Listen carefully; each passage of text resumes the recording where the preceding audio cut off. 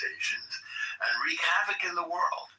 So I think President Donald John Trump, a bit of a clumsy oaf from Queens, New York, from Jamaica Estate, but nevertheless, the man whom the American people, 75 million American people, I think it's the largest mandate in history, the largest or second largest, perhaps. It's pretty damn close, yeah. Yeah, top one or two. Yeah. Who has been chosen by the American people and by destiny, we in a by history, so perhaps by God himself, to lead the American people in a different direction. And now, presently, as we speak, has the lowest approval rating of his presidency down to about 35%. But go ahead, continue, yes. Well, no shocker there, because as the, what did they call him? Maybe Scott will remember. The Louisiana wizard, James Carville, taught us so memorably. It's the economy, stupid. I'm not calling anybody here stupid. He was calling anybody who doubted him stupid. And the great politician, the great Jew-hating, communist, democratic, socialist politician of our time, Mamdani. I can't even think of his name. Was his name Khalil Mamdani? I can't remember. Oh, is it Mahmoud? Zafran. Yeah, Zafran with a Z. I just call him the mayor-elect Mamdani. Like Liza with a Z. Zafran with a Z. Trump's good buddy. Trump's and you got 1 minute, Norm. 1 minute. I'm good. As he taught us, we don't have time in New York to say it's the economy, stupid. We just say affordability. That's why Trump had him to the Oval Office, because he was so impressed by his political skills in reducing everything to one word: affordability. Probably Trump will be using that word soon. So be distracted. Ignore Zafran Mamdani's advocacy of terror groups, his buddy with one of the unindicted co-conspirators of the World Trade Center bombing. Just focus on affordability, and all will be okay. The buses will run free. The rents will miraculously drop because landlords don't have bills to pay, and there will be peace and happiness in the kingdom, and the rivers will run with gold. Thank you, Steve. Thank you very much. And of course, here I sit in beautiful Southern California and Los Angeles and acknowledge New York City as the capital of the world, right? Yeah, sure. So we've got Mod Squad popcorn coming up in a couple of minutes. Would any of the mods on stage like to comment on what's been discussed in the past 10 or 15 minutes? The mods only, just unmute and say your first name. Mods, you don't need to say your first name. Okay, very Uncle good. Steve. Yes, there we go. Yes, Reverend. I want to say, and you know me, I've been a lifelong Democrat. Like most of your life, you were a Republican. Yep. And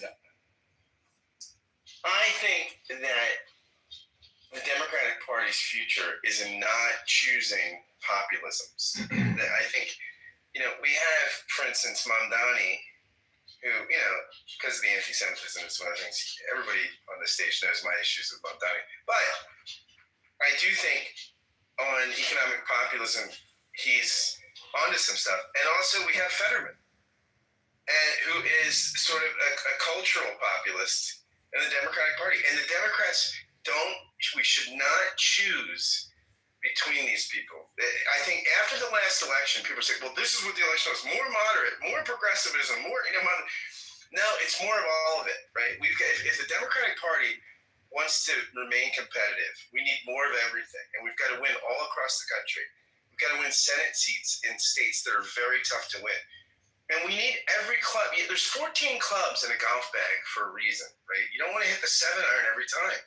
And I think that this tension in the Democratic Party right now between the Fetterman types and the Mamdani and AOC types is really healthy for the party. And I don't think we should try to squelch it. I don't think we should silence it. I don't think we should smooth it over. I think we should encourage the tension, because that sort of dialectical tension is the lifeblood of a healthy political party. Thank you, Uncle Steve. Thank you. Would any other mod squatter like to comment? I just wanted to add that I agree with Alfonso that I think it would be better to just kind of legalize it and strongly regulate it. They can get taxation on it, and you can make it hard to get big amounts through a more controlled method. That's an interesting point of view, legalizing all drugs, although it's pretty hard for me to imagine that you're going to legalize morphine, heroin, and fentanyl where someone can just go to your Rite Aid and purchase some fentanyl. I can't wrap my fingers around that. I can't justify that. I can't justify people being allowed to do that. Now, if somebody wants to kill themselves,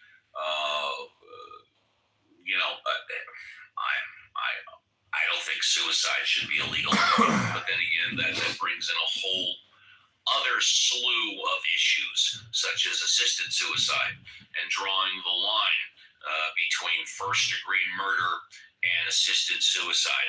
It opens up a whole Pandora's box, which we can talk more at Mod Squad Pod.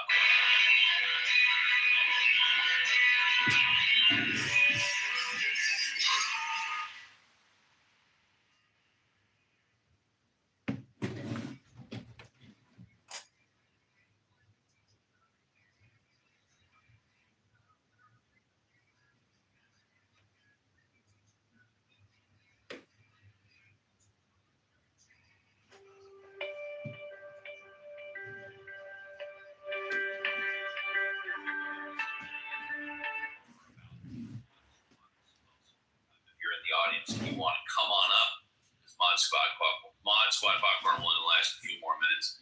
You can come up and talk about whatever you want after Mod Squad Popcorn. So let me throw it out. Squad likes to do a karaoke. Scott, have you done any karaoke lately? Did it last night. Did my staple. Although You did creep. I did, but that was because of live band. But Wednesday, I did something I've never done. I don't think. I did Billy Joel, We Didn't Start the Fire. Really? That sounds great. I love me some Billy Joel. Yeah. That's not an easy one, Scott. Were you? I was dying. I actually, at the end of the song, I said, could someone call an ambulance? I needed a respirator. I believe it. I don't think I'd ever have the breath control to be able to do that song without... Well, I don't think I could do it. That's really cool. Now, Violet, don't you do a version of like something like I Want to Be Loved by You, Poo Boopy Doo or something like that? My staples are Dream a Little Dream of Me. Yeah. That's my favorite. I think I'm most skilled at that one. And I'm still waiting for my chance to debut Big Spender by Peggy. There you go. Yeah, you did that really well. Thank you. Yes, I think that'll get a good reception when I have a chance to do it actually out in the world, and I'm looking forward to it. It just hasn't worked out yet. Now, Cora, our longtime mod squatter, who was just recently diagnosed with stage 2 breast cancer, she has invited all of us at whenever it was a good time to go to Stripperoke out in Portland. And I think when I go out to see my grandchild for the first time, which will probably be give or take in April or May of next year, we could probably arrange that if everybody can get out there, and that would be amazing. I'll be going out for a week, albeit I'll be staying in Eugene, which is right around where the University of Oregon is, but that's where my daughter lives, and Portland's about 90 miles away, so I'll find a way to make the trip there somewhere, somehow. But let's see, what else, I'm trying to figure out how I'm going to get there too, Steve. I really want to go. I dream about Stripperoke. It pops into my dreams once in a while. Yeah. Uncle Steve, can I ask a mod a question during Mod Squad Popcorn? Why don't you ask tell you what, let's just, if you want to throw out a topic, throw out a topic, and then we'll talk about it. But it's only going to be a few minutes later, and then you can take a new fresh five and do anything you want. How does that sound? You're the boss. All right, there we go. So we'll just wait, and then you can take a new fresh five. And JCC is coming up. I know he's just getting here, but JCC, we were just talking about karaoke, stripperoke. JCC, I don't know if you're just waking up, coffee and all that, but do you have a karaoke routine at JCC? Oh, dude, I've done karaoke once, and I am by no means. It's not your thing. It's not my thing, but I wouldn't mind doing it for fun. I'm not. I mean, I sing for crap, but it's all about doing it for fun. You know what? If you sing for crap, but you move and shake your body in different ways, you get standing ovation. Trust me, I know.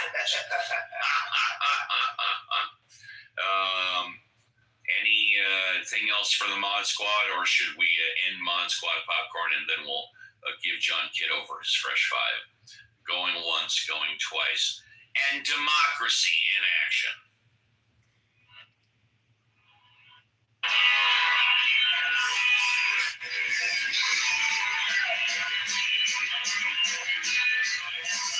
Let me teach you how to eat. Let me teach you how to eat. How to learn.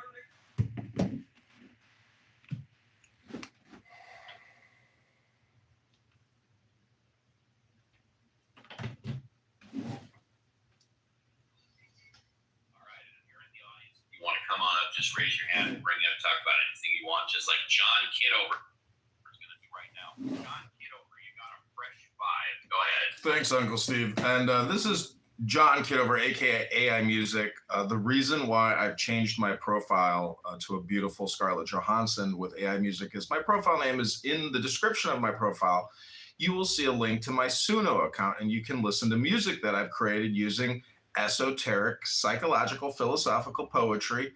And I view it as education. It's an amazing amalgamation of incredible technology and music plus poetry, which I hope people will use for education and enjoyment purposes. My political opinion or comment was what Scott said, that is within the Democratic Party, these liberal, socialist populists who Scott adores so much, and so many of you in this room adore these liberal, socialist populists who you think are so great for the society and for our communities. What my problem with that sentiment or belief is if you think that the pairing of opposites creates energy, and that's a good thing, which a lot of people think it's a good thing, well, then they're fantastic for that, because obviously they are the opposite of what we would consider our American ethos or pathos or culture. And in 1950, the average debt per U.S. citizen was only $1,700 per American citizen. $1,700. That's about 250 billion divided by the population at that time. Right now, Congressman, where did it start? Scott, we are living Where in did it go out of control? Where did it go out of control? I'm telling 9/11 is really when spending went out of control. No, that's actually not true. Well, Scott, when Dwight Eisenhower was president, a socialist, liberal, populist, right, very right, left-wing guy, you know what the top marginal tax rate was? go ahead, Scott, tell us. 89.5%. That was under Dwight Eisenhower? Yes, Kennedy dropped it to 63, and people thought it was right-wing and insane, but it was, Kennedy. I mean, the politics and economics are a different kind of thing back then. People thought it was right-wing that Kennedy did that. So the deficit wasn't in control. Ronald Reagan dropped it to 38. Okay, Bush took those tax cuts to 34, and we didn't adjust spending. So it basically, Republican supply side economics got us to this place. Got it. That's what has blown up the deficit. Reagan set a new norm. So tax the rich is your point, right, Scott? Tax the rich is your point? No, I'm saying that I'm saying under Eisenhower we built the middle class, okay, and the interstate highway system. We were doing great, and we had really high marginal tax rates. Scott, if you look at the deficit under Reagan and how since 1980 it shot up, and the new norm was these low marginal tax rates and uncontrolled spending. Got it, Scott. I don't think you know math, though. 137 trillion in debt divided by 350 million Americans is 400,000 in debt per American citizen. I don't think you know trends. I'm saying, John, that and look, I'll critique the left all day. Okay, I'll critique the left all day. You adore the left. You love the left. You love Mamdani. You love AOC. You love them. You don't critique them. You love them. What you're saying is the big problem, which we could probably agree on, the deficit and massive spending. Exactly. Borrowing and spending is the problem. It started with a conservative hero. It's a conservative. Oh, it's a Republican issue. I understand, Scott. Okay, you live in La La Land. The Green New Deal's hundreds of trillions in deficit spending. So your party is whack.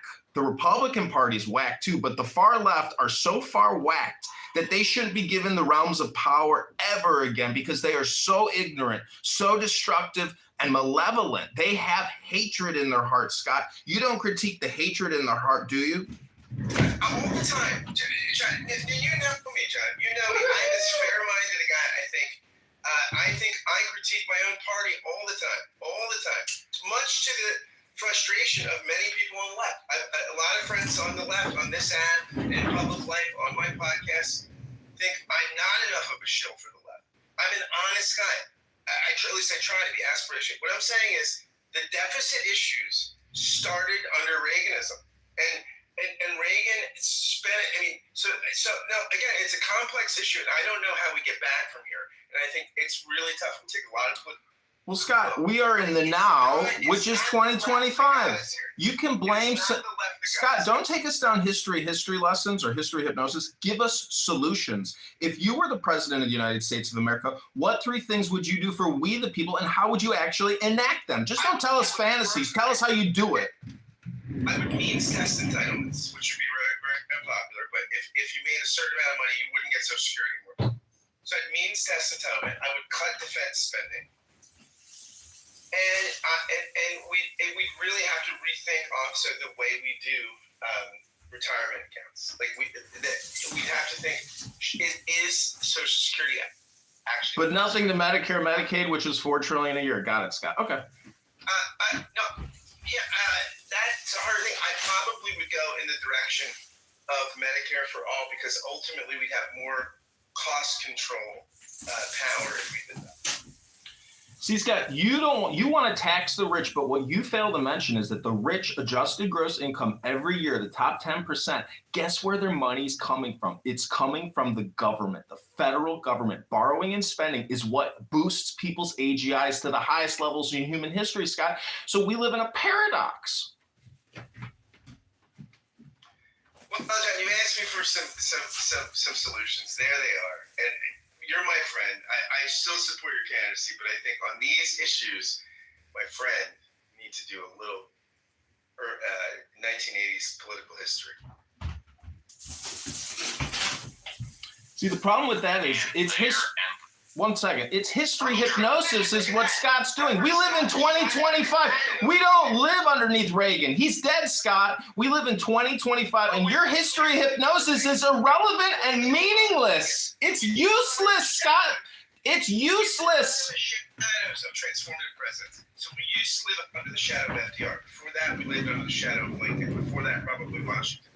We live in a banana republic now, Scott. It's 170 trillion. It's going to be there. You think Venezuela's a banana republic? We are the banana republic. What I'm telling you is we live in the shadow of Ronald Reagan, which is why Clinton was a Reaganite, right? I mean, even though he's a Democrat, it was the small government, low taxes. I'm just saying that did not. Reaganism, okay, created these deficit funds. Just look at the deficit since pre-Reagan and post-Reagan. Look at them. Scott, in the year 2000, we had a dot-com boom up, and it was really because the Federal Reserve increased the money supply in '00. And ever since then, we have been inflating the currency year after year by over $2 trillion a year that we don't collect in taxes. We are the banana republic that we're going to invade. We are the biggest group of hypocrites, and there's no integrity, no ethics. This is a grift. This is a skim. This is a scam. It's a fraud. And if the Democrats get in control, they're going to blow it up even bigger, Scott. You know it. I know it. They're the biggest frauds in society. Well, thank you all very much. And speaking of the economy, let's go to the international economic news. Global markets are mixed today after new forecasts from the International Monetary Fund signaled slower worldwide growth in the coming year. The IMF cited ongoing geopolitical conflicts, supply chain disruptions, and inflationary measures as key factors. Despite this, several emerging economies in Asia and Africa continue to show steady expansion, driven by strong manufacturing and tech development. Oil prices are also in focus as global demand shifts. Analysts say increased production in several countries may help stabilize prices over the next few months. In Europe, nothing leaders liberal are about meeting leftists, in John. Brussels to discuss a continent-wide security initiative aimed at improving cooperation on cyber defense and protecting critical infrastructure. Officials say the goal is to strengthen joint readiness amid rising concerns over state-sponsored cyber attacks. A final agreement is expected before the year is out. Transportation strikes continue in parts of France and Germany, with rail disruptions affecting tens of thousands of commuters. Negotiations between unions and government officials are ongoing. In Asia, tech innovation is in the spotlight as several major companies unveiled new artificial intelligence platforms at a global conference in Singapore. Industry leaders say AI adoption is accelerating across fields, including medicine, logistics, and education. Public health concerns are also being closely monitored in Southeast Asia, where authorities are tracking a rise in, is it dengue? D-E-N-G-U-E? Fever. Dengue fever. Dengue fever. Thank you. I've never heard that one before. Thank you, Norm. Following unusually heavy seasonal rainfall, health agencies are urging communities to eliminate standing water and take preventive. Did you say there's a gay measures. fever going around? Mosquitoes. I know. Across Africa, climate-related challenges continue to reshape regional policy. In East Africa, ongoing drought conditions have led to water shortages after affecting millions. Several governments with support from international aid groups are expanding emergency relief programs. Somebody I have blocked is in the room. Long-term I think I only water have one person blocked infrastructure. on the app. Let's see, coming closer to home. South America, our mod squatter Alfonso. Heavy flooding has displaced thousands of residents in parts of Brazil and Colombia. Emergency crews are working around the clock to restore power and transport supplies to affected communities. Environmental scientists say extreme weather patterns in the region are becoming more frequent due to shifting climate conditions. Coming closer to North America, researchers have released a new study on global migration patterns, showing significant movement driven by economic opportunity and climate-related displacement. Experts say international cooperation will be essential to managing long-term democratic shifts. I want to go to El Normo since we're kind of on the economy. You know, El Normo, you were speaking about Donald Trump earlier. And although it hasn't been talked about in the past couple of days, there's this potential $2,000 per American stimulus check for eliminating the tariffs. You're familiar with that, right, El Normo? Yes, I have heard about that. What do you think about that? And do you... We're back to the tariffs, ladies and gentlemen. We made it full circle to the tariffs. We made it to the tariffs. Little of our national debt. Any thoughts? Well, we Democrats and Republicans are caught in a conundrum, as Scott and John Kitover have discussed. And the conundrum is that we're indulging in endless cycles of borrowing and then paying the money on the borrowed money and not being willing to cut our wonderful lifestyle anywhere. Trump is trying to Do they realize we spend more on interest for our deficit than we do on our military budget? destructive / creative reset by using tariffs, which I think is questionable, but is having some results, by repatriating manufacturing, by reducing the trade deficit, in other words, by selling more than we're buying, which sounds like a long-term vision that is resulting in short-term pain. In other words, it could work in the future, but it certainly is going to result in some pain in the short term. Norm, let me just say that I have no problem with the way tariffs have been used in the past. Basically, they're to equalize our trade balance. And one could argue that that's what Trump is trying to do, and I'll paraphrase in a drastic way. But what I don't like, what I absolutely can't stand, is when he imposes a tariff and then takes it back within 24 hours or a week or a month. It's sort of like a mother holding a carrot stick in front of a baby or something like that. And Does that he I not don't understand like. what Please bargaining continue. is? I think when it comes to this stuff, Steve has got to run a show. You know, and as a it's the business, Steve show. That's what you got to always remember. He's the boss in Steve world. And the trade deficit is Oh, I know it's and he's trying or to whatever the hell he calls it these days. outdated I'm not going in there. I'd to rather talk to address You are in here. You're in here with me. time with our trade deficit. Now, he's doing something Yeah, right, I'm but just it's sharing your pain, painful, dude. and that's what we don't know if it's sufficient. We got Yakov in here now, and I've been calling him Jackoff. Gets him really angry. You know, he did reduce the military budget. We had to. I think it's just by a little bit, but we did. I didn't know it, but I believe you. Yeah, just a little bit. How and why? You know, people talk about the money to Israel, so I did a little calculating last night. Who knows how many billions we've in total given Israel? Call it something like a few hundred billion since its birth. Do you know how much we've spent on NATO since around the same time, since World War II? I will tell you, because I looked it up. 22 trillion. No. 2 trillion. So, for example, if you got Is that why Trump that would I can tell you this, for the first 2 years of the Ukraine war, we gave Ukraine about $200 to $250 billion, or something like 180 billion.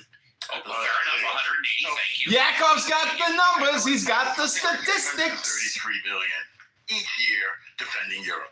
And by the way, I think we need to. But I think we need Europe, now that it has some thriving economies, which are rich in social programs, free healthcare, We only need free education, everybody else. have a baby, take a year off. Wonderful. Good point. France and England and There's probably people in Poland that want to flip to Russia's side. Denmark, you you depend a little bit on defense because Russia's Yeah, you're right. coming for you. Russia's You definitely know, there's a lot of Polacks here in Chicago, and good in that regard. they're amazing people. Said to Europe, stand up and defend yourself. Now, I think the aid to Israel's going to change. It's just a little bit in the global scheme Yeah, of things. It's like I've 3 been million seeing like Israel videos and live with it or pictures. without It's it. Israel looking has very more nice. economy than Looks the like a good European option for nations. Johnny this summer. It has a per capita GDP of 52 times. I know. That's the greatest thing about it. So what he's saying is, Israel, you go handle the Middle East, and Europe, you go handle Russia. And we need to face China. China is the existing credible threat, economically and militarily. Not that we want to fight China, but we want to deter China, because China's going to want Taiwan, and China's going to want Japan. And, China's going to take some vengeance on Japan for what it did during World War II. They haven't forgotten that legacy of genocide from Japan and the rape of Nanking. So we have to decide if we're going to defend our allies. By the way, we've given another, I forget the number, hundreds of billions to Japan and Korea. We have 25,000 troops stationed in Korea. Not sure how many we have in Japan. So we have been defending U.S. interests in Europe and Asia at a tremendous cost. And now we have to see. This is how Normo does it. He slow walks you into his point. It's coming. His point is coming. Ashes with atomic weapons. And then we rebuilt them and made them. At one time in the 80s, they were the second most powerful economy. What do you mean? Norm goes all night. 1 minute, please. Yeah. That's all normal. This is a project that I don't think the Democrats are on board with. My party. And I don't even think the Republicans are on board with Trump. It's not to you because I said to El Normo once, like, when you were younger, when you were a young man, he was like, hey, fuck you, man. I'm still a young man.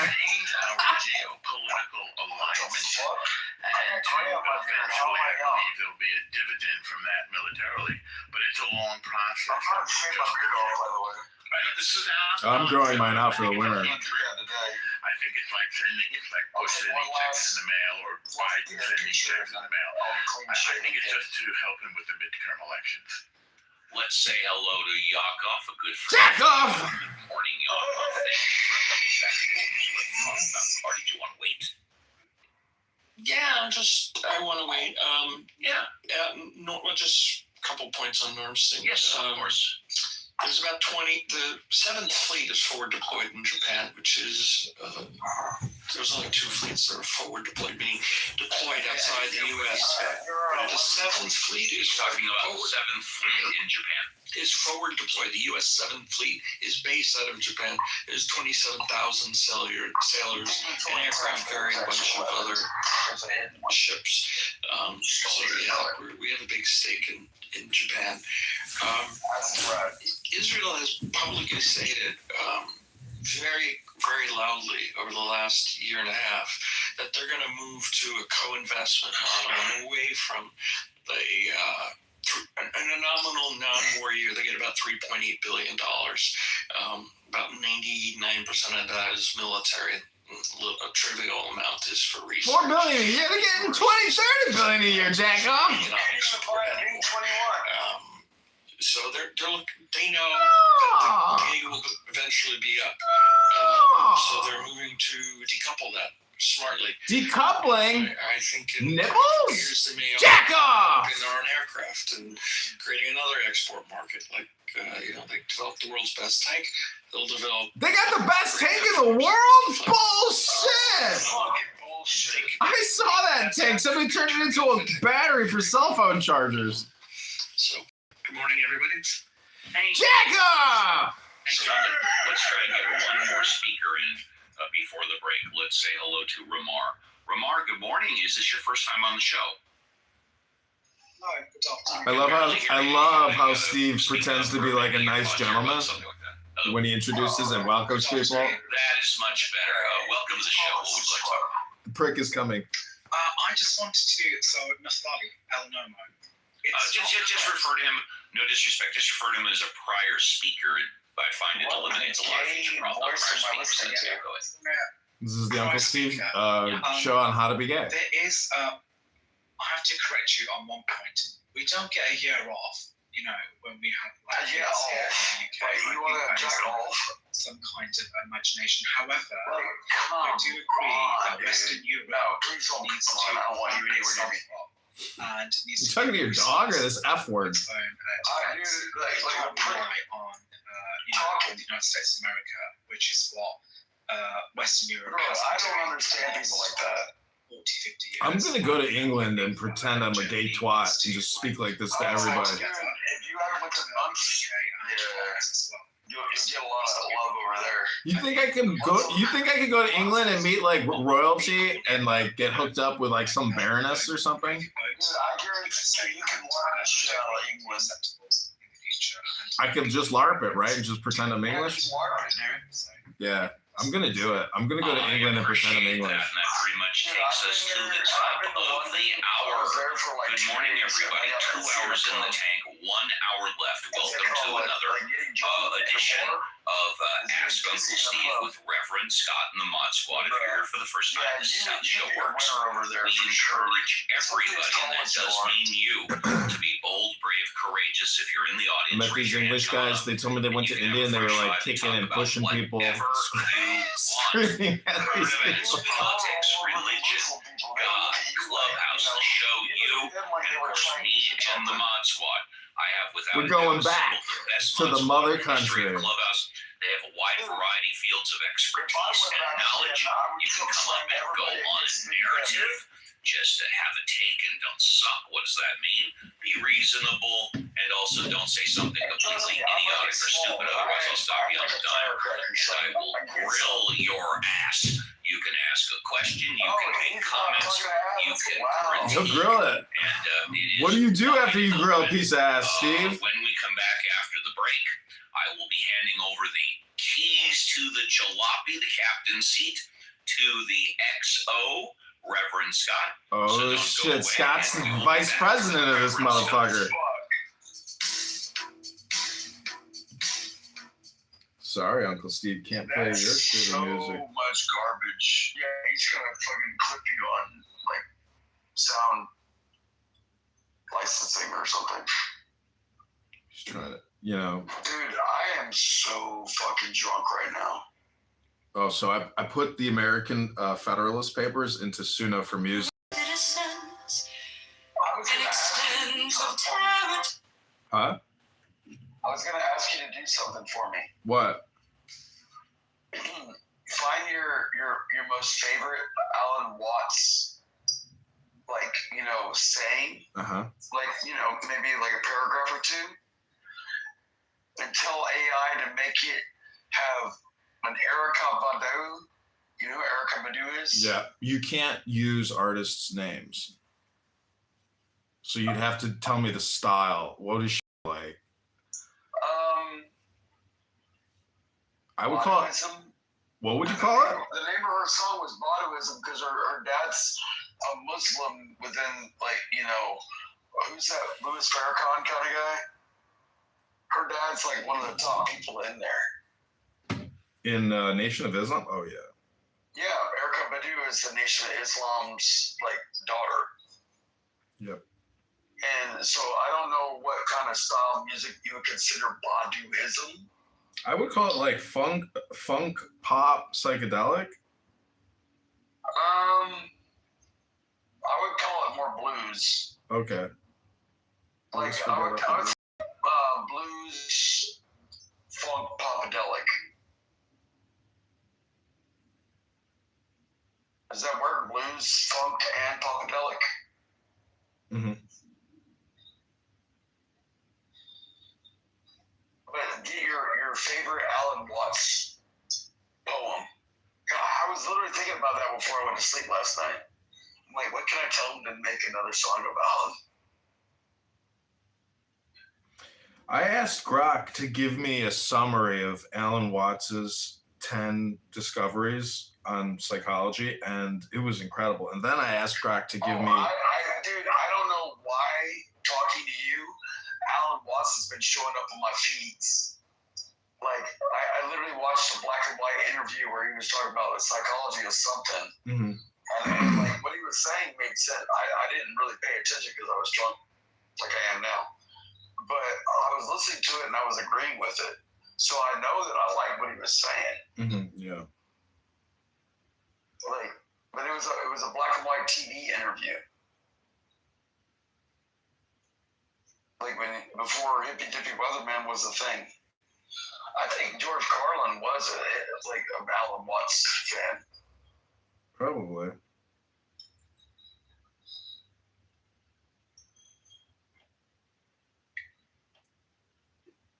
I don't know, man. It's just, deportation. Yeah, 6. I'm sorry that you got deported. Television stations, they take breaks. We don't take breaks here. That is right. How many souls have come onto the show so far? It looks like we had 402 so far. 402 souls. Well, Reverend, I'm stepping out of the captain's chair. Here are the keys to the jalopy. Run it straight and true, baby. Thank you. Question before you leave, Steve. Yes, sir. What? The dialogue that you just played about God inside, was that from a movie, a preacher? What was that from? That is the actor. Thank you for asking. That is the actor Gene Hackman playing the character of Reverend Scott in the original Poseidon Adventure, 1973. Oh, I love that movie. Here's Reverend Scott, everybody. Yeah, I want to put. Well, first off, we're the presence of greatness. So I do have a question I want to ask somebody on the stage. But first, and by the way, I show John Lee on stage. We have to go. We have to go. It's up to you. Run it straight and true. Yeah. No, Uncle Steve, we have to go to John Lee. John Lee, one of the great Christian apologists on this app, a guy John Lee is a Calvinist. tangles with progressives. I think he's become not just a Christian apologist, but a mild Russia apologist. But John, it's great to see you on the stage. Would you like a fresh 5 to just talk about whatever's on your mind and to enlighten us? I've been listening for about the last at least an hour. Here comes the Calvinists on this Saturday, and I really like your show, your structure, Steve. You do have the greatest mods on Clubhouse. I agree. I like the way you give 5 minutes to everybody talking. And I just want to talk a little bit about politics this morning. And Scott, you mentioned. Well, let me begin with a lot that you mentioned. You mentioned that you are often criticized for criticizing your own party. Now, recently, I was called a communist by a MAGA friend of mine because I said, listen, forget the Democrats. What are we going to do about the shutdown? What are we Republicans going to do? And I said, it might be good for Mike Johnson after 6 weeks to bring Congress together. That shows good faith because Congress is about compromise. I mean, I'm old enough to remember Tip O'Neill and Reagan. I'm old enough to remember Newt Gingrich working with Bill Clinton, even as he's being impeached. I'm 20. I mean, this is what Congress is supposed to be. Unfortunately, when Obama was elected, he told Eric Cantor, elections have consequences. And so we've had a whole series of just partisanship in Congress, and I'm sick and tired of it. I think a lot of Americans are sick and tired of that. So I do think that we should think about what our party needs to do, respectively, to move forward and working with each other across the aisle to make this country better. And I also wanted to mention, Scott, about a little bit about what you said about income tax. If you remember, right, forget FDR, think about the 1800s. 1861 was the first income tax. Why? Because we didn't have one. Exactly. And this country did just fine. I think a lot of problems occurred when I love how you hear history. We started socializing a lot of programs.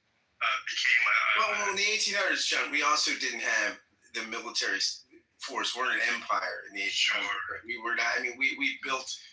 We became the dominant world power, and that. Electric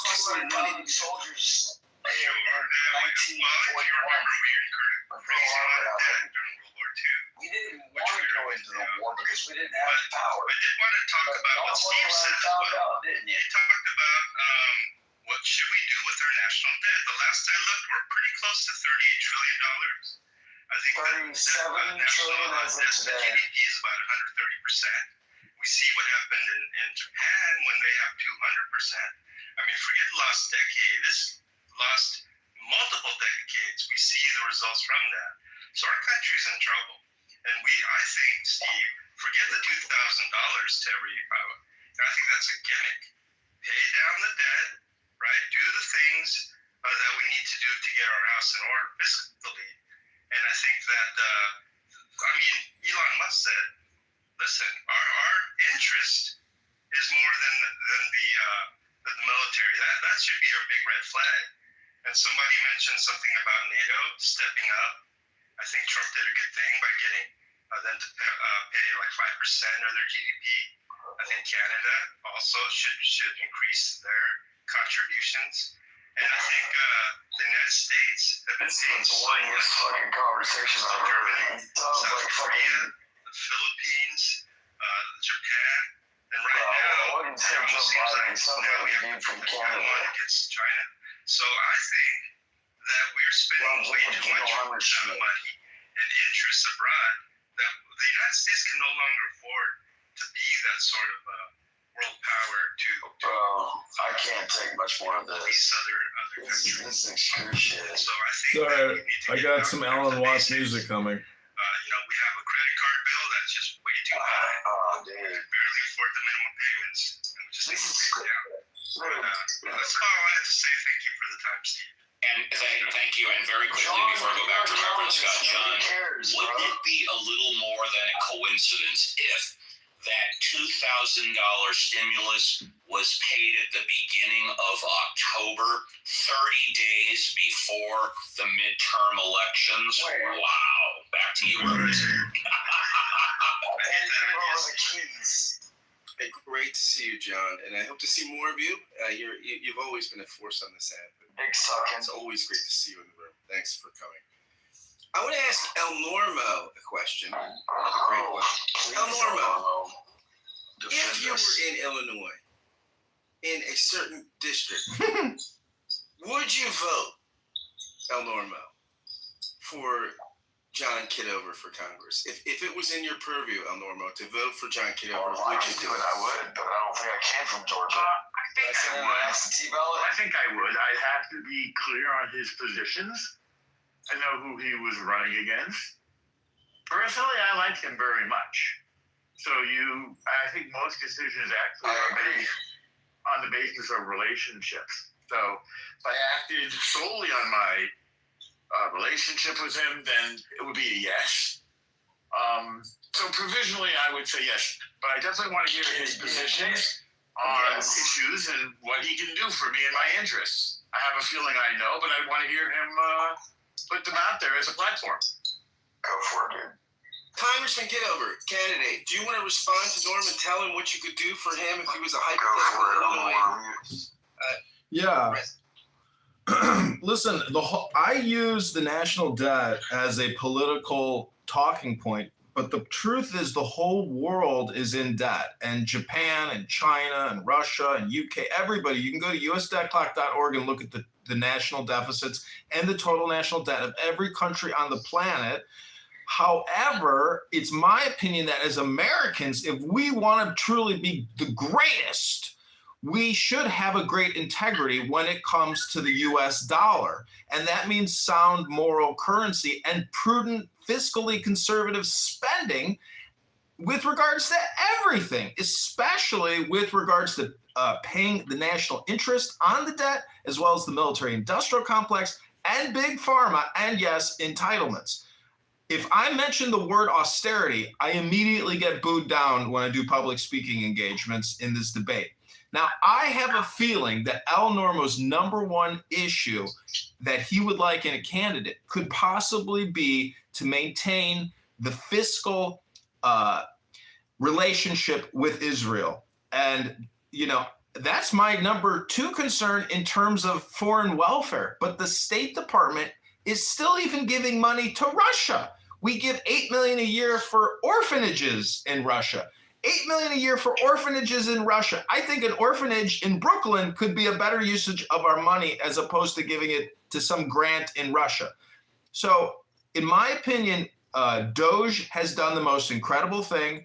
They have thoroughly analyzed, and they are continuing to analyze a lot of these wasteful contracts that go through procurement through the Treasury Department. I myself have submitted many federal procurement contracts. I've reviewed many federal contracts for spending, and there's very little oversight, very little integrity, and your average congressperson and senator, they just approve the spending, but your average federal employee actually has to put it into this huge database, which Doge has screenshotted and exposed. A lot of this is fraudulent, wasteful spending on education grants internationally in all these foreign countries.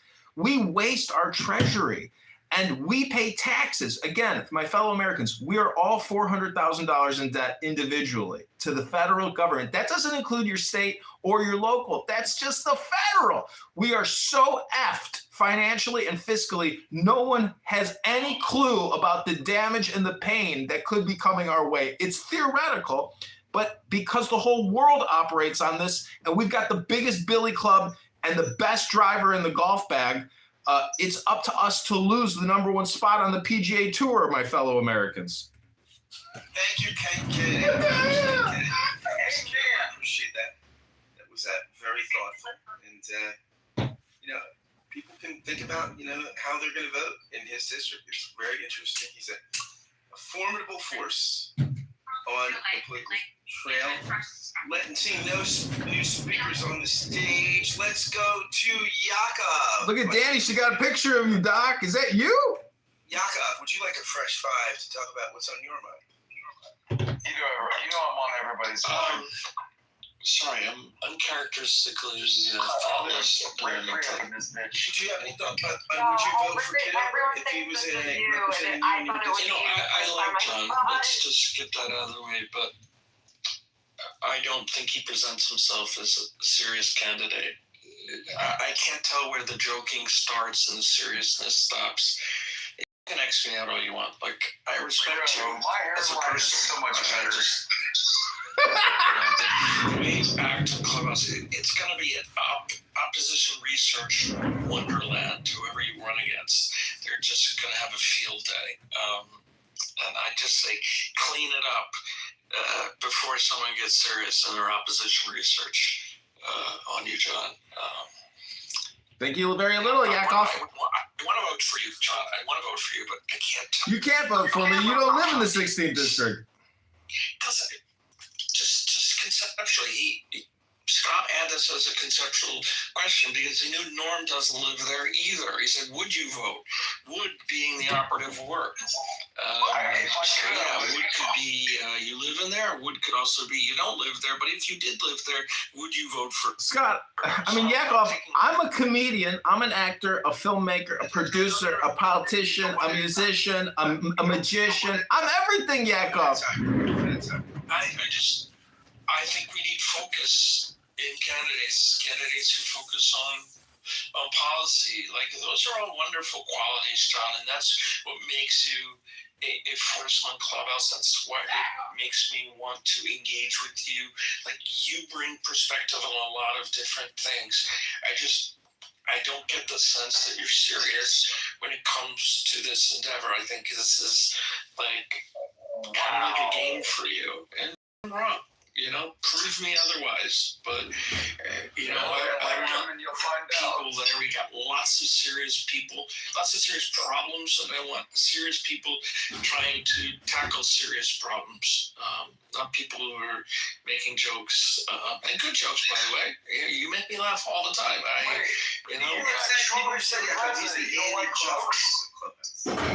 Yeah, I mean, there's no more respect than that, no more respect than that. Andy Kaufman, genius. But I do want you alive, not dead. So let's get real. So that's my take. Well, Yakov, you got to understand, the fool becomes the sage, and this is all an experiment. Whether I win or lose the congressional election remains to be seen. Just getting on the ballot is an incredible challenge, and I'm still in the courts fighting to get on the ballot, Yakov. So thank you very much for your analysis.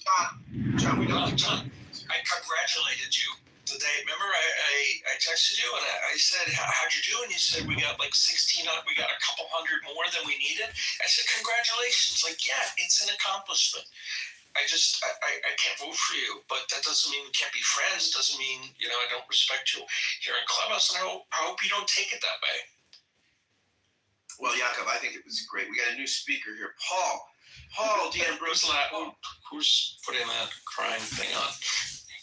Problem is, the show is so popular. When someone puts a thing on you, you have to scream. You have to scroll all the way down, and you end up.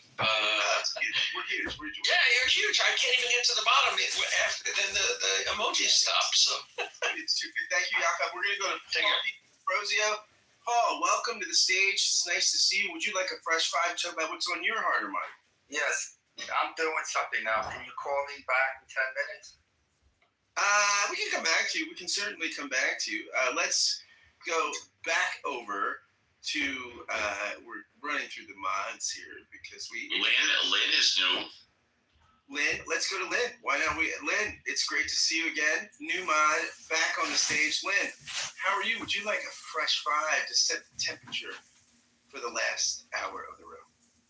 I don't necessarily need a fresh five, but happy Thanksgiving weekend, everybody. I hope everybody had a great Turkey Day. I'm just listening for right now. Thank you. And we have the great Andrew Tutty, the greatest Canadian, maybe on this entire app, maybe in the world. Andrew, my friend from the greater north, would you like a fresh five? Tell us what's on your mind.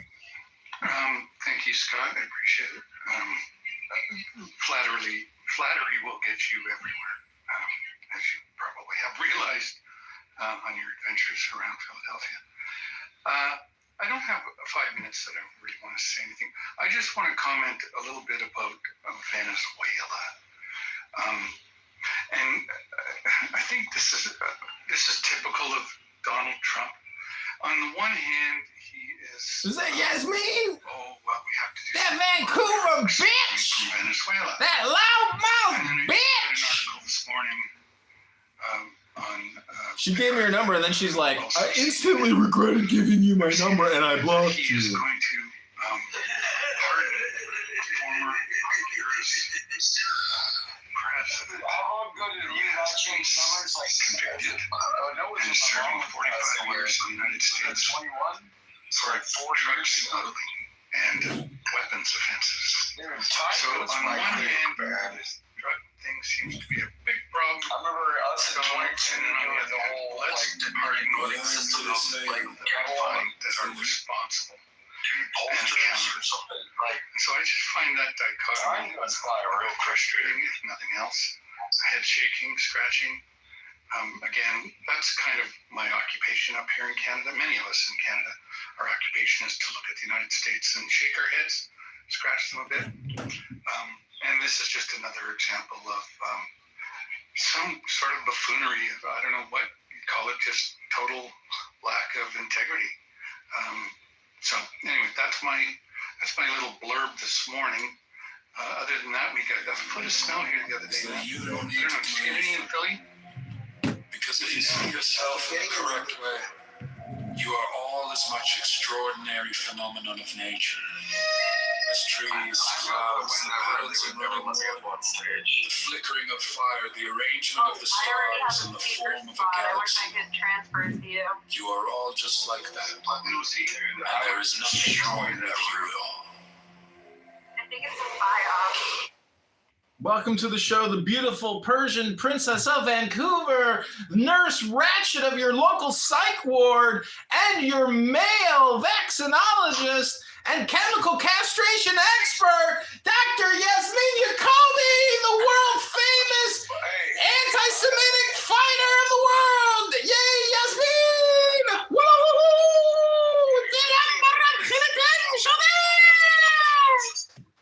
Which room are you listening Yasmin, you have a big X account. Why don't you do an interview with candidate John and we can discuss Middle East politics, U.S. domestic foreign policy? I want to be a part of that conversation. You got a big X account. Why don't you use it to promote my campaign? I don't want to. I don't like Cash. You gotta delete that. Oh, you're so useless. I know. Well, that's okay because this is Clown House and it's a place full of useless people. Are you gonna give me a frontal lobotomy, Yasmin? No. She'll chemically castrate you though gladly. Oh, no. Just shoot me in the head, please. Where a parent would allow their 5-year-old to say to another adult, fuck you or a piece of shit. Is there any validity to what he said? Well, again, I would say not. Thank you. That's all I wanted to know. that's Steve Appel. This is Casa de la Appel. It's Saturday morning. This is where he runs this little show. That'd be a law, you know? No. He was Like if it's accepted by people. he was making at first he was making a point supporting that because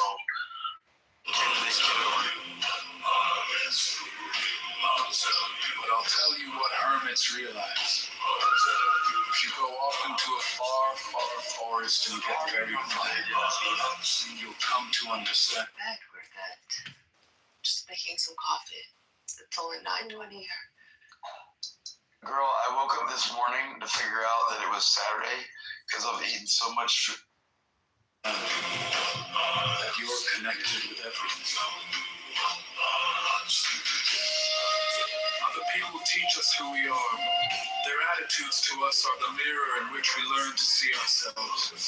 But the mirror is distorted. We are, perhaps, rather dimly aware of the immense power of our social environment. We could say that meditation doesn't have a reason or doesn't have a purpose. In this respect, it's unlike almost all other things we do, except perhaps making music and dancing. When we make music, we don't do it in order to reach a certain point. Such is the end of the composition. If that were the purpose of music, then obviously the fastest players would be the best. Also, some of the things that are said. when we are dancing, we are not aiming to arrive at a particular place on the floor, as in a journey. When we dance, the journey itself is the point. As when we play music, the playing itself is the point. And exactly the same thing is true in meditation. Meditation is the discovery that the point of life is always arrived at in the immediate moment.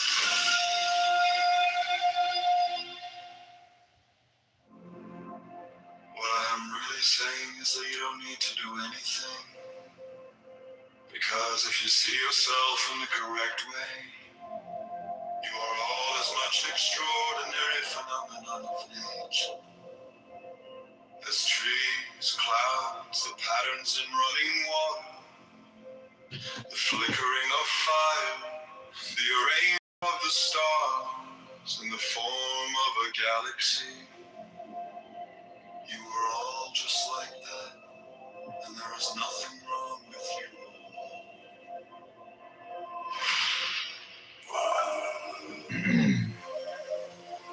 But I'll tell you what hermits realize. If you go off into a far, far forest and get very quiet, you'll come to understand that you're connected with everything.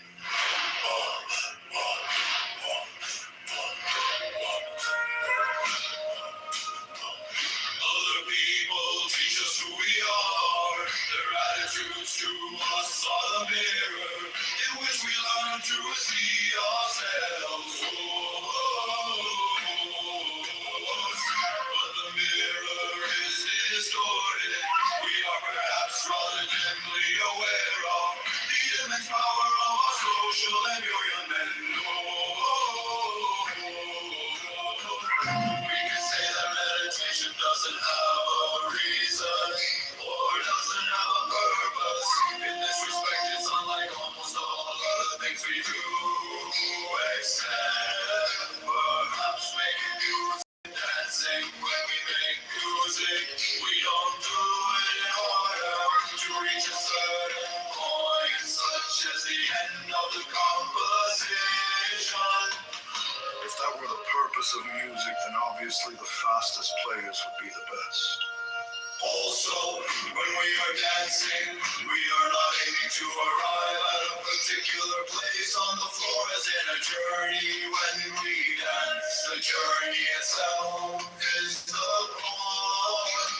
As when we play music, the playing itself is the point. And exactly the same thing is true in meditation. Meditation is the discovery that the point of life is always arrived at in the immediate moment.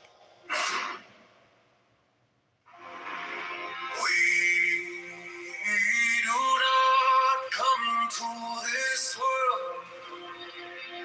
We come out of it. As we... I was just watched recently about Mr. Rogers. I never knew he was a reverend, Mr. Rogers, you know? Mr. We're Rogers. schoolmates. We graduated from the same seminary, Pittsburgh. Wow. Yeah, I met him one day at the Pittsburgh Seminary bookstore. But the thing was that he never spoke about Jesus when I was a kid. He had such a great influence on my life. And he just reflected the light of Christ by living his Christianity. And I think that's just a little less argumentative. You're saying what our Uncle Steve says. He says, out of these Christians, he'd like to hear a little less argumentation and a little more love thy neighbor. That's me. That's me, Uncle Steve. I believe in that strongly, sir.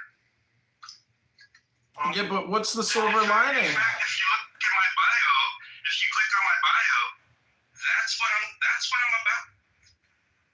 But John, what's the silver lining? How much is too much? John, thank you. Uncle Steve, I'm going to give you the keys back to you, my friend. All right. What do you think of that half hour? John Lee, the great Christian apologist, quoting, basically, he didn't even know he was saying the same thing you said. I absolutely love that, no question about it. And we've got literally 31 minutes until the show ends. So if you're in the audience, this is a perfect time to come on up and talk about whatever you want. In my queue, I showed Daniel. Daniel, good morning. Welcome back to Uncle Steve with Reverend Scott. Ask Uncle Steve with Reverend Scott in the Mod Squad. What would you like to talk about, Daniel? Daniel, I'm sorry. I just wanted to greet everyone and great show and thank you. God bless everybody and I appreciate it. Thank you. Happy Thanksgiving weekend. Did you have dinner with family or friends, hopefully? No, I don't have family. I'm sorry about that. That's okay. You got your clubhouse family, Daniel. We love you. Thank you very much for that, John Kitover. Well, Daniel, it's a pleasure to have you here. Thank you very much. And Joanna, you're back on stage. Would you like to contribute, or are you good? Well, I'm eating some of my Dunkin' Donuts, but yeah, you definitely don't want to talk with a mouthful. I don't. Okay, so John. You mean a prior speaker? Oh shit. That's all right. That's okay. But of course, if you want to talk about a mod, you can always mention the mod's name. And me, I appreciate when you go down these dangerous clubhouse streets, you mention me all the time. But yeah, go ahead. Okay, Jesus said not a jot or a tittle of the Torah should be changed. To me, he was a Jew. He never said to change religions. He never said worship me and change your entire religion of Judaism into Christianity. The term Christianity didn't come to hundreds of years later, but I'm sure the prior speaker will have what to say about that. I just don't see Jesus believing that we had to change from being Jewish to being a Christ Christian. Well, like you said, Christianity really didn't exist until after he died, so he couldn't have said that. Because he never said it. And people That's just what I'm trying to tell you. Right. But he did talk about God, and he did talk about loving thy neighbor, and he talked about forgiving them for they know not what they do, and he talked about love. He talked about togetherness. Jesus Christ went outside the cities and went to the rejects and went to the people that were weird and basically said that God loves you and I love you. And in the process of spreading love and togetherness, he became a danger and an enemy to the state. And that is why they executed him. In my humble opinion. And if it's okay, I'd like to go back to John Lee. John, go ahead and mute up, Joanna. Thank you.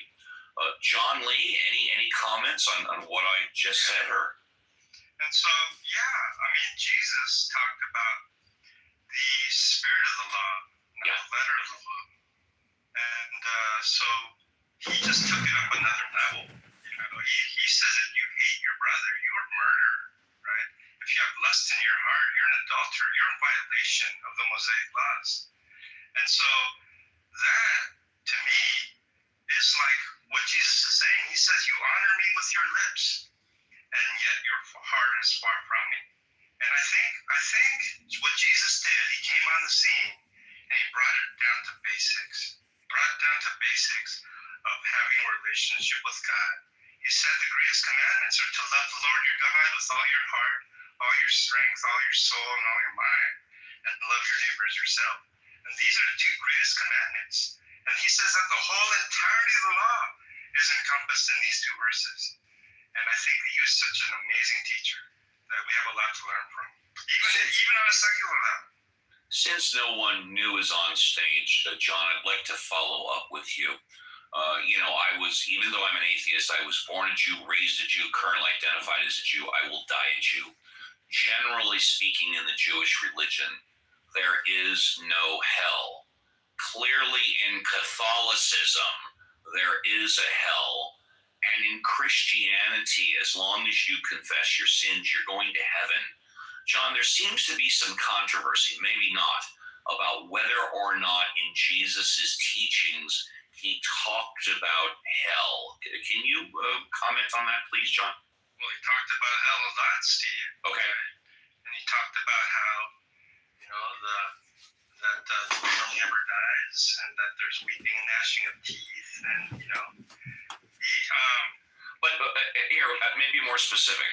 Did Jesus ever use the word, either in Aramaic or whatever, the word hell, or did he just talk about a bad, painful place? I think he did talk about it in terms of Gehenna. Not sure exactly, but certainly there's that idea in the Tanakh. And so I just think that there's an understanding of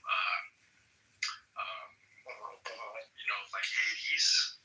There's the understanding of where the demons go. I forgot what place that was in the Greek. But yeah, there's a lot of ideas like that. And, there's Sheol, right? And we see the parables that he gives about, being, the person that's by Abraham's bosom. And there's a suffering, there's a chasm between them. And so I think that the concepts that Jesus is speaking of is just a sort of a revelation of what is that may not have been known before. And since no one continues to be new on stage, and if you're in the audience, please come up, because in 10 minutes it's going to be impossible. John, one last question for you, and then I will move on from this topic. John, any thoughts on the Black Hebrew Israelites, or now they might be more commonly known as the Israelites? I've had many conversations with them.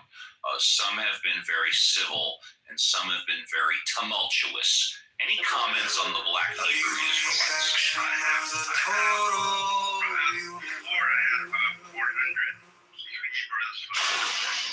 If you say that getting the money is the most important thing, you'll spend your life completely wasting your time. I think they're very doing things you don't like doing. To disagree with their interpretation. Right? They're very knowledgeable about the 12 original tribes, far more than me. I know that. Oh yeah. Even when it comes to the Samaritans, right? I didn't know that the Samaritans actually their they go back to, I believe it was the tribe of Ephraim or something like that. And they're the ones that are teaching me this kind of stuff. So I thought it was really, I learned a lot from them. But ultimately, they call me a Moabite. And they probably call other people like you, Steve, an Edomite. An Edomite, yes, sir, because I am an Ashkenazi Jew. That is correct. Right. And so I tell them, listen, I don't know about you, Steve, but they tell me I have no hope. I am not welcome in the assembly of the Lord. So I go to them. I remember going to a room and had probably maybe a couple hundred people up there. I went up on stage and I said, listen, I'm a Moabite according to you. I have no hope to be in the assembly. And the Bible is not for me, but you see, Christianity gives me hope, right? And so if you can understand why I accept Christianity, because unlike your religion, right, that Christianity, through faith in Christ, gives me eternal life. And they kind of resonated with that. And ever since then, I don't attack them. I don't do anything. It's like they want to converse with me even more. I believe in the past year they have modified their position. I think the reason is because they have come to the realization they can catch more flies with sugar rather than vinegar, to quote an old cliche.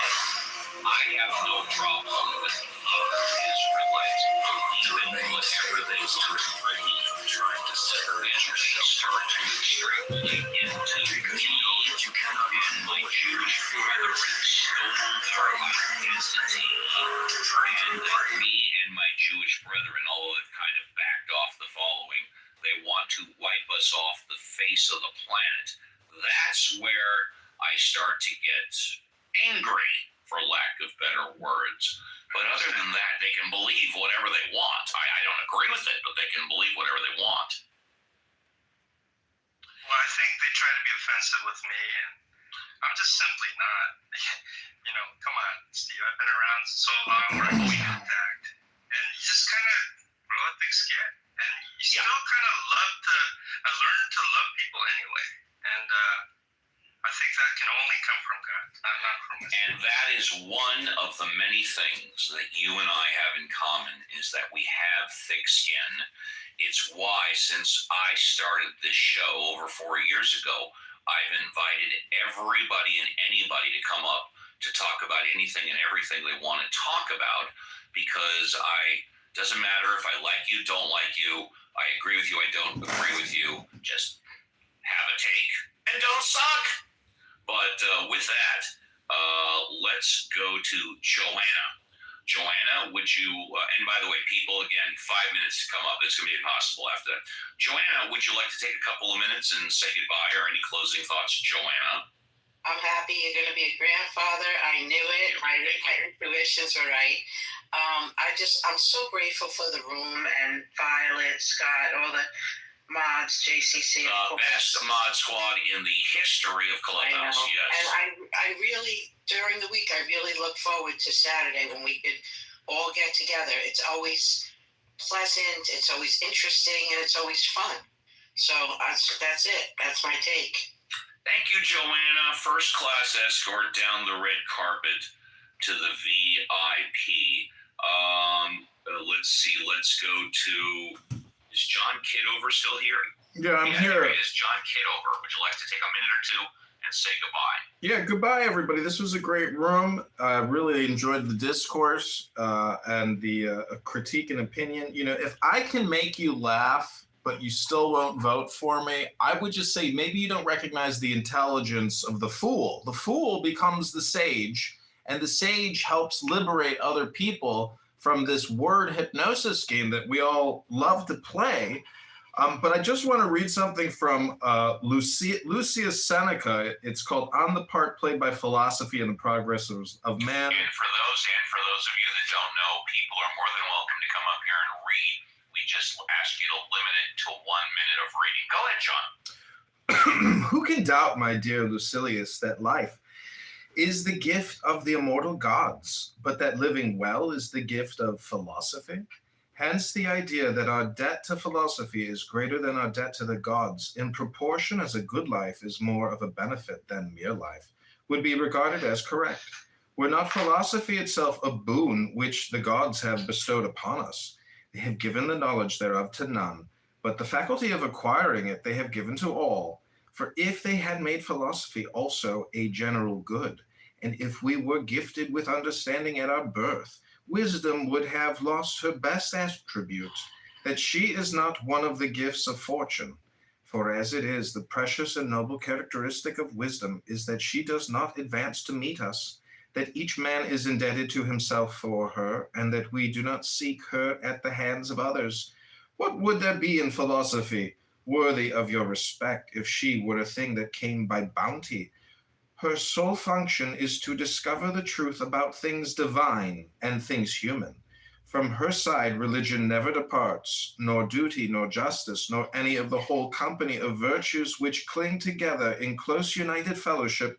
Philosophy has taught us to worship that which is divine, to love that which is human. She has told us that with the gods lies dominion, and among men fellowship. This fellowship remained unspoiled for a long time, until avarice tore the community asunder and became the cause of poverty, even in the case of those whom she herself had most enriched. For men cease to possess all things the moment they desire all things for their own. So, my point is, I like the book club. And if you understand what you're reading in the book club, you do treat your neighbor with love, compassion, selfless kindness, generosity. Be kind, be loving, and humble, and forgiving, and patient. If you have this great integrity, then all I can say is Mazel Tov and L'chaim. First class escort to the VIP. There goes John Kitover. Oh, and we have a new person on stage. It looks like we have Pro. Good morning. And I guess we don't. Let's see. Let's say goodbye to Daniel Nero. Daniel, would you like to say goodbye? Any closing thoughts? I just wanted to say, I think you could make a good case that Jesus was a good Jew, and that he didn't want there to be breaking of Mosaic law. So I think Christians might want to reevaluate that and get rid of the anti-Semitism that's been bubbling up. Scared. If the mind is in pain, the mind is pain. The thinker has no other form than his thought. There is no escape. One is a great deal less anxious. If one feels perfectly free to be anxious, then the same may be said of guilt. And people get all fouled up because they want the world to have meaning as if it were words. As if you had a meaning, as if you were a mere word, as if you were something that could be looked up in a dictionary. You are meaning. How is it possible that a being with such sensitive jewels as the eyes, such enchanted musical instruments as the ears, and such fabulous arabesque of nerves as the brain can experience itself anything less than a god? A priest once quoted to me the Romans saying that religion is dead when the priests laugh at each other across the altar. I always laugh at the altar. Be it Christian, Hindu, or Buddhist, because real religion is the transformation of anxiety into laughter. The world is filled with love play, from animal lust to sublime compassion.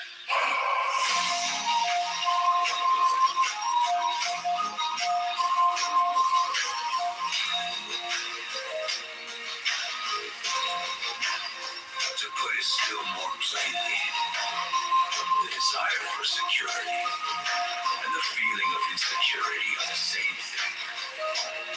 To hold your breath is to lose your breath. The society based on the quest for security is nothing but a breath retention contest in which everyone is as taut as a drum and as purple as a beat.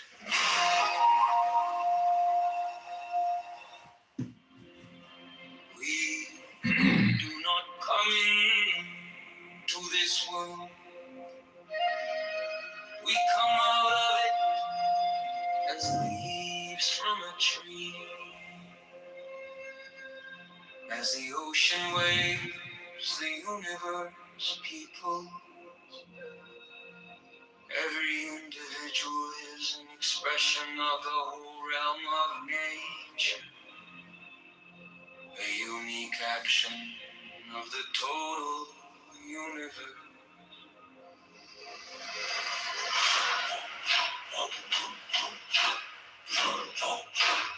If you say that getting the money is the most important thing, you'll spend your life completely wasting your time.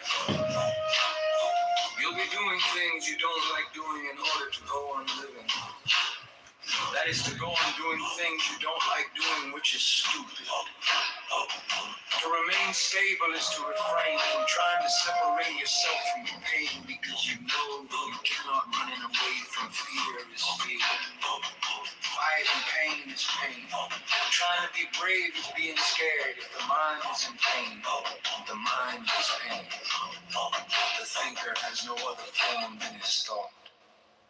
There is no escape. One is a great deal less anxious if one feels perfectly free to be anxious, and the same may be said of guilt.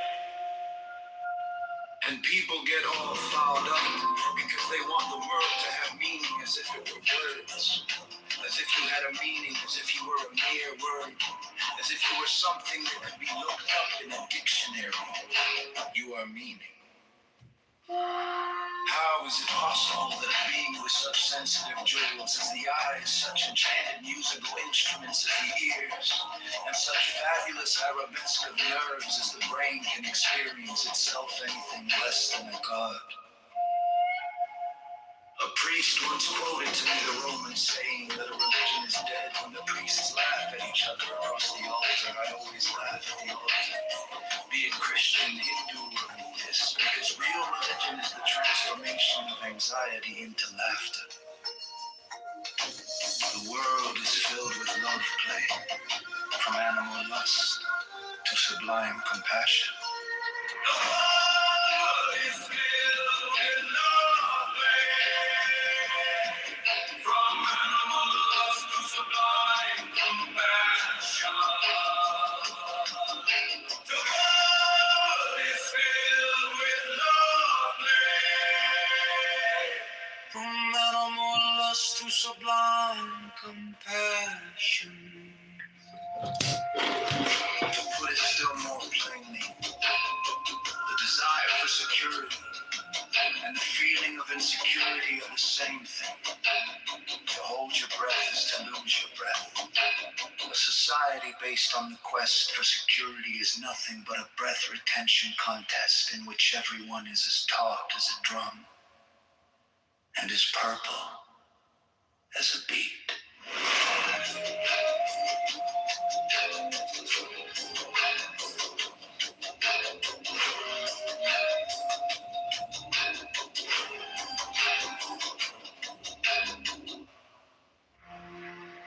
We do not come into this world.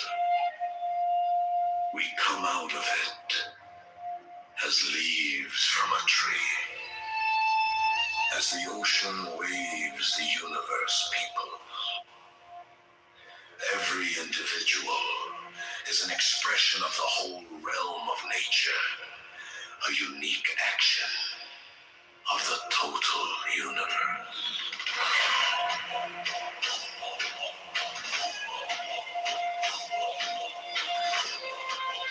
If you say that getting the money is the most important thing, you'll spend your life completely wasting your time. You'll be doing things you don't like doing in order to go on living. that is to go on doing things you don't like doing, which is stupid.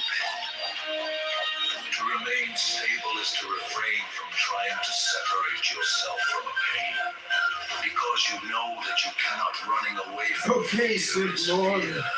Fighting pain is pain. Trying to be brave is being scared. If the mind is in pain, the mind is pain. The thinker has no other form than his thought. There is no escape. One is a great deal less anxious if one feels perfectly free to be anxious. And the same may be said of guilt.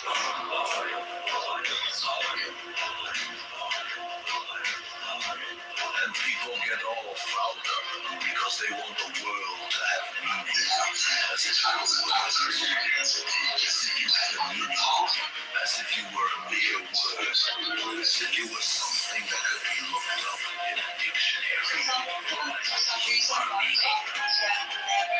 How is it possible that a being with such sensitive jewels as the eyes, such enchanted musical instruments as the ears, and such fabulous arabesque of nerves as the brain can experience itself anything less than a god?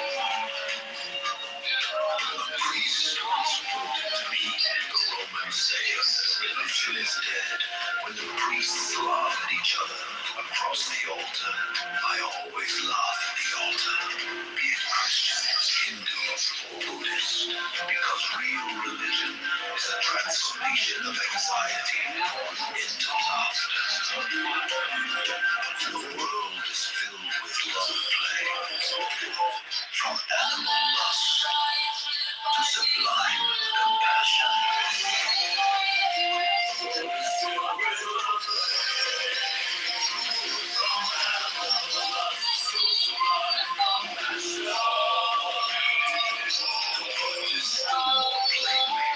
The desire for security and the feeling of insecurity are the same thing. To hold your breath is to lose your breath. A society based on the quest for security is nothing but a breath retention contest in which everyone is as taut as a drum and as purple as a beat.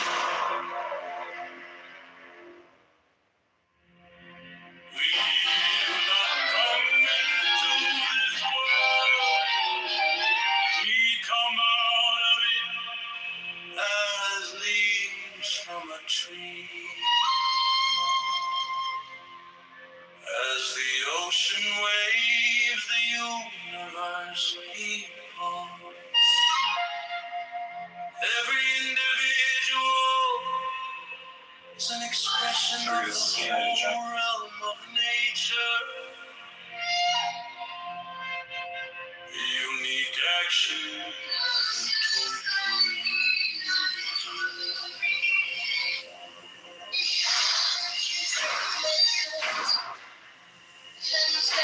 If you say that getting the money is the most important thing,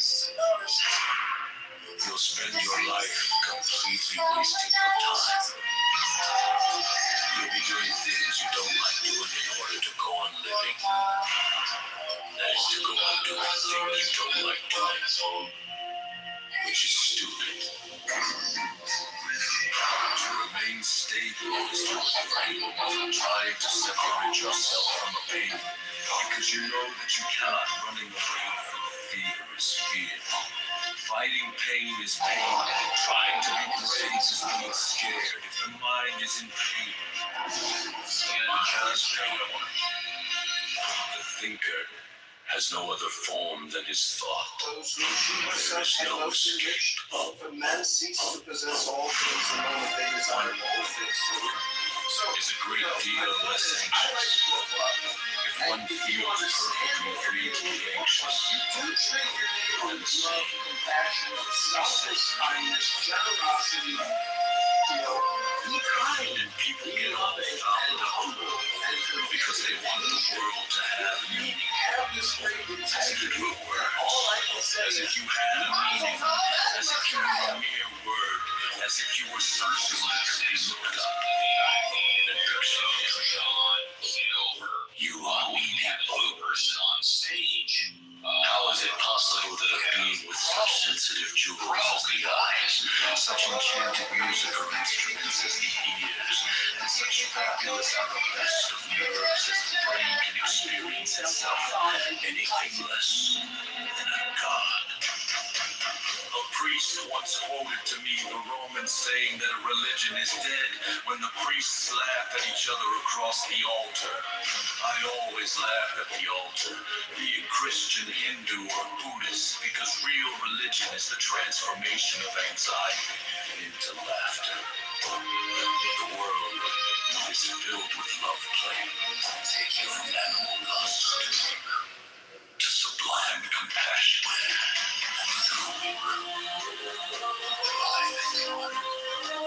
Violence and right to kill those who do not is still more plainly the desire for security and the feeling of insecurity are the same thing. To hold your breath is to lose your breath. A society based on the quest for security is nothing but a breath retention contest in which everyone is as taut as a drum and as purple as a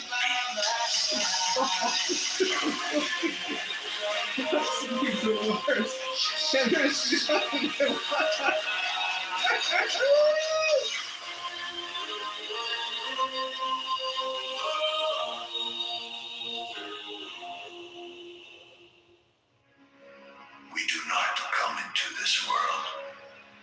We come out of it as leaves from a tree. As the ocean waves, the universe peoples. Every individual is an expression of the whole realm of nature. A unique action of the total universe. If you say that getting the money is the most important thing, you'll spend your life completely wasting your time. You'll be doing things you don't like doing in order to go on living. That is to go on doing things you don't like doing, which is stupid.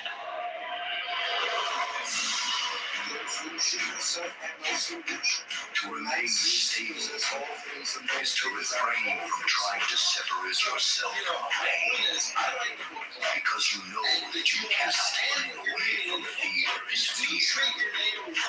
Fighting pain is pain.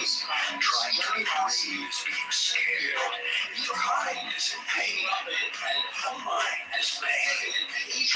The finger has no other form than his thought. There is no escape. One is a great deal less anxious if one feels perfectly free to be anxious.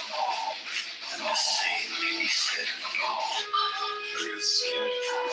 Skin of the John people get off from the trail because they want the world to have meaning. As if it was words.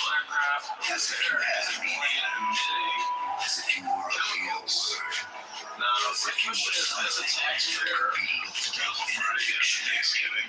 Why is this pilot costing taxpayer dollars to spread chemtrails? How is it possible? Now, maybe we say That a being with such sensitive jewels as the eyes, such enchanted music and instruments as the ears, that's why the and such fabulous as the best of nerves, is the brain can experience itself. Anything less than God. psychology and attitude players into the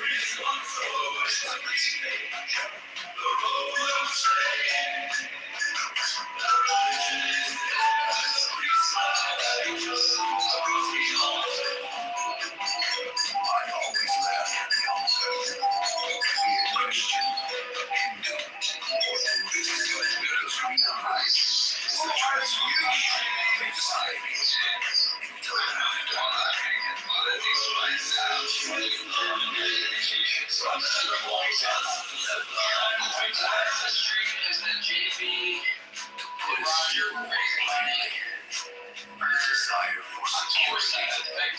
feeling of insecurity are the same thing.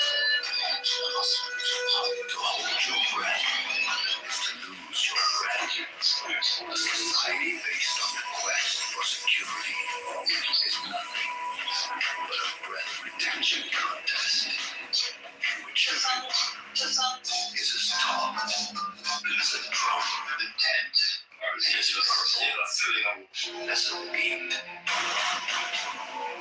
Intent. We do not come into this world. We come out of it as leaves from a tree. As the ocean waves, the universe peoples. Every individual is an expression of the whole realm of nature. A unique action of the total universe. If you say that getting the money is the most important thing, you'll spend your life completely wasting your time. You'll be doing things you don't like doing in order to go on living. That is to go on doing things you don't like doing, which is stupid. To remain stable is to refrain from trying to separate yourself from a pain, because you know that you cannot running away from fear is fear. Fighting pain is pain. Trying to be brave is being scared. If the mind is in pain, the mind is pain. The thinker has no other form than his thought. There is no escape. The contest of between battle and humanity is really... Is a great deal less anxious. If one feels perfectly free to be anxious, and the same may be said of guilt. And people get all fouled up because they want the world to have meaning. And that, as if it were words, as if you had a meaning, as if you were a mere word, as if you were something looked up in a dictionary. Our meaning. How is it possible that a being with such sensitive jewels as the Iceland, such enchanted music which strikes the ears, and such fabulous arabesque of nerves as the brain can experience itself, anything less than a god? A priest once quoted to me the Romans saying that a religion is dead when the priests laugh at each other across the altar. I always laugh at the altar, be it Christian, Hindu, Buddhist, because real religion is the transformation of anxiety into laughter. The world is filled with love play, from animal lust to sublime compassion. What is still more plainly, the desire for security and the feeling of insecurity are the same thing. To hold your breath is to lose your breath. A society based on the quest for security is nothing but a breath retention contest in which everyone is as taut as a drum and as purple as a beet.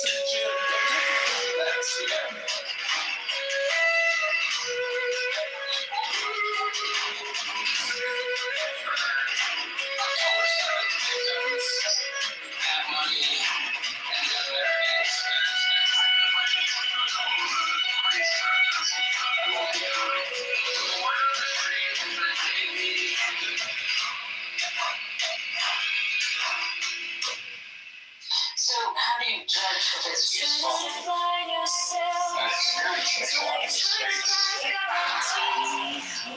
The menu is gigantic. Muddy water is best clear by the young and long. You don't look out there, got something in the sky. You're looking, you do have faith, to trust yourself to the water. When you swim, don't grab hold of the water. Because if you do, you will sink. Watch out. Instead you relax and fall.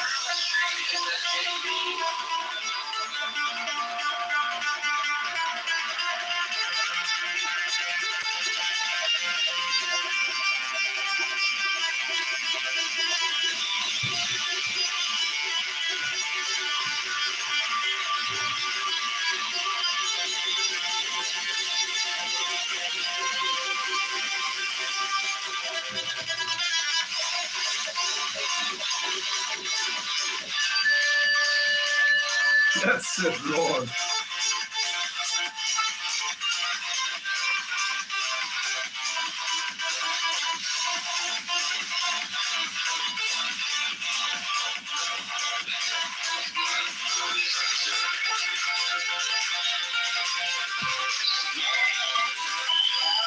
No valid plans for the future can be made by those who have no capacity for living now.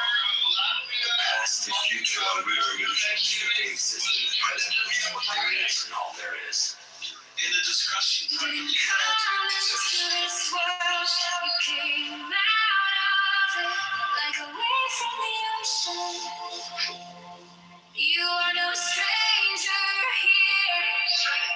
We seldom realize, for example, that our most private thoughts and emotions are not actually our own.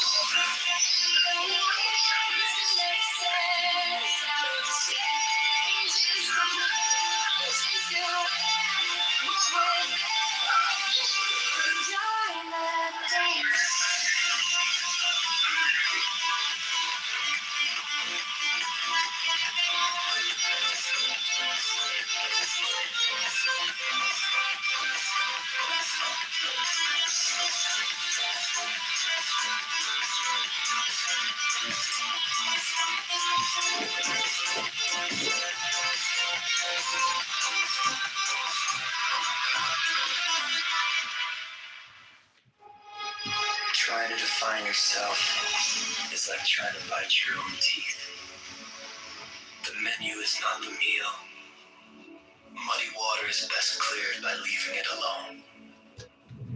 Don't look out there for God. Something in the sky, you look at you. To have faith is to trust yourself to the water. When you swim, you don't grab hold of the water. Because if you do, you will sink and drown. Instead, you relax and float. No valid plans for the future can be made by those who have no capacity for living now. The past and future are real illusions, that they exist in the present, which is what there is and all there is. You didn't come into this world, you came out of it. Like a wave from the ocean, you are no stranger here. We seldom realize, for example, that our most private thoughts and emotions are not actually our own. The only way to make sense out of change is to plunge into it, move with it, and join the dance.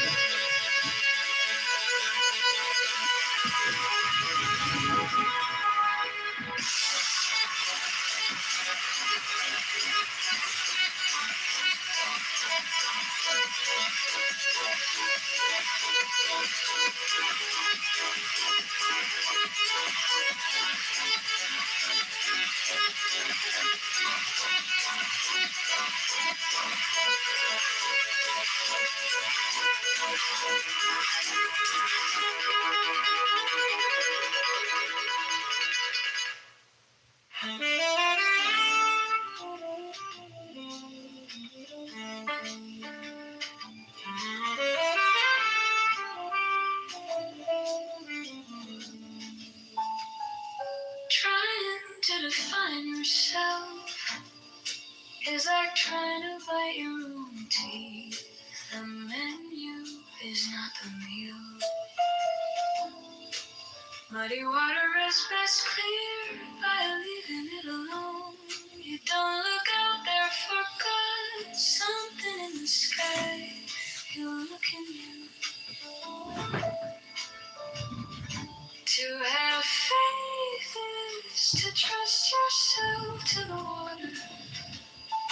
When you swim, you don't grab hold of the water.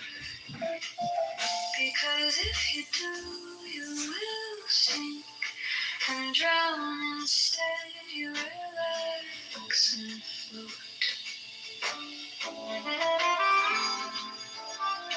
No valid plans for the future can be made by those who have no capacity for living out. The past and future are illusions that they exist in the present, which is what there is and all there is. You didn't come into this world, you came out of it. Like a wave from the ocean, you are no stranger here. We seldom realize, for example, that our most private thoughts and emotions are not actually here.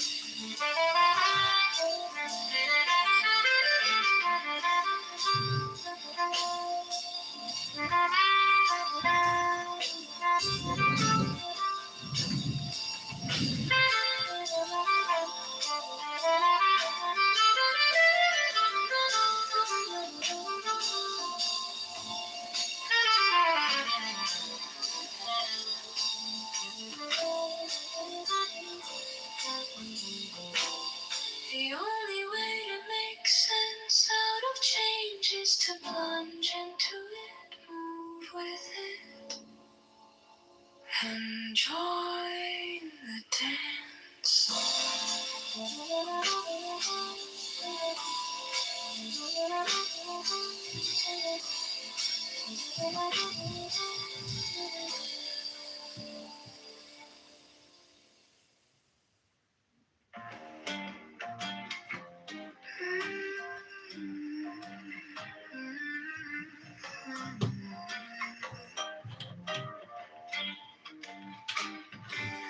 Trying to define yourself is like trying to bite your own teeth.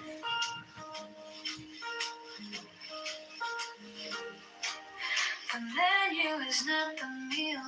Muddy water is best cleared by leaving it alone. You don't look out there for God, something in the sky. You look in you. To have faith is to trust yourself to the water. When you swim, you don't grab hold of the water. Because if you do, you will sink and drown. Instead, you relax and float. No valid plans for the future can be made by those who have no capacity for living now.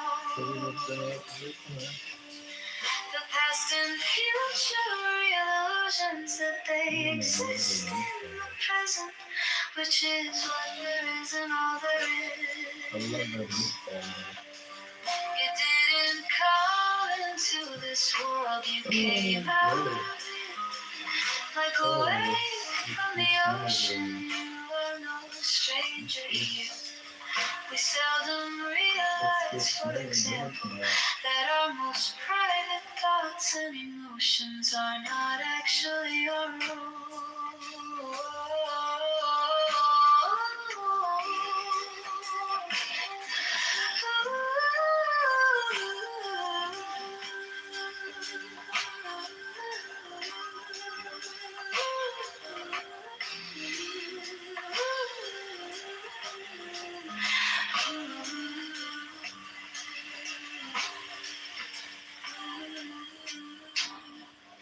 The only way to make sense out of change is to plunge into it, move with it, and join the dance.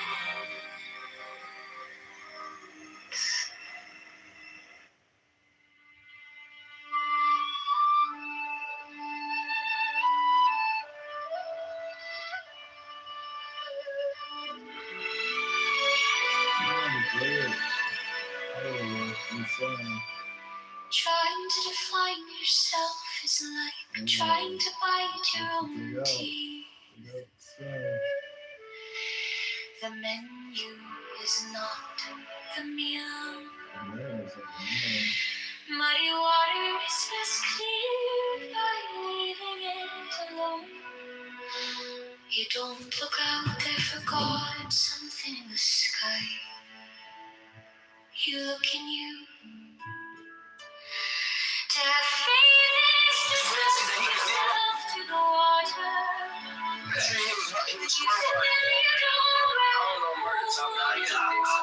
time I come to this thing, Because if you do, just say I'm a mix gang. Around me, beat. Just stay out the middle, man. That's all I'm trying to tell you, man. We play. Nah, when you go, I repeat, you go, I repeat, gang. no valid plans for the future can be made by those who have no capacity for living now. The past and future are real illusions that they exist in the present, which is what there is and all there is.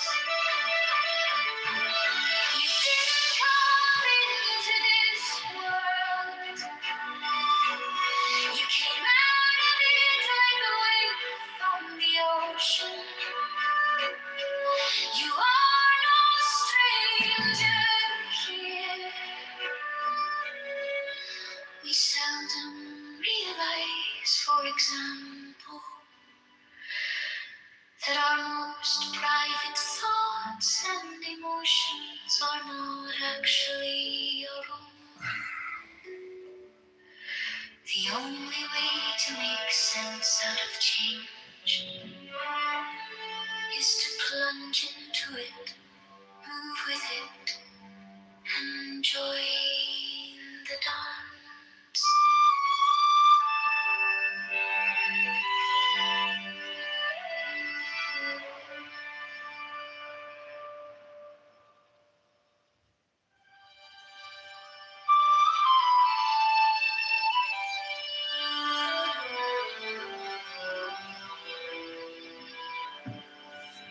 Trying to define yourself is like trying to bite your own teeth. The menu is not the meal. Muddy water is best cleared by leaving it alone. You don't look out there for God, something in the sky looking you. To have faith is to trust yourself to the water. When you swim, you don't grab hold of the water. Because if you do, you'll sink and drown. Instead, you relax and float.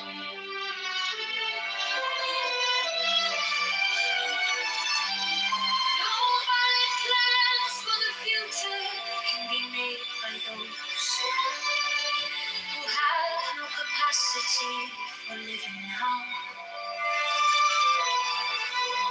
The past and future are illusions that they present, which is what that is and all that is.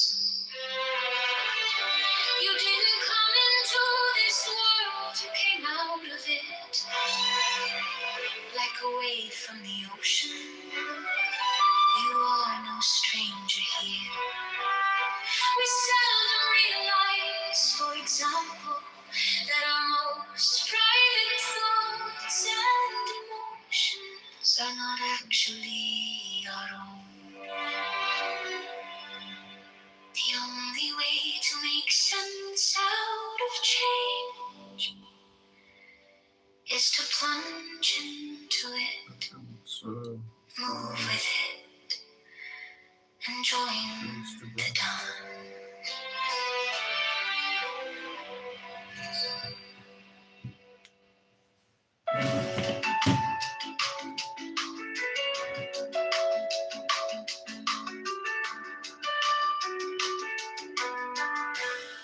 Trying to define yourself is like trying to bite your own teeth. The menu is not a meal. Muddy water is best cleared by leaving it alone. You don't look out there for God, something in the sky. Bonus. Everybody gets it. But how do you deal with that? To have faith is to trust yourself to the water. When you swim, you don't grab hold of the water. Because if you do, you will sink and drown. Instead, you relax and flow.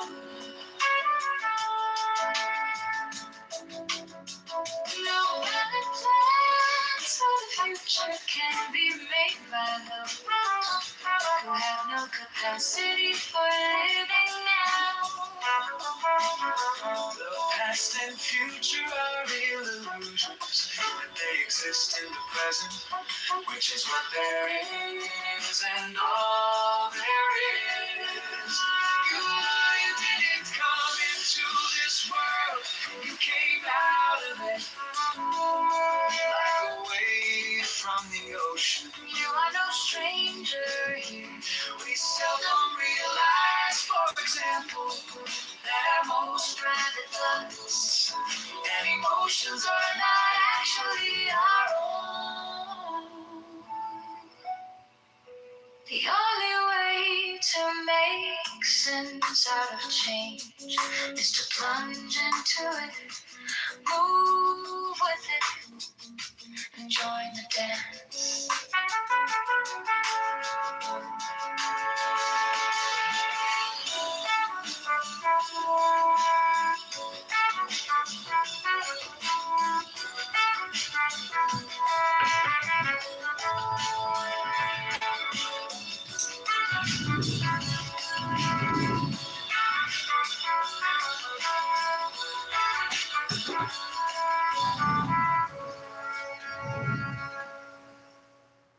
Try to define yourself.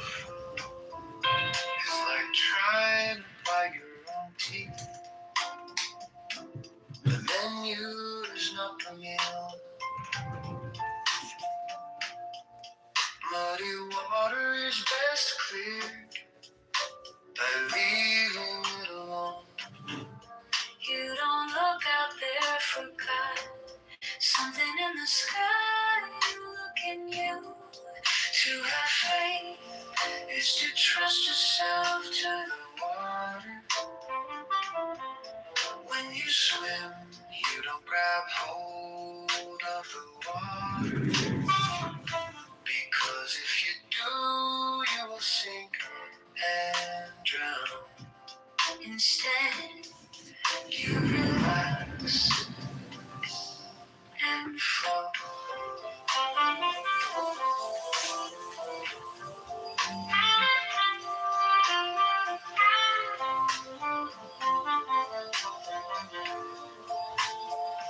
No valid plans for the future can be made by those who have no capacity capacity for living now.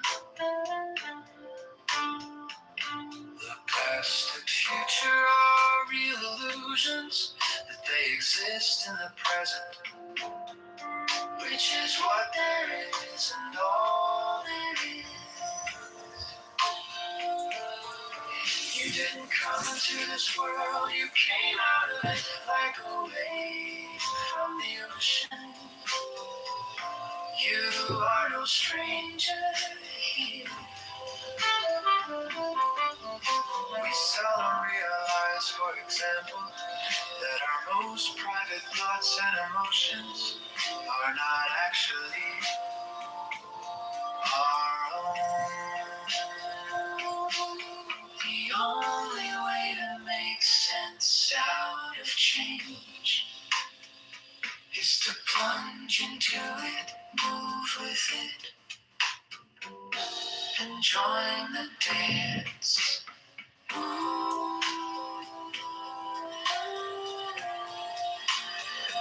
Join the dance.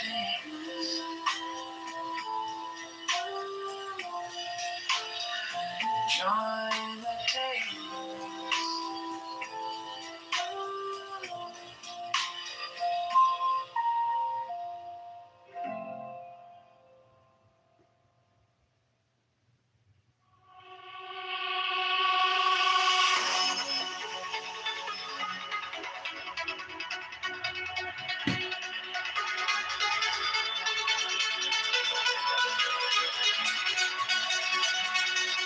Trying to define yourself is like trying to bite your own teeth.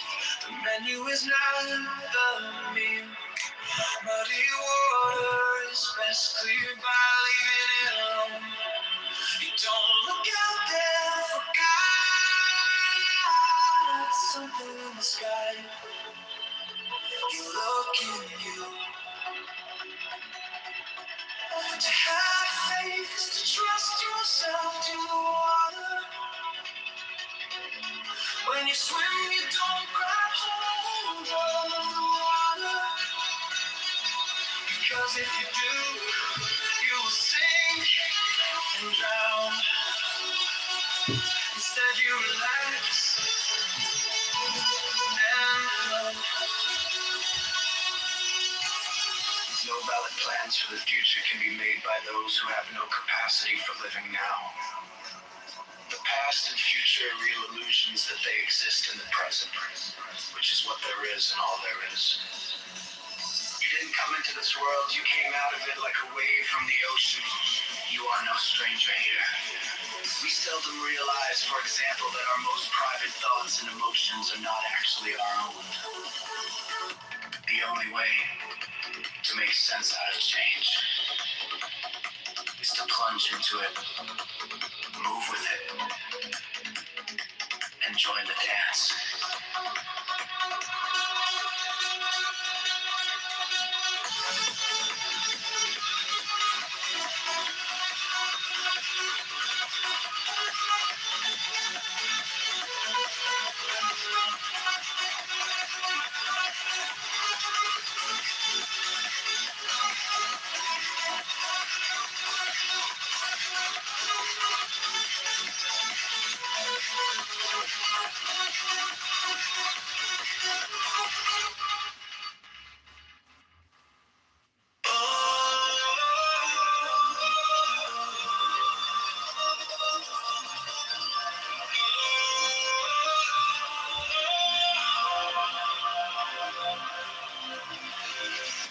Trying to define yourself is like trying to bite your own teeth.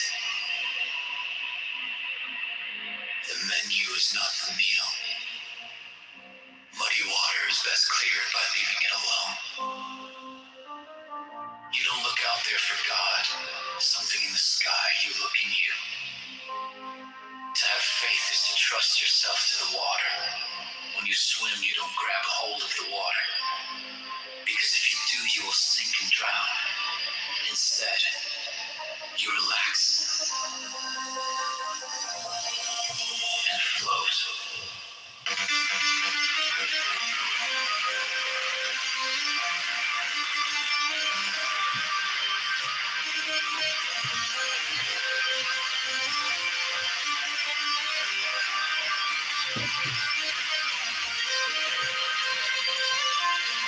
No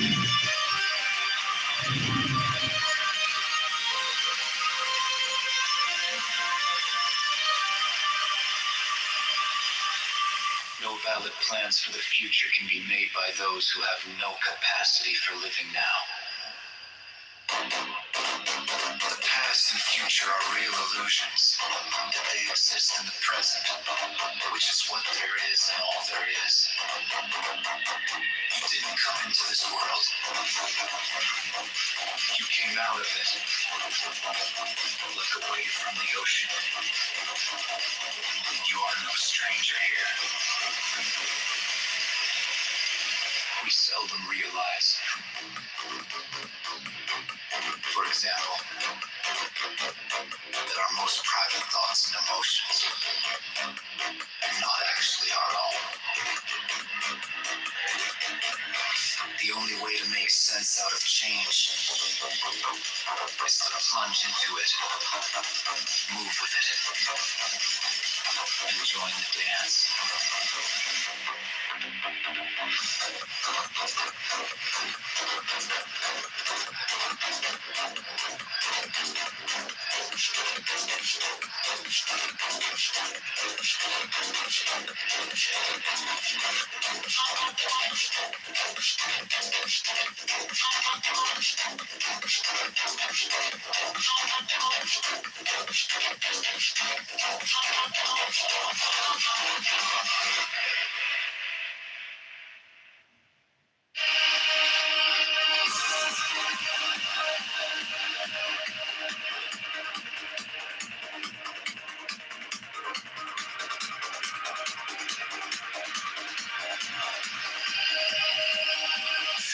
Trying to find yourself is like trying to bite your own teeth.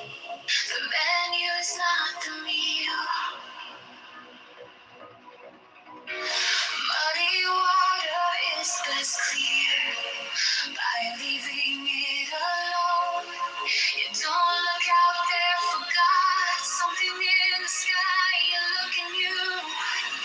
To have faith is to trust yourself to the water. When you swim, you don't grab hold of the water. Because if you do, you'll sink and drown. Instead, you relax and float.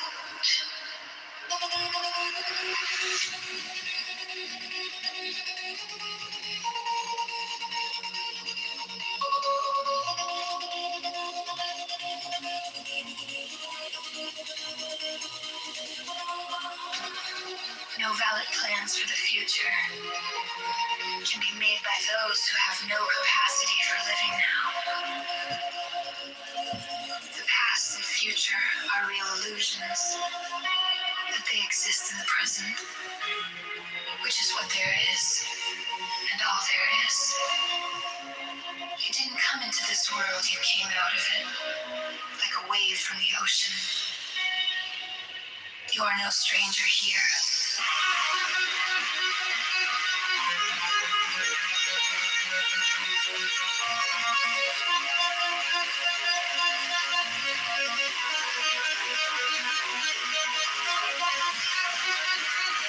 We seldom realize, for example, that our most private thoughts and emotions are not actually our own.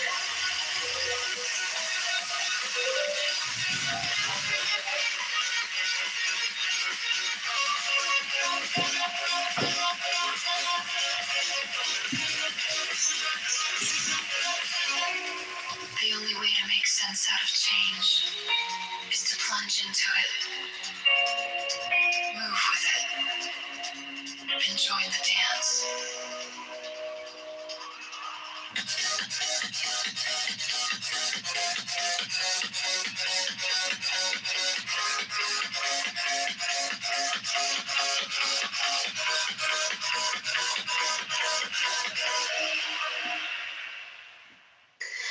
Trying to define yourself is like trying to bite your own teeth.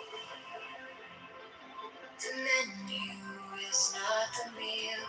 Muddy water is best cleared by leaving it alone. You don't look out there for God, something in the sky. You look in you. To have faith is to trust yourself. To the water, when you swim, you don't grab hold of the water. Because if you do, you will sink and drown. Instead, you relax and float.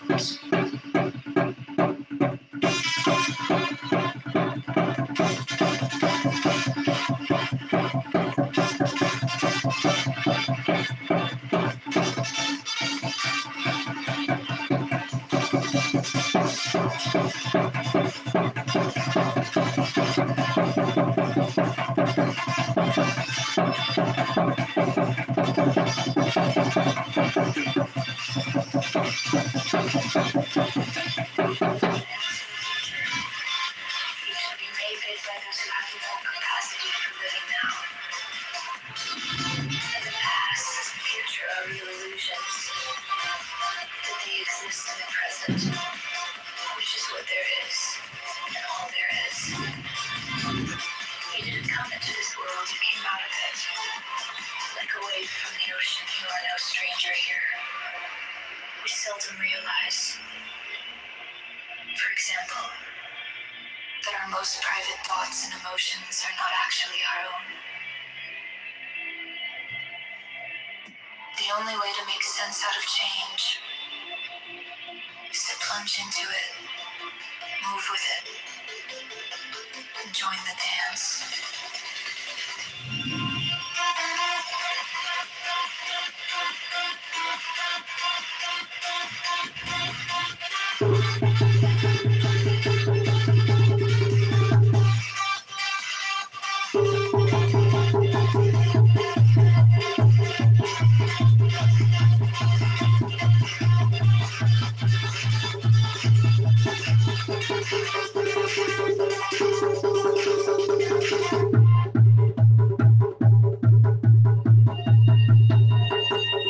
Trying to define yourself is like trying to bite your own teeth. The menu is not the meal.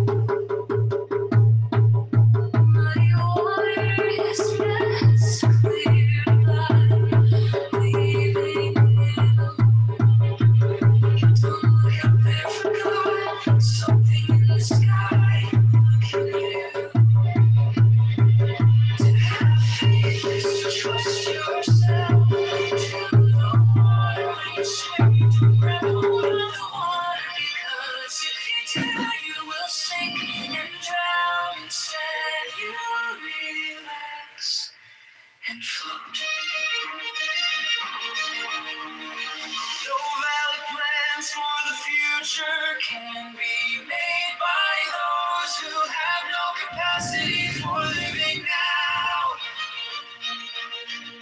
The past and future are illusions, and they exist in the present, which is what there is, and all there is. You didn't come into this world, you came out of it. Like a wave from the ocean, you are no stranger here. We seldom realize, for example, that our most private thoughts and emotions are not actually our own. The only way to make sense out of change is to plunge into it, move with it, and join the dance.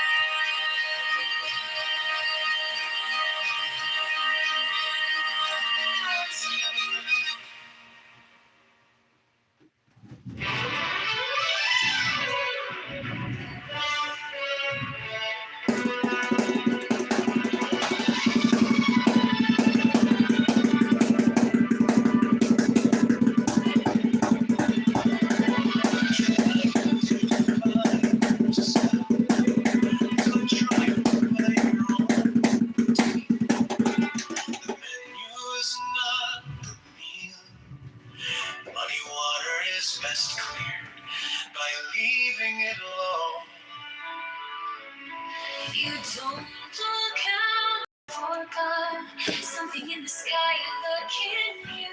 To have faith is to trust yourself to the one whose swim you don't grab hold of the water, because if you do, you'll sink and drown.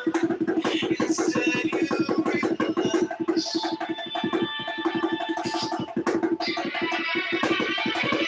No valid plans for the future can be made by those who have no capacity for living now.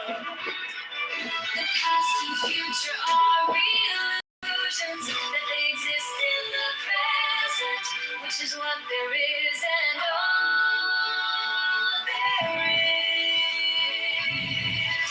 You didn't come into this world, you came out of it. Like a wave from the ocean, you are no stranger here. We seldom realize, for example, that our most private thoughts and emotions are not actually our own. The only way to make sense out of change is to plunge into it, move with it, and join the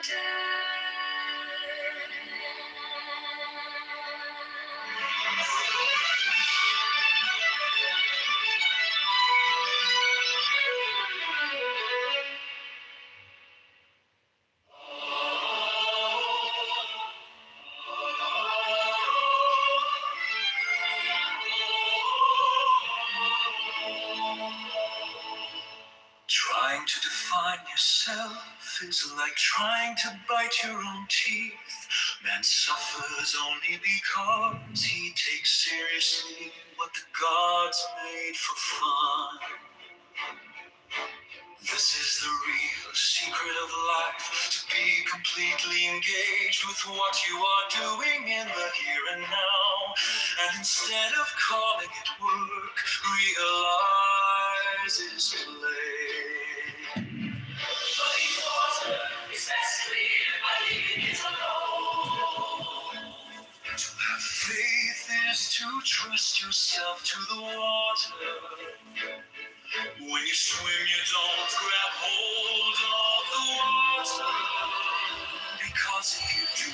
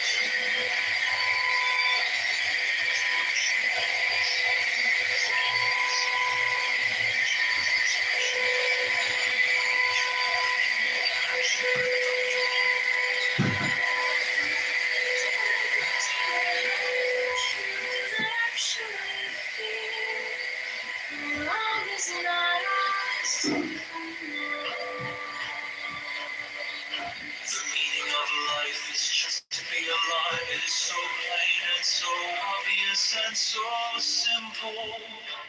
And yet everybody rushes around in a great panic, as if it were necessary to achieve something beyond themselves.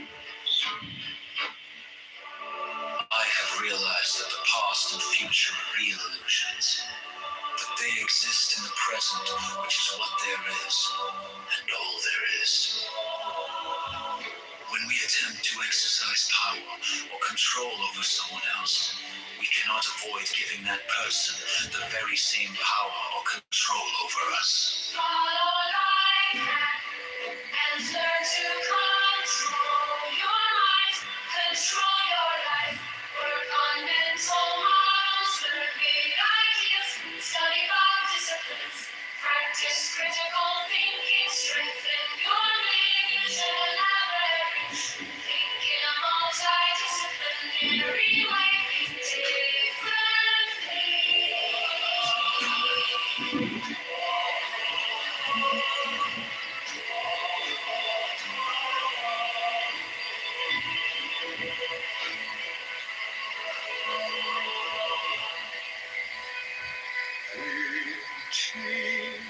Deep psychology, philosophy quotes from mountains.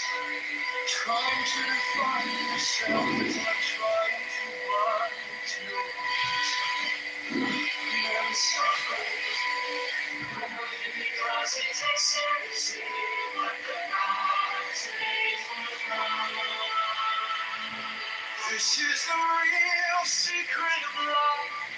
To be completely engaged with what you are doing in the here and now. And instead of calling it work, realize it is pain. What it was best cleared by leaving it alone. To have faith is to trust yourself to the water. When you swim, you don't grab hold of the water. Because if you do, you will sink and drown. Instead you realize. The only way to make sense out of change is to plunge into it, move with it, enjoy the taste. Through which the universe is looking at and exploring itself. Try to imagine what it would be like to go to sleep and never wake up. Now try to imagine what it was like to wake up, having never gone to sleep. 9. Things are as they are.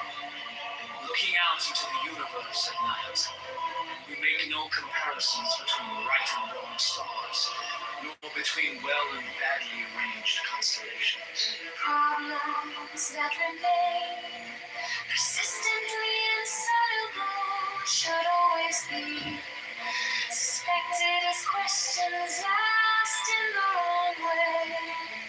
We do not come into this world. We come out of it as leaves from a tree. As the ocean waves, the universe peoples. Every individual is an expression of the whole realm of nature, a unique action of the total universe. Love never pretend to love which you do not actually feel for. Love is not ours to command. The meaning of life is just to be alive. It is so plain and so obvious and so simple. And yet everybody rushes around in a great panic as if it were necessary to achieve something beyond themselves. For have realized that the past and future are real illusions, and they exist in the present, which is what there is and all there is. When we attempt to exercise power or control over someone else, we cannot avoid giving that person the very same power or control over us. And learn to control your life. Learn big ideas, study on discipline, strengthen your vision and leverage. Disciplinary way. Think differently.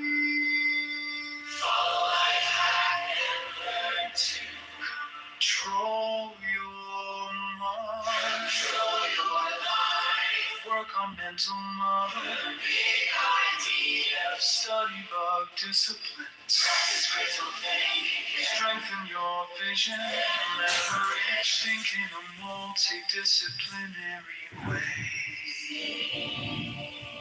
Think first.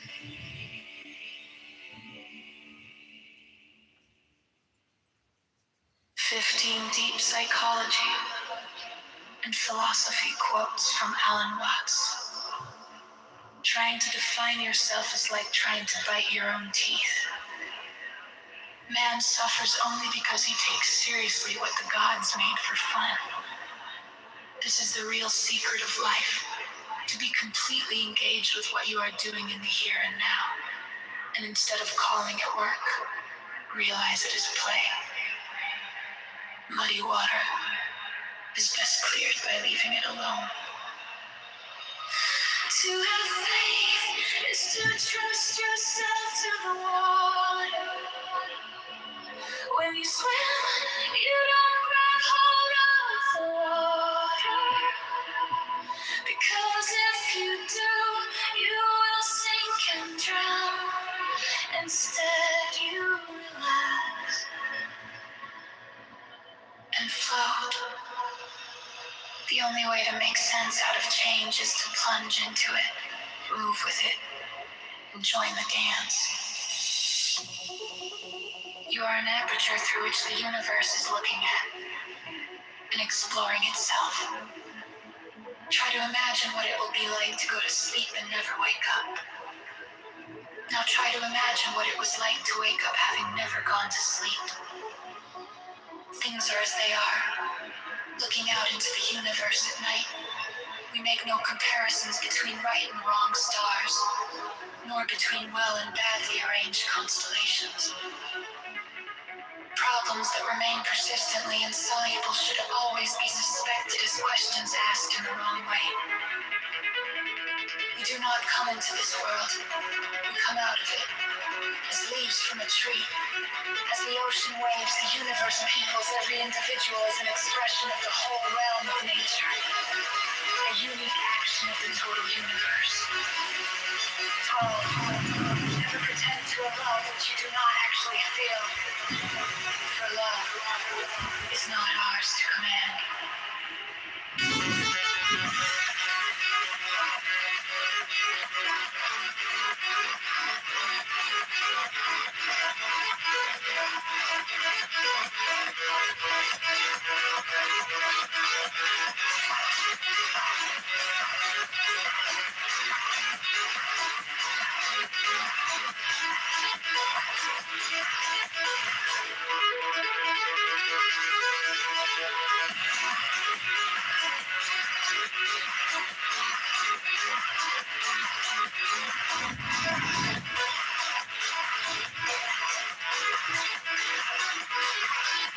The meaning of life is just to be alive.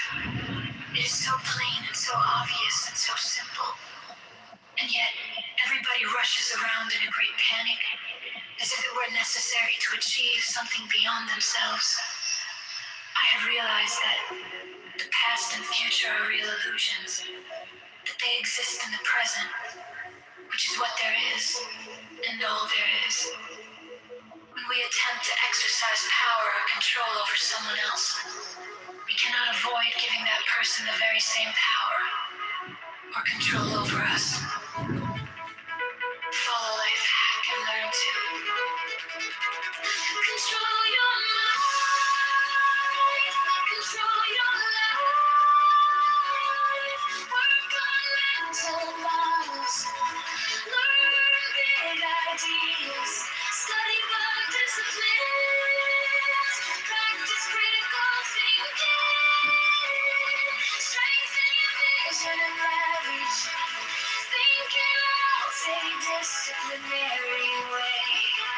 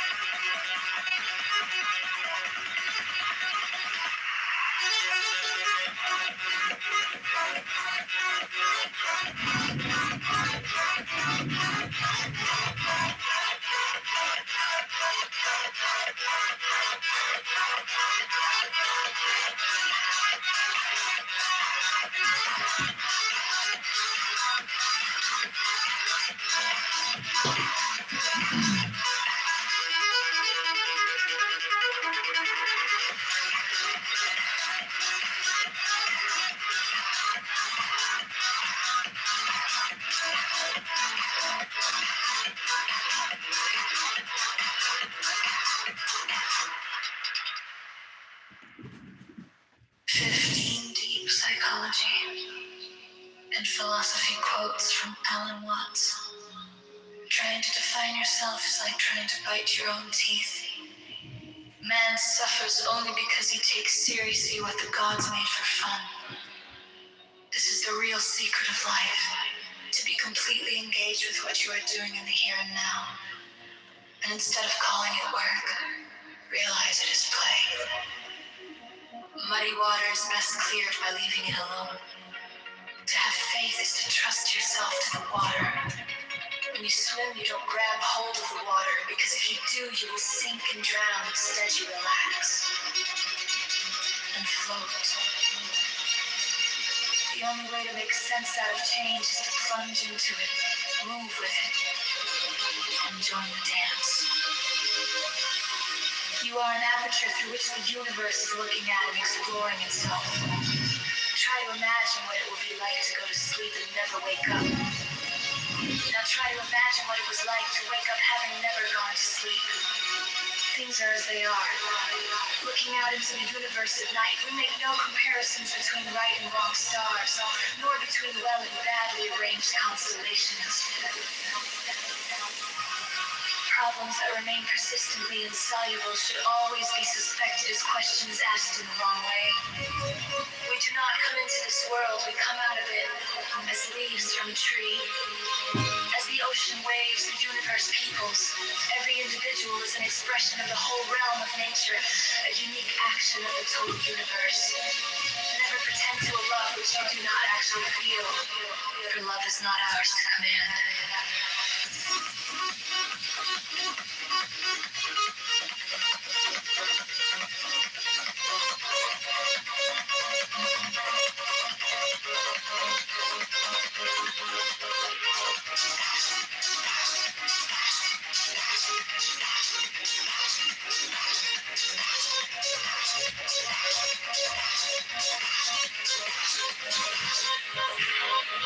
The meaning of life is just to be alive. It is so plain and so obvious and so simple. And yet everybody rushes around in a great panic as if it were necessary to achieve something beyond themselves. I have realized that the past and future are real illusions, that they exist in the present, which is what there is, and all there is. When we attempt to exercise power or control over someone else, we cannot avoid giving that person the very same power or control over us.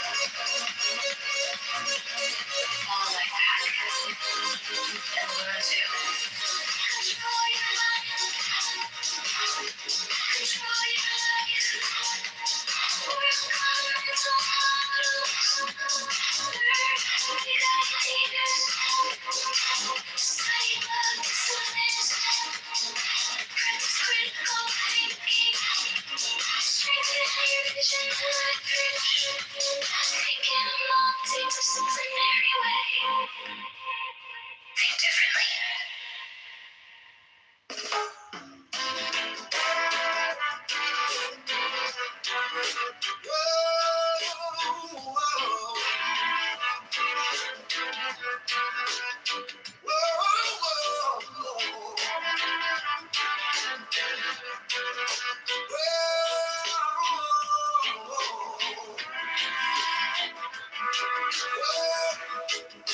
Try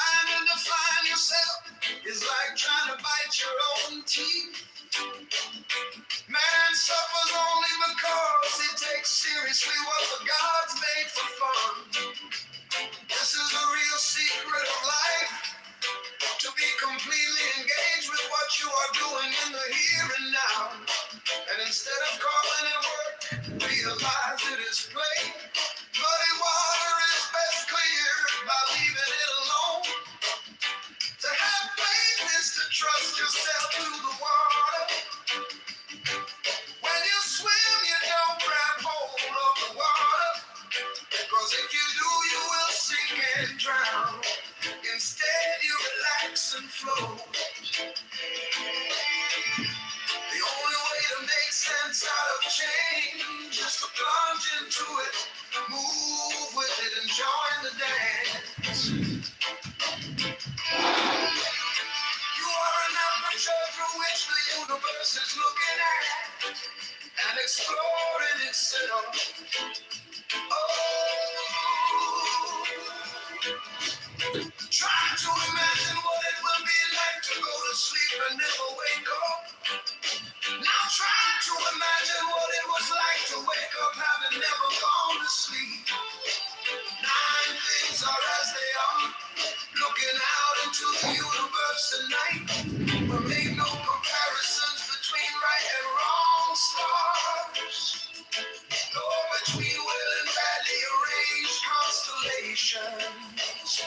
Oh, problems that remain persistently insoluble should always be suspected as questions asked in the wrong way.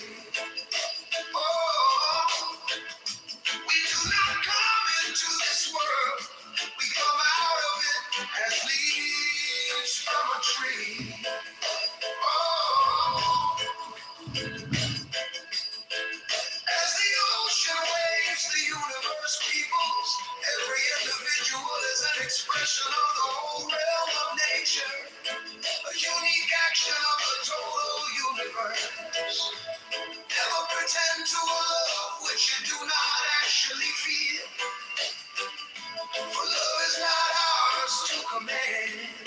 Oh, the meaning of life is just to be alive. It is so plain and so obvious and so simple. Whoa. And yet everybody rushes around in a great panic, as if it were necessary to achieve something beyond themselves. Whoa. I have realized that the past and future are real illusions, that they exist in the present, which is what there is and all there is.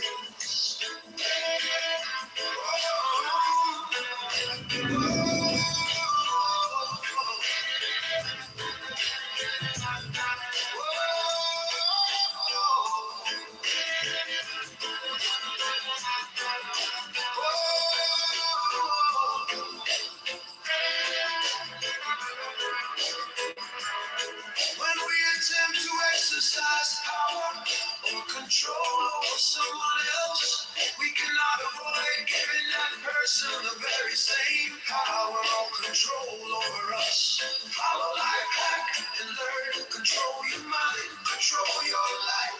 Work on mental models, learn big ideas, study about disciplines, practice critical thinking, strengthen your vision and leverage. Oh, think in a multidisciplinary way, think differently.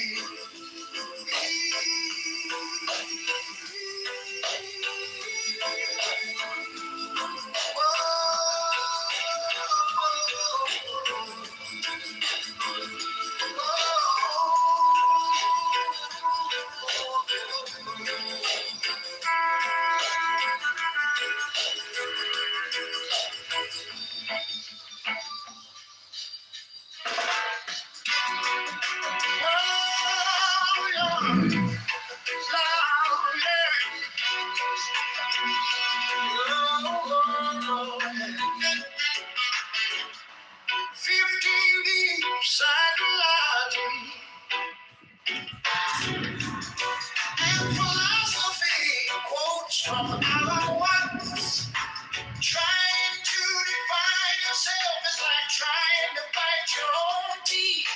Man suffers only because he takes seriously what the gods made for fun. Whoa. This is the real secret of life, to be completely engaged with what you are doing in the here and now. And instead of calling it work, realize it is play. For muddy water is best cleared by leaving it alone. Oh, yeah. To have faith is to trust yourself to the water. When you swim, you don't grab hold of the water, because if you do, you will sink and drown. Instead, you relax and flow. Oh, yeah. Yes, flow. Oh, yeah. The only way to make sense out of change is to plunge into it, move with it, and join the dance. You are an aperture through which the universe is looking at and exploring itself. Try to imagine what it will be like to go to sleep and never wake up. Now try to imagine what it was like to wake up having never gone to sleep. Now things are as they are. Looking out into the universe at night, we make no comparisons between right and wrong stars, nor between well and badly arranged constellations. Problems that remain persistently insoluble should always be suspected as questions asked in the wrong way. We do not come into this world, we come out of it as leaves from a tree, as the ocean waves, the universe peoples. Every individual is an expression of the whole realm of nature, a unique action of the total universe. Well, yeah, never pretend to a love which you do not actually feel, for love is not ours to command. The meaning of life is just to be alive. It is so plain and so obvious and so simple. And yet, everybody rushes around in a great panic, as if it were necessary to achieve something beyond themselves. I have realized that the past and future are real illusions, that they exist in the present, which is what there is and all there is. Oh, yeah. Oh, 15. Oh, there we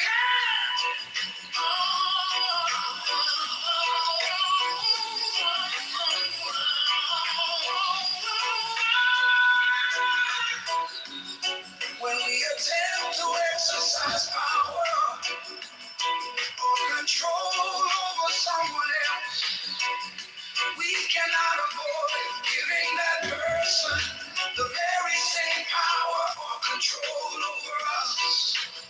Follow life hack and learn to control your mind, control your life, work on mental health, learn big ideas, study for discipline, practice critical thinking, strengthen your vision and leverage, think in a multidisciplinary way, think differently. Think differently.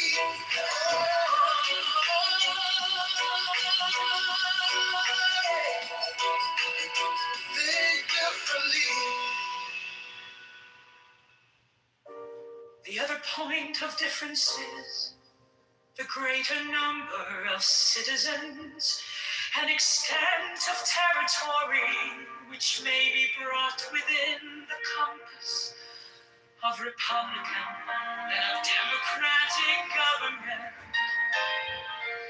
And it is this circumstance principally which renders factious combinations less to be dreaded in the former than in the latter.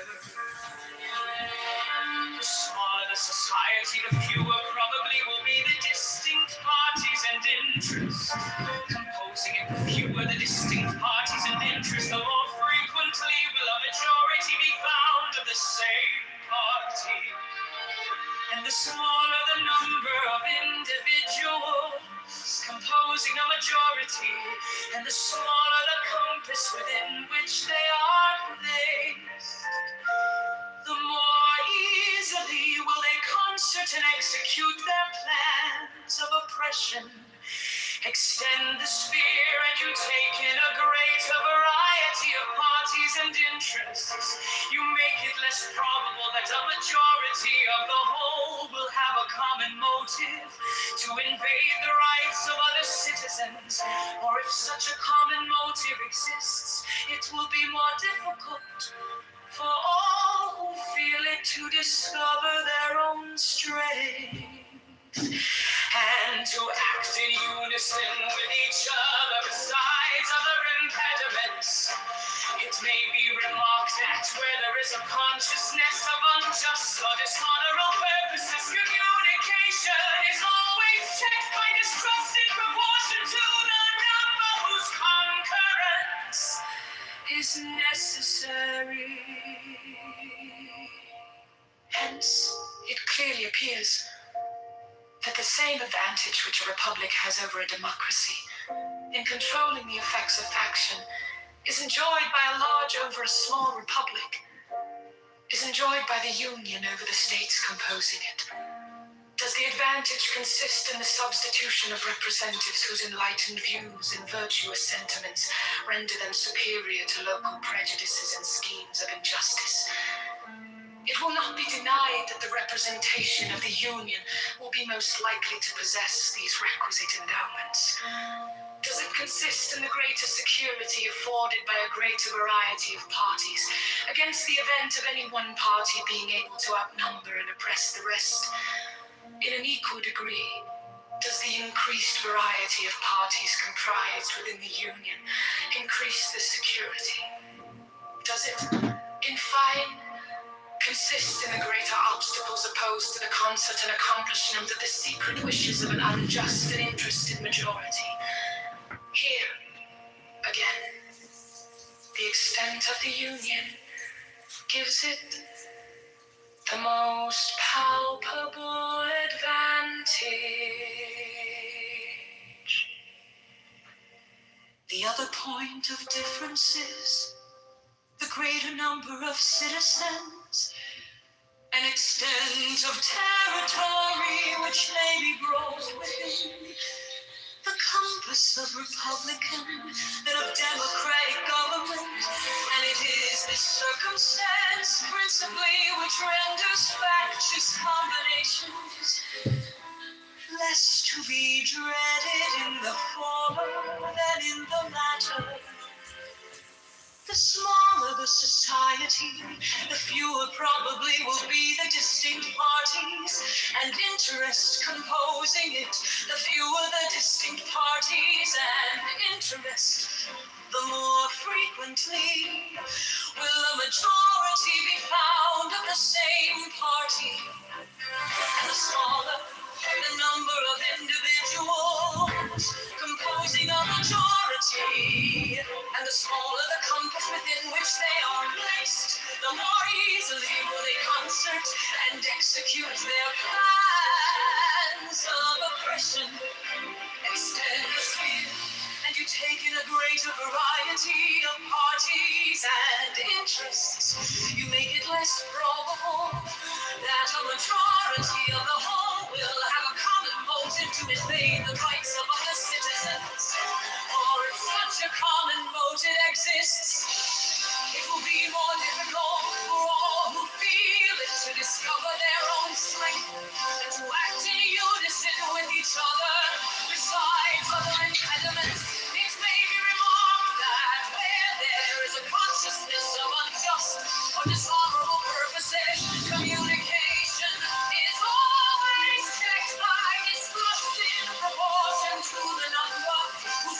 balance is necessary.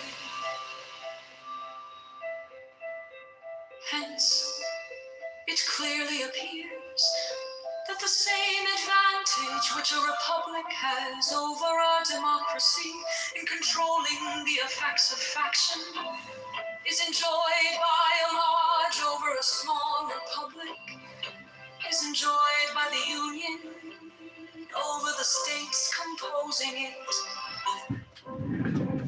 Does the advantage consist in the substitution of representatives whose enlightened views and virtuous sentiments render them superior to local prejudices and schemes of injustice?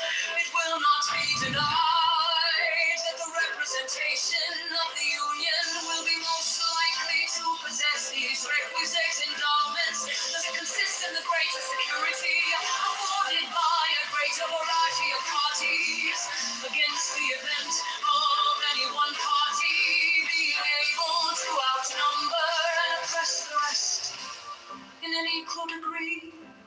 Does the increased variety of parties comprised within the Union increase this security? Does it, in fine, consist in the greater obstacles opposed to the concert and accomplishment of the secret wishes of an unjust and interested majority?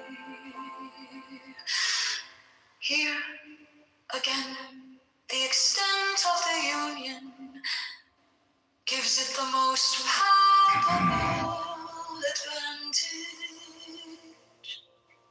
A republic, by which I mean a government in which the scheme of representation takes place, opens a different prospect and promises the cure for which we are seeking.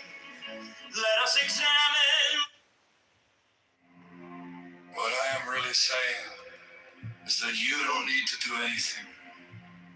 Because if you see yourself in the correct way, you are all as much extraordinary phenomenon of nature as trees, clouds, the patterns in running water, the flickering of fire, the arrangement of the stars, and the form of a galaxy. You are all just like that, and there is nothing wrong with you at all.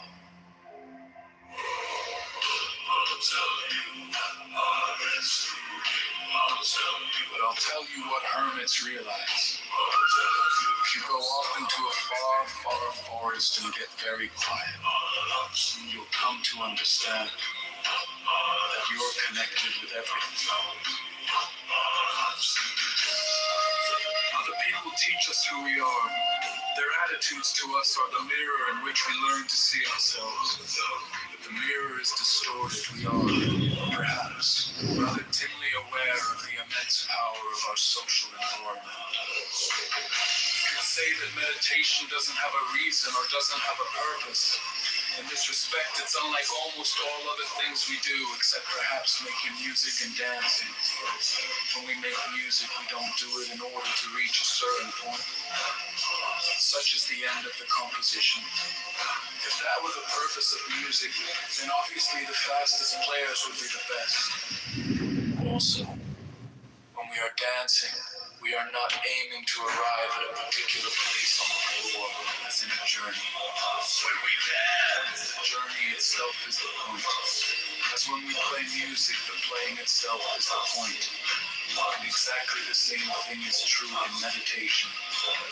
Meditation is the discovery that the point of life is always arrived at in the immediate moment.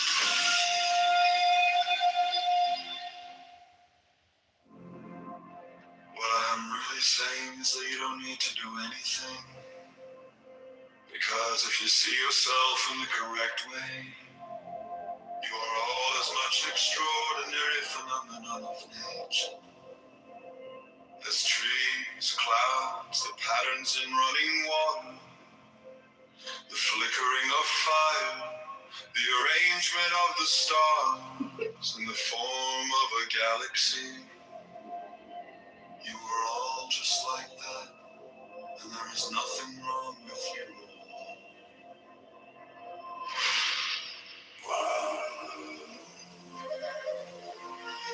tell you what hermits realize. If you go off into a far, far forest and get very quiet, you'll come to understand that you're connected with everything.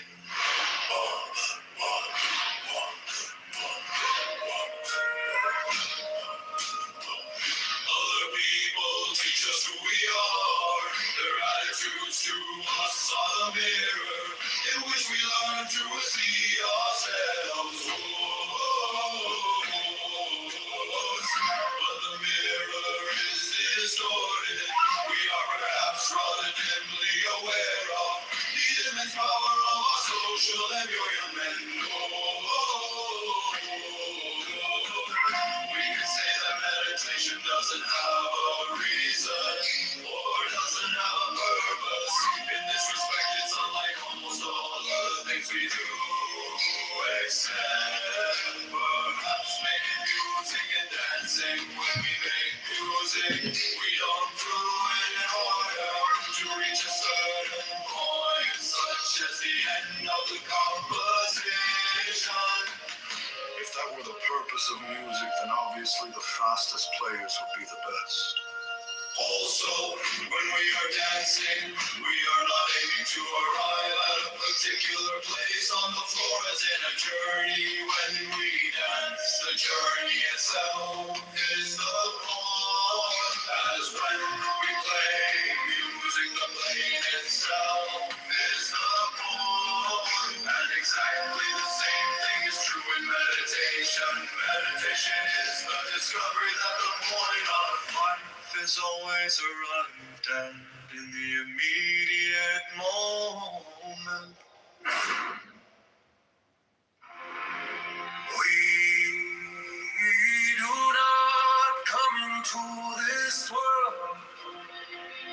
We come out of it as leaves from a tree. As the ocean waves, the universe people. Every individual is an expression of the whole realm of nature. A unique action of the total universe. If you say that getting the money is the most important thing, you'll spend your life completely wasting your time. You'll be doing things you don't like doing in order to go on living. That is to go on doing things you don't like doing, which is stupid.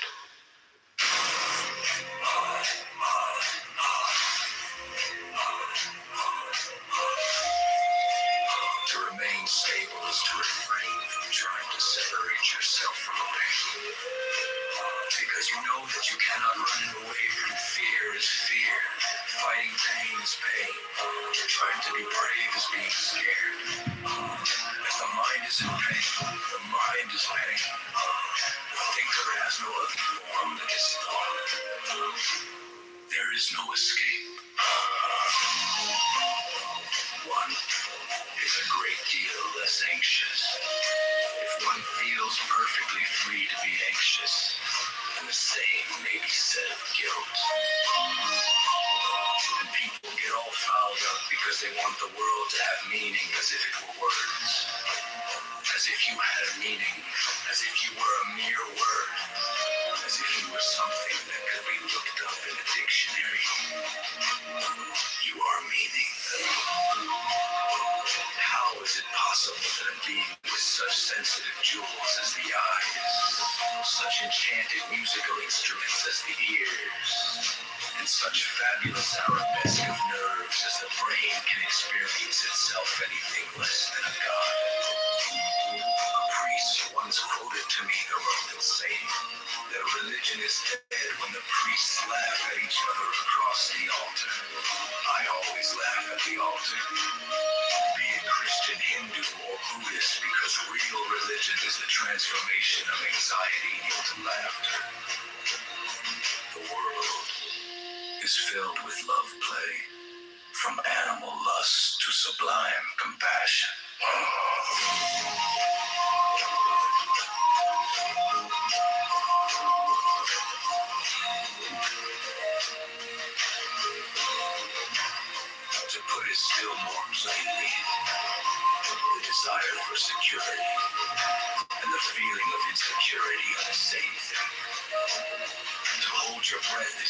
lose your breath.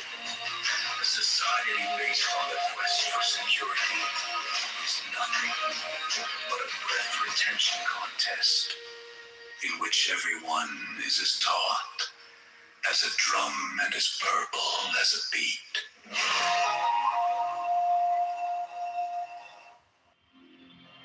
We do not come into this world. We come out of it as leaves from a tree. As the ocean waves, the universe, people. Every individual is an expression of the whole realm of nature. A unique action of the total universe.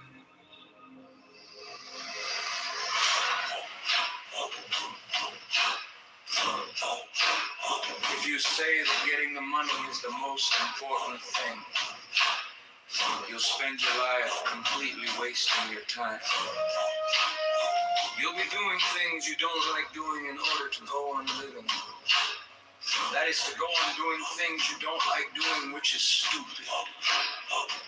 To remain stable is to refrain from trying to separate yourself from the pain, because you know that you cannot run it away from fear is fear. Fighting pain is pain. Trying to be brave is being scared. If the mind is in pain, the mind is pain. The thinker has no other form than his thought. There is no escape. One is a great deal less anxious if one feels perfectly free to be anxious, and the same may be said of guilt. And people get all fouled up because they want the world to have meaning as if it were words. As if you had a meaning, as if you were a mere word. As if you were something that could be looked up in a dictionary. You are meaning. How is it possible that a being with such sensitive jewels as the eyes, such enchanted musical instruments as the ears, and such fabulous arabesque of nerves as the brain can experience itself anything less than a god? A priest once quoted to me the Roman saying that a religion is dead when the priests laugh at each other across the altar. I always laugh at the altar, be it Christian, Hindu, or Buddhist, because real religion is the transformation of anxiety into laughter.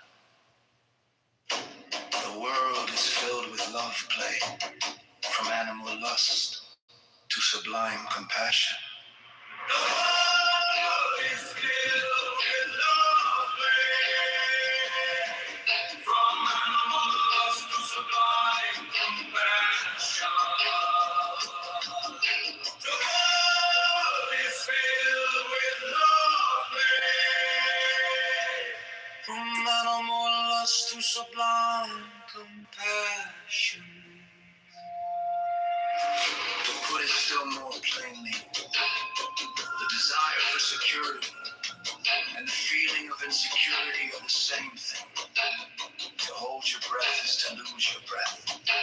A society based on the quest for security is nothing but a breath retention contest in which everyone is as taut as a drum and as purple as a beat.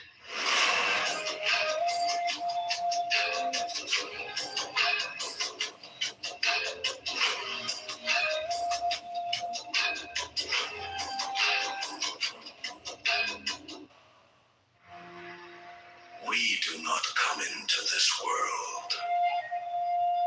We come out of it as leaves from a tree. As the ocean waves the universe people. Every individual is an expression of the whole realm of nature, a unique action of the total universe.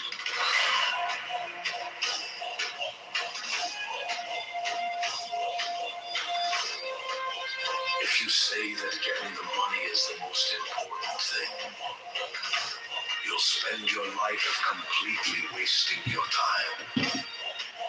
You'll be doing things you don't like doing in order to go on living. That is to go on doing things you don't like doing, which is stupid. To remain stable is to refrain from trying to separate yourself from a pain, because you know that you cannot. Running away from fear is fear, fighting pain is pain, trying to be brave is being scared. If the mind is in pain, the mind is pain. The thinker has no other form than his thought. There is no escape. One is a great deal less anxious if one feels perfectly free to be anxious. And the same may be said of guilt.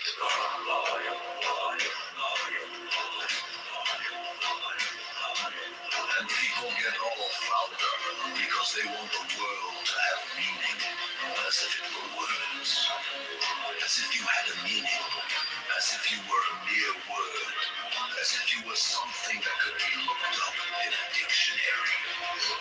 You are meaning.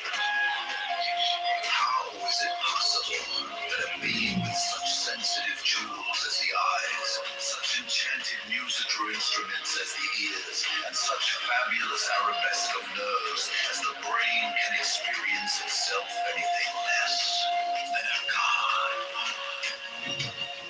A priest once quoted to me the Roman saying that a religion is dead.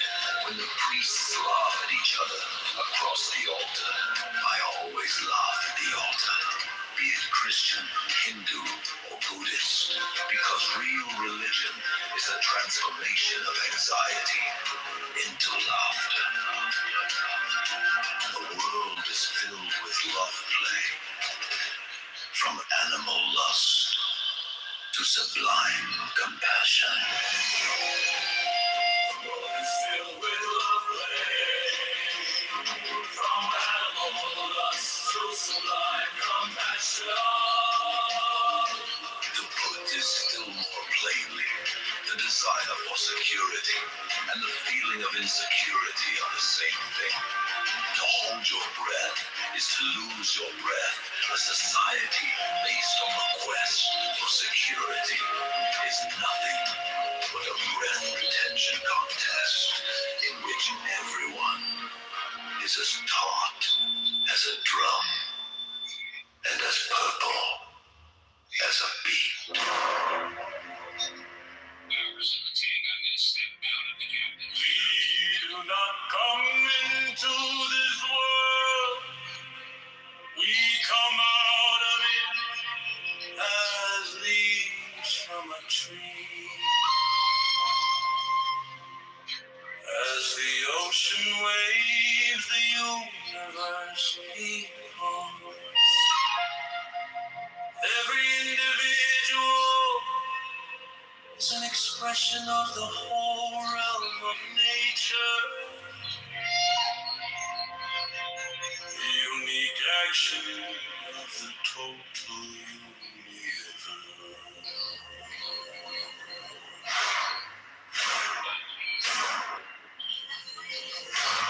If you say that getting the money is the most important thing, you'll spend your life completely wasting your time. You'll be doing things you don't like doing in order to go on living. That is to go on doing things you don't like doing, which is stupid. To remain stable is to refrain from trying to separate yourself from a pain, because you know that you cannot. Running away from fear is fear. Fighting pain is pain. Trying to be brave is being scared. If the mind is in pain, the mind is pain. The thinker has no other form than his thought. There is no escape. One is a great deal less anxious if one feels perfectly free to be anxious. And the same will be said of guilt. And people get all fouled up because they want the world to have meaning, as if it were words, as if you had a meaning, as if you were a mere word, as if you were something that could be looked up in a dictionary. You are meaning. How is it possible that a being with such sensitive jewels as the eyes, such enchanted musical instruments as the ears, and such fabulous arabesque of nerves as the brain can experience itself anything less than a god? A priest once quoted to me the Roman saying that a religion is dead when the priests laugh at each other across the altar. I always laugh at the altar, be it Christian, Hindu, or Buddhist, because real religion is the transformation of anxiety into laughter. The world is filled with love play, from animal lust to sublime compassion.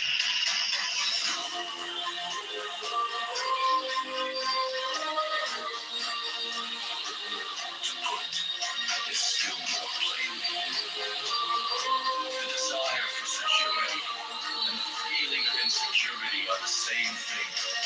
To hold your breath is to lose your breath. A society based on the quest for security is nothing but a breath retention contest in which everyone is as taut as a drum and as purple as a beat.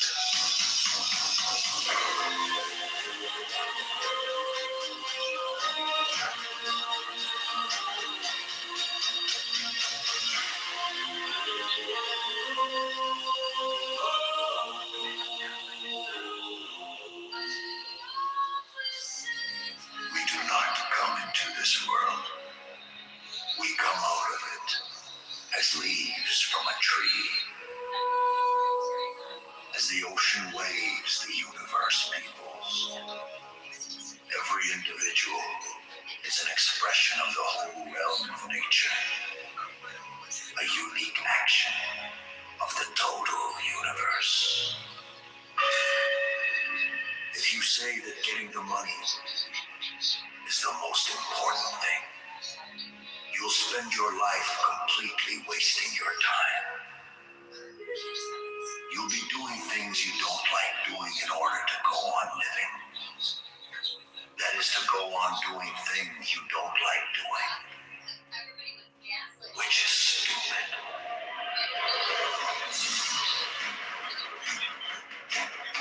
To remain stable is to refrain from trying to separate yourself from pain, because you know that you cannot. Running away from fear is fear. Fighting pain is pain. Trying to be brave is being scared. If the mind is in pain, the mind is pain. The thinker has no other form than his thought. There is no escape.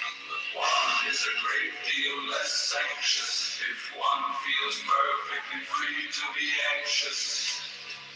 And the same may be said of guilt.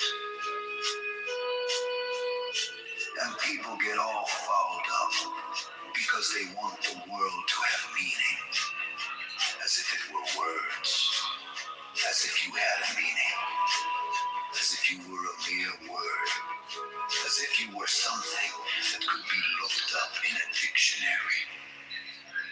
You are meaning. How is it possible that a being with such sensitive jewels as the eyes, such enchanted musical instruments as the ears, and such fabulous arabesque of nerves as the brain can experience itself, anything less than God? A priest once quoted to me the Roman saying that religion is dead when the priests laugh at each other across the altar. I always laugh at the altar, be it Christian, Hindu, or Buddhist, because real religion is the transformation of anxiety into laughter.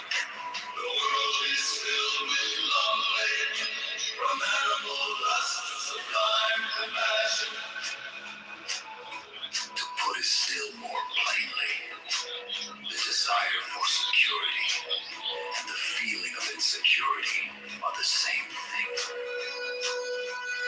To hold your breath is to lose your breath.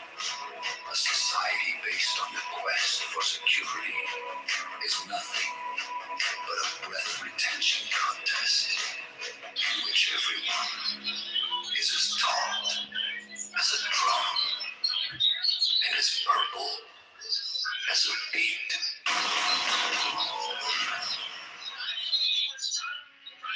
We do not come into this world. We come out of it as leaves from a tree. As the ocean waves, the universe peoples. Every individual is an expression of the whole realm of nature.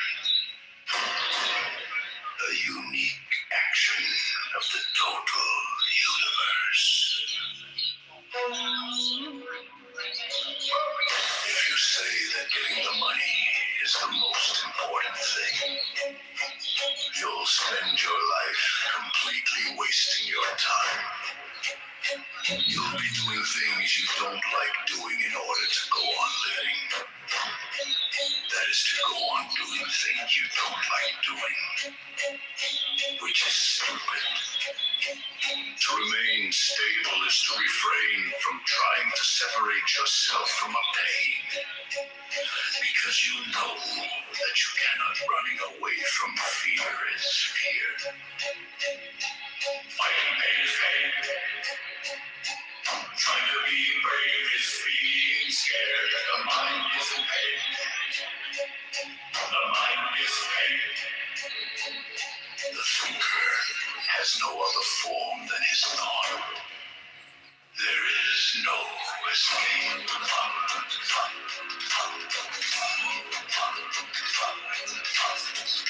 One is a great deal less anxious. If one feels perfectly free to be anxious, then the same may be said of guilt.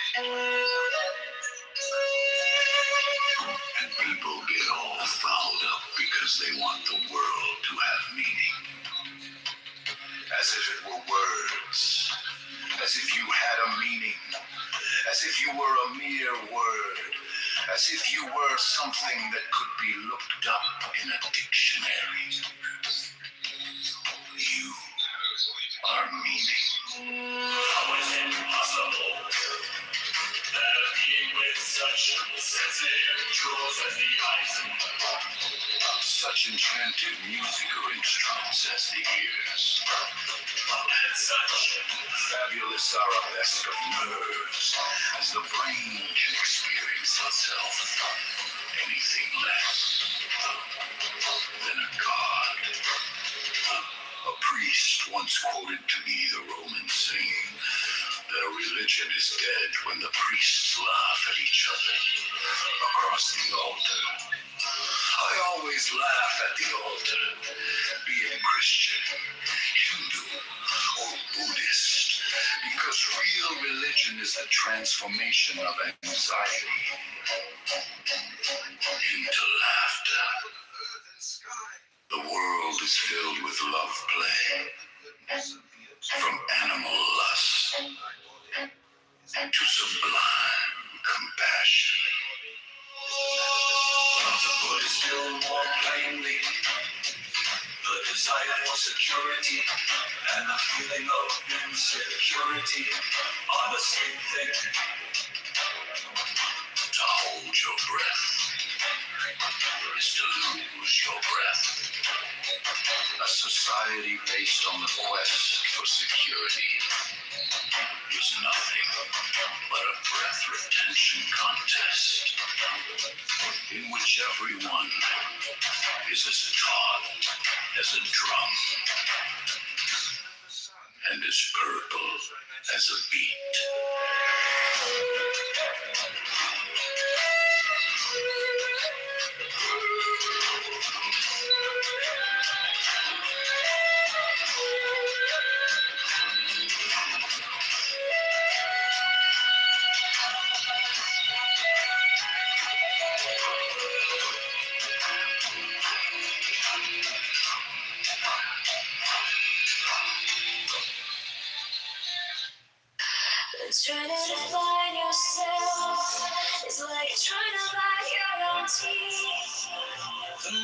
is not the meal. Muddy water is best cleared by leaving it alone. You don't look out there, forgot something in the sky. You look in you. To have faith is to trust yourself to the water. When you swim, don't grab hold of the water. Because if you do, you will sink or drown. Instead you relax and float.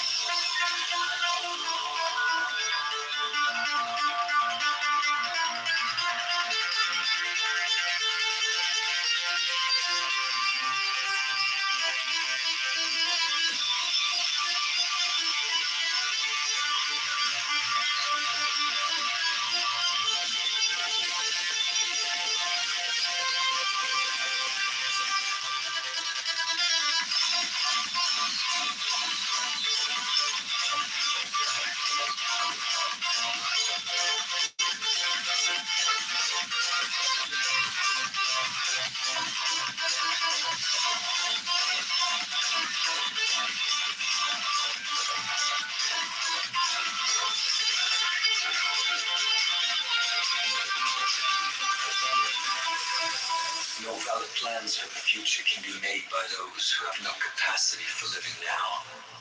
The past and future are real illusions that they exist in the present, which is what there is and all there is. You didn't come into this world, you came out of it like a wave from the ocean. You are no stranger here. We seldom realize, for example, that our most private thoughts and emotions are not actually our own. The only way to make sense out of change is to plunge into it, move with it, join the dance.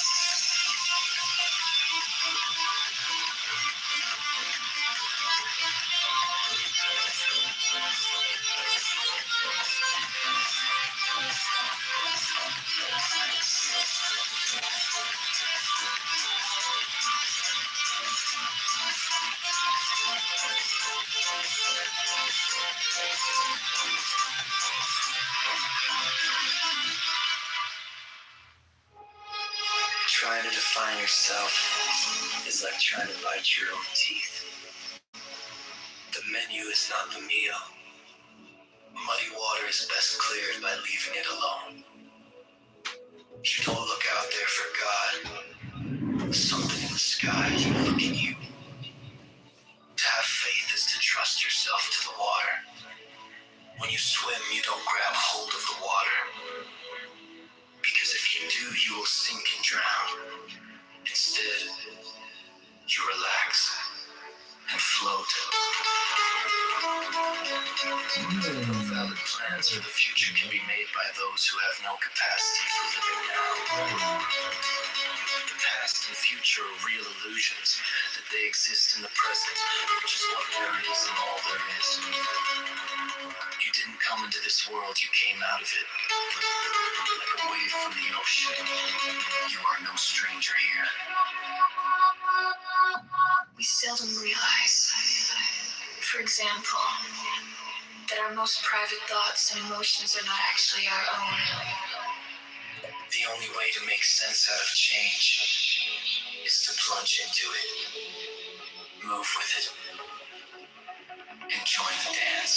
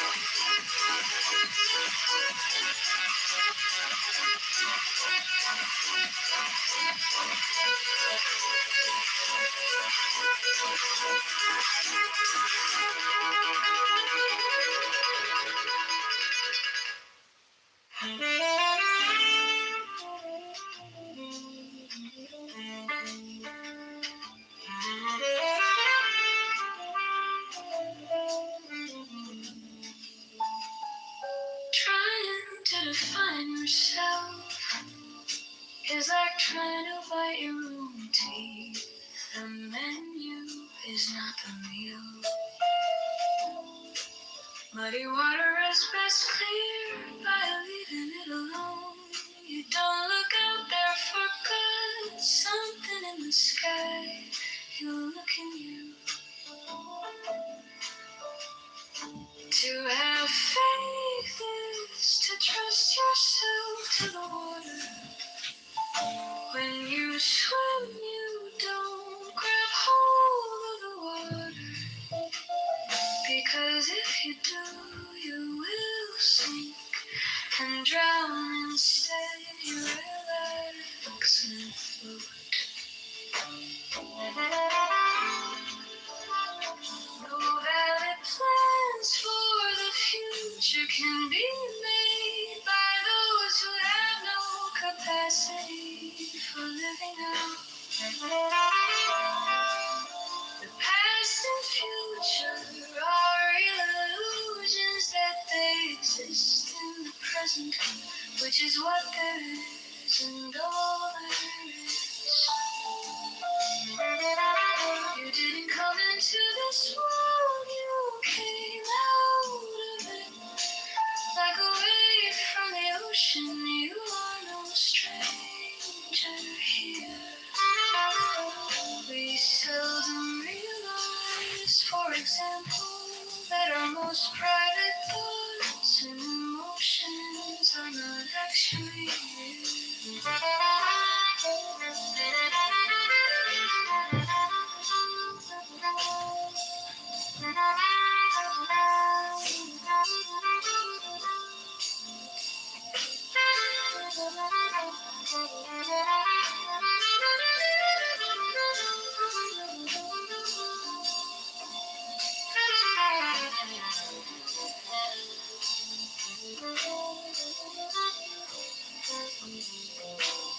The only way to make sense out of change is to plunge into it, move with it, and join the dance.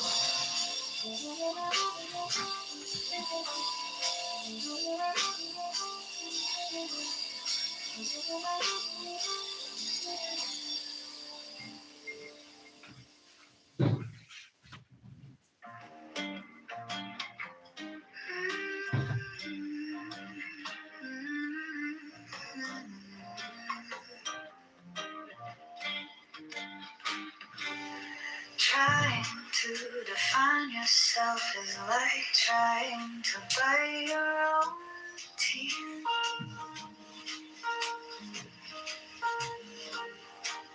The menu is not the meal. Muddy water is best cleared by leaving it alone. You don't look out there for God, something in the sky. You look in you. To have faith is to trust yourself to the water. When you swim, you don't grab hold of the water. Because if you do, you will sink and drown. Instead, you relax and float. No valid plans for the future can be made by those who have no capacity for living now. The past and future illusions that they exist in the present, which is what there is and all there is. You didn't come into this world, you came out of it. Like a wave from the ocean, you are no stranger here. We seldom realize, for example, that our most private thoughts and emotions are not actually our own.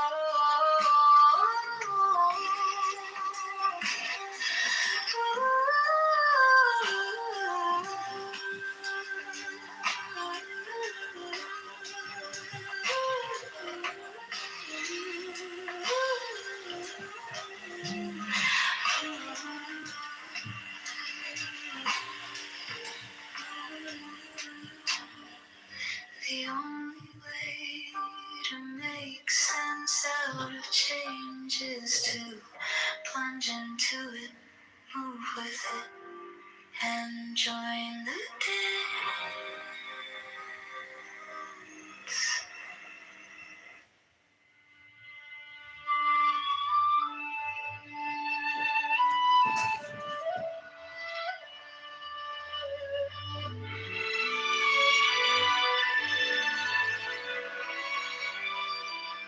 Trying to define yourself is like trying to bite your own teeth. The menu is not the meal. Muddy water is best cleared by leaving it alone. You don't look out there for God, something in the sky. You look in you. To have faith is to trust yourself to the water. When you swim, you don't grab hold of the water. Because if you do, you will sink and drown. Almost charity. Instead, you relax and float. No valid plans for the future can be made by those who have no capacity for living now. The past and future are real illusions that they exist in the present, which is what there is and all there is. You didn't come into this world. You came out of it like a wave from the ocean. You are no stranger here. We seldom realize, for example, that our most private thoughts and emotions are not actually our own. The only way to make sense out of change is to plunge into it, move with it, and join the dance.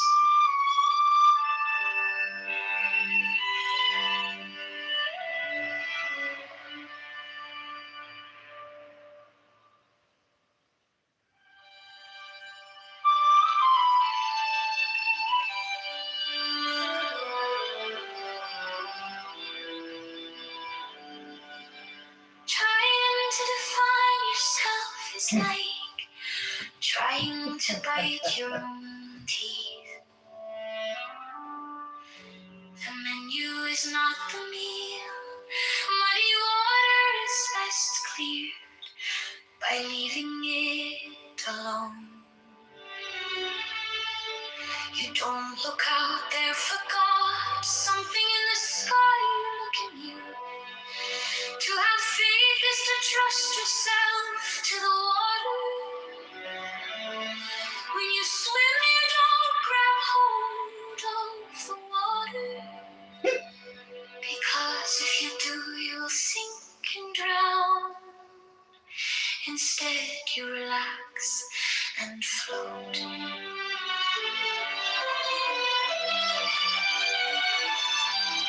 No valid plans for the future can be made by those who have no capacity for living now. The past and future are illusions that they exist in the present, which is what there is and all there is. You didn't come into this world, you came out of it like a wave from the ocean. You are no stranger here. We seldom realize, for example, that our most private thoughts and emotions are not actually our own. The only way to make sense change is to plunge into it, move with it, and join the dawn.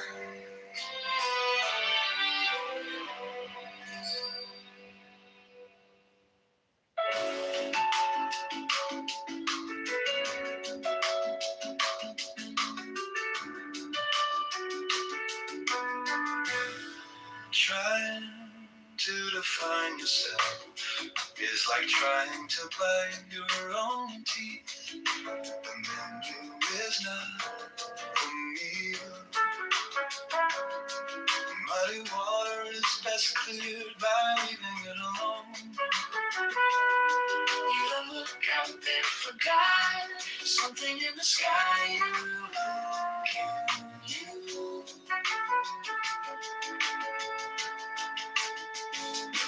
To have faith is to trust yourself to the water. When you swim, you don't grab hold of the water. Because if you do, you will sink and drown. Instead, you relax and flow.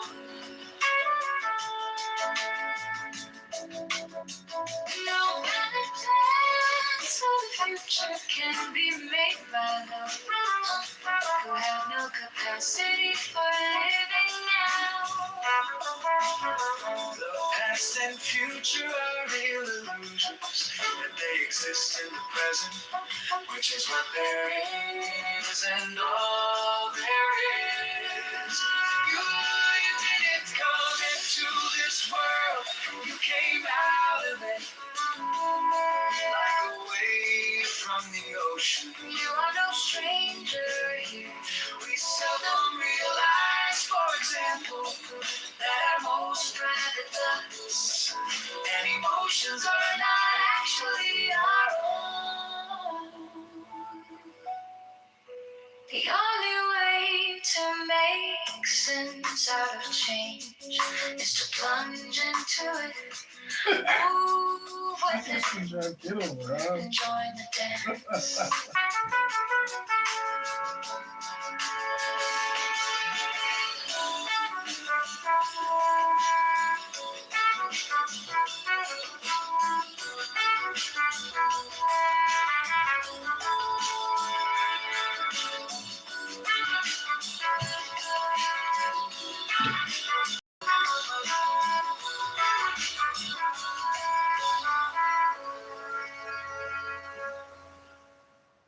Trying to define yourself is like trying to bite your own teeth.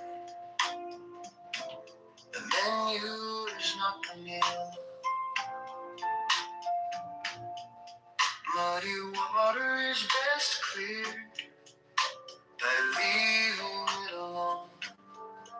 You don't look out there for God, something in the sky. You look in you. To have faith is to trust yourself to the water. When you swim, you don't grab hold of the water. Because if you do, you will sink and drown. Instead, you relax and flow.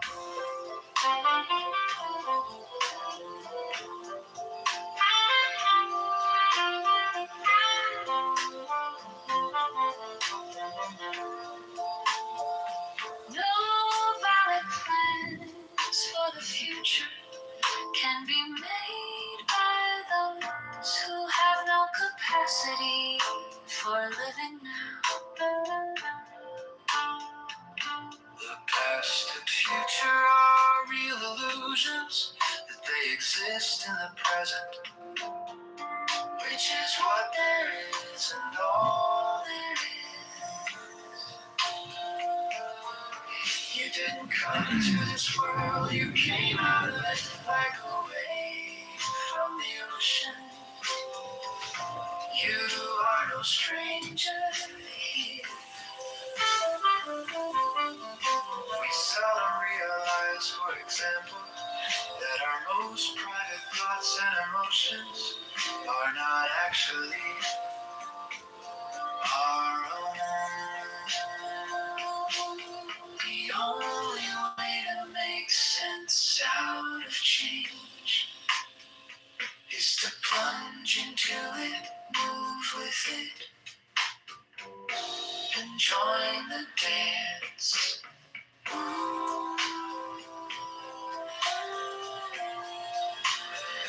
Join the dance.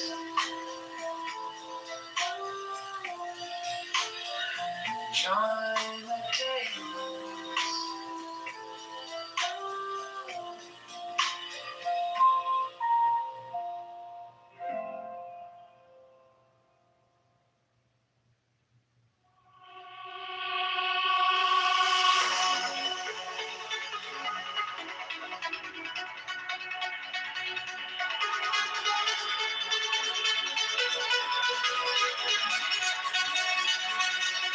Trying to define yourself is like trying to bite your own teeth.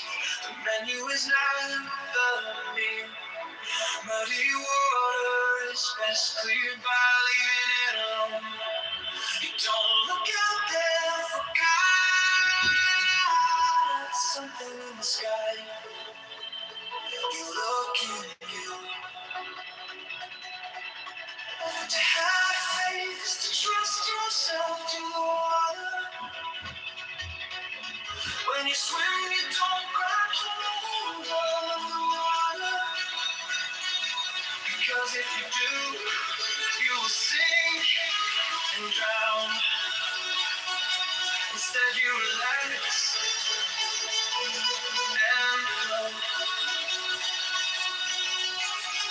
No valid plans for the future can be made by those who have no capacity for living now.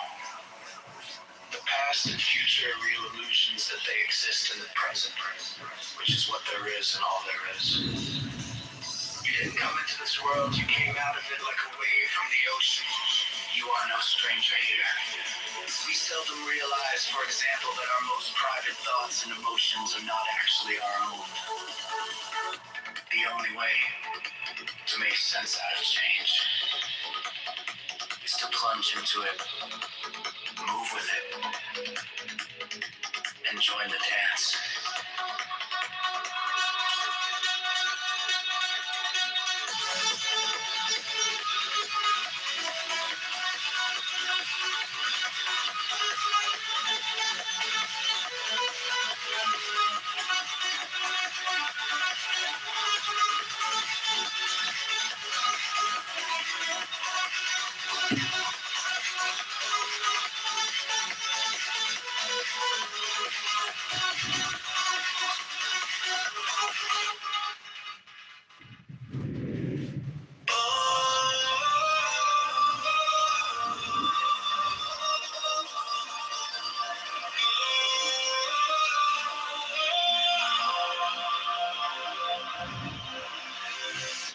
Trying to define yourself is like trying to bite your own teeth.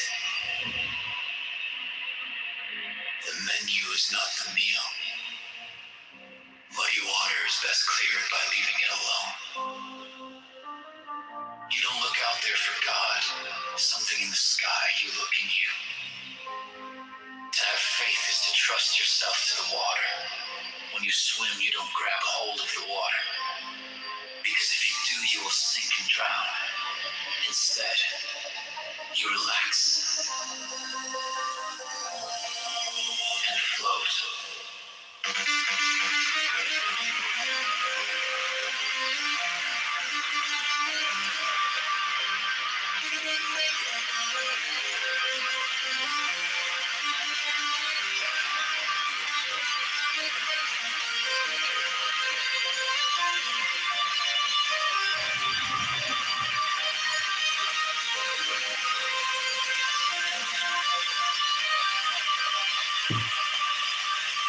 No valid plans for the future can be made by those who have no capacity for living now. The past and future future are real illusions, that they exist in the present, which is what there is and all there is. You didn't come into this world. You came out of it, like a wave from the ocean. You are no stranger here. We seldom realize, for example, that our most private thoughts and emotions are not actually our own. The only way to make sense out of change is to plunge into it, move with it, and join the dance.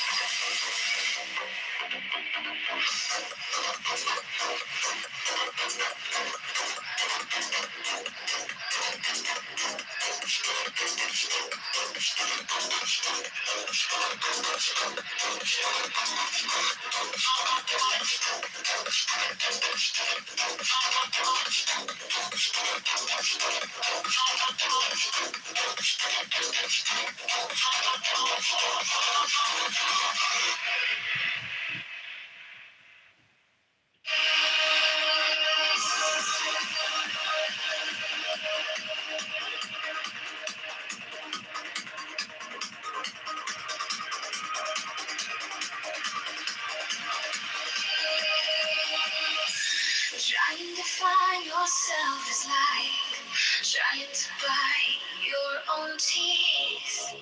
The menu is not the meal.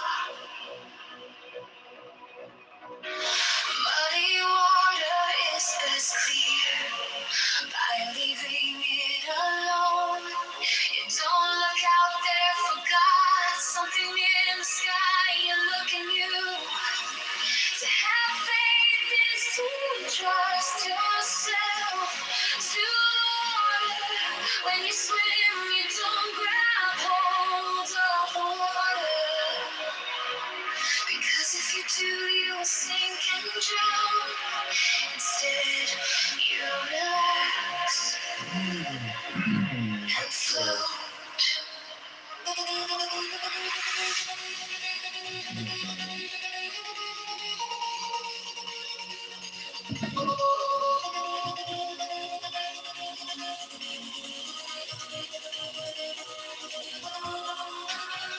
No valid plans for the future can be made by those who have no capacity for living now. The past and future are real illusions, that they exist in the present, which is what there is, and all there is. You didn't come into this world, you came out of it, like a wave from the ocean. You are no stranger here.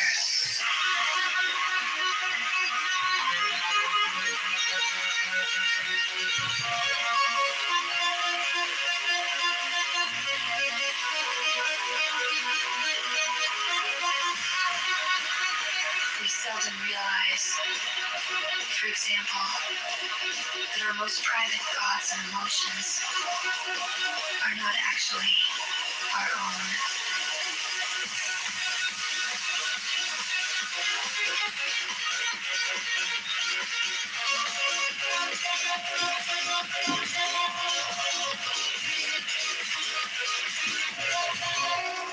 The only way to make sense out of change is to plunge into it, move with it, and join the dance.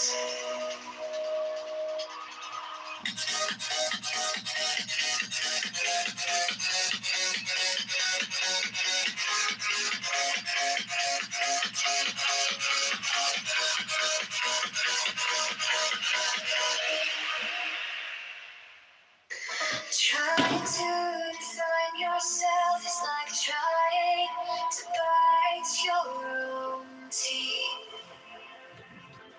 The menu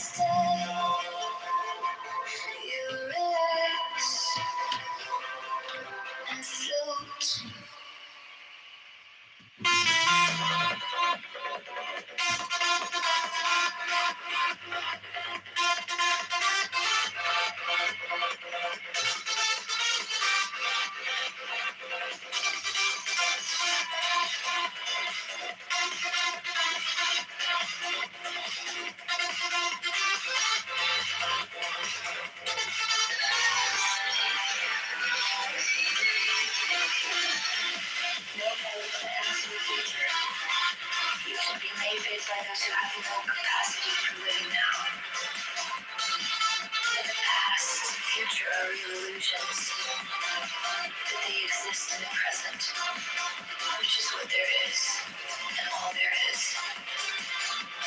You didn't come into this world, you came out of it. Like a wave from the ocean, you are no stranger here. We seldom realize, for example, that our most private thoughts and emotions are not actually our own. The only way to make sense out of change is to plunge into it, move with it, and join the dance.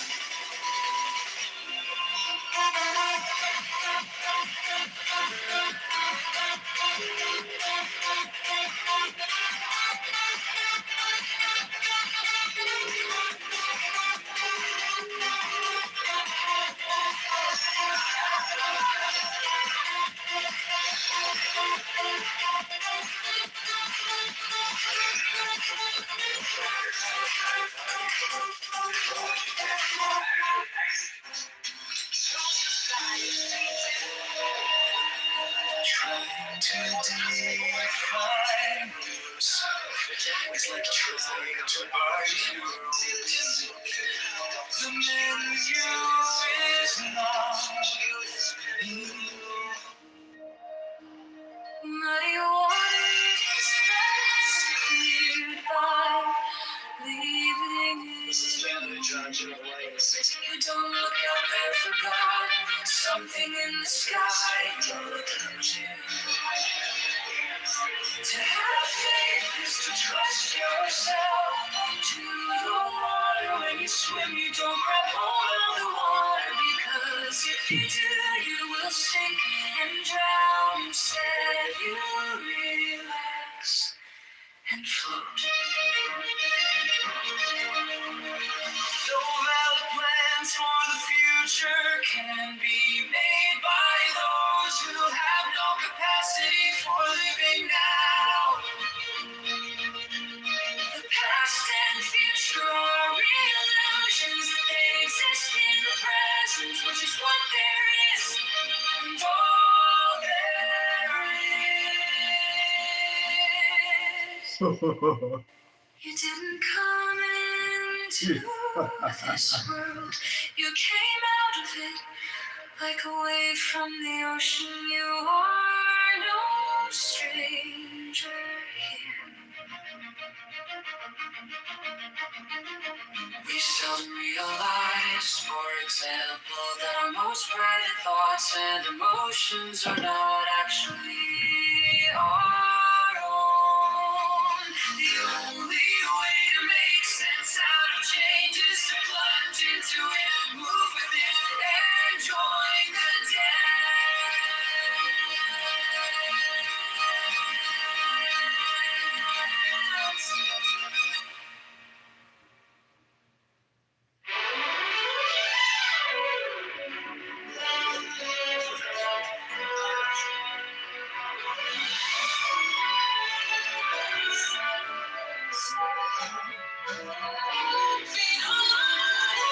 Trying to define yourself is like trying to bite your own teeth. The menu is not. You remain steadfast in my muddy water is best by leaving it low. You don't look out there for God, something in the sky you're looking into. Have faith is to trust yourself to the water. When you swim, you don't grab hold of the water, because if you do, you will sink and drown. Instead, you relax.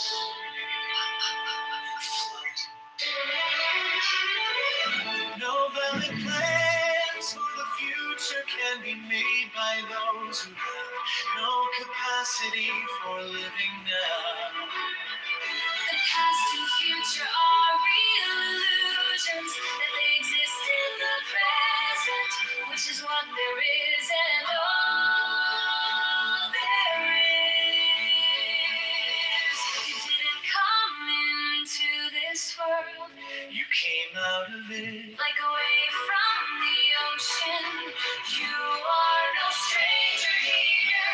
We seldom realize, for example, that our most private thoughts and emotions are not actually our own. The only way to make sense out of change is to plunge into it, move with it, and join the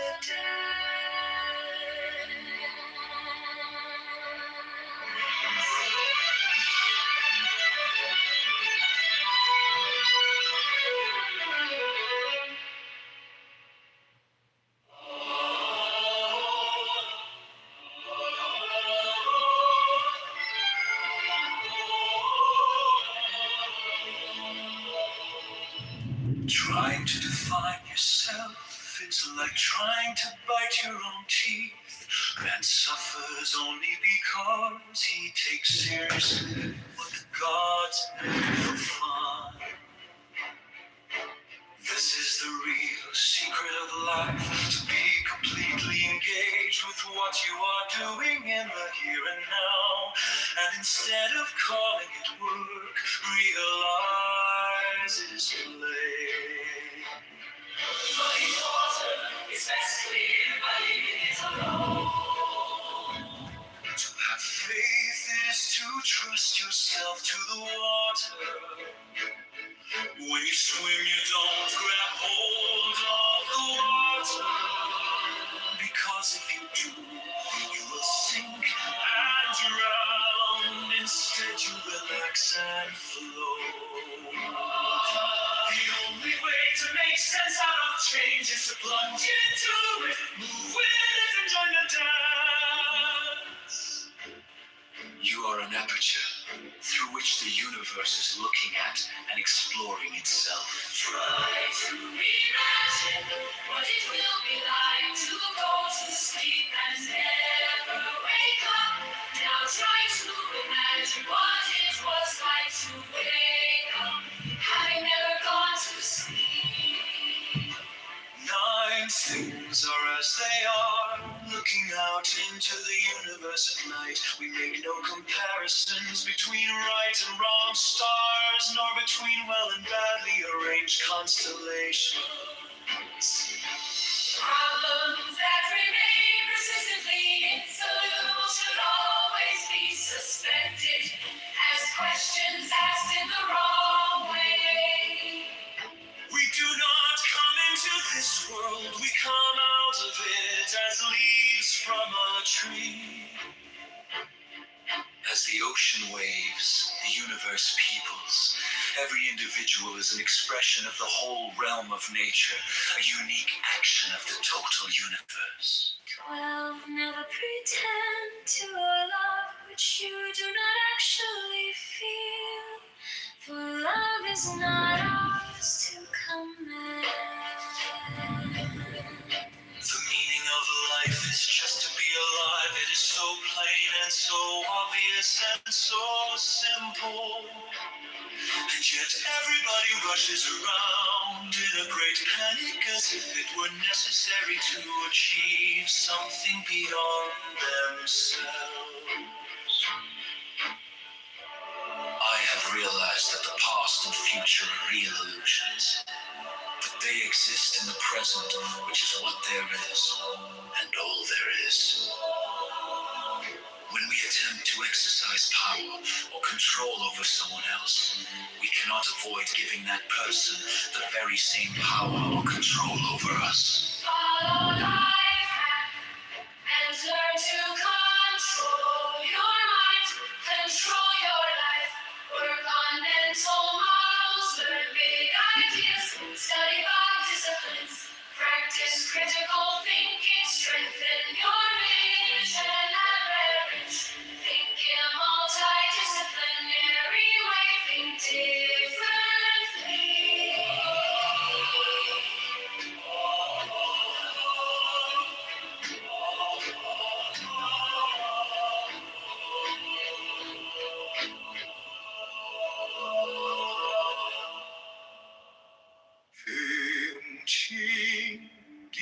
psychology and philosophy quotes from Alan Watts. Trying to define yourself is like trying to bite your own teeth. Man suffers only because he takes seriously what the gods made for fun.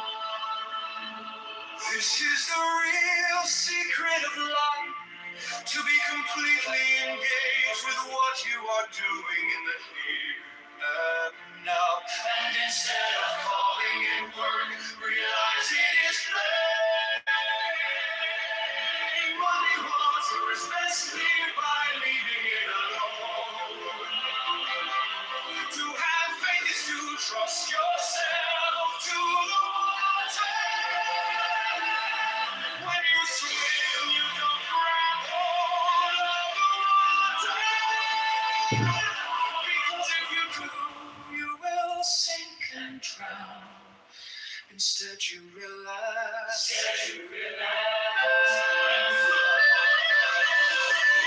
The only way to make sense of change is to plunge into to which the universe is looking at and exploring itself. Try to imagine what it would be like to go to sleep and never wake up. Now try to imagine what it was like to wake up, having never gone to sleep. 9. Things are as they are. Looking out into the universe at night, we make no comparisons between right and wrong stars, nor between well and badly arranged constellations. Problems that remain persistently insoluble should always be suspected as questions asked in the wrong way. We do not come into this world. We come out of it as leaves from a tree. As the ocean waves, the universe peoples. Every individual is an expression of the whole realm of nature, a unique action of the total universe. 12. Never pretend to love which you do not actually feel, for love is not ours to command. The meaning of life is just to be alive. It is so plain and so obvious and so simple. And yet everybody rushes around in a great panic as if it were necessary to achieve something beyond themselves. But I realize that the past and future are real illusions, and they exist in the present, which is what there is and all there is. When we attempt to exercise power or control over someone else, we cannot avoid giving that person the very same power or control over us. Follow life back and learn to control. Control your life. Learn big ideas. Study hard disciplines. Recognize critical thinking. Strengthen your vision and leverage. Disciplinary way.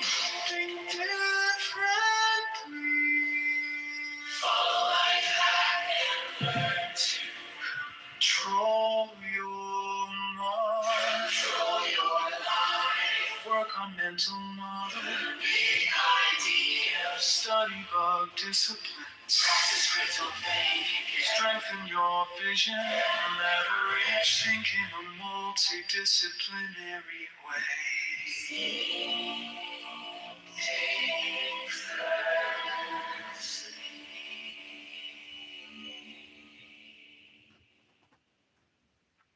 15 deep psychology and philosophy quotes from Alan Watts. Trying to define yourself is like trying to bite your own teeth. Man suffers only because he takes seriously what the gods made for fun. This is the real secret of life. To be completely engaged with what you are doing in the here and now. And instead of calling it work, realize it is play. Muddy water is best cleared by leaving it alone. To have faith is to trust yourself to the water. When you swim, you don't grab hold of the water. Because if you do, you will sink and drown. Instead, you relax and float. The only way to make sense out of change is to plunge into it, move with it, and join the dance. You are an aperture through which the universe is looking at and exploring itself. Try to imagine what it will be like to go to sleep and never wake up. Now try to imagine what it was like to wake up having never gone to sleep. Things are as they are. Looking out into the universe at night, we make no comparisons between right and wrong stars, nor between well and badly arranged constellations. Problems that remain persistently insoluble should always be suspected as questions asked in the wrong way. We do not come into this world, we come out of it, as leaves from a tree. As the ocean waves, the universe peoples every individual as an expression of the whole realm of nature. A unique action of the total universe. 12. Never pretend to love what you do not actually feel. For love is not ours to command.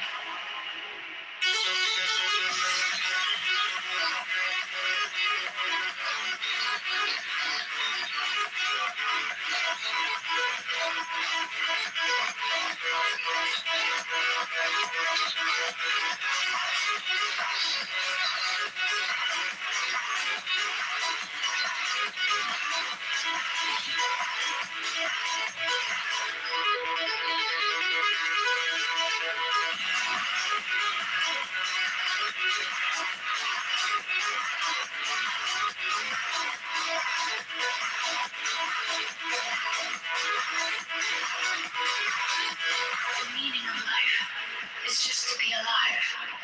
It is so plain and so obvious and so simple. And yet, everybody rushes around in a great panic, as if it were necessary to achieve something beyond themselves. I have realized that the past and future are real illusions, that they exist in the present, which is what there is, and all there is. When we attempt to exercise power or control over someone else, we cannot avoid giving that person the very same power or control over us. Follow life hack and learn to control your mind, control your life,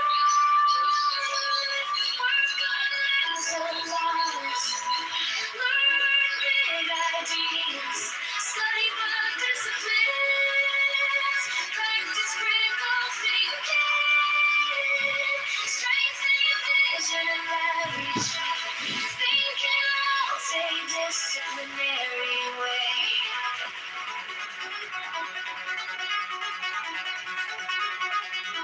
Think differently.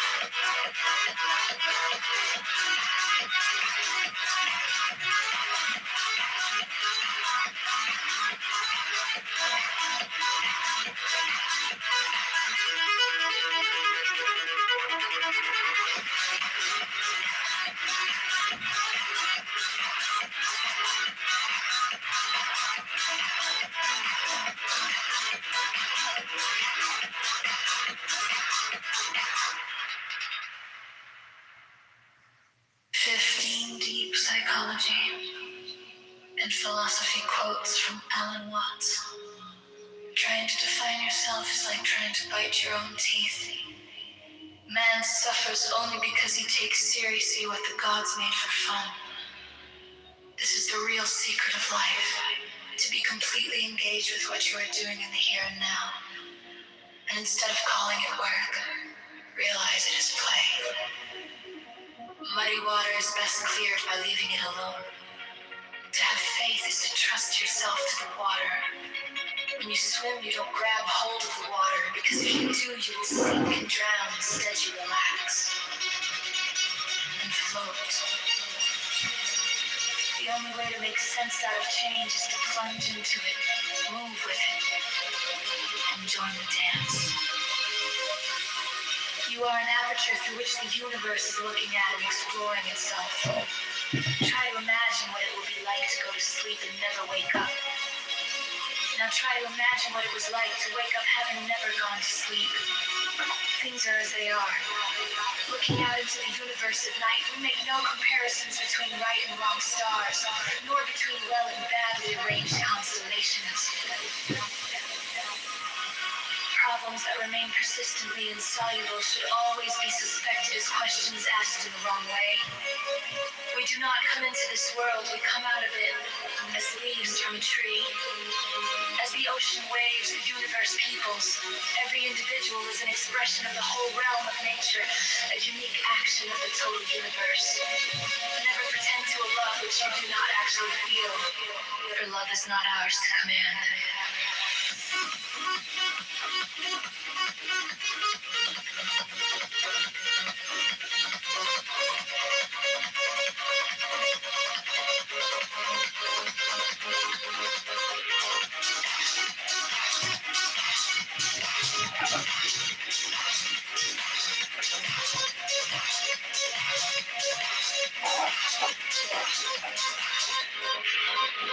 The meaning of life is just to be alive.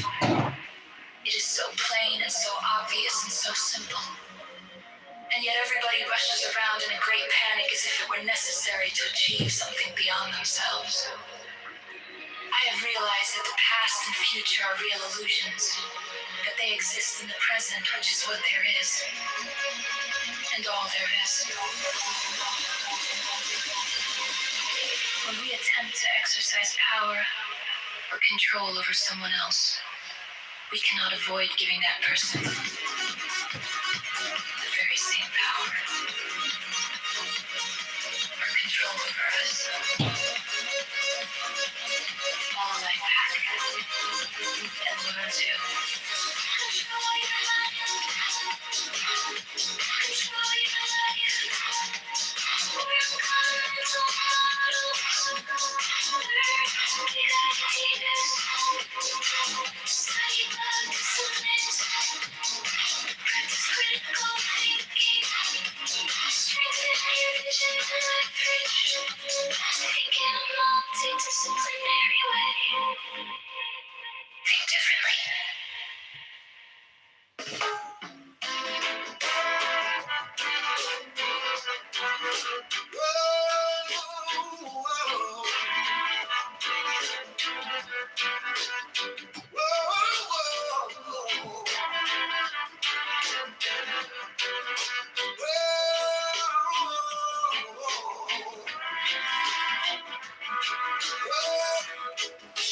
Trying to define yourself is like trying to bite your own teeth.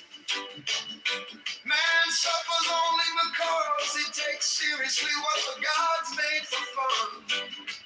This is the real secret of life, to be completely engaged with what you are doing in the here and now. And instead of calling it work, realize it is play. Muddy water is best cleared by leaving it alone. To have faith is to trust yourself to the water. When you swim, you don't grab hold of the water, because if you do, you will sink and drown. Instead, you relax and float. The only way to make sense out of change is to plunge into it, move with it, and join the dance.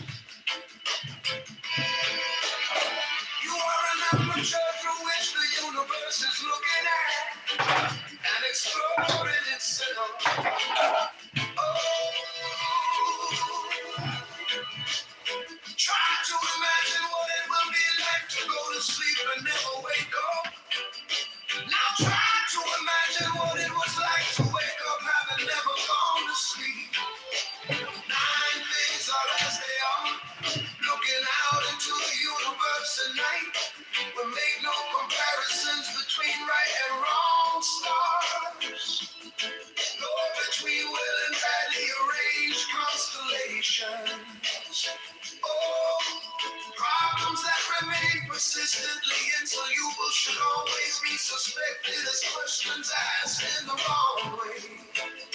Oh, we do not come into this world, we come out of it as leaves from a tree. Oh, as the ocean waves, the universe peoples, every individual is an expression of the whole realm of nature, a unique action of the total universe. Never pretend to a love which you do not actually feel.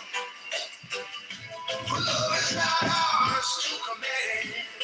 Oh, the meaning of life is just to be alive. It is so plain and so obvious and so simple. Oh, and yet everybody rushes around in a great panic, as if it were necessary to achieve something beyond themselves. Oh, I have realized that the past and future are real illusions, that they exist in the present, which is what there is and all there is.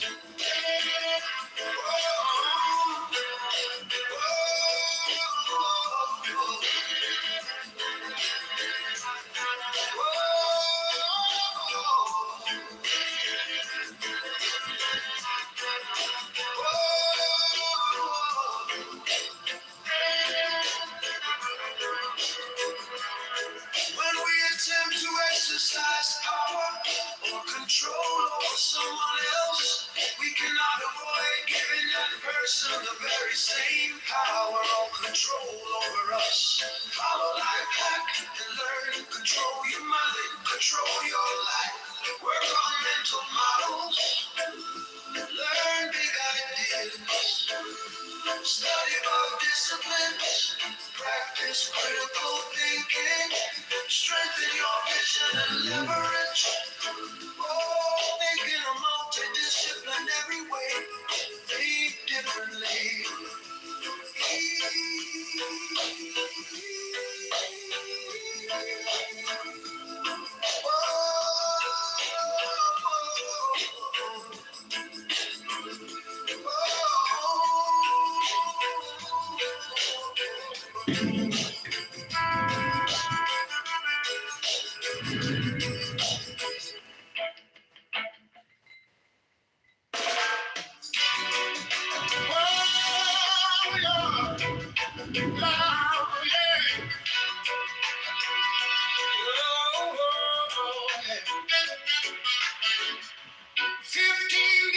Psychology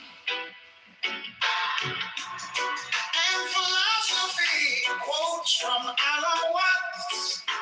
Trying to define yourself is like trying to bite your own teeth. Man suffers only because he takes seriously what the gods made for fun. This is the real secret of life, to be completely engaged with what you are doing in the here and now. And instead of calling it work, realize it is play. For muddy water is best cleared by leaving it alone. To have faith is to trust yourself to the water. When you swim, you don't grab hold of the water, because if you do, you will sink and drown. Instead, you relax and flow. Oh, yeah. Yes, flow. Oh, yeah. The only way to make sense out of change is to plunge into it, move with it, and join the dance. You are an aperture through which the universe is looking at and exploring itself. Try to imagine what it will be like to go to sleep and never wake up.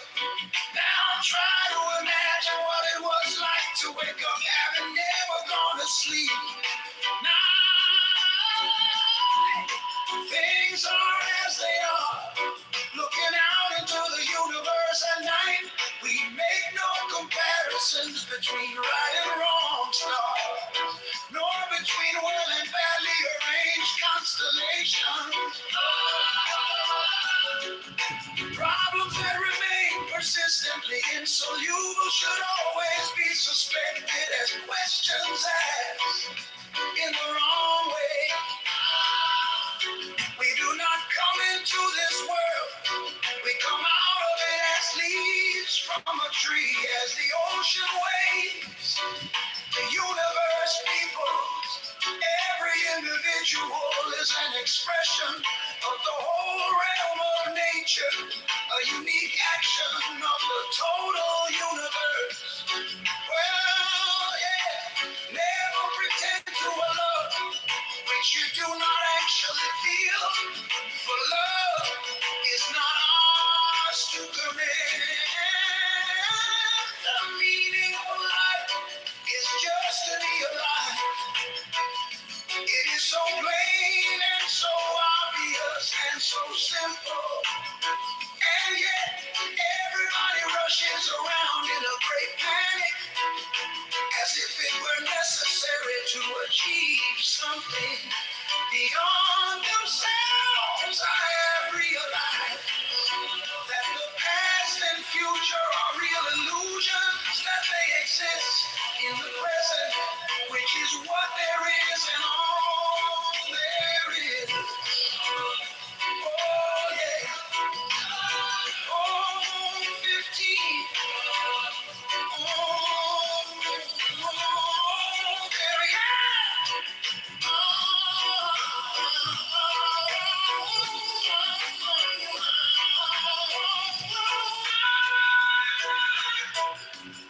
When we attempt to exercise power or control over someone else, we cannot avoid giving that person the very same power or control over us. Follow life hack and learn to control your mind. Control your life, work on mental health. Learn big ideas, study for disciplines. Practice critical thinking. Strengthen your vision and leverage. Think in a multidisciplinary way. Think differently. Think differently.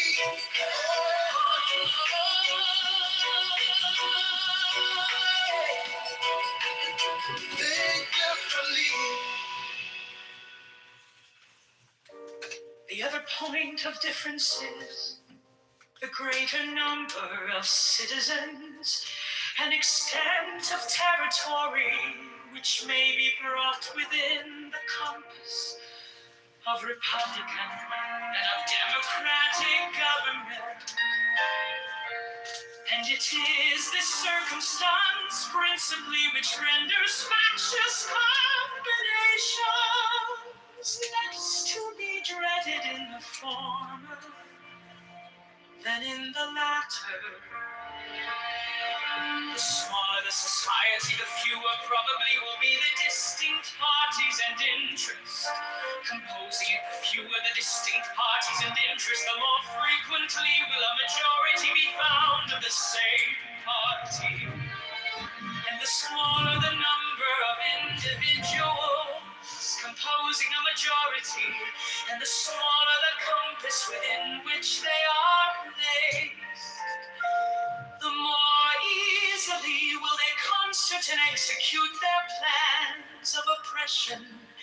Extend the sphere and you take in a greater variety of parties and interests. You make it less probable that a majority of the whole will have a common motive to invade the rights of other citizens. Or if such a common motive exists, it will be more difficult for all who feel it to discover their own strength and to act in unison with each other besides other impediments. It may be remarked that where there is a consciousness of unjust or dishonorable purpose, versus communication is always checked by distrust in proportion to the number whose concurrence is necessary. Hence, it clearly appears that the same advantage which a republic has over a democracy in controlling the effects of faction is enjoyed by a large over a small republic, is enjoyed by the Union over the states composing it. Does the advantage consist in the substitution of representatives whose enlightened views and virtuous sentiments render them superior to local prejudices and schemes of injustice?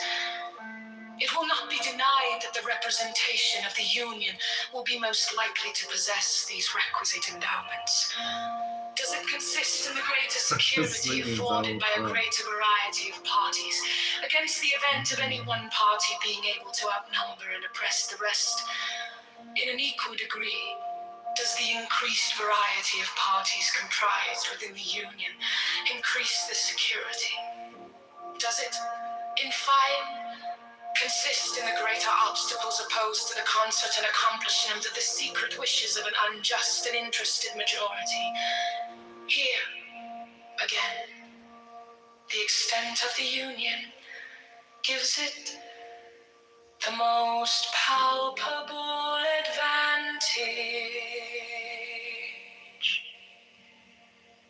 The other point of difference is the greater number of citizens, an extent of territory which may be brought within the compass of republican and of democratic government, and it is this circumstance principally which renders factious combinations less to be dreaded in the former than in the latter. The smaller the society, the fewer probably will be the distinct parties and interest composing it. The fewer the distinct parties and interest, the more frequently will a majority be found of the same party.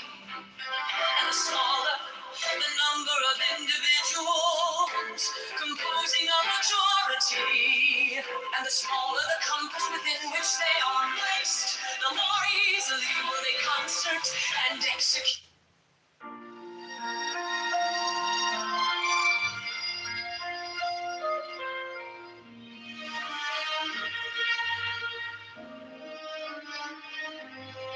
Too often no resistance to life is to be in a state of grace, ease, and lightness. Eckhart Tolle. I remember awakening one morning and finding everything smeared with the color of forgotten love. The sooner one develops compassion in this journey, the better compassion lets us appreciate that each individual is doing what he or she must do, and that there is no reason to judge another person or oneself. You merely do what you can to further your own awakening. The whole world opens when we accept this moment, this very moment. When one realizes one is asleep, at that moment one is already halfway. Fortunately, some are born with spiritual immune systems that sooner or later give rejection to the illusory worldview grafted upon them from birth through social conditioning. They begin sensing that something is amiss and start looking for answers in a knowledge, and the anomalous outer experiences show them a side of reality others are oblivious to. And so begins their journey of awakening. Each step of the journey the heart instead of following the crowd, and by choosing knowledge over the veils of ignorance. Be kind to yourself as you proceed along this journey. This kindness in itself is a means of awakening the spark of love within you and helping others to discover that spark within themselves. I surround myself with authentic and loving people who share my journey of personal growth and awakening. A soulmate is the one person whose love is powerful enough to motivate you to meet your soul, to do the emotional work of self-discovery, of awakening. Know yourself, be yourself, love yourself, seek goodness and be goodness, seek beauty and be beauty, seek love and be love. Final awakening is the embracing of the darkness into the light.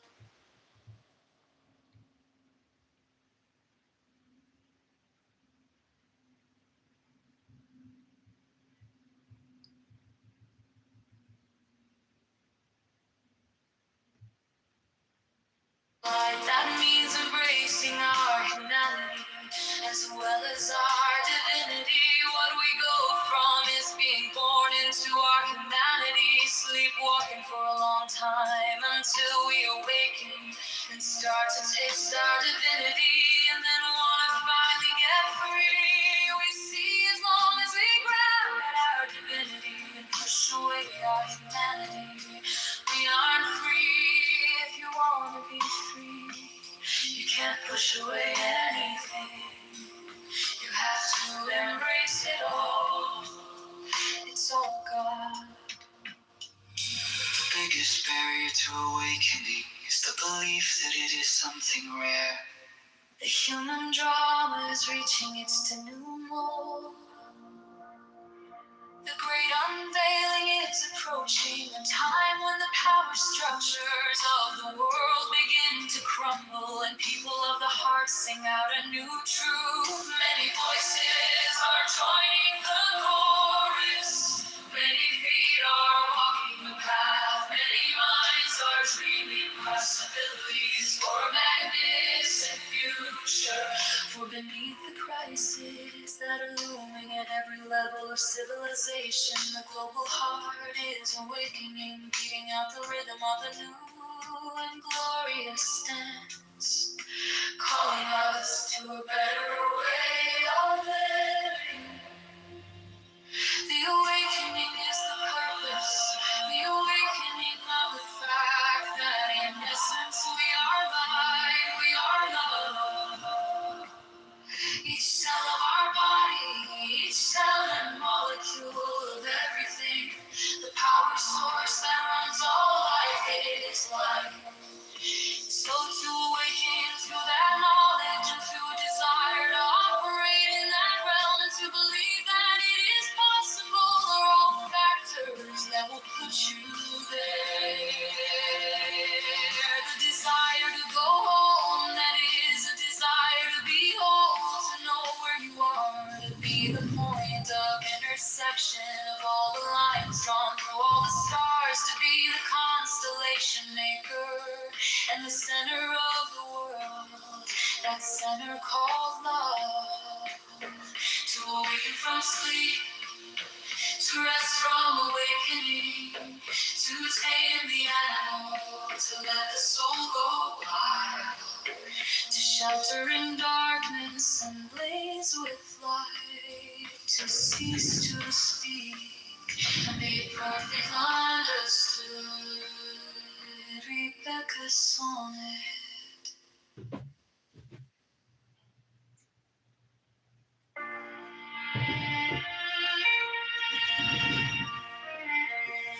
Too often no resistance to life is to be in a state of grace, ease, and lightness.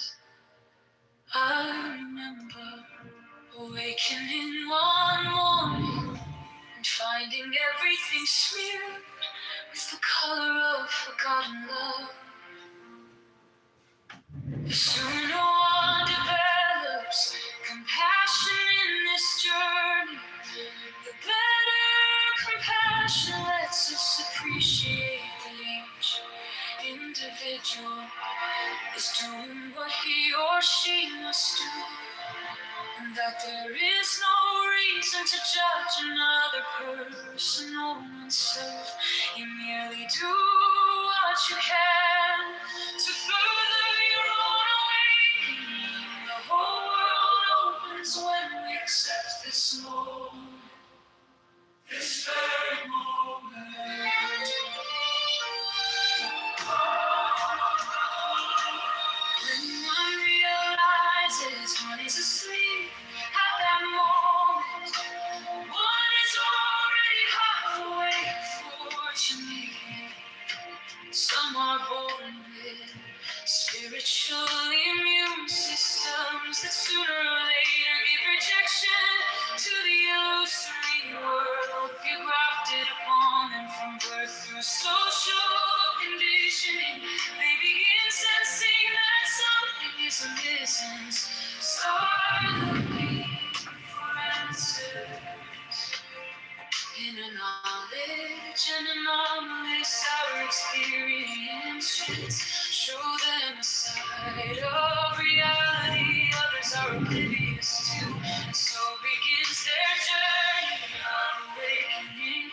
Each step of the journey is made by following the heart instead of following the crowd, and by choosing knowledge over the veils of ignorance. Be kind to yourself as you proceed along this journey. This kindness in itself is a means of awakening the spark of love within you, and helping others to discover that spark within themselves.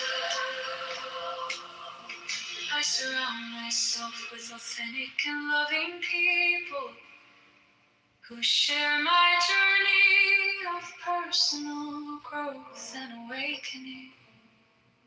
The soulmate is the one person whose love is powerful enough to motivate you to meet your soul, to do the emotional work of self-discovery, of awakening. Know yourself, be yourself, love yourself, seek goodness and be goodness, seek beauty and be beauty, seek love and be love. The final awakening is the embracing of the darkness into the light that needs embracing our humanity as well as our divinity. What we go from is being born into our humanity, sleepwalking for a long time until we awaken and start to taste our divinity, and then want to finally get free. You see, as long as we grab at our divinity and push away our humanity, we are free. If you wanna be free, you can't push away anything. You have to embrace it all. It's all God. The biggest barrier to awakening is the belief that it is something rare. The human drama is reaching its dim noon. The great unveiling is approaching, a time when the power structures of the world begin to crumble and people of the heart sing out a new truth. Many voices are joining the chorus, many feet are walking the path, many minds are dreaming possibilities for a magnificent future, for beneath the crises that are looming at every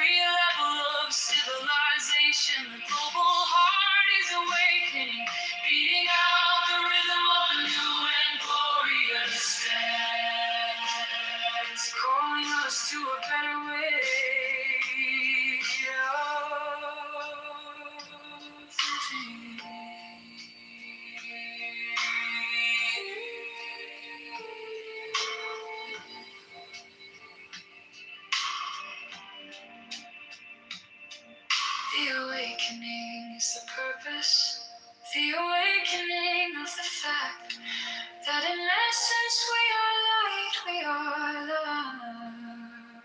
Each cell of our body, each cell and molecule of everything, the power source that runs all life is life. So to awaken to that knowledge and to desire to operate in that realm and to believe that it is possible are all factors that will put you there.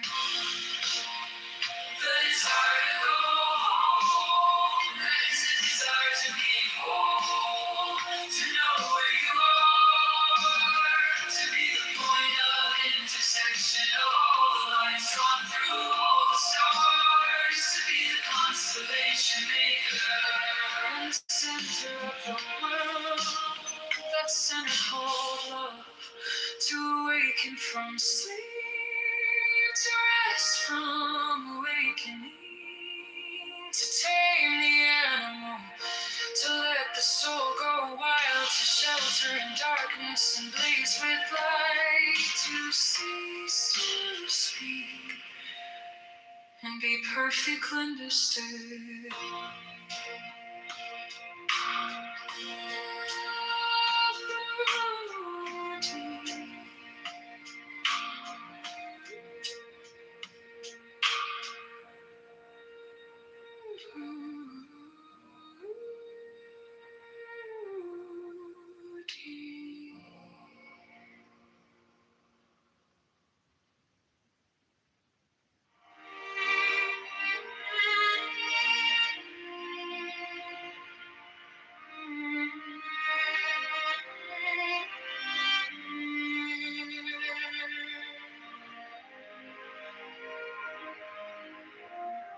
Through spiritual maturity, you will see new ways to avoid unnecessary suffering, wise ways to endure unavoidable hardships with grace, and opportunities to turn your pain into lessons of service and healing for others. Your hard journey has had a great purpose. Your pain was always a part of a plan to open your heart to love, have faith. A miracle is happening in your life. The miracle of pain is transforming you to your highest self. As soon as you look at the world through an ideology, you are finished. No reality, it's an ideology. Life is beyond that. That is why people are always searching for a meaning to life. Meaning is only found when you go beyond meaning. Life only makes sense when you perceive it as mystery, and it makes no sense to the conceptualizing mind. Everything comes by being. Be the love you seek, be the friend you seek, be the lover you seek, be the honesty you seek, be the integrity you seek, be the patience you seek, be the tolerance you seek, be the connection you seek. Perhaps one of the most powerful keys to determining our experience of the months ahead comes from a shift in thinking that invites us beyond asking, what can I get from the world that exists, to asking, what can I offer to the world that is awakening? The way we answer this question as individuals becomes our collective answer to what comes next.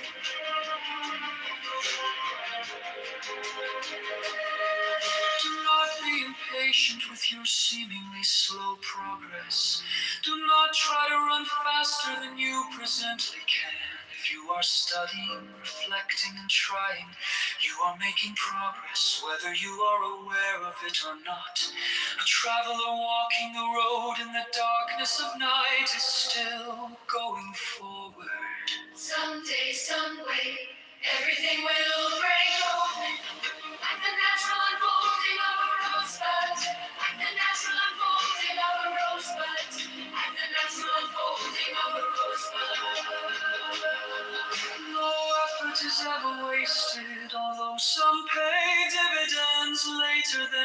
think. Do not imagine that you wasted your time because something didn't turn out right. There is no such thing as a waste in the universe. Everything yields benefit. It's true, and your life will show you this. So don't decry the effort that failed. All things lead to your highest good. You just may not know it yet. True happiness comes not when we get rid of all of our problems, but when we change our relationship to them, when we see our problems as a potential source of awakening, opportunities to practice and to learn. We are awakening to that marvelous truth, that Christ is not in the heavens only, nor the atmosphere only, but Christ is in you. Don't change just so people will like you. Like yourself and your relationships will change. There are people who will love you for you. I prefer to be true to myself, even at the hazard of incurring the ridicule of others, rather than to be false and to incur my own abhorrence. A kind of light spread out from her, and everything changed color, and the world opened out, and the day was good to awaken to. And there were no limits to anything, and the people of the world were good and handsome, and I was not afraid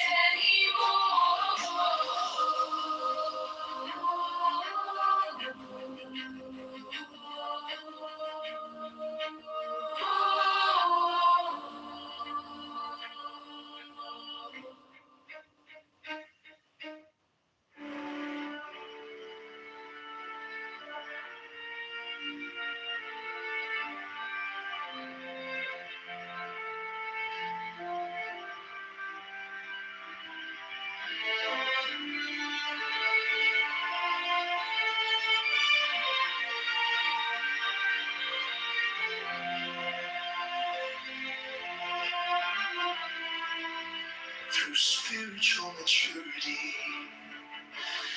you will see new ways to avoid unnecessary suffering, wiser ways to endure unavoidable hardships with grace, and opportunities to turn your pain into lessons of service and healing for others. Your heart journey has had a great purpose. Your pain was always a part of a plan to open your heart to love. Have faith, a miracle is happening in your life. The miracle of pain is transforming you to your highest self. As soon as you look at the world through an ideology, you are finished. No reality fits an ideology. Life is beyond that. That is why people are always searching for a meaning to life. Meaning is only found when you go beyond meaning. Life only makes sense when you perceive it as a mystery. And it makes no sense to the conceptualizing mind. Anything else like anything above your seat. Be a friend you see. Be the Lord you see. Be the honest you see. Be the temperate you see. Be the tolerance you see. Be the compassion you see. Perhaps one of the most powerful keys to determining our experience of the months ahead comes from a shift in thinking that invites us beyond asking, what can I get from the world that exists, to asking, what can I offer to the world that is awakening? The way we answer this question as individuals becomes our collective answer to what comes next. Do not be impatient with your seemingly slow progress. Do not try to run faster than you presently can. If you are still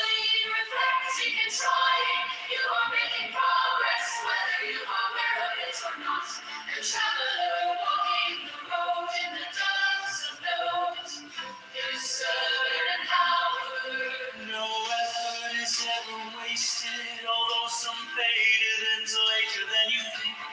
Do not imagine that you wasted your time because something didn't turn out right. There is no such thing as waste in the universe. Everything yields benefit, it's true. And your life will show you this. So don't decry the effort that failed. All things lead to your highest good. You just may not know it yet. True happiness comes not when we get rid of all of our problems, but when we change our relationship to them. When we see our problems as a potential source of awakening, opportunities to practice and to learn. We are awakening to that marvelous truth that Christ is not in the heavens only, or the atmosphere only, but Christ is in you. Don't change just so people will like you. Like yourself, and your relationships will change. There are people who will love you for you. I prefer to be true to myself, even at the hazard of incurring the ridicule of others, rather than to be false and to incur my own apologies. Kind of light spread out from her, and everything changed color. And the world opened out, and the day was good to awaken to. And there were no limits to anything, and the people of the world were good and handsome, and I was not afraid anymore.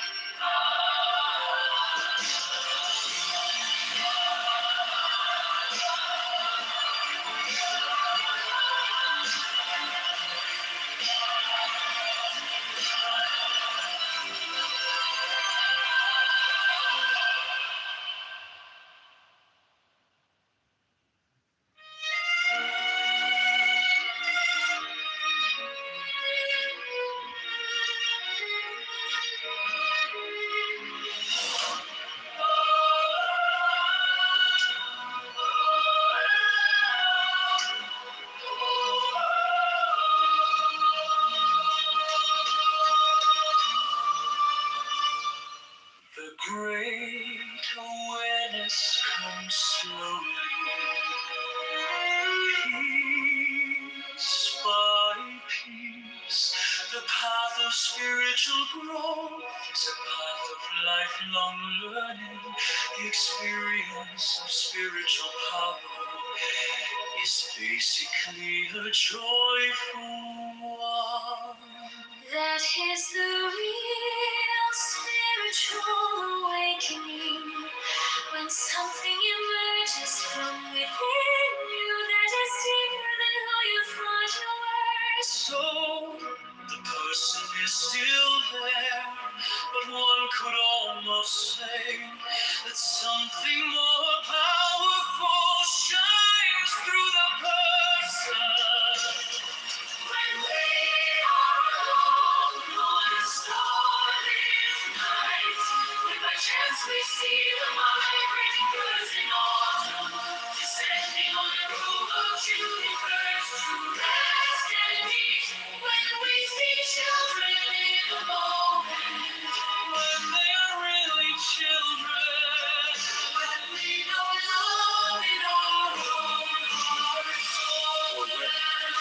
Like the Japanese poet Basho, we hear an old frog land in a quiet pond, with a solitary splash at such times. The awakening, the turning inside out of all values, the newness, the emptiness and the purity of vision that make themselves evident. All these provide a glimpse of the cosmic depths. Once the soul awakes, the search begins, and you can never go back. From then on, you are inflamed with a special longing that will never again let you linger in the lowlands of complacency and partial fulfillment. The eternal makes you urgent, you are loath to let compromise or the threat of danger hold you back from striving toward the summit of fulfillment. The present moment hardly exists. Only past and future are considered important. This total reversal of the truth accounts for the fact that in the ego mode, the mind is so dysfunctional. It is always concerned with keeping the past alive, because without it, who are you? The voice of the sea speaks to the soul. A single event can awaken within us a stranger totally unknown to us.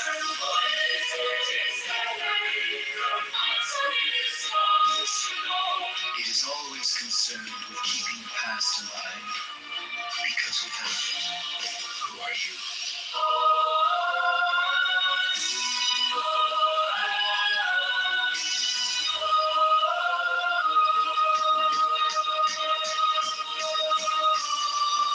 The voice of the sea speaks to the soul.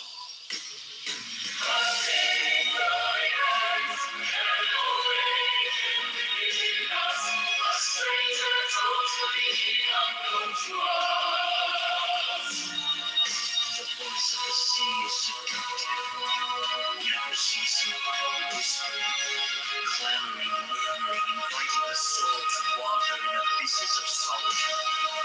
Softly and kindly remind yourself I cannot own anything. It is a valuable thought to keep in mind as you struggle to improve your financial picture. Worry about investments and plan how to acquire more and more. It is a universal principle which you are part of. You must release everything when you truly awaken. Are you letting your life go by in frustration and worry over not having enough? If so, relax and remember that you only get what you have for a short period of time. When you awaken, you will see the folly of being attached to anything. When we are alone on a starlit night, when by chance we see the migrant birds in autumn, descending on a grove of Juniper to rest and eat, when we see children in a moment, When they are really children.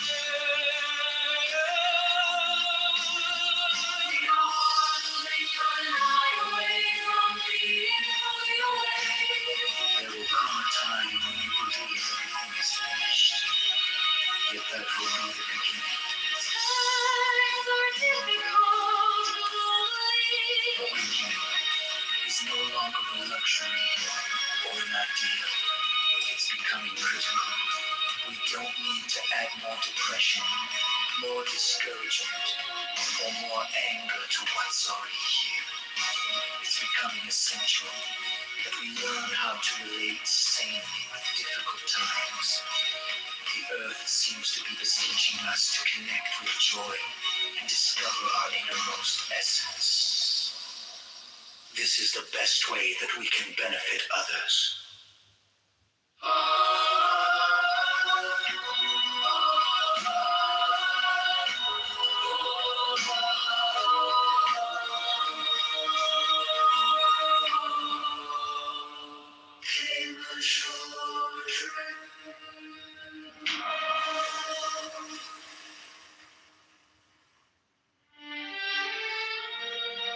The great awareness comes slowly, piece by piece.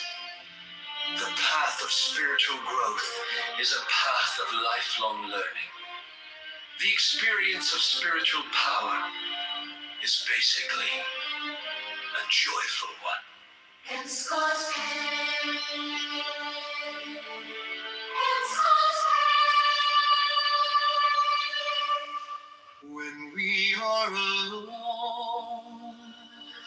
starlit night, when by chance we see the migrating birds in autumn descending on a grove of junipers to rest and eat, when we see children in a moment, when they are really children, when we know love in our own hearts.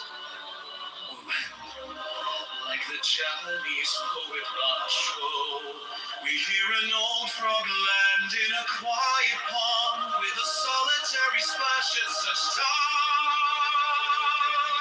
The awakening, the turning inside out of all values, the newness, the emptiness, and the purity of vision that make themselves evident. All these provide a glimpse of the cosmic depth.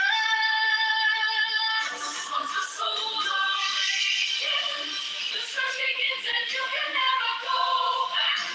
From then on, you are inflamed with a special longing that will never again let you linger in the lowlands of complacency and partial fulfillment. The eternal makes you urgent. You are loath to let compromise or the threat of danger hold you back from striving toward the summit of fulfilled no. To the ego, the present moment hardly exists. Only past and future are considered important. This total reversal of the truth accounts for the fact that in the ego mode, the mind is so dysfunctional. It is always concerned with keeping the past alive, because without it, who are you? The voice of the sea speaks to the soul. A single event can awaken within us a stranger totally unknown to us. The voice of the sea is seductive, never ceasing, whispering, clamoring, murmuring, inviting the soul To wander in abysses of solitude. Finally remind yourself, I cannot own anything. It is a valuable thought to keep in mind as you struggle to improve your financial picture, worry about investments, and learn how to acquire more and more. It is a universal principle which you are part of. You must release everything when you truly awaken. Are you letting your life go by in frustration and worry over not having enough? If so, relax and remember that you only get what you have for a short period of time. When we are alone on a starlit night, when by chance we see the migrating birds in autumn descending on a grove of junipers to rest and eat, when we see children in a moment, When they are really children. we are one blink of an eye away from being fully awake. There will come a time when you believe everything is finished, yet that will be the beginning. Times are difficult globally. Awakening is no longer a luxury or an ideal. It's becoming critical. We don't need to add more depression, more discouragement, or more anger to what's already here. It's essential that we learn how to relate safely. Alcoholic is teaching us to connect with joy and discover our innermost essence. This is the best way that we can benefit others. Shiva Chodra.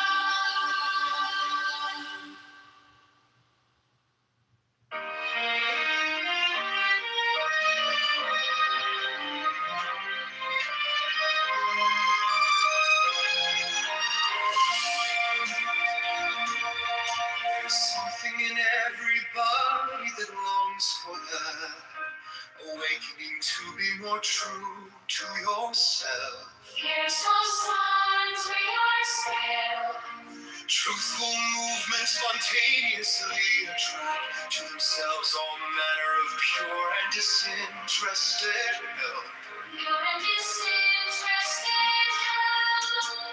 The social potential movement is on the threshold of a mass awakening. Seeking to carry into society what individuals have learned spiritually and personally. Barbara Marx Hubbard. The purpose of our lives is to give birth to the best that is in us. It is only through our own personal awakening that the world can be awakened. We cannot give what we do not have. The dream of democracy has long been enshrined in the hearts of the Egyptian people. It only needs awakening. True progress comes not through action, but through awakening. Awareness is the source of our healing. Only when you say the truth can the truth set you free. This is not a negative process, but at times it is a difficult process. The light of unconditional love awakens the dormancy potentials of the soul. Potentials of the soul. Every good movement passes through 5 stages: indifference, ridicule, abuse, repression, and respect. If you try to impress an alarm clock, it will simply tell you the time. I know that some people think differently about violence, but I really enjoy shooting. Awakening. They see that who they are is the silence in which sound is happening. The spaciousness in which movement occurs, this kind of recognition, whether fleeting or abiding, is called an awakening. Rise up nimbly and go on your strange journey. Is death the last sleep? No, it is the last and final awakening. Spiritual awakening and discover a new side of you at any age.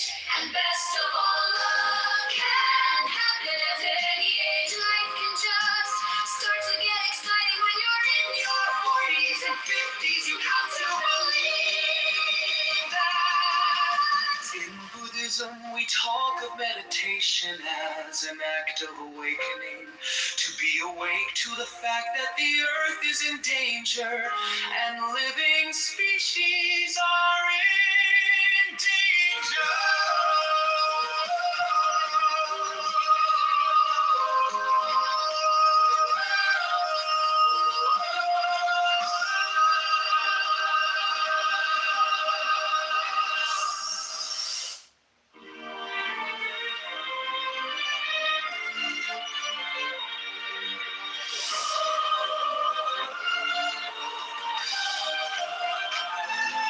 There's something in everybody that longs for that awakening to be more true to yourself. Eckhart Tolle spontaneously attract to themselves all manner of pure and disinterested help. The social potential movement is on the threshold of a mass awakening, seeking to carry into society what individuals have learned spiritually and personally. Barbara Marx Hubbard. The purpose of our lives is to give birth to the best that is in us. It is only through our own personal awakening that the world can be awakened. We cannot give what we do not have. Marianne Williamson. The dream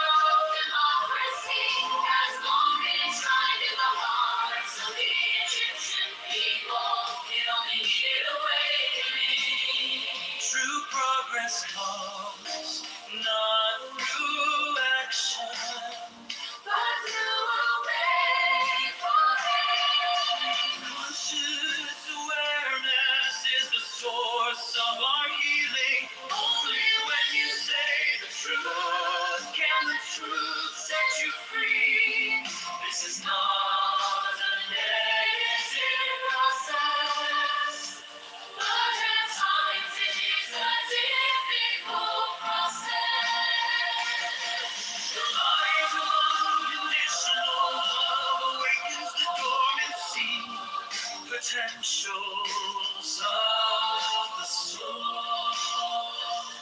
Every good movement passes through 5 stages: indifference, ridicule, abuse, repression, and respect.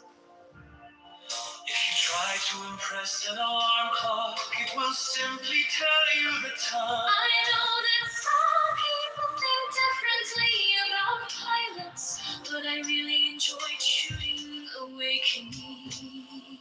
They see that who they are is the silence in which sound is happening. The spaciousness in which movement occurs, this kind of recognition, whether fleeting or abiding, is called an awakening. Rise up nimbly and go on your strange journey, on strange journey. Is death the last sleep? No, it is the last and final awakening. Wall to God. You can have a spiritual awakening and discover a new side of you at any age. And best of all, love can happen at any age. Life can just start to get exciting when you're in your 40s and 50s. You have to believe that. In Buddhism, we talk meditation as an act of awakening, to be awake to the fact that the earth is in danger and living species are in danger.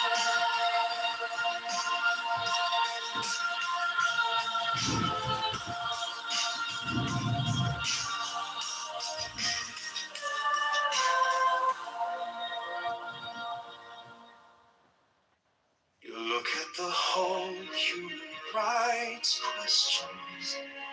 I happen to be there at just the right time. When the country was awakening, this goes to the first question you asked. The whole country was awakening to 100 years of injustice that hadn't been resolved yet. The poet knows himself only on the condition that things resound in him and that in him. At a single awakening, they and he come forth together out of sleep. Recent action in Syria and Palestine also tell us that the awakening voices of democracy in those regions are occurring, and that those in that region are able to pursue it without being stifled by terrorists that are despotic. However, anyone to whom this happens should not leave his room upon awakening. Should speak to no one, but remain alone and sober until everything comes back to him and he recalls the dream. A religious awakening which does not awaken the sleeper till love has roused him in vain. Women of all classes are awakening to the necessity of self-support, but few are willing to do the ordinary useful work for which they are fitted. It is possible to experience an awakening in this life through realizing just how precious each moment, each mental process, and each breath truly is. My appointed work is to awaken the divine nature in within. The whole art of teaching is only the art awakening the natural curiosity of young minds for the purpose of satisfying it afterwards. We already have everything we need. There is no need for self-improvement. All these trips that we lay on ourselves, the heavy-duty fearing that we're bad and hoping that we're good, the identities that we so dearly cling to, the rage, the jealousy, and the addictions of all kinds never touch our basic wealth. They are like clouds that temporarily block the sun. But all the time our warmth and brilliance are right here. This is who we really are. We are one blink of an eye away from being fully awake. We are like horses who hurt themselves as soon as they pull on their bits, and we bow our heads. We even lose consciousness of the situation we just submit. Every yoke has a measure of sorrow, and sometimes this is what awakens us. I don't want to be daft and say I had some spiritual awakening or something, but I really did come of age in Los Angeles, where we recorded the album. I had my own little house and my own little circle, and I really got to feel how the city ticks. At the dawn of the 19th century, the country was awakening to its enormous scope and variety. I did lavender.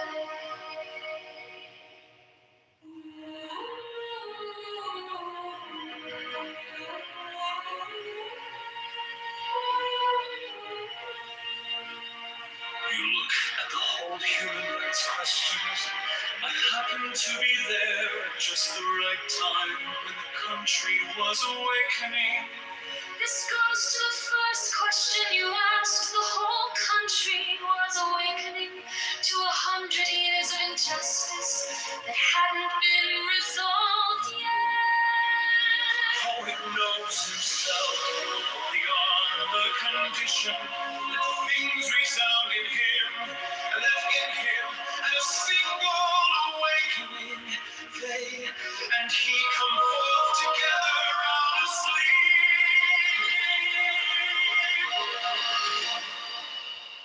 Recent action in Syria and Palestine also tell us that the waking voices of democracy in those regions are occurring, and that those in that region are able to pursue it without being stifled by terrorists and despotic.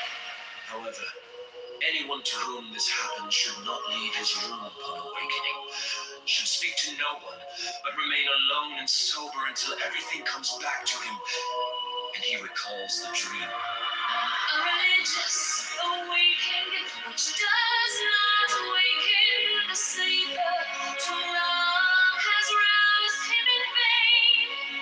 Women of all classes are awakening to the necessity of self-support, but few are willing to do the ordinary useful work for which they are fitted. It is possible to experience an awakening in this life, realizing just how precious each moment, each mental process, and each breath truly is. my Appointed work is to awaken the divine nature that is within. The whole art of teaching is only the art of awakening the natural curiosity of young minds for the purpose of satisfying it afterwards. We already have everything we need. There is no need for self-improvement. All these trips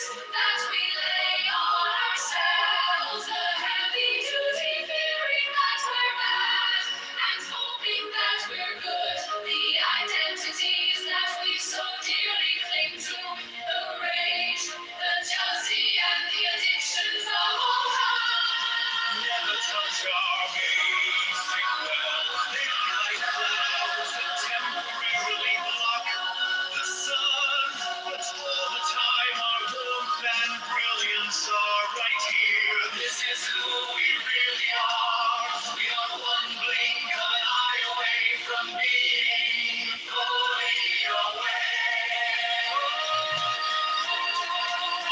We are like horses who hurt themselves as soon as they pull off their bits, and we bow our heads. We even lose consciousness of the situation. We just submit. Any reawakening of thought is then painful. Every life has a measure of sorrow, and sometimes this is what's awakened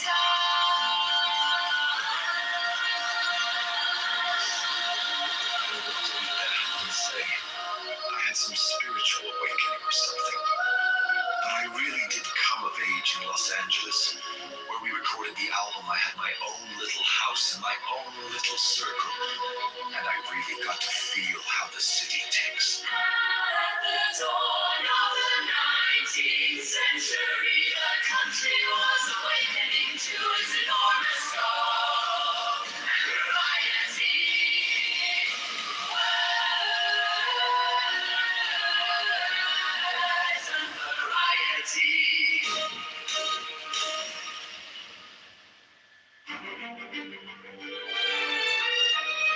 Inspiration is an awakening, a quickening of all man's faculties, and it is manifested in all high artistic achievements.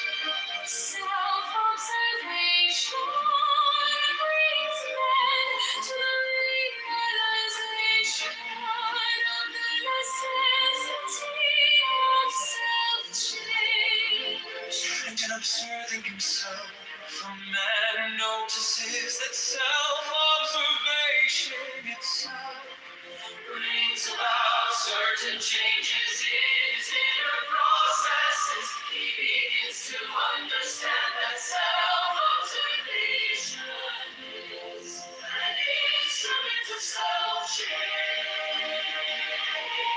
a means of awakening.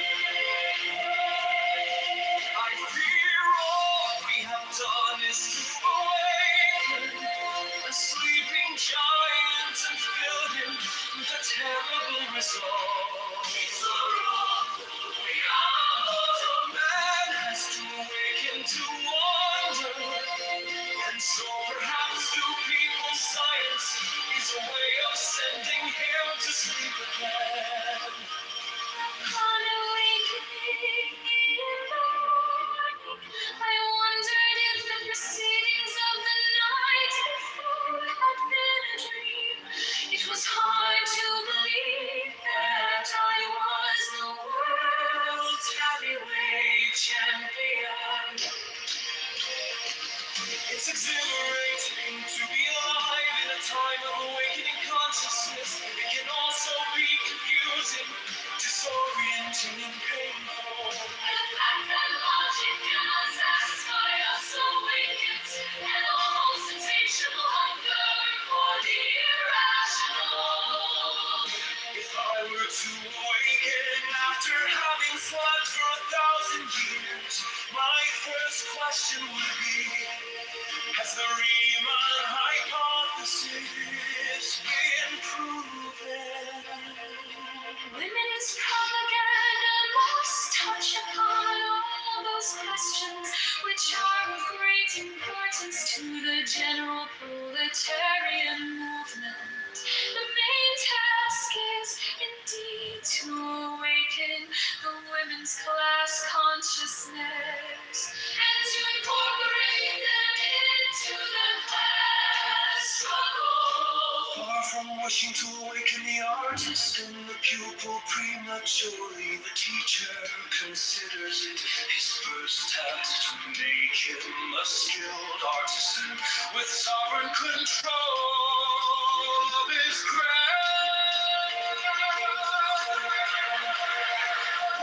Whether it be dream or truth, to do well is what matters. If it be truth, for truth's sake, if not, Then to gain friends for the time when we awaken. it is reality that awakens possibility.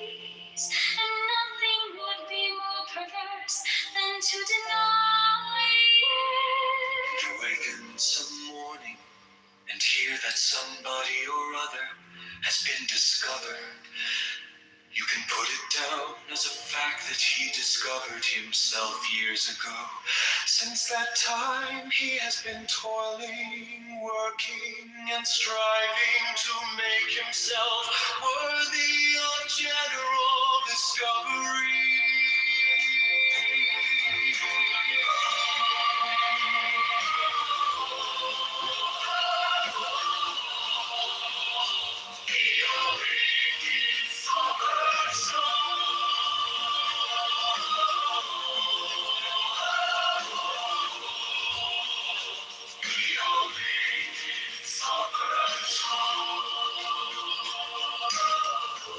On the other hand, what I like my music to do to me is awaken the ghosts inside of me. Not the demons. You understand. But the ghosts.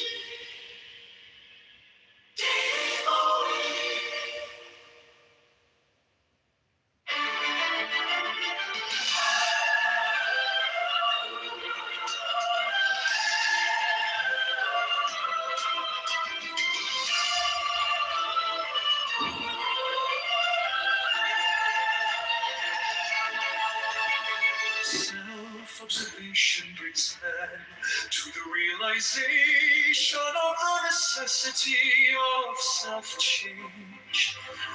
And in observing himself, a man notices that self-observation itself Brings about certain changes in his inner processes.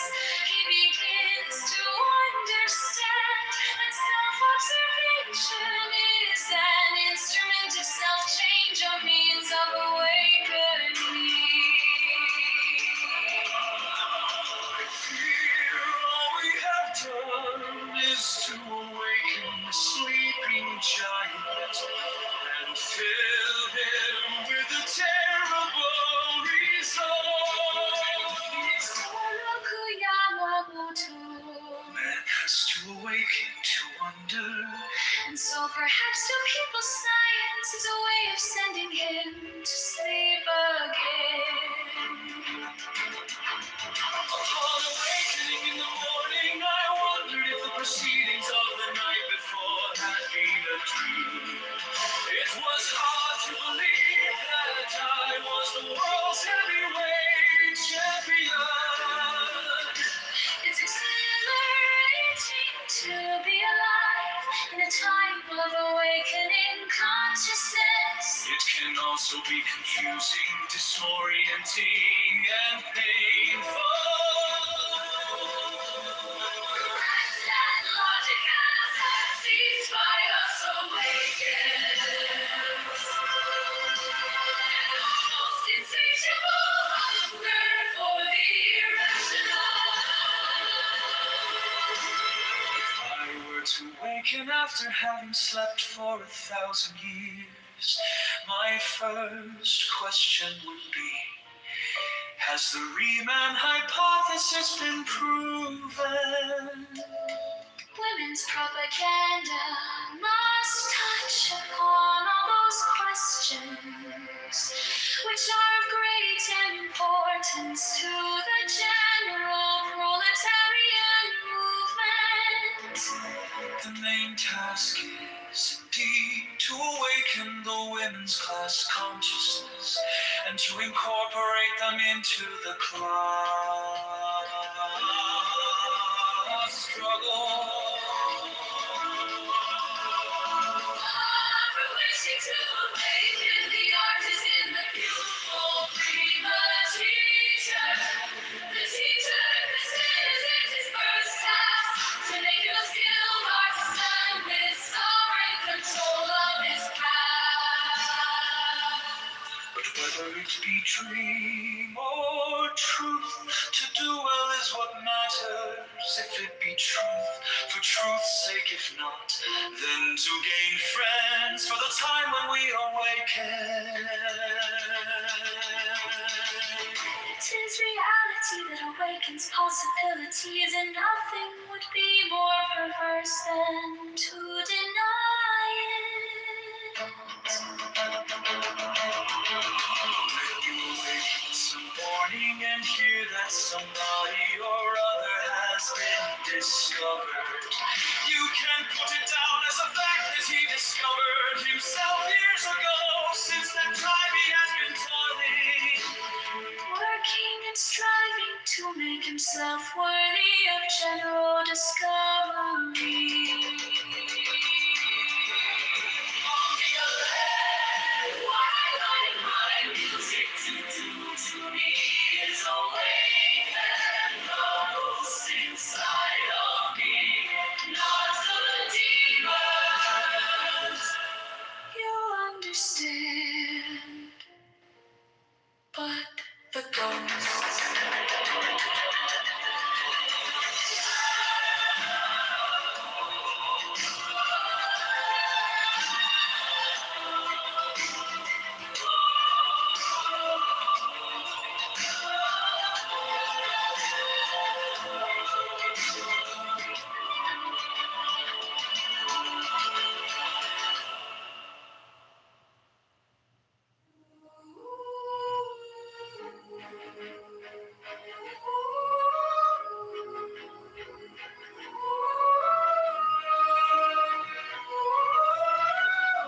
A soulmate is the one person whose love is powerful enough to motivate you, to meet your soul, to do the emotional work of self-discovery, of awakening.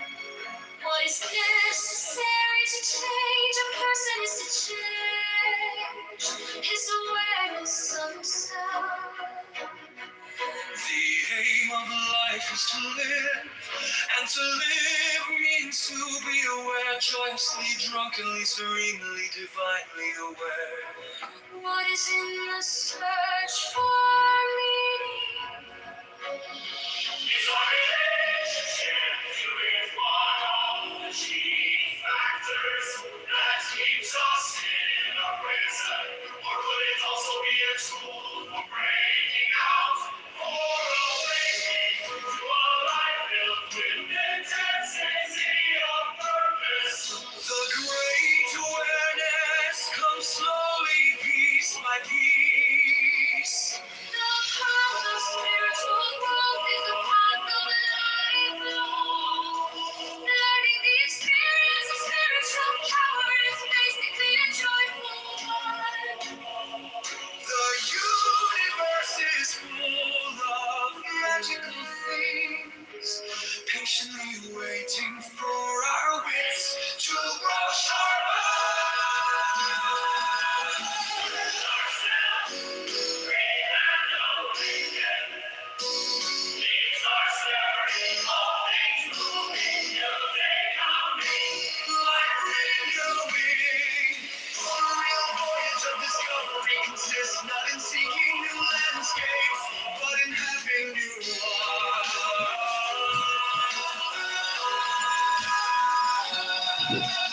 How much longer will you go on letting your energy sleep? How much longer are you going to stay oblivious of the immensity of yourself?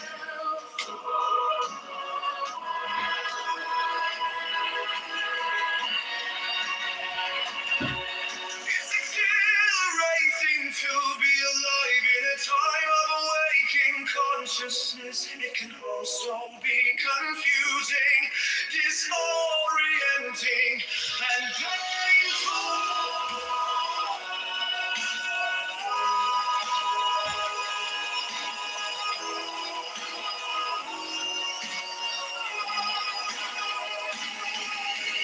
Rise up nimbly and go on your strange journey. If every day is an awakening, you'll never grow old. You will just keep growing. The best way to make your dreams come true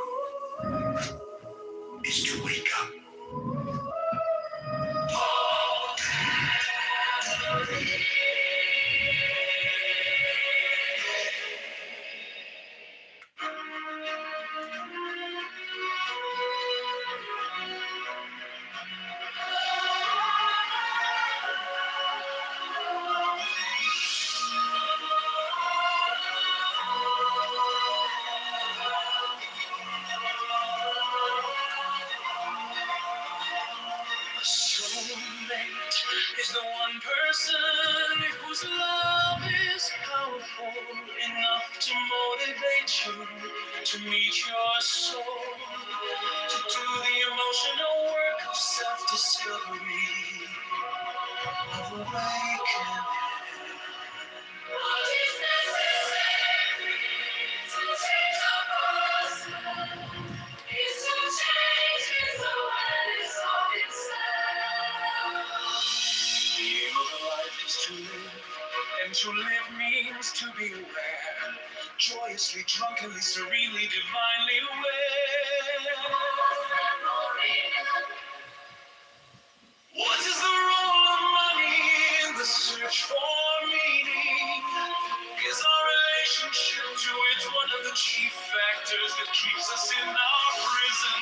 Or could it also be a tool for breaking out, for awakening to a life filled with intensity of purpose? Great awareness comes slowly, piece by piece. The path of spiritual growth is a path of lifelong learning. The experience of spiritual power is basically a joyful one. The universe is full of magical things, patiently waiting for our wits to grow sharper.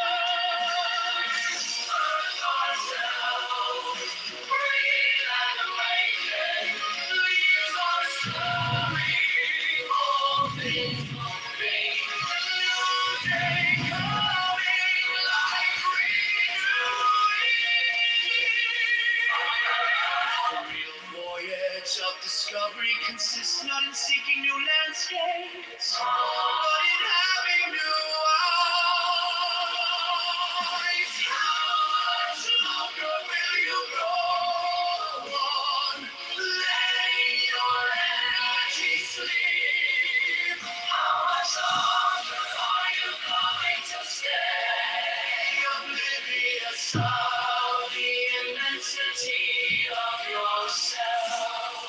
It's exhilarating to be alive in a time of awakening consciousness. It can also be confusing, disorienting, and painful.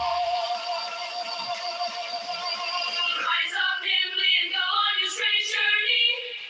If every day is an awakening, you will never grow old. You will just keep growing. The best way to make your dreams come true is to wake up.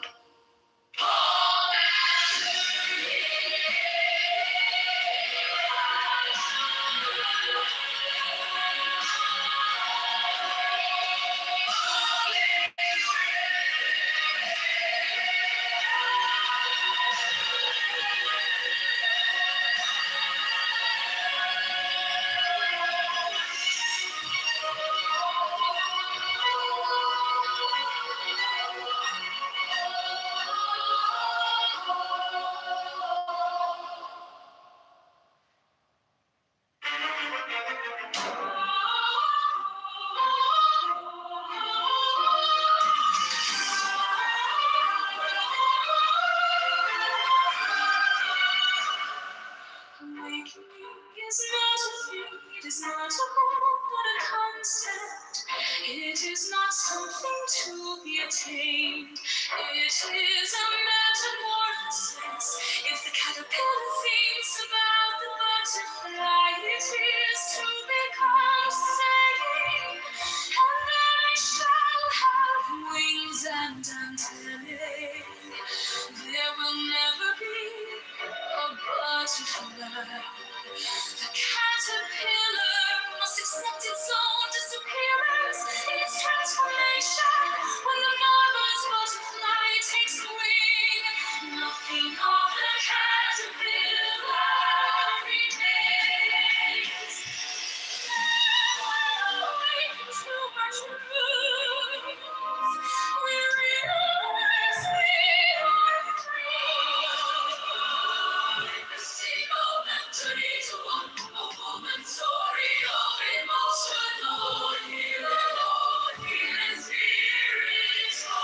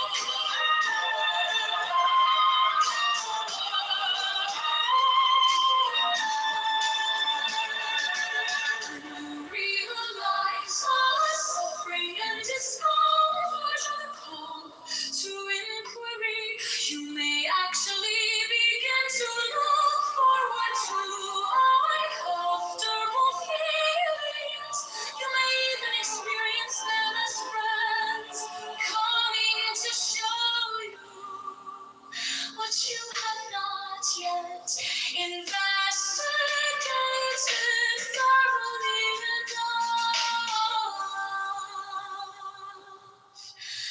Byron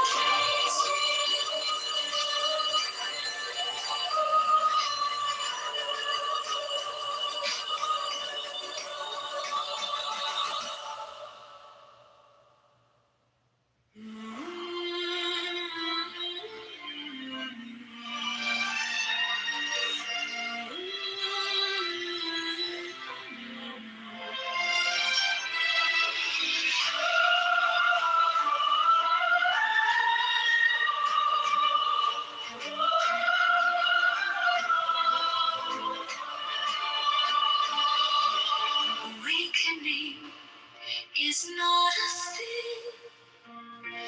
It is not a goal, not a concept. It is not something to be attained. It is a metamorphosis.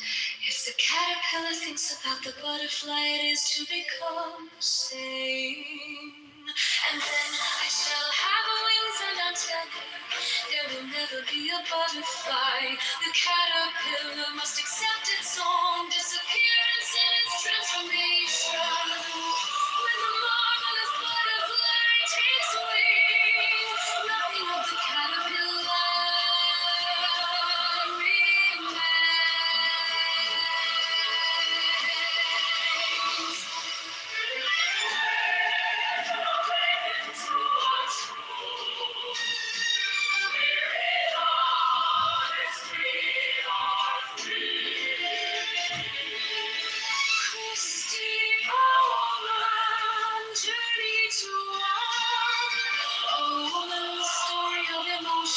Healing and spiritual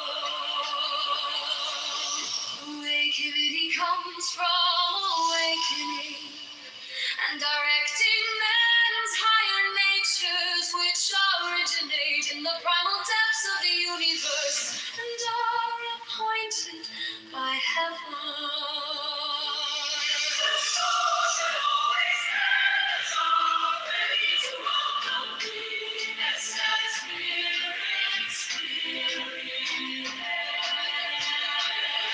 The solution to the problem of the day is the awakening of the consciousness of humanity to the divinity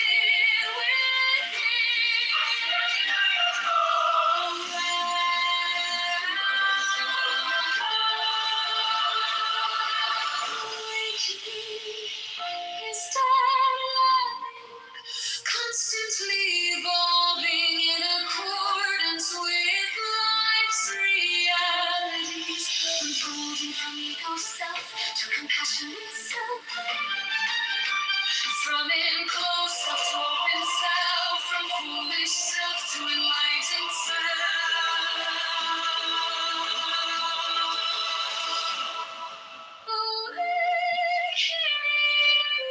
Begins when a man realizes that he is going nowhere and does not know where to go.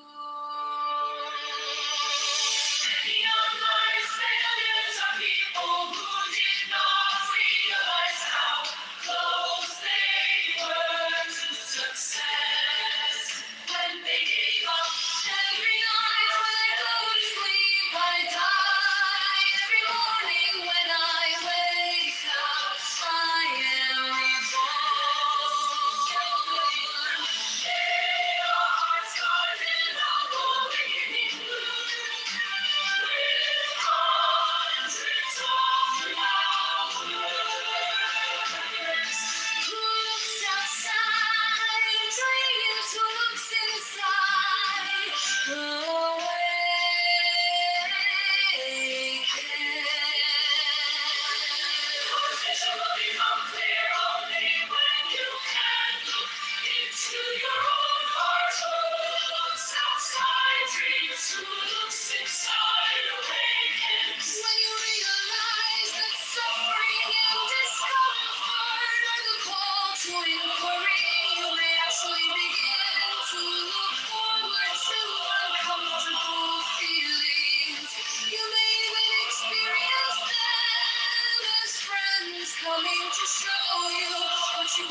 not yet investigated thoroughly enough.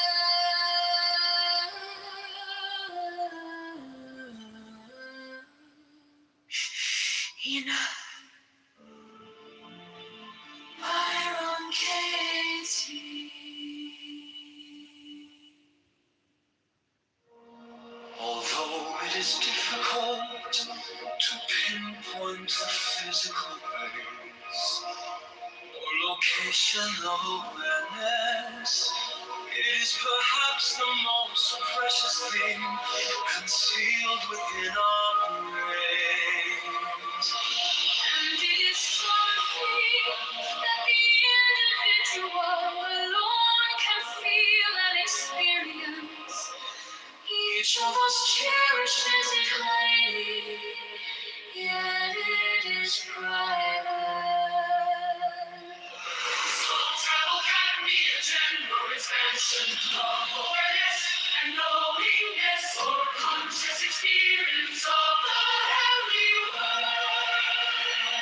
Whereas the average individuals often have not the slightest idea of what they are, of what they want, of what their own opinions are. Self-actualizing individuals have superior awareness of their own impulses, desire, opinions, and subjective reactions.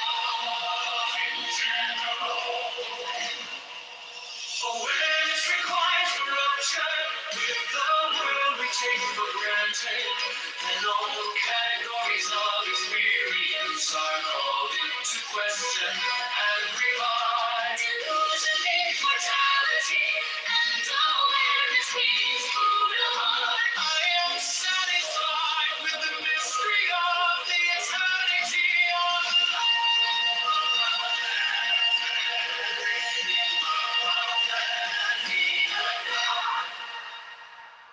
We are not human beings having a spiritual experience. We are spiritual beings having a human experience.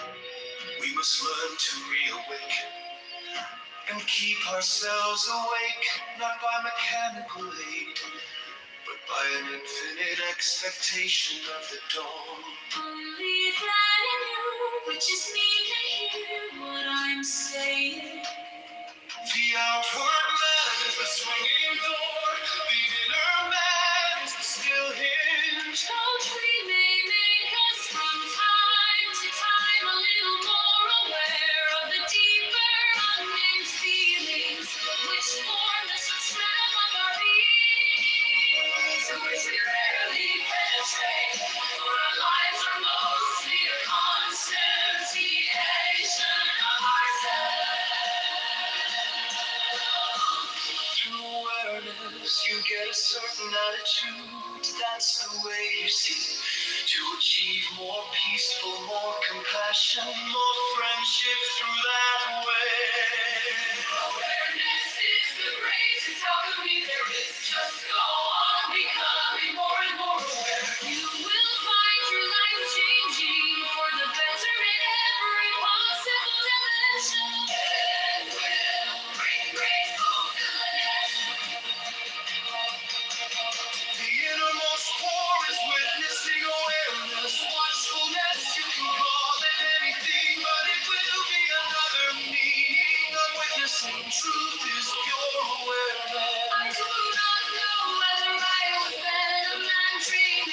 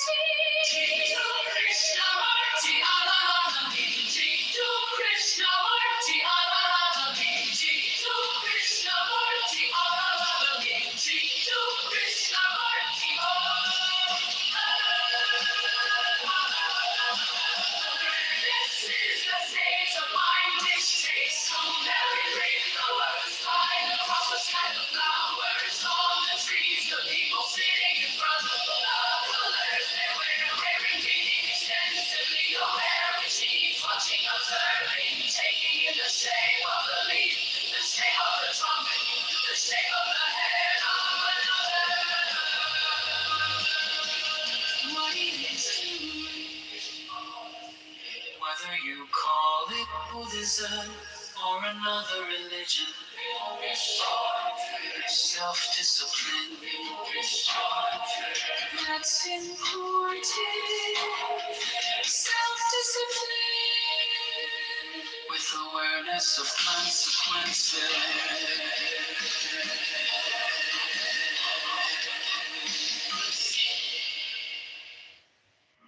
Although it is difficult to pinpoint the physical base or location of awareness, it is perhaps the most precious thing concealed within our brains, and it is something that the individual alone can feel and experience.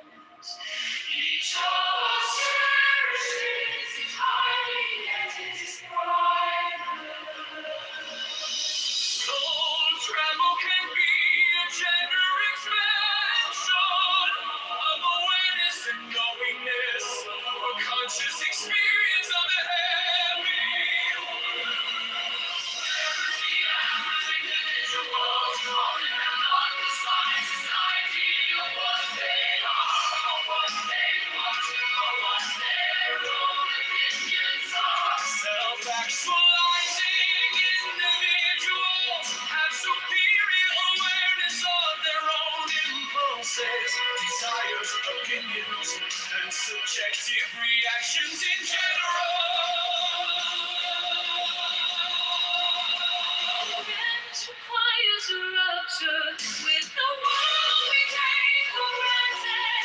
Little categories of experience are called into question everywhere.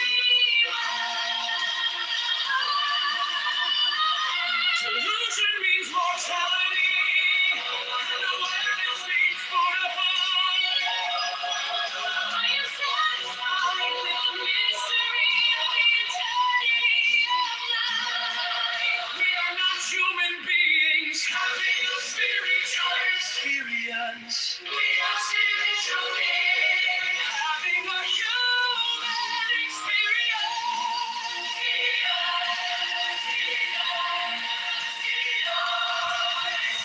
We are not human beings having a spiritual experience. We are spiritual beings having a human experience. We must learn to reawaken and keep ourselves awake. Not by mechanical aid, but by an infinite expectation of the dawn. Only that in you which is me can hear what I'm saying. The outward man is the swinging door. The inner man is the still hinge. Poetry may make us from time to time a little more aware of the deeper, unnamed feelings which form the substratum of our being, to which we rarely penetrate, for our lives are mostly a constant evasion of ourselves. Through awareness, you get a certain attitude. That's the way you see to achieve more peaceful, more compassion, more friendship through and grow. Awareness is the greatest alchemy there is. Just go on becoming more and more aware. You will find your life changing for the better in every possible dimension. It will bring great fulfillment. The innermost core is witnessing awareness.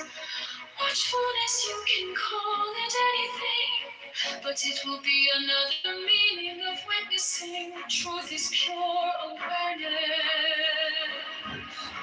I do not know whether I was then a man, dreaming I was a butterfly, or whether I am now a butterfly, dreaming I am a man.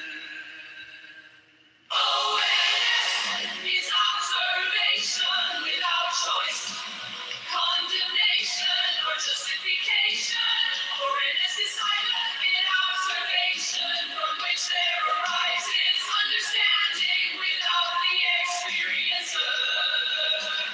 And the experience in this awareness, which is passive, the problem, or the cause is given opportunity to unfold itself and so give its full significance. In awareness, there is no end in view to be gained, and there is no becoming. The meaning and the mind are being given.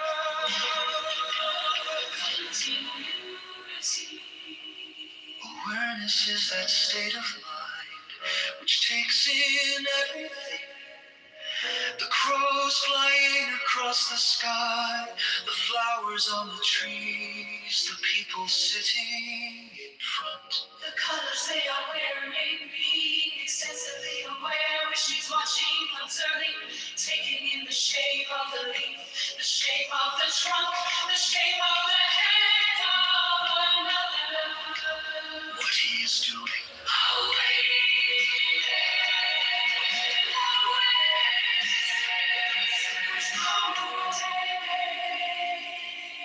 Whether you call it Buddhism or another religion, self-discipline, that's important. Self-discipline with awareness of consequences. Awareness.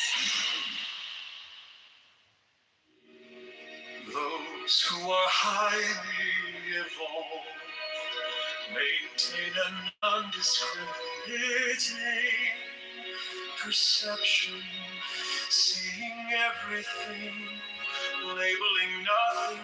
They maintain their awareness of the great oneness. Thus they are separated by etymology. What is necessary to change a person is to change his awareness of himself. Awareness without action is worthless. Praying without ceasing is not ritualized, nor are there even words.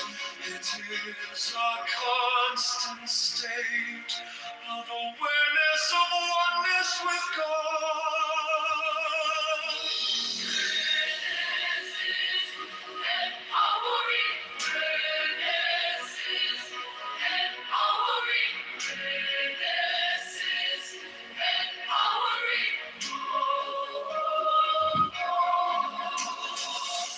Meditation is the dissolution of thoughts in eternal awareness or pure consciousness. The key to growth is the introduction of higher dimensions of consciousness into awareness. The only thing that can save the world is the reclaiming of the awareness of the world. That's what poetry does.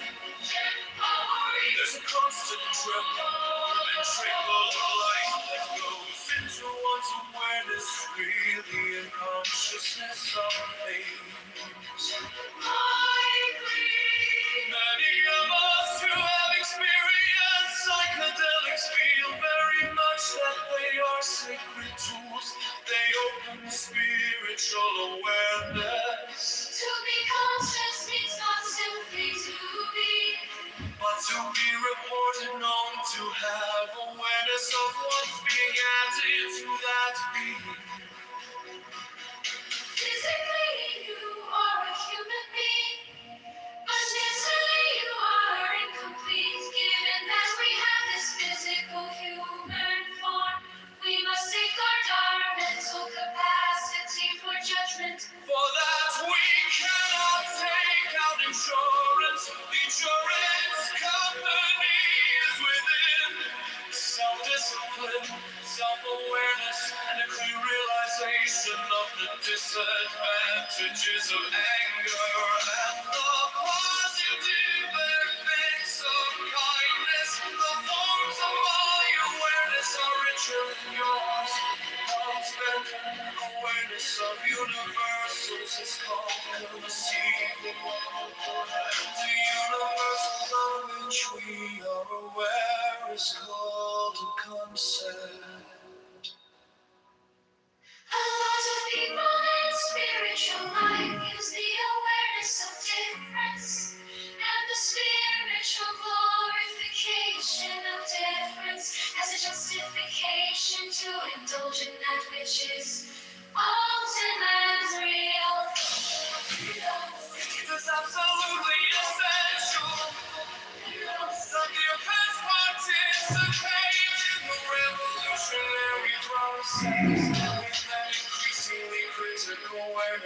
their role as subjects of the transformation.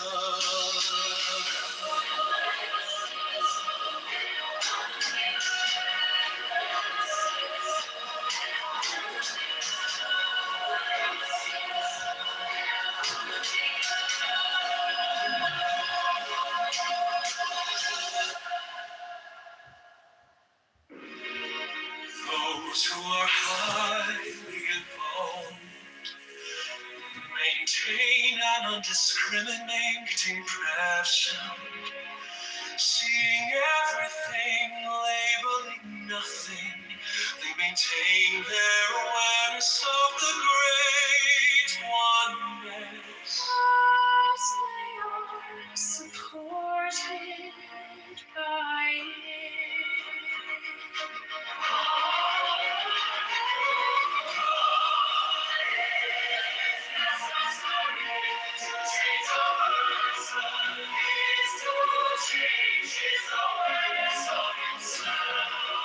Abraham Maslow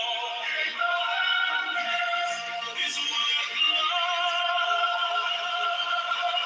Praying without ceasing is not ritualized, nor are there even words. It is a constant state of awareness of oneness with God. Peace pilgrim. Meditation is the dissolution of thoughts in eternal awareness or pure consciousness.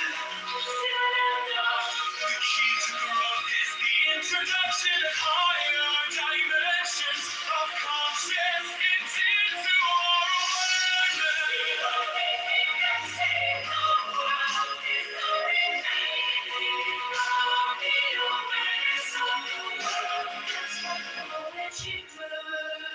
There's a constant drip and trickle of life that goes into one's awareness, really, and consciousness of fear.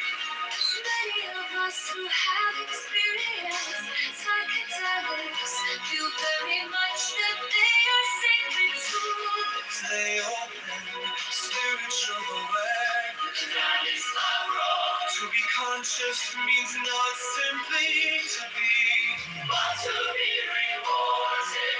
No, to have awareness of one's being added to that being. Physically, you are a human being, but mentally, you are incomplete. Given that we have this physical human form, we must safeguard our mental capacity for judgment.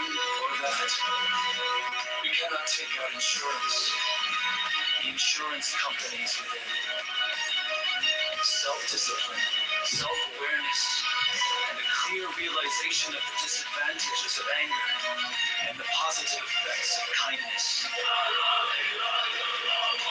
Forms of my awareness are richer than yours.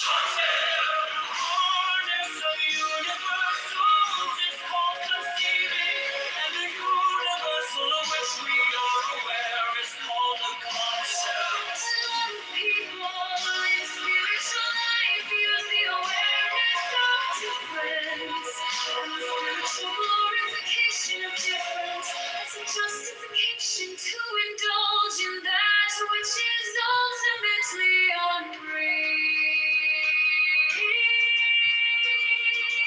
It is absolutely essential that the oppressed participate in a revolutionary process with an increasingly critical awareness of their role as subjects of the transformation. Of the transformation.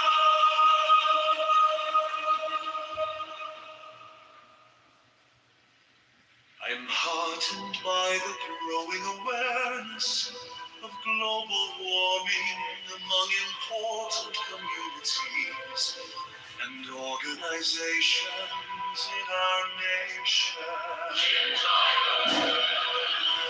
Beyond mind, there is an awareness that is intrinsic, that is not given to you by the outside, and is not an idea. There is no experiment up to now that has found any center in the brain which corresponds to awareness. And consciousness of decline. And consciousness of nationality, awareness of identity, also came into me. I don't recall having any self-awareness about the intricacy of my story. I don't recall having any self-awareness about the intricacy of my story. The education, the cultural awareness is different in Europe, especially in France, from that in the United States. So I think the public will be much more appreciative of many images. Mind can never be intelligent. Only no mind is intelligent. Only no mind is original and radical. Only no mind is revolutionary. Revolution in action. The mind gives you a source of stupor by the memories of the past, by the projections of the future. You go on living at the minimum. You don't live at the maximum. Your flame remains very dim. Once you start dropping thoughts, the dust that you have collected in the past, the flame arises clear alive. Your whole life becomes a flame, and a flame without any smoke. That is what awareness is. I will be guided by the Christian ethic and an awareness that human action is by nature transient. Buddha means awareness, the awareness of body and mind that prevents evil from arising in either. Don't think you can attain total awareness and whole enlightenment without proper discipline and practice. This is egomania. Appropriate rituals, channel your emotions and life energy toward the light. Without the discipline to practice them, you will tumble constantly backward into darkness. Once you start dropping thoughts, the dust that you have collected in the past, the flame arises clear alive. Now your whole life becomes a flame, and a flame without any smoke. That is what awareness is.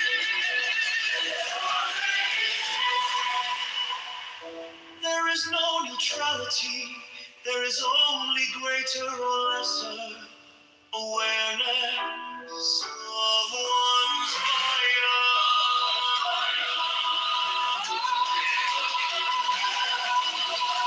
There is no evil and there are no evil forces in the world.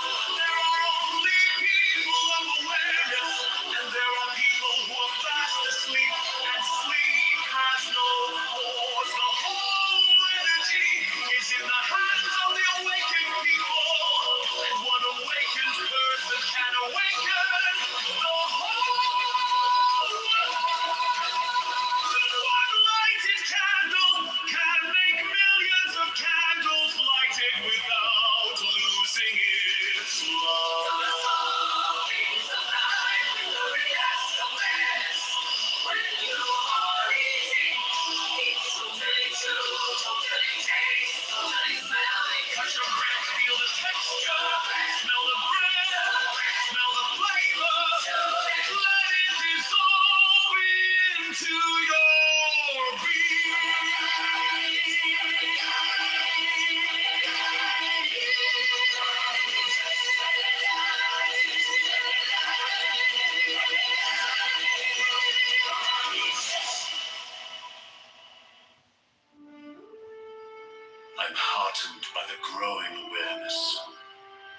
global warming among important communities and organizations in our nation.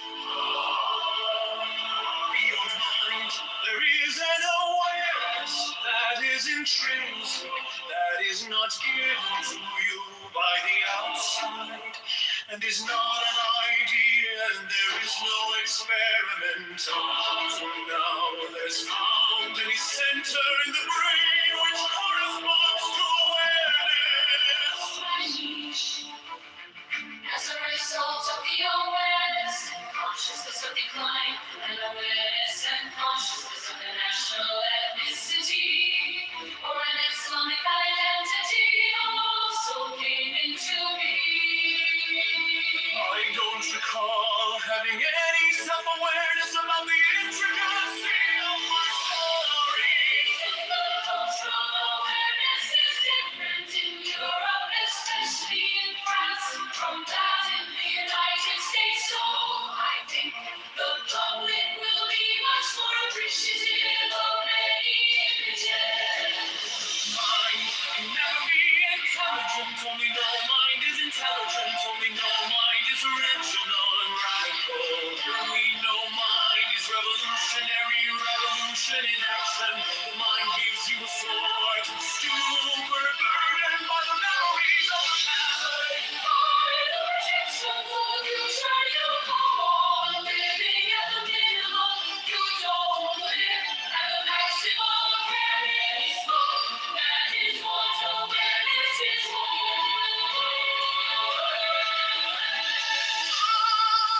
I will be guided by the Christian ethic and awareness that human action is by nature transient.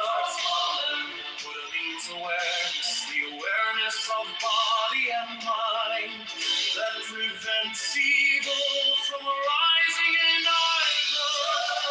Taking total awareness and whole enlightenment without proper discipline and practice. This is egomania, appropriate rituals, channeling your emotions and life energy toward the light. Without the discipline to practice them, you will tumble constantly backward into darkness.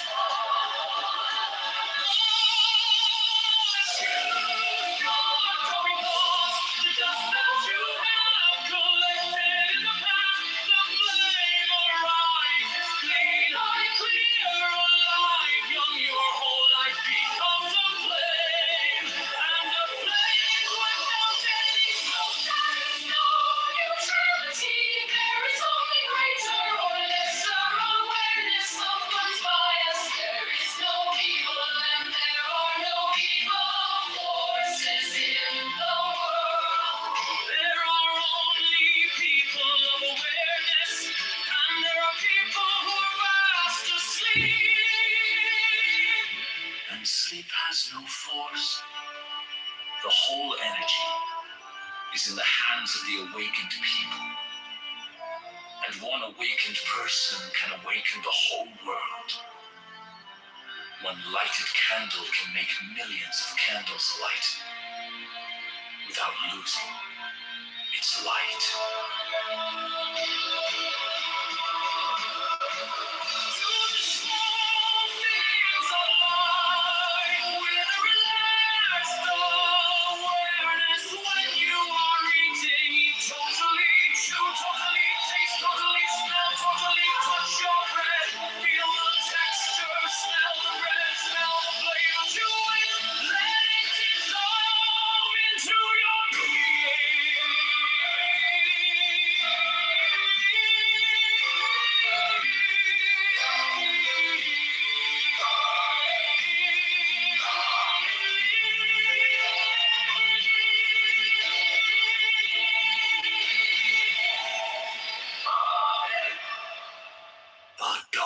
Suresh.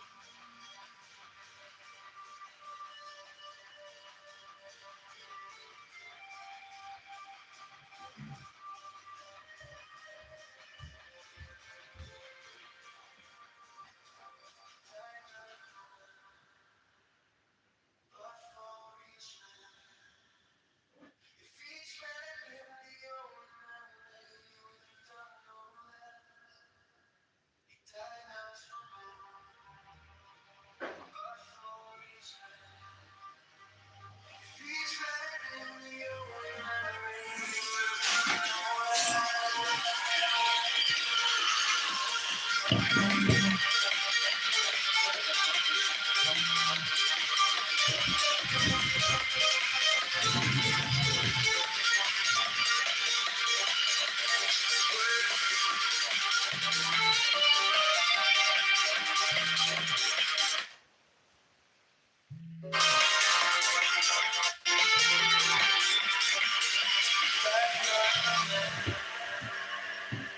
for each man, if each man had been the only man made, he would have done no less.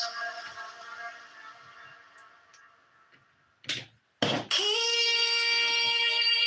died not for men, but for each man. If each man had been the only man made, he would have done no less.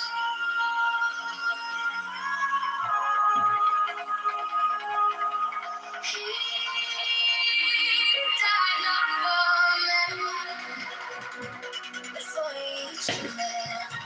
If each man had been the only man made, he would have done no less.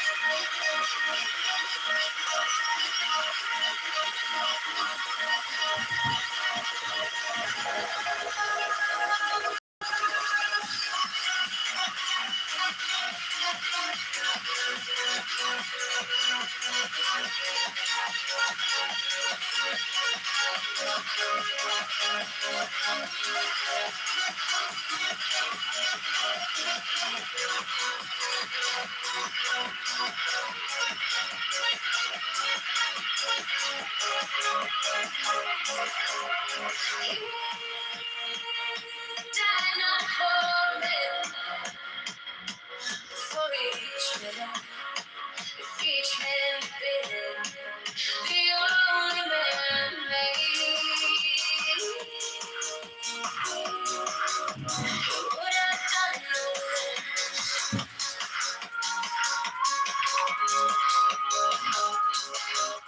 He died not for men, but for each man. If each man had been the only man made, he would have done no less.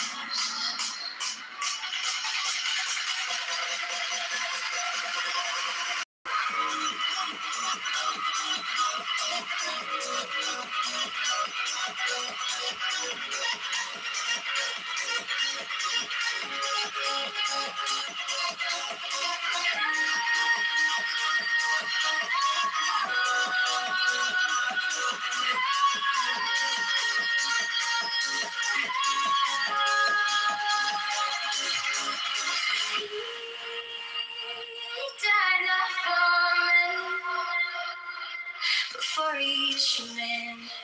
If each man had been the only man made, he would have done no less. He died not for men, but for each man. If each man had been the only man made, he would have done no less.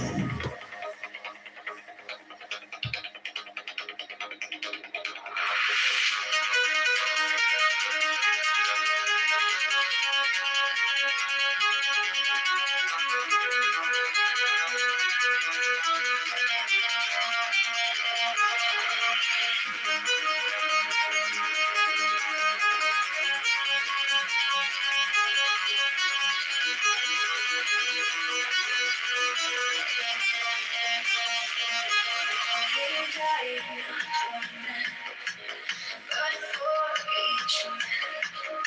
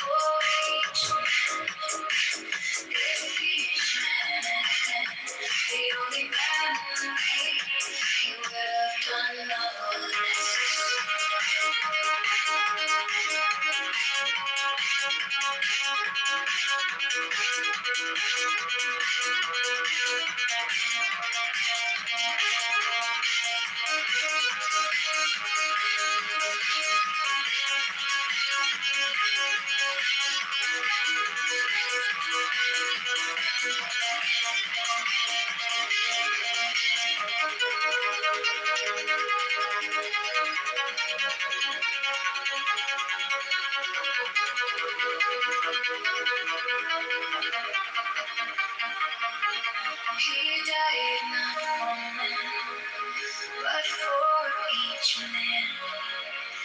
If each man had been the only man made, he would have done no less.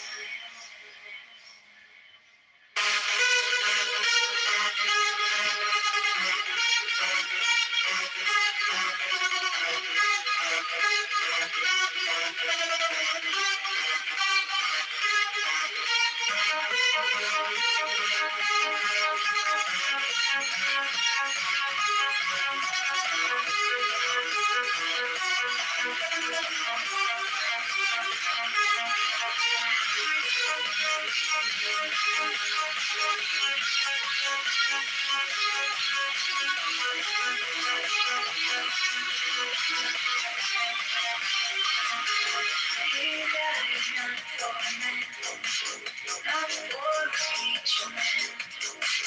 If each man had been the only man made, he would have done no less.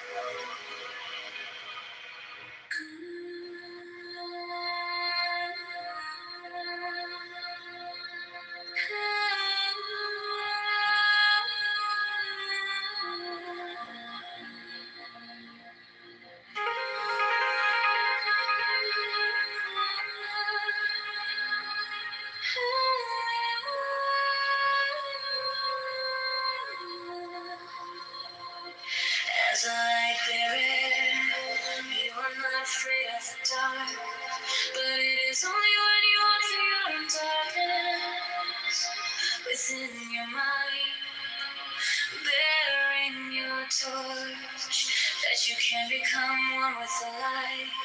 You can illuminate the whole world and never become the light. But once you walk through the deepest, darkest places of you, a flaming light. That is where you become.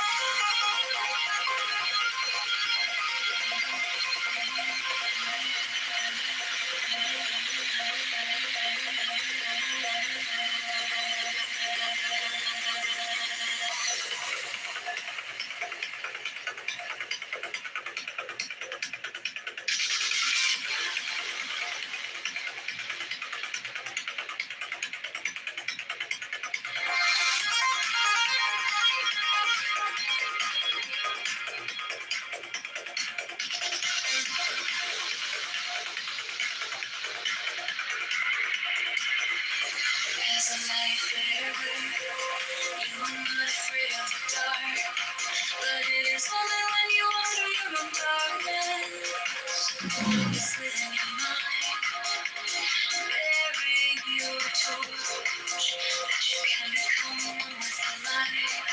You can illuminate the whole world and become the light.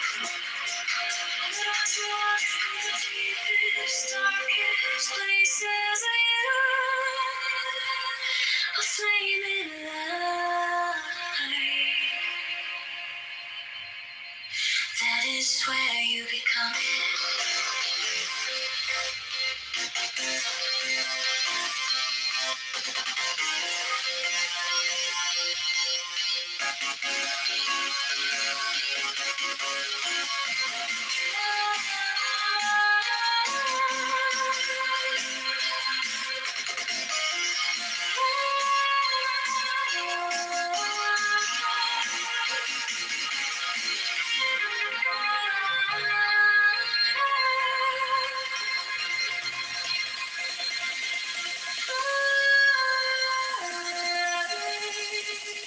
That is where you become. becoming.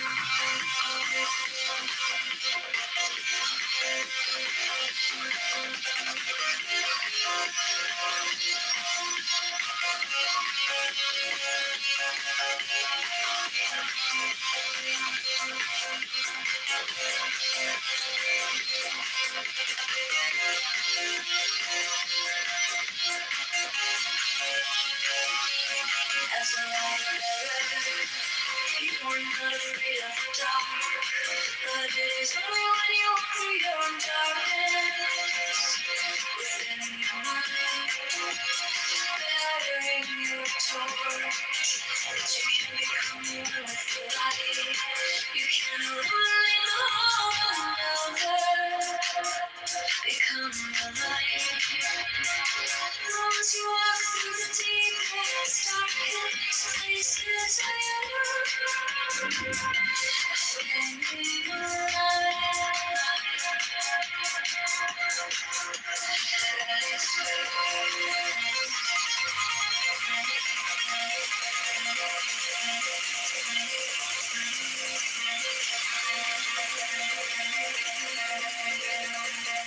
That is where you become it.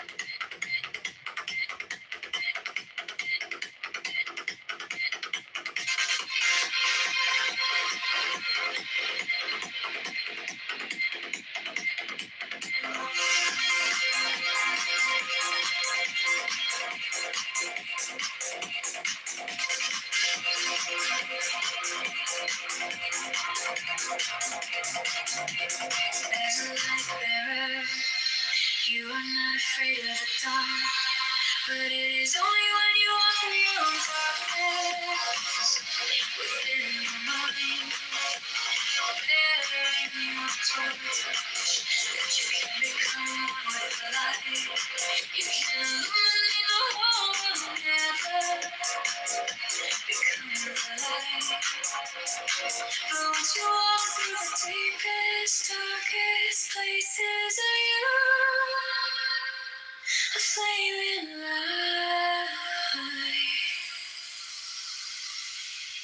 That is where you become it.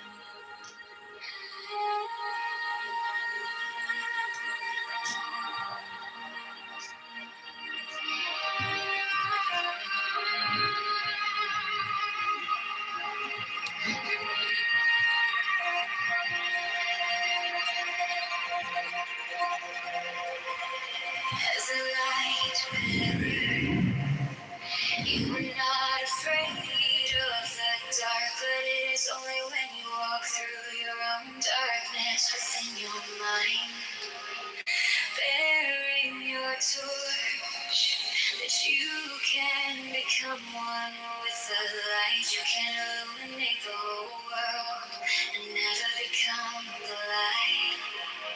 But once you walk through the deepest, darkest places of you, a flaming light.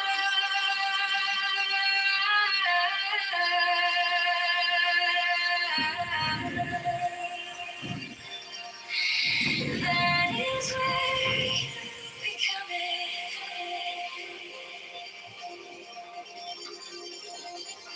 That is where you become it.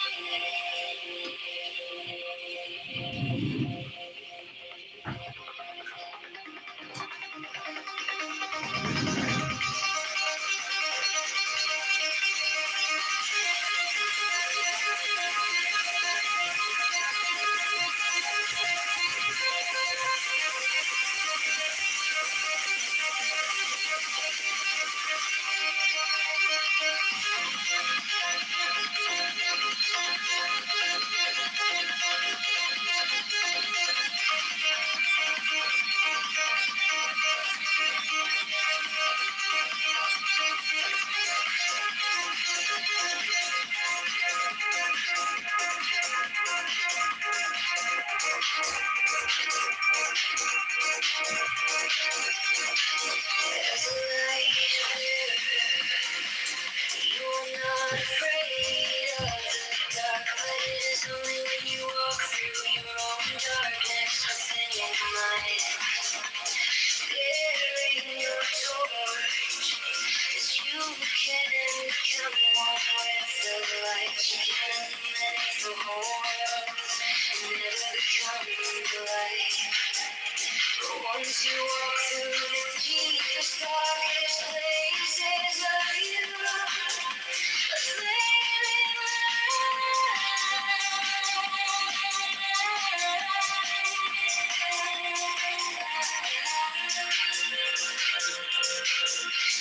that is where you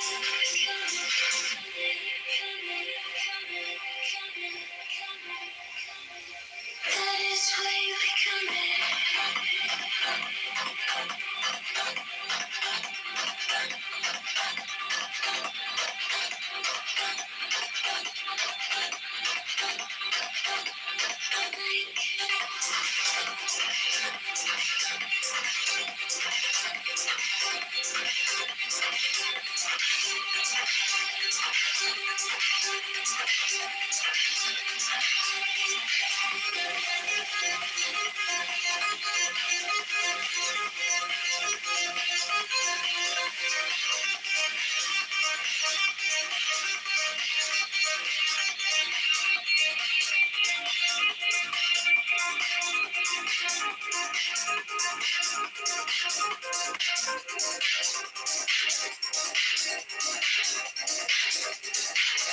As a light bearer, you are not afraid of the dark, but it is only when you walk through your own darkness within your mind, bearing your torch, that you can become one with the light. You can illuminate the whole world and never become the light.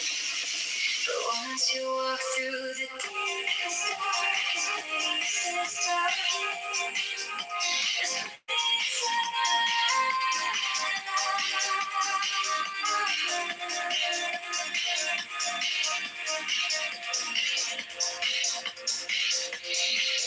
is where you become it.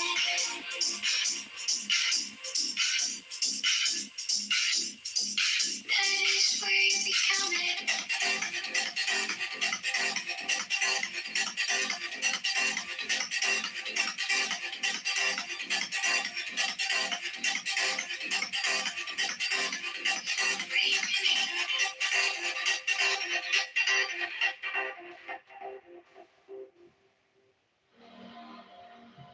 As a light bearer,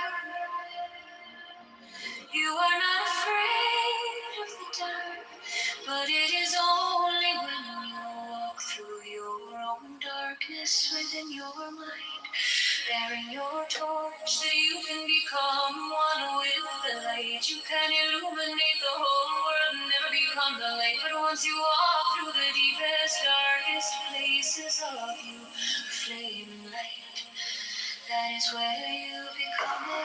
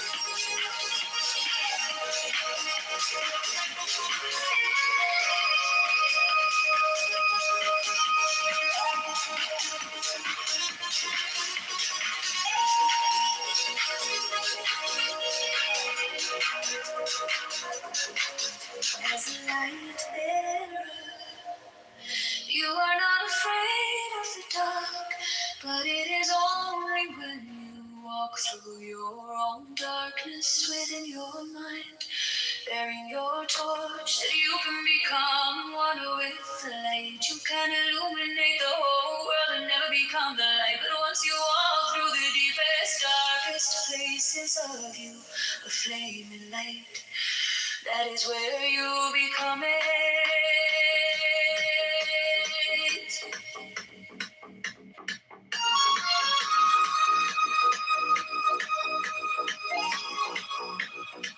That is where you become it.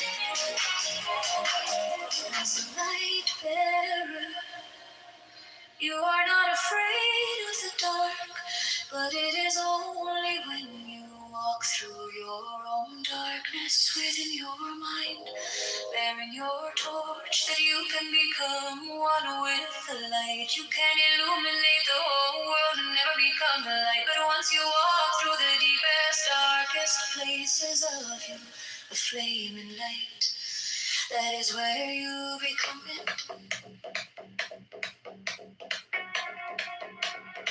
That is where you become it.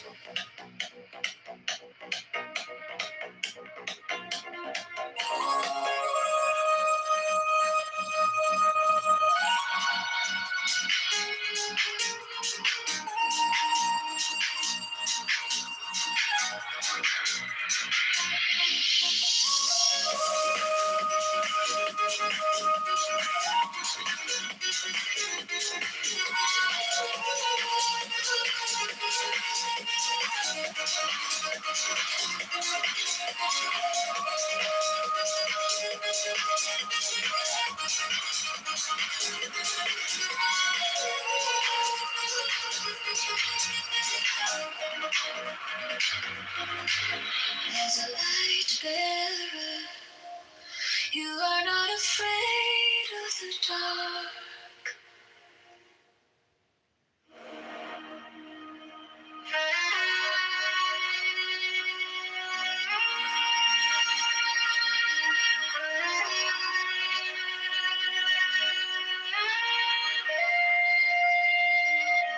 As a light bearer, you are not afraid of the dark. But it is only when you walk through your own darkness within your mind,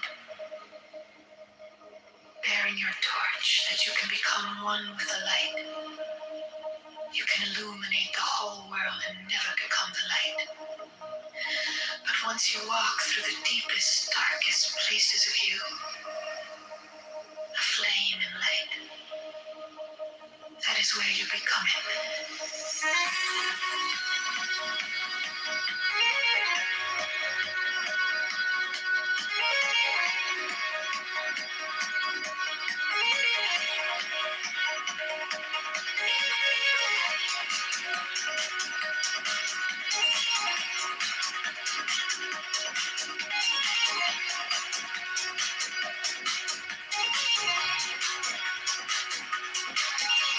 As a light bearer, you are not afraid of the dark. But it is only when you walk through your own darkness within your mind, bearing your torch, that you can become one with the light. You can illuminate the whole world and never become the light. But once you walk through the deepest, darkest places of you, a flame light, that is where you become it.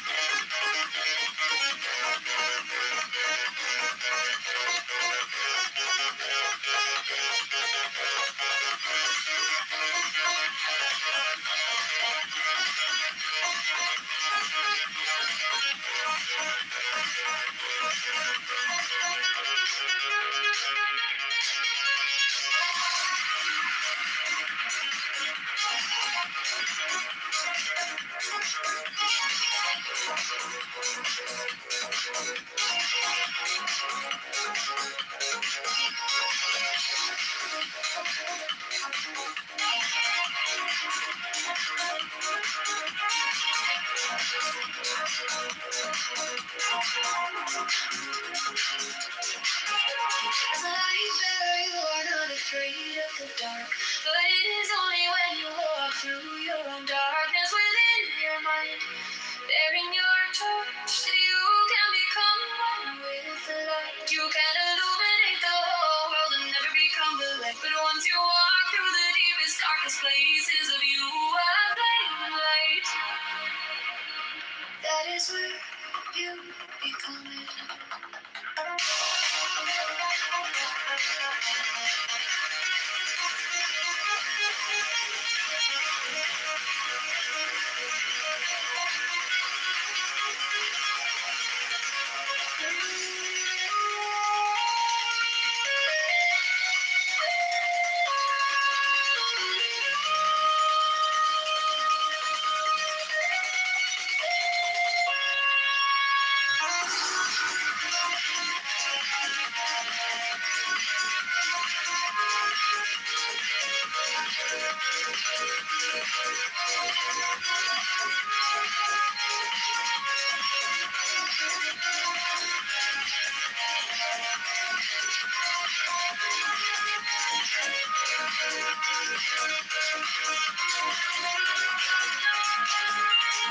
As a light bearer, you are not afraid of the dark.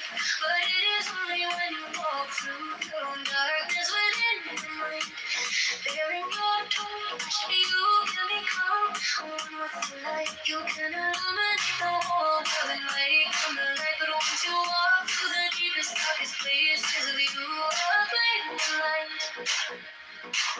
That is where you become it.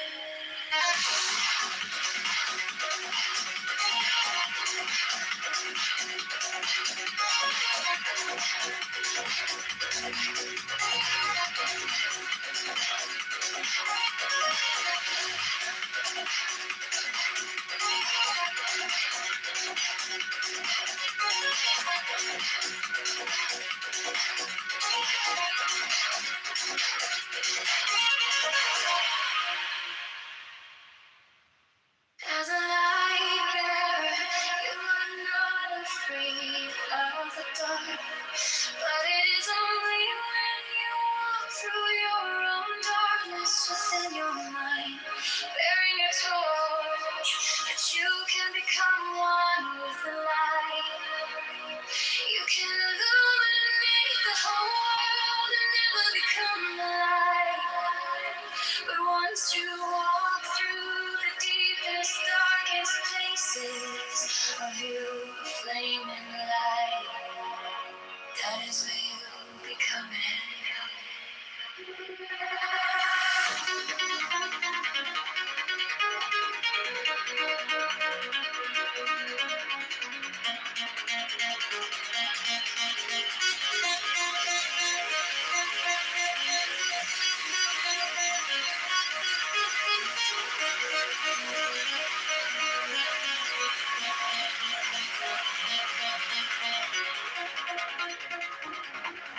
As a light bearer, you are not afraid of the dark.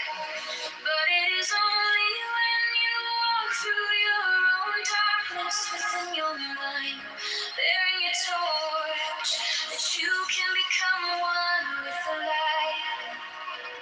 You can illuminate the whole world and never become the light. But once you walk through the deepest, darkest places, you flame in light. That is where you become it.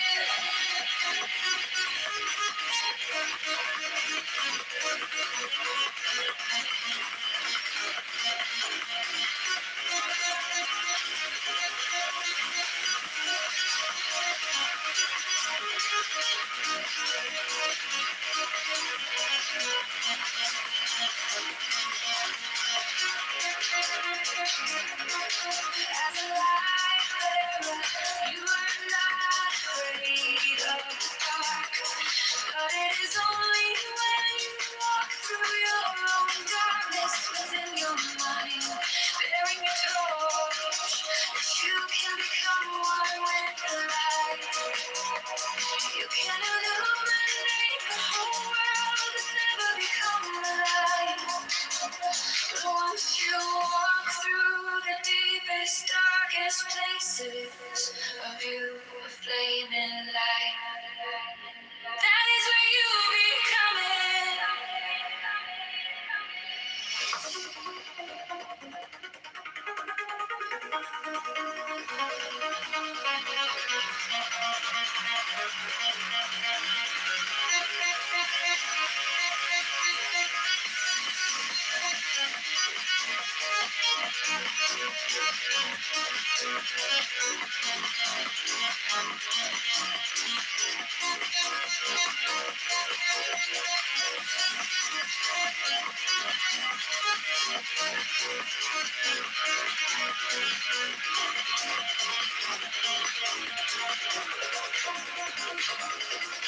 As a light bearer, you are not afraid of the dark.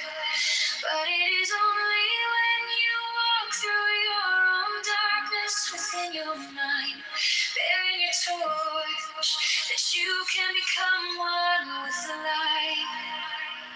You can illuminate the whole world and never become the light. But once you walk through the deepest, darkest places of you, a flaming light. That is where you become it. As a light bearer, you are not afraid of the dark. But it is only when you walk through your own darkness within your mind, bearing your torch, that you can become one with the light. You can illuminate the whole world and never become the light. But once you walk through the deepest, darkest places of you, a flaming light. That is where you become it.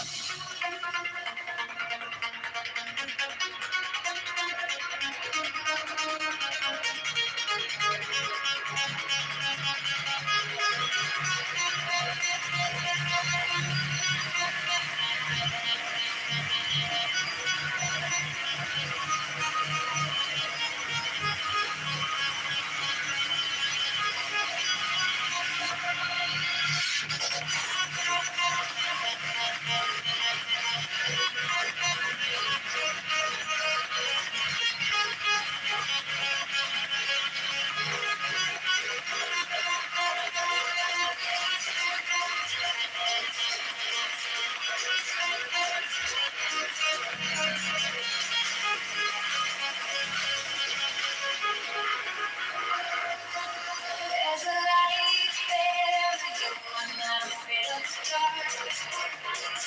But it is only when you walk through your own darkness within your mind, bearing the torch, that you can become one with the light. You can illuminate the whole world and never become the light. But once you walk through the deepest, darkest places of you, a flaming light. That is where you become it.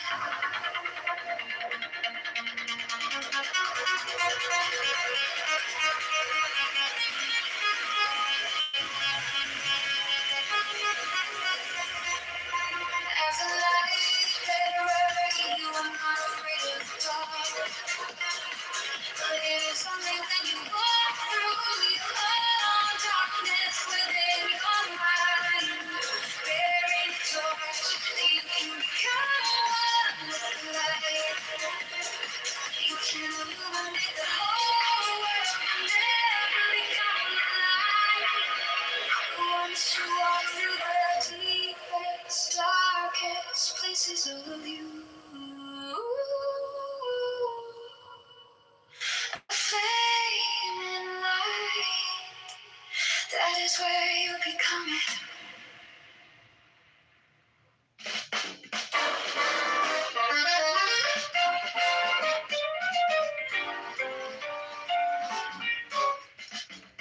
the light of the guardian dwell in you always. And may you be a source of light in those places where shadows gather. May the light of the guardian dwell in you always. And may you be a source of light in those places where shadows gather.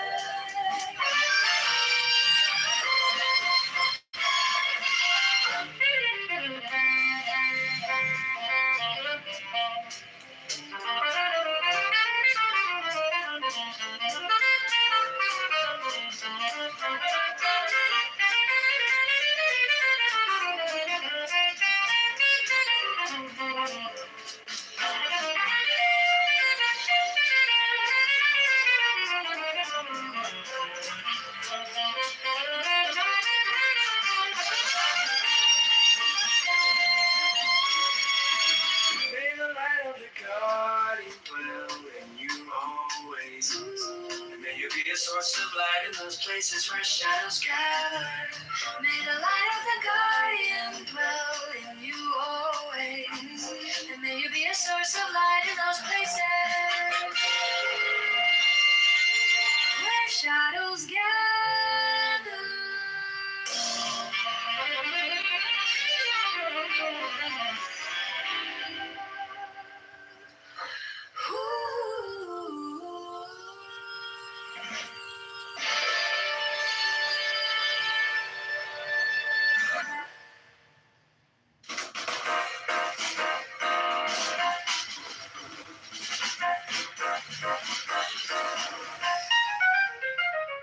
May the light of the guardian dwell in you always. And may you be a source of light in those places where shadows gather. May the light of the guardian dwell in you always. And may you be a source of light in those places where shadows gather.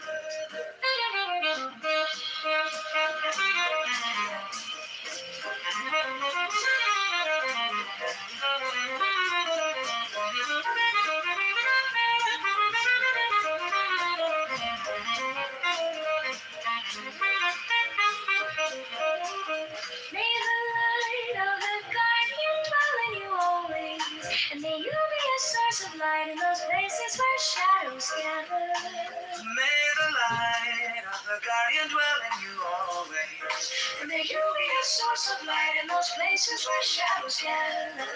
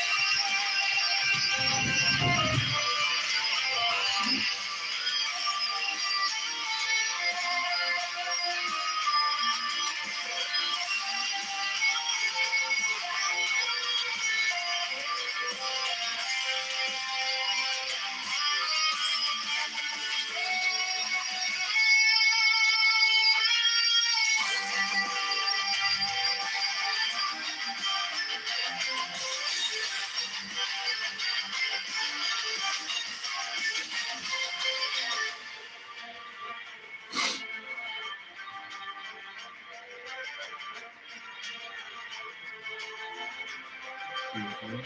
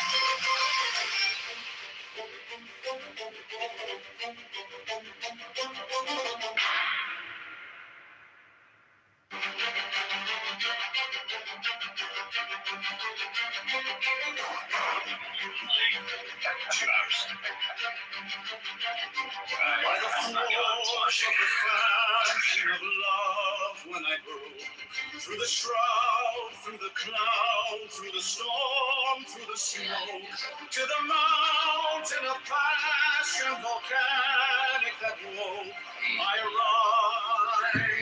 rise, I choke.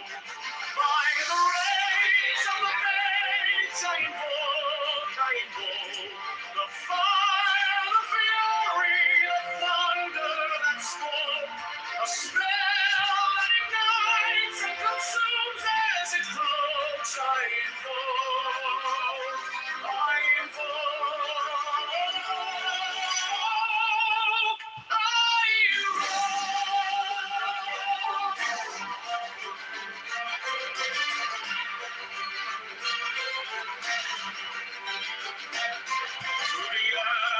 through the ice where the shadows entwine, I have carved out a path to the edge of the line. Every heartbeat a drum, every breath an incline. I climb divine. By the rays of the maze I invoke the fire, the fury, the thunder that spoke, the spell that ignites and consumes as it flows. I invoke, I invoke.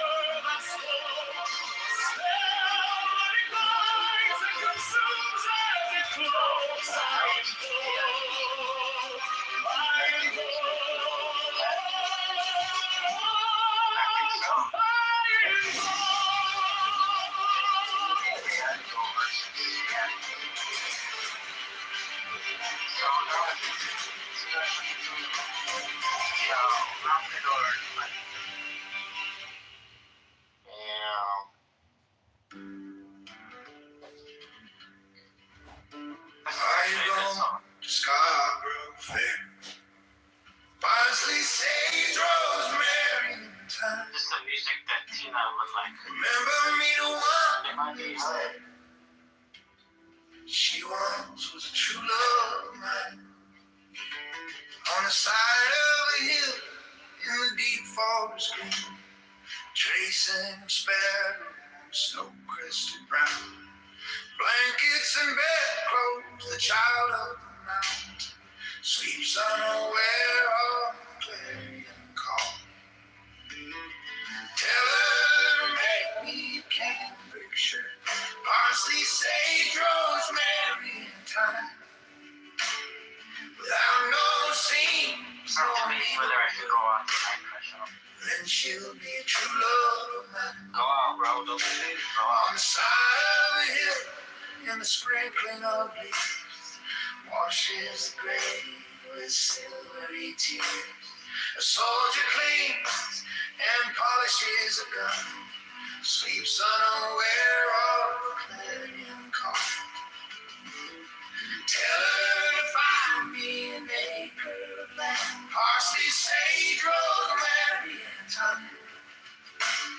Between the salt water and the sea strands, then she'll be a true love of mine.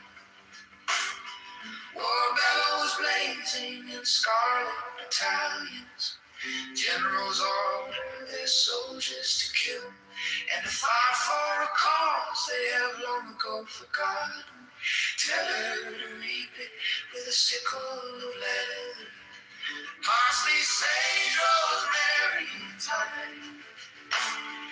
Gather it all in a bunch of heather, then she'll be a true love of mine.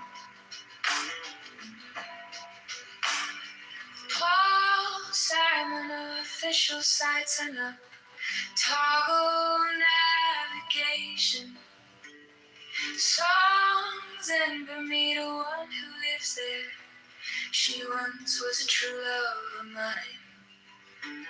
On the side of a hill in the deep forest green, tracing a sparrow on snow-crested brown.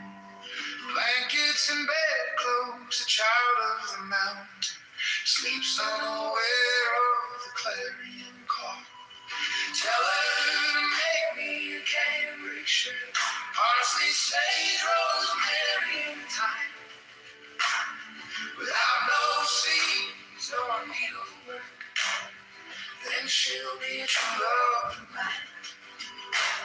On the side of a hill, in the sprinkling of leaves, washes the grave with silvery tears. The soldier cleans and polishes a gun, sleeps unaware of the clarion call. Tell her to find me an acre of land, parsley, sage, rosemary, and thyme. Between the salt water and the sea strands, then she'll be a true love of mine. War bellows blazing in scarlet battalions, generals order their soldiers to kill and to fight for a cause they have long ago forgotten.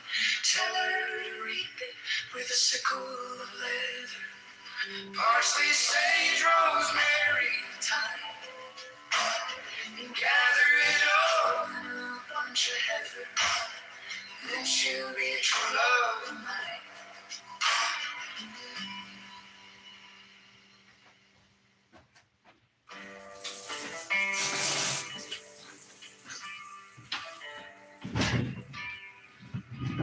Are you going to Scarborough Fair?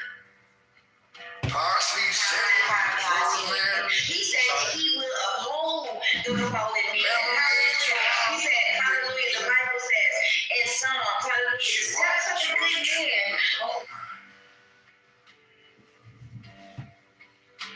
On the side of a hill in the deep forest green, tracing a sparrow on the snow-crested brown. Blankets and bedclothes, the child of the mountain sleeps unaware of the clarion call. Tell her to make me a cambric shirt, parsley, sage, rosemary, and thyme. without no seams nor needlework, then she'll be a true love of mine. On the side of a hill in the sprinkling of leaves, washes the grave with silvery tears. A soldier cleans and polishes a gun, sleeps unaware of the clarion call. Find me an acre of land, parsley, sage, rosemary, and thyme, between the salt water and the sea strand, then she'll be a true love of mine. Wild bellows blazing in scarlet battalions, generals order their soldiers to kill and to fight for a cause they have long ago forgotten.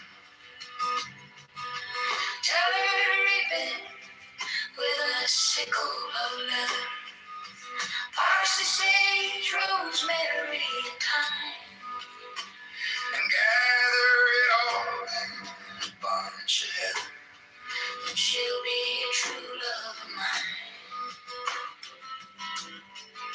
The pulse on the official slicing up, toggle navigation, song plus lyrics, Scarborough Fair. Are you going to Scarborough Fair? Parsley, sage, rosemary, and thyme. Remember me to one who lives there. She once was a true love of mine. On the side of a hill in the deep forest green, tracing a sparrow on snow-crested brown, blankets and bedclothes, the child of the mountain sleeps unaware of the clarion call.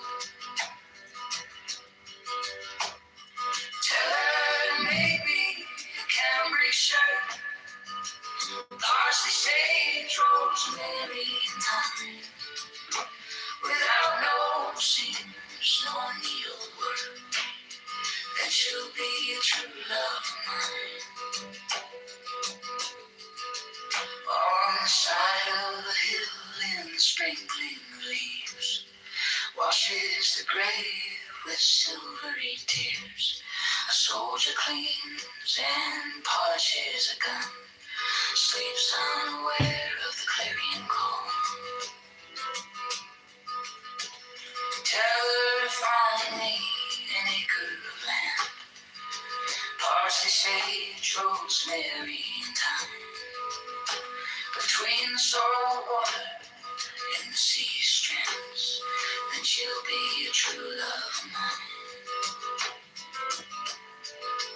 War bellows blazing in scarlet battalions, generals order their soldiers to kill and to fight for a cause they have long ago forgotten. Tell her to reap it with a sickle of leather, parsley, sage, rosemary, and thyme, and gather it all in a bunch of heather, then she'll be a true love of mine.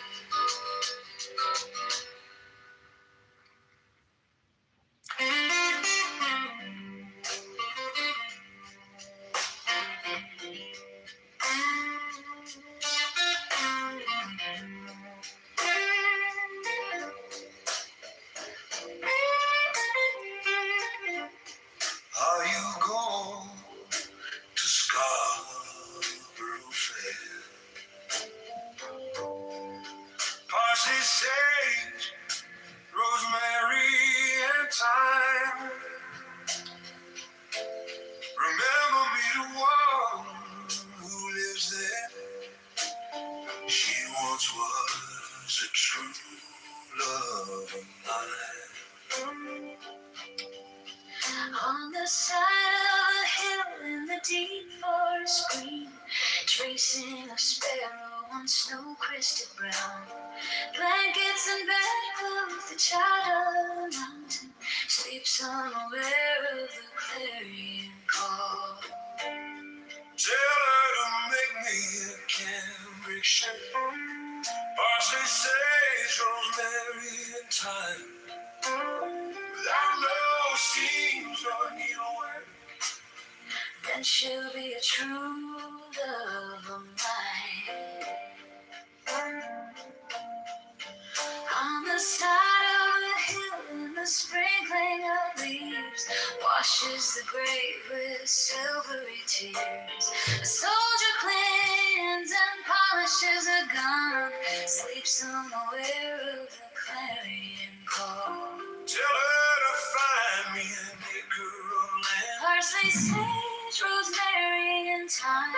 between the salt water and the sea streams.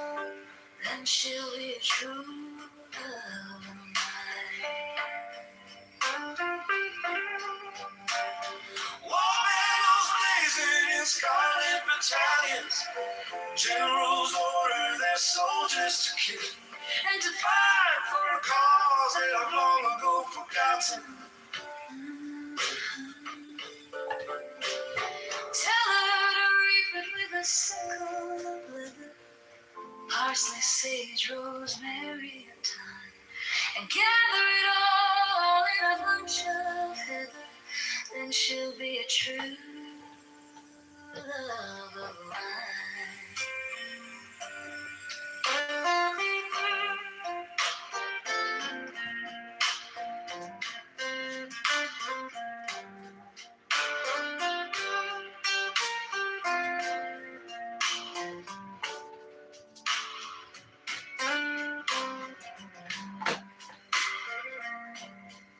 For some official setting up, toggle navigation, Scarborough Fair. Canticle songs, are you gonna Scarborough Fair? Parsley, sage, rosemary, and thyme. Remember me to one who lives there. She once Was a true love of mine. On the side of a hill in the deep forest green, sing of sparrow and snow-crested brown. Blankets and bedclothes, the child of the mountain sleeps unaware of the clarion call. tell her to make me a cambric shirt Parsley, sage, rosemary, and thyme. without no seams nor needlework. Then she'll be a true love of mine. On the side of a hill in the sprinkling of leaves washes the grave with silvery tears. A soldier cleans and polishes a gun, sleeps unaware of the clarion call. Tell her to find me an acre of land Parsley, sage, rosemary, and thyme. between the salt water and the sea strand. Then she'll be a true love of mine. War bellows blazing in scarlet battalions, Generals order their soldiers to kill and to fight for a cause they have long ago forgotten. Tell her to reap it with a sickle of leather. Parsley, sage, rosemary, and thyme. And gather it all in a bunch of heather. Then she'll be a true love of mine.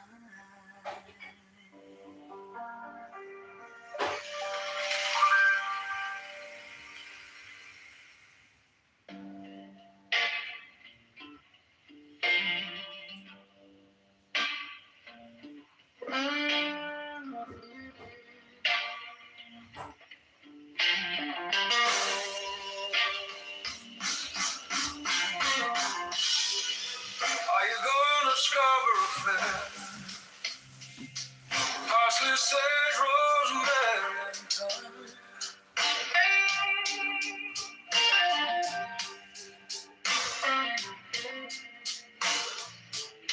Remember me, the one who lives there. She once was a true love of mine.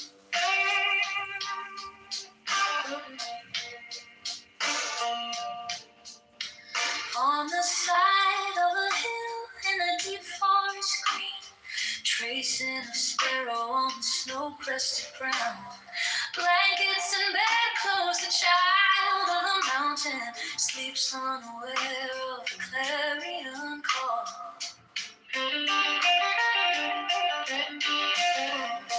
Tell her to make me a cambric shot. Parsley, sage, rosemary, and thyme.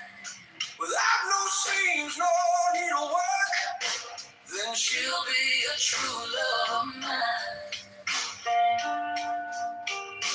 on the side of a hill.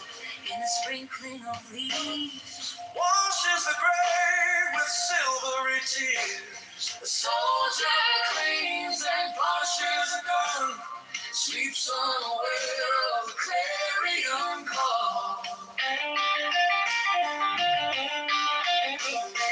Tell her to find me an acre of Parsley, land sage, rosemary, and thyme. between the salt water and the sea strands. Then she'll be a true love of mine. War bellows blazing in scarlet battalions. Generals order their soldiers to kill and to fight for a cause they have long ago forgotten. Tell her to reap it with a sickle of land Parsley, sage, rosemary, and thyme. and gather it all in a bunch of heather. Then she'll be a true love of mine.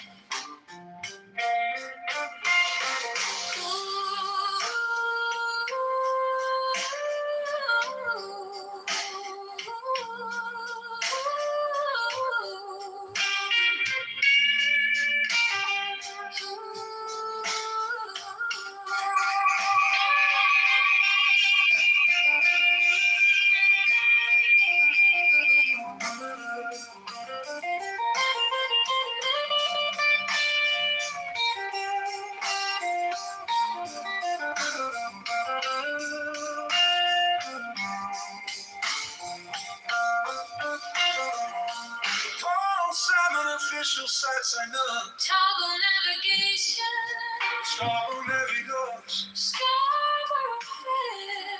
Are you going to Scarborough Fair? Parsley, sage. Sage, rosemary, and thyme. Remember me, the one who lives there. She once was a true love of mine. What I am really saying is that you don't need to do anything.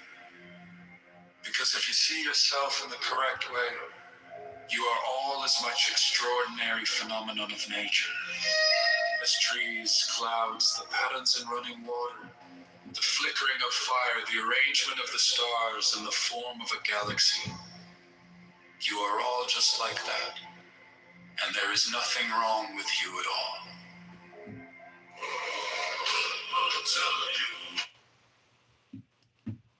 Mayor, real quick.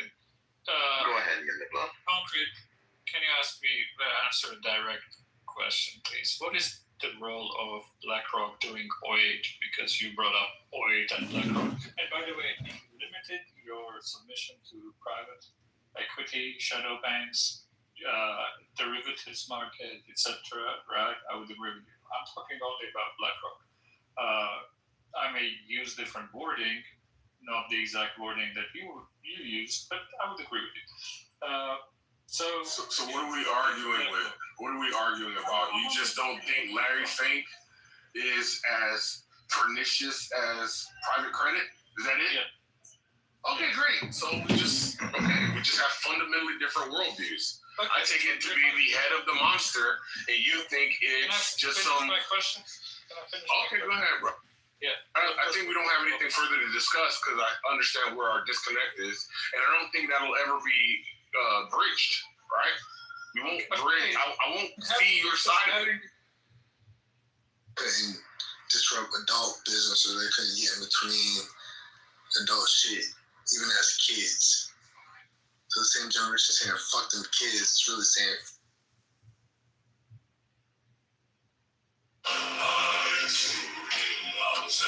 But I'll tell you what hermits realize. If you Not necessarily your apartment, maybe you still deal with that nigga. If you believe that I was homeless, you are that. you're connected with everything. Other people teach us who we are. Their attitudes to us are the mirror in which we learn to see ourselves. But the mirror is distorted. We are, perhaps, rather dimly aware of the immense power of our social environment. We could say that meditation doesn't have a reason or doesn't have a purpose. In this respect, it's unlike almost all other things we do, except perhaps making music and dancing. When we make music, we don't do it in order to reach a certain point. Such is the end of the composition. If that were the purpose of music, then obviously the fastest players would be the best. Also, when we are dancing, we are not aiming to arrive at a particular place on the floor, as in a journey. When we dance, the journey itself is the point. As when we play music, the playing itself is the point. And exactly the same thing is true in meditation. Meditation is the discovery that the point of life is always arrived at in the immediate moment.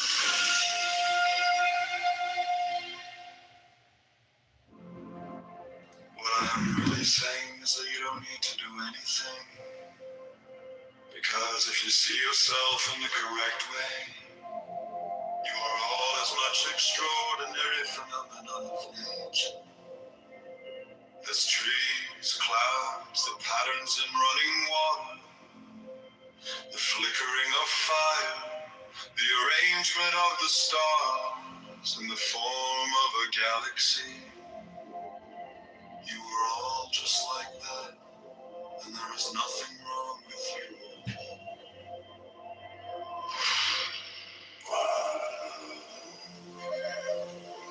But I'll tell you what hermits realize. If you go off into a far, far forest and get very quiet, you'll come to understand that you're connected with everything.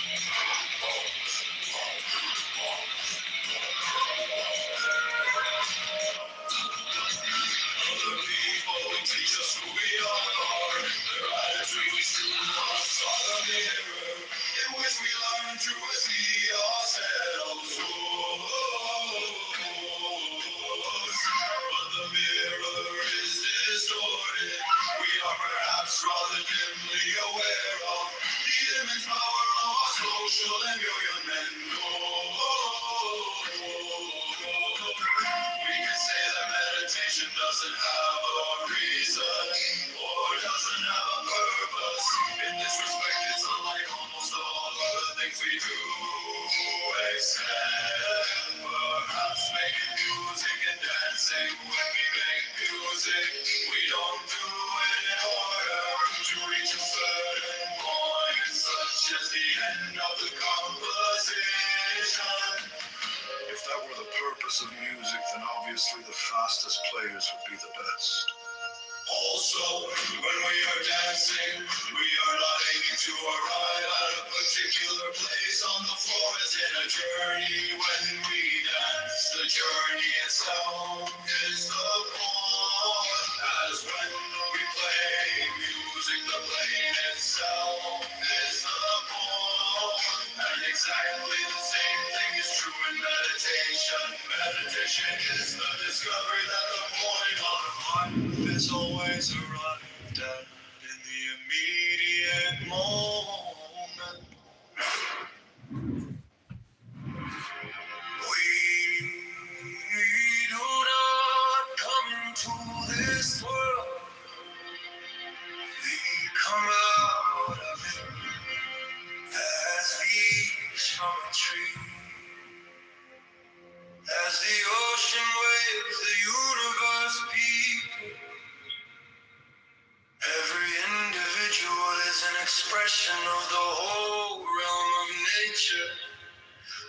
A unique action of the total universe.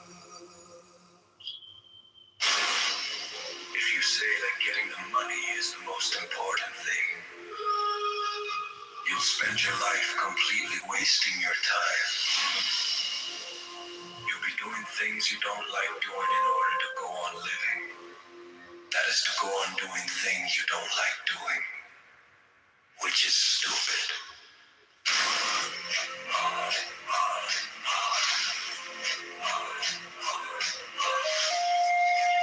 To remain stable is to refrain from trying to separate yourself from a pain. Because you know that you cannot run it away from fear is fear. Fighting pain is pain. Trying to be brave is being scared. If the mind is in pain, the mind is pain. The thinker has no other form than his thought. There is no escape. One is a great deal less anxious. If one feels perfectly free to be anxious, then the same may be said of guilt.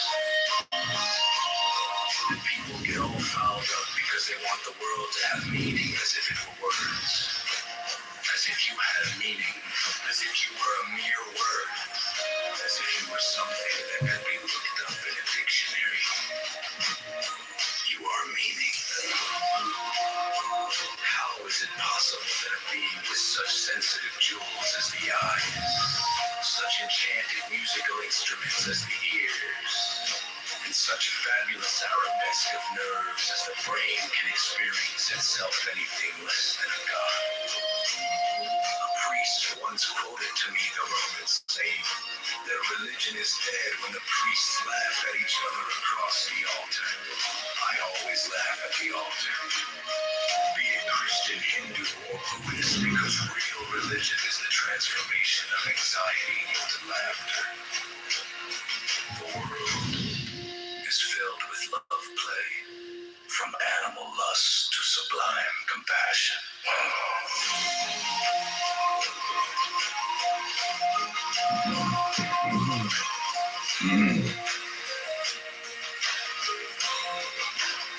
To put it still more plainly, the desire for security and the feeling of insecurity are the same thing. To hold your breath is to lose your breath. A society based on the quest for security is nothing but a breath retention contest in which everyone is as taut as a drum and as purple as a beat.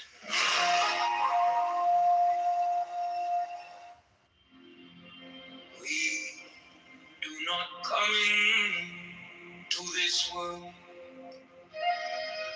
We come out of it as leaves from a tree. As the ocean waves, the universe people. Every individual is an expression of the whole realm of nature. A unique action of the total universe.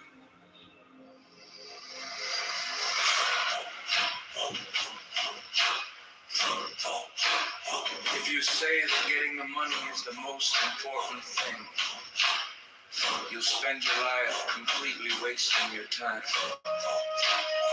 You'll be doing things you don't like doing in order to go on living. That is to go on doing things you don't like doing, which is stupid. To remain stable is to refrain from trying to separate yourself from the pain because you know that you cannot run it away from fear is fear. Fighting pain is pain.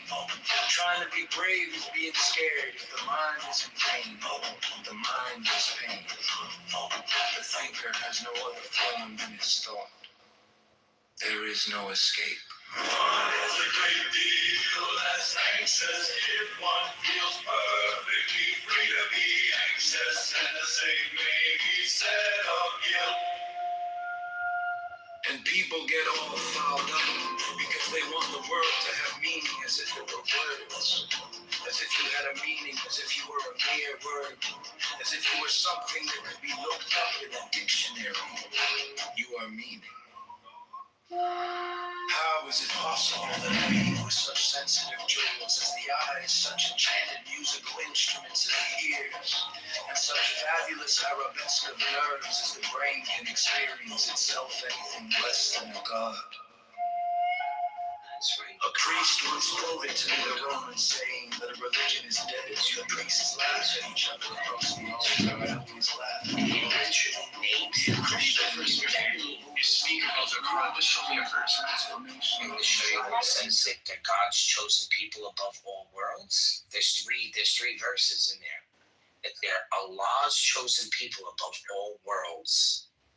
Just tell me, man. Just go. I'm not telling you the verse. I'm telling you that that's what the verse says. Yeah, you know that I would agree to an extent, right? Allah's chosen people above all worlds. I know it by heart. I just don't know the number of the verse, but I know that there's three of them.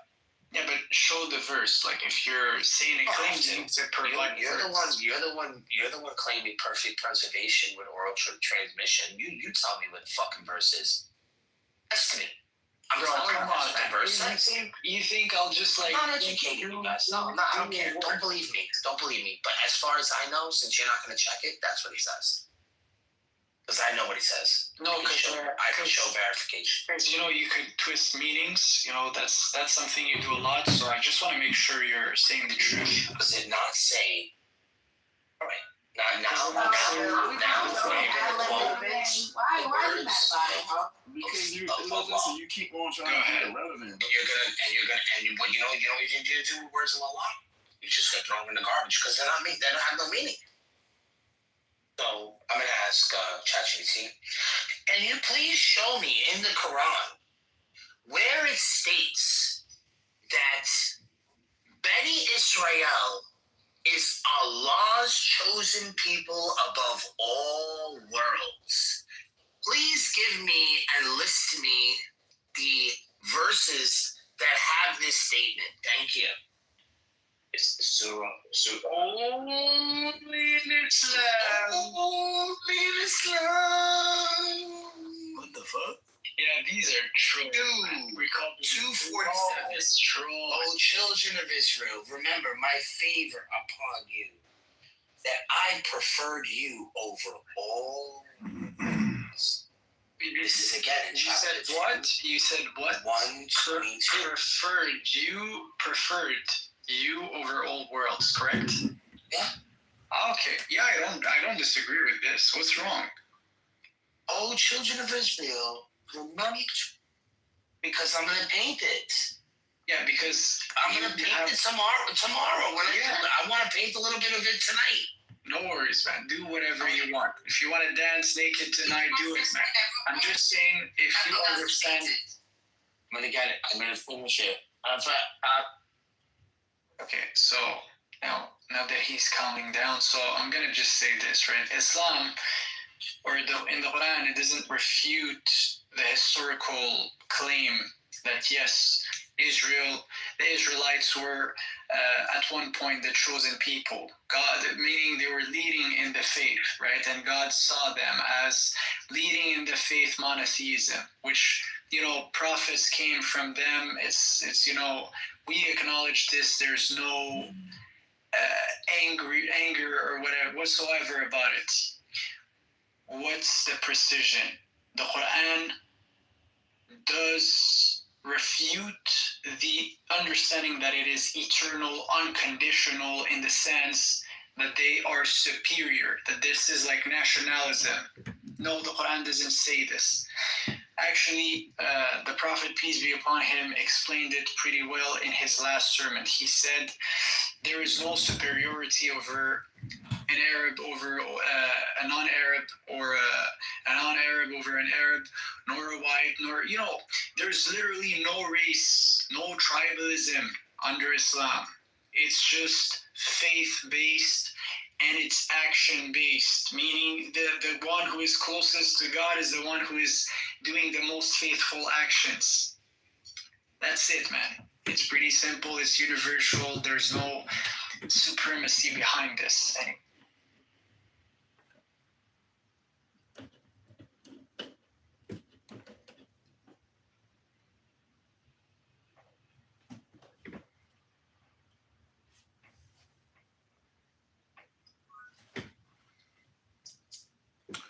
Hey, Amin, I got a question for you. Is Islam a philosophy, or is it literal, or is it both? Thank you, Amin.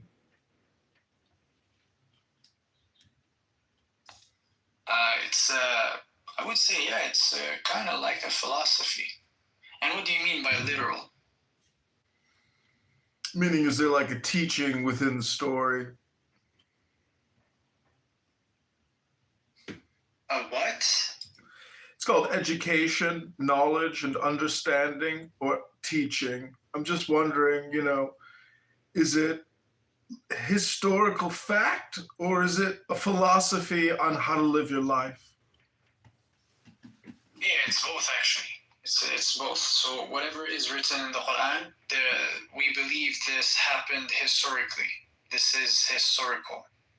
So if God recounts, for example, something of the future, a revelation like there is a day of judgment, this is true. True information. It's not a lie. It's not opinion, it's a fact. Yeah, if he recalls something of the past, it's true, 100%. Plus, it's a philosophy in the sense that it's a way of life. You need to do certain things in order to achieve paradise. Is this your opinion, or are you telling us facts? No, this is a fact. Every Muslim understand that there were prophets who came and they delivered the message and history happened. The word of God is not a lie in any way, shape, or form. Do you know how Muhammad died? Did he die of cancer? And is cancer a concept, or is cancer a fact, or is cancer an opinion?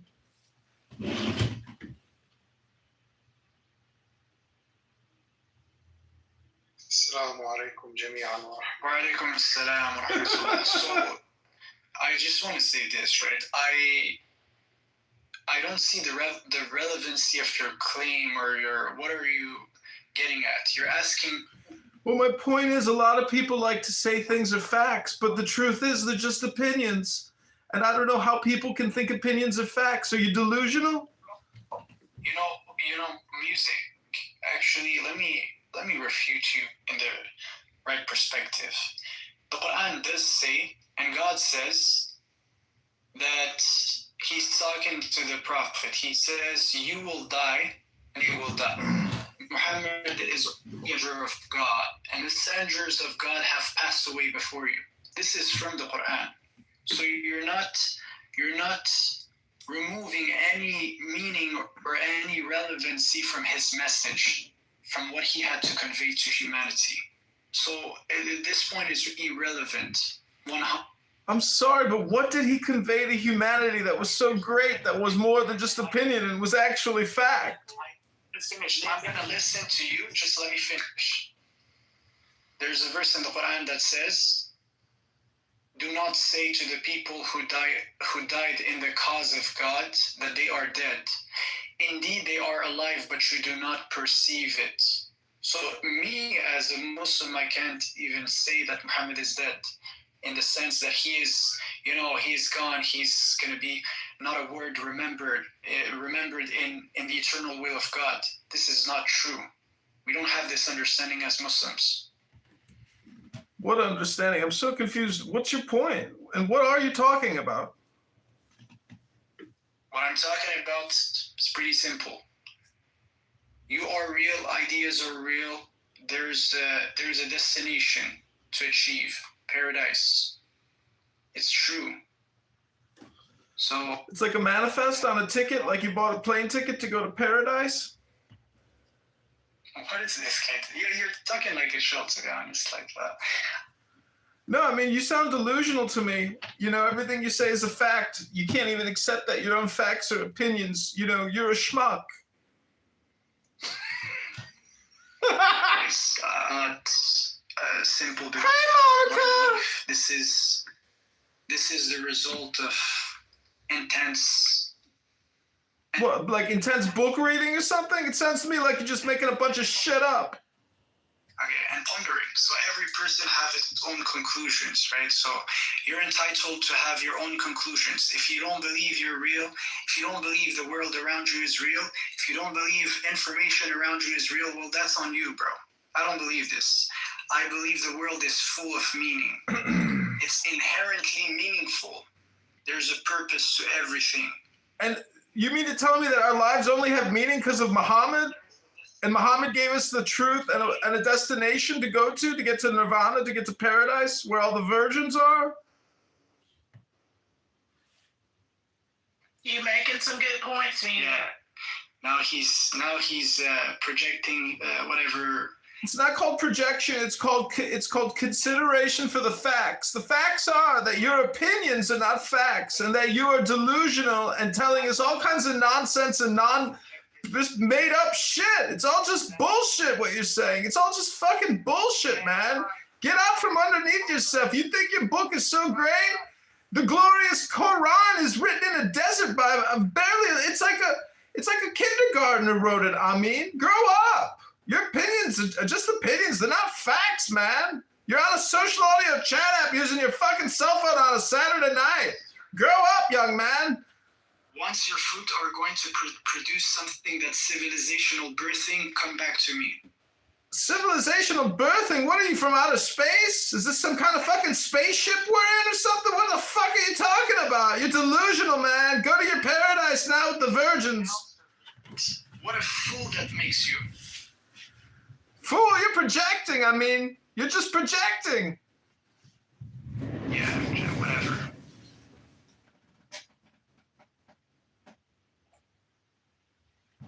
All the verses in the chat that you guys can't remember or Listen, if the glorious Quran was so fucking great, you'd be reading it to us right now instead of just talking to us about your fucking delusional opinions, man. Go read something instead. If it's so fucking glorious, at least read it to us once in a while instead of just telling us how great it is. Whatever. Do you have anything of substance to say?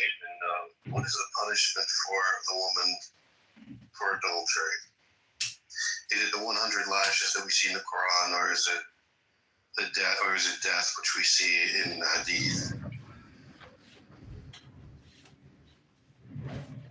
Maybe it's just a metaphor for like a spiritual death or something, ego death. I don't know. Is there metaphors? I mean, in Islam. Okay, so let me just point to something, right? So first of all,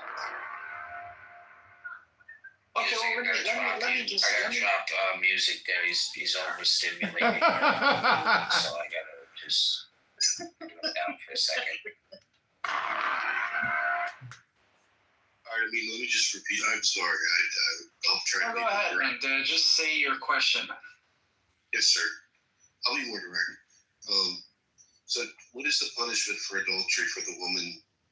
Is it 100 lashes, like the Quran tells us, or is it death, which we read in the sayings? Okay, so first let's just establish something. So the idea is this, right? There is consequences to actions. Let's establish this, right? So if someone comes and he wants to do something, right? Yeah, that's perfect. That's a good enough answer. That's perfect. Consequences to actions. All right. I didn't finish. That's a perfect answer. Okay, so do you want to just preach right now? Just preach, my God. There's only two options. It's not a difficult thing. It's the 100 spanky, or it's death. Which one do you hold to, brother? Okay, so the idea is this, right? Islam didn't invent the lashing system or any other systems. The idea is if you do something wrong, there needs to be consequences. Now, the way these consequences will happen or be judged upon, this is the job of jurists, right? So jurists will have to interpret the law. If you want to live in a society where degeneracy is accepted, that's on you.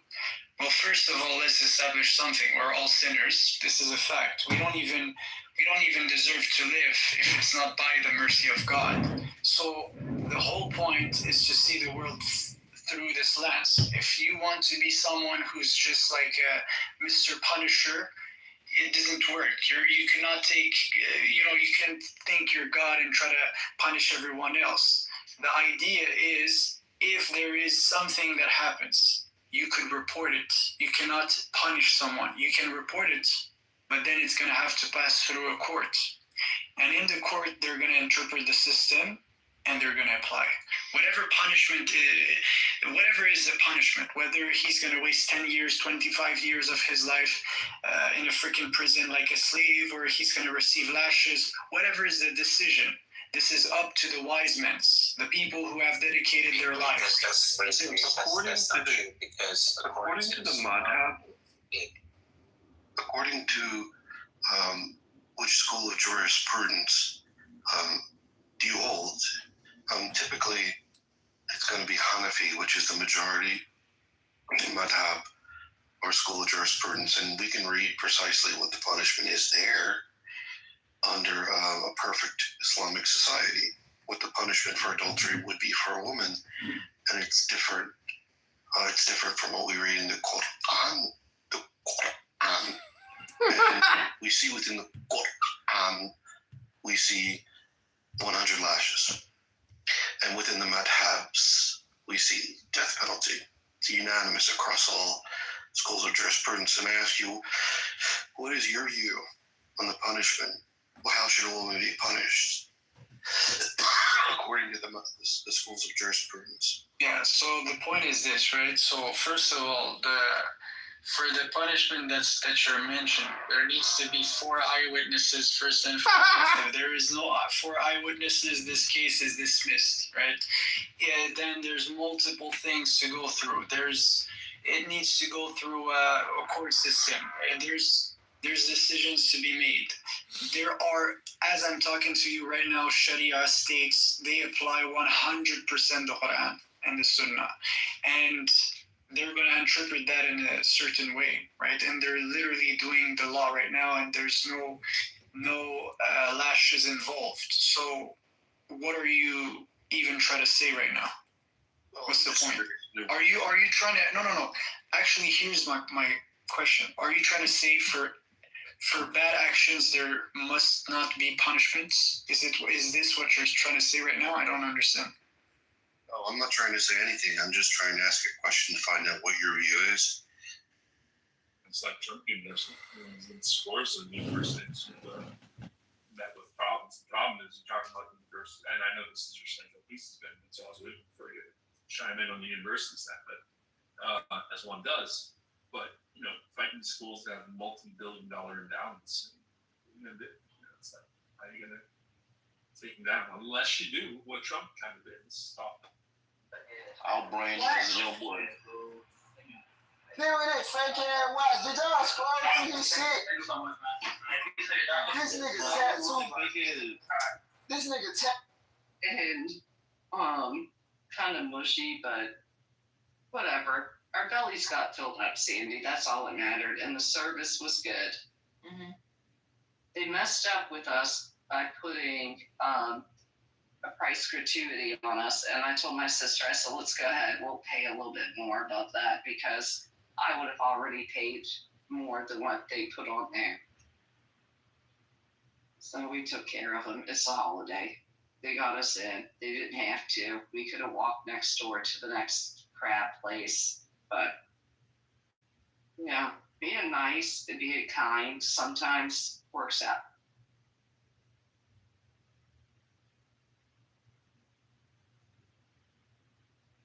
And then you went and did this, It's that all the Muslim countries agree with you, actually. Even Western countries agree with you, right? And look how they operate. They're literally interpreting the Sharia, and they're doing what they must be doing. That's it, man. Like only in Islam. Yes, any punishment, if you want to report it, only in Islam. Islamic court, and they're gonna do whatever it needs to interpret the situation, give punishment according to the evil action that was made, that was done. That's it. It's pretty simple. We agree. Very simple. The person that's in me, It is. I don't know where he's trying to say. What do you say to that, Daniel? To the point, I mean. They be down there searching, writing, keeping notes. Response to that? They know, because they go to all the rooms. We're going to say that honor killings do not go through the court. There's another type of killing that doesn't go through the court, where in the act, if a woman is being raped, she's allowed to kill her assaulted during the act. Once the act is over, you can't kill her. That's not true. But during the act, what do you mean? What you just said is not true. I guarantee it's 100% true. If there is 4 witnesses, meaning 4 proofs that this was done. No.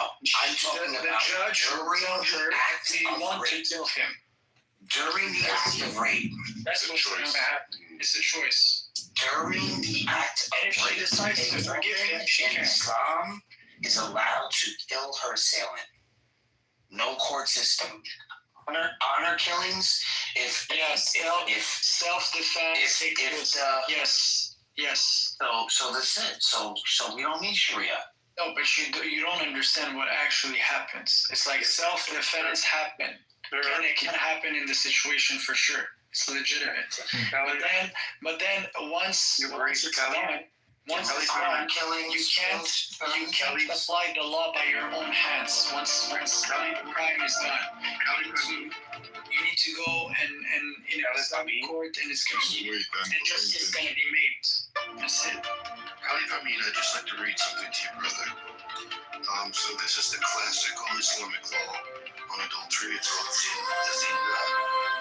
Zina of unmarried persons is 100 lashes, and is agreed upon by all major madhabs. Zina of married persons, lusan, which is stoning, raj, agreed upon by all major madhabs except the early and some modern reformers. Under the Hanafi school of madhab, which is the majority of Muslim, for unmarried people it's 100 lashes. Exile for a year was considered recommended by some but not required. For married people under the Hanafi madhab, it's stoning to death, or what's called rajam. And the conditions for conviction are either 4 male eyewitnesses who saw the act explicitly, or a voluntary confession repeated multiple times, or pregnancy, but only if the woman has no possible lawful husband. Hanafis emphasize avoiding the had if any doubt exists. So it is true, there's 4 male eyewitnesses, which you were incorrect about, but it would be stoning to death, brother, under the Hanafi madhab. I mean, hold your thoughts. I know you have good memory. Let me just ask Daniel a question. Brother Kala, Wait. So I want to finish my... He didn't answer my question. You notice, eh? He's defiant. No. Don't interrupt, Kala. Please, I ask politely. I'm the caliph in here. Consider me Abu Bakr al-Baghdadi. I rule with a very harsh fist. Go ahead, Amin. Regale us with your Islamic knowledge. I give me Okay, all right, so hold on. I want to... I give my tour to Kahala. Go ahead. I And my chance. I give my opportunity to speak to Kahala. Yeah, fine. So a rape victim is not guilty of zina, illicit sex, because it was forced, right? They're allowed to fight back and escape by any means. Preserving life and dignity and bodily safety is recognized in the Sharia as, but if you have to kill your attacker because you feel like you're going to be killed, the ruling is there is no sin on her, no legal refutation is applied, right? And the same ruling goes for men. So we don't need Sharia court.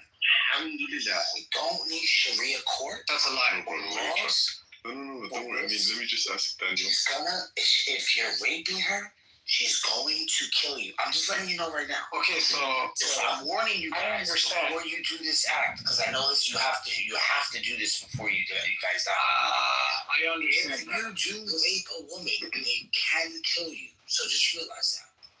Yeah. Careful, Megatron. Don't do it, man. Anyway. No.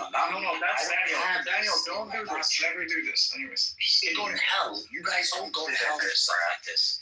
Okay. Okay. So can I stop? Kalahan, go ahead, brother. All right. It's not funny. So then, Daniel, this is what I want you to do. Click my photo and then swipe 2 times.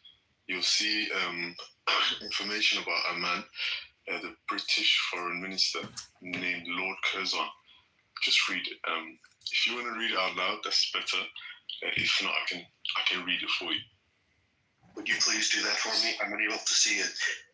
No problem. So he says, we must put an end to anything which brings about any Islamic unity between the sons of the Muslims. This was right after the fall of the Ottoman Empire.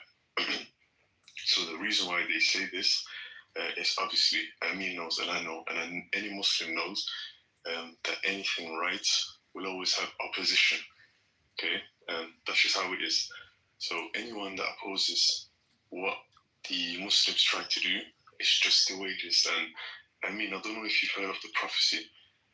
During the end times, all nations will actually be against the Muslims. So subhanAllah, it's all falling in line pretty nicely. And Daniel, it's true. Islamophobia is arising, and there's a lot of contentions in being a Muslim. But anyways, man, the point also I wanted to mention is this, right?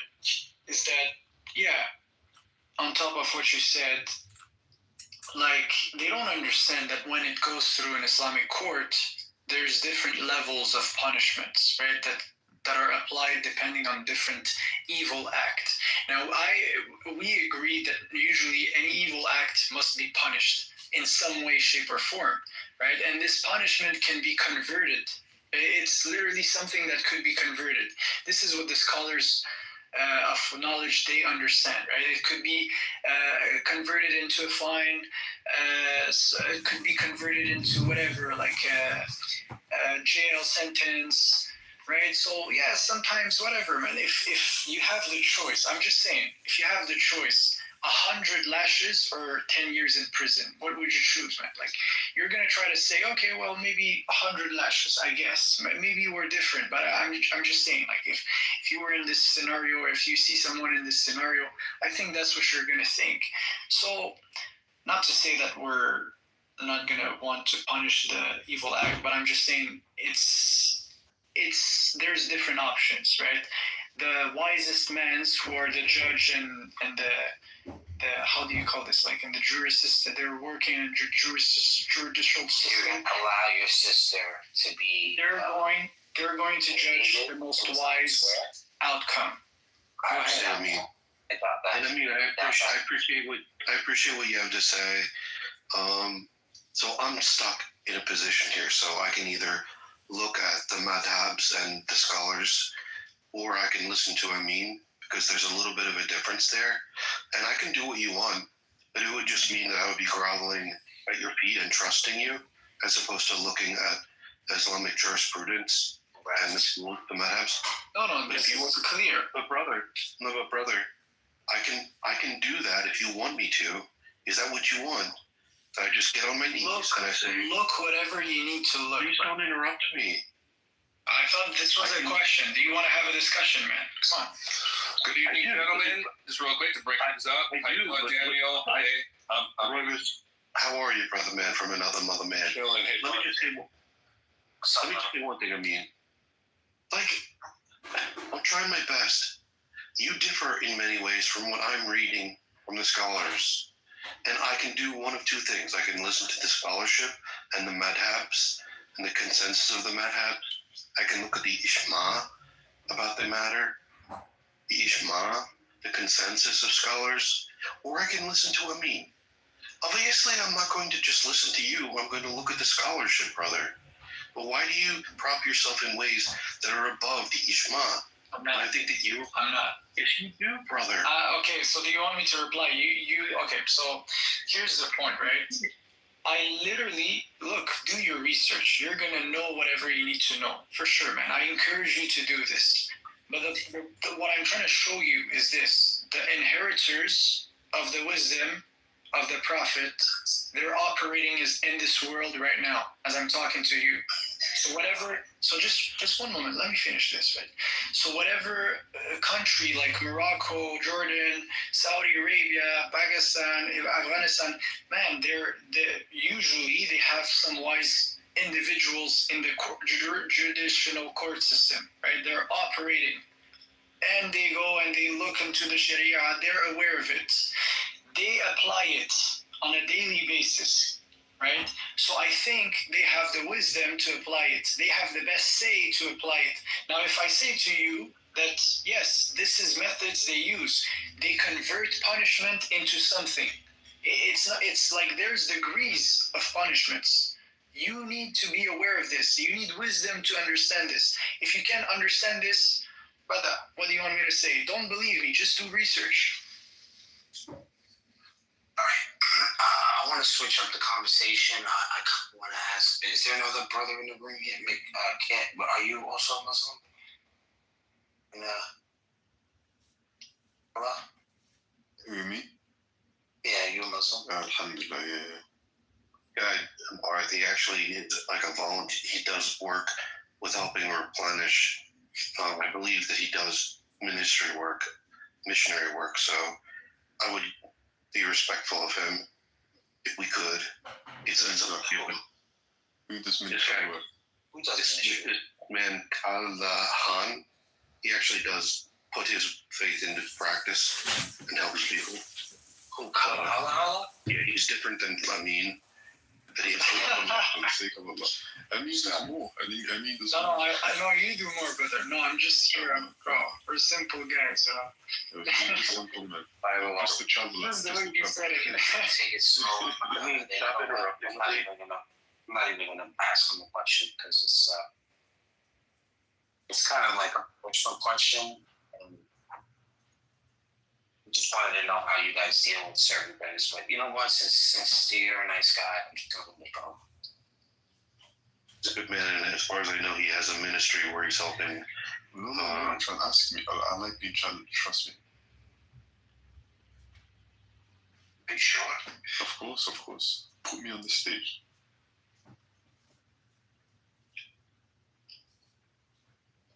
Let's be creative, man. Come on, Megatron. I know you could outjuice those morons and find out. Okay.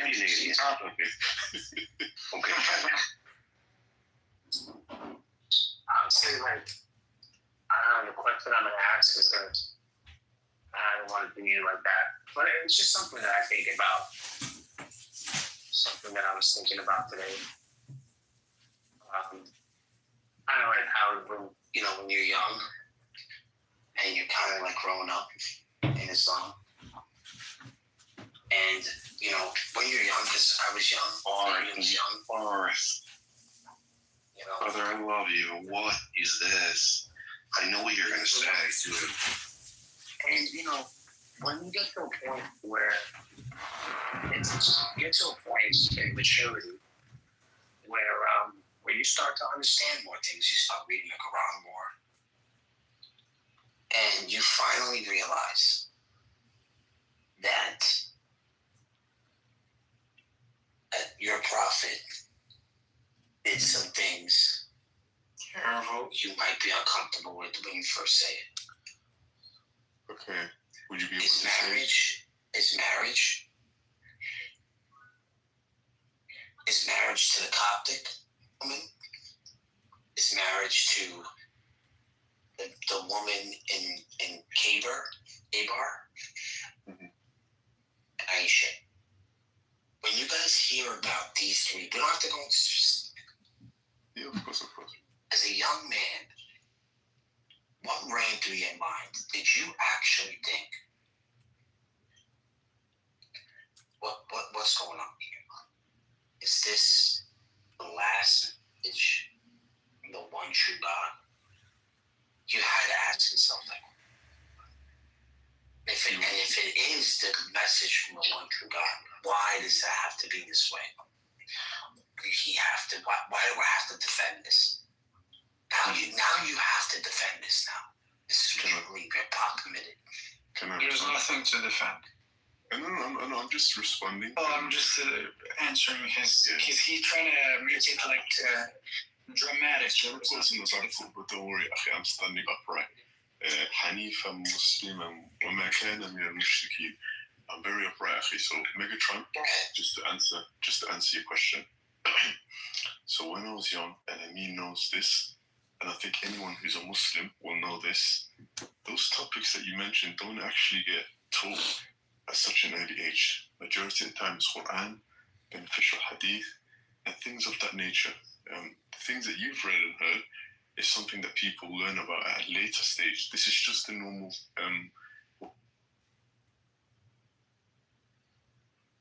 allows you to see things in a different way.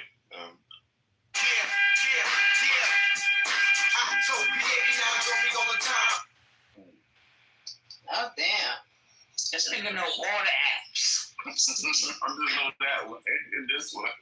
She's talking about all the apps. You know all the apps.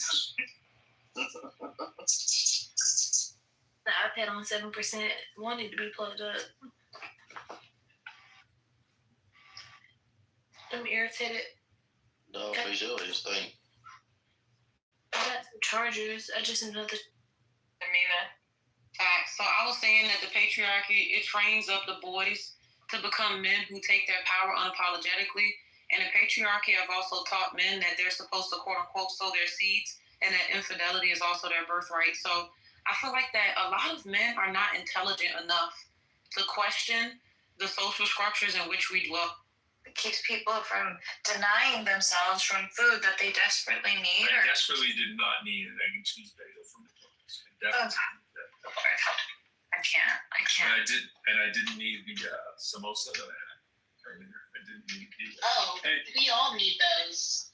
Yeah, samosas are so righteous. I just went gym and went extra hard. And all right, that means I'm gonna eat all the things. That's what I'm saying. Yeah. It's a wash. So, you know, like, at the end, you're like, I did that for a wash. Like, there's no net gain. It's just like, man, I did that so I can eat that, whatever. It's so weird. You know what I'm saying? I hate that mentality so much. Oh, I need to burn off all this other stuff that I ate. Dude, you ate some food. You enjoyed it. Enjoy the food. It's fine. It's okay to enjoy it. Yes, but you're like, I should. But eat the good things. Like if you eat a cookie, okay, like this is my mentality about all of it. If there's a cookie in the house, if I'm craving a cookie and there's a cookie in the house and that cookie is a crappy cookie, do not eat that cookie because it's not worth eating. At least eat the cookie that's like bringing you joy, right? Like if you're going to eat it, at least have one that's bringing you joy, not a crappy one. Just keep the good stuff in the house. They offer these nice cookies. You're standing inside. Can't do it. But then I have samosas.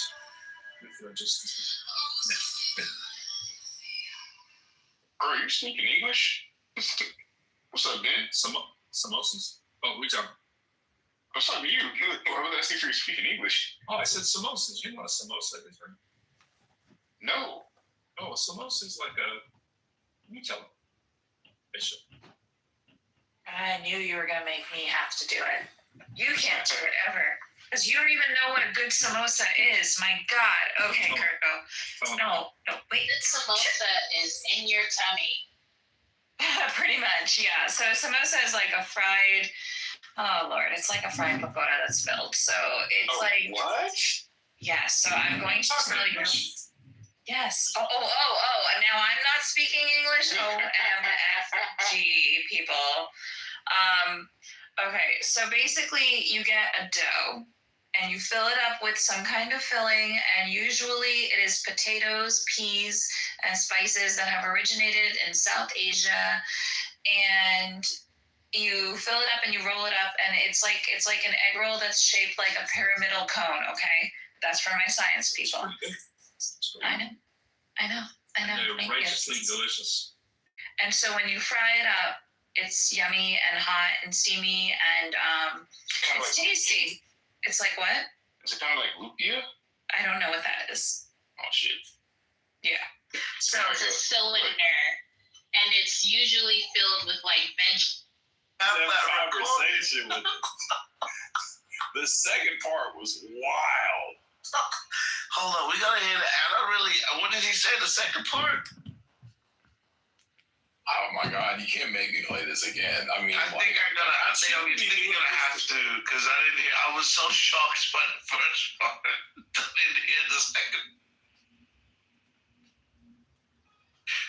Right, guys.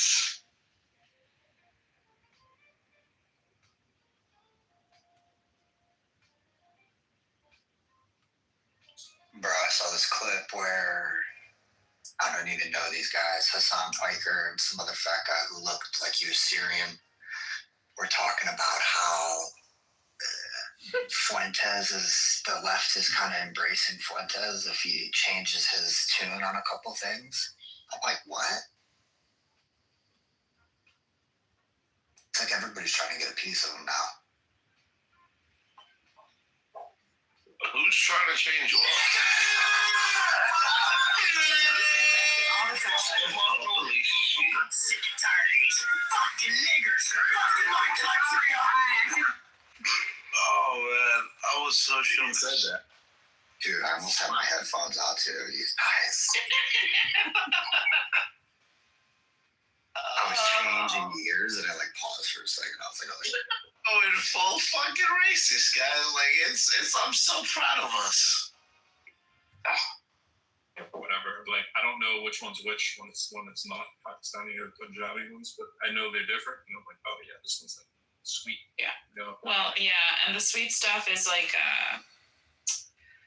Emily. What do you call Emily in English? I forget. Anyways, there's like a sweet sauce, and then there's like a fucking a bunch of web pages from Google, basically. You're suggesting that it's like this entertainment tool, right? What Malkador and I are saying is Right like, now it turned it's a into business tool. But hold on. Let me give you a use case, right? There's many tools I use in my business that cost, as little as $10 a month and as much as, hundreds of dollars a month, right? But some of the ones that bring the most value are the ones that cost me $10 or $20 a month. So when we talk about ChatGPT, right? My business has a $20 subscription. My chief marketing officer is literally a project in ChatGPT. So instead of having to go and hire a an impossible employee who would be as brilliant as a chief marketing officer and at the same time be an intern marketing grunt that'll just produce copy and everything in between. I get that and so much more. An advanced tech support team, like hundreds for $20 a month. I'm kind of simpleton here, I guess.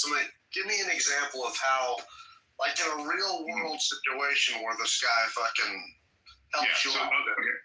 So ChatGPT has something called project, right? So I can open a new project and I can load that project with a whole bunch of context and information, right? So I wanted to create a chief marketing officer for my business. So I went in and I gave it all the information about my business, my website, my business case, my profit margins, everything about my business, right?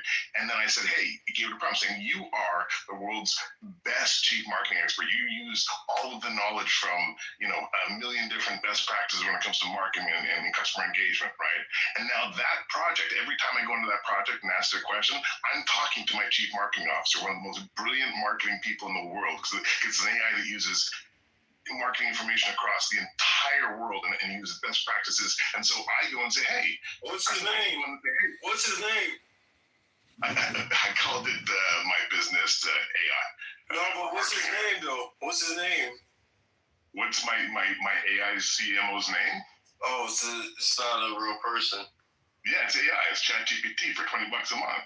But this is the thing. That's not legit. They don't spit out 100% accurate information.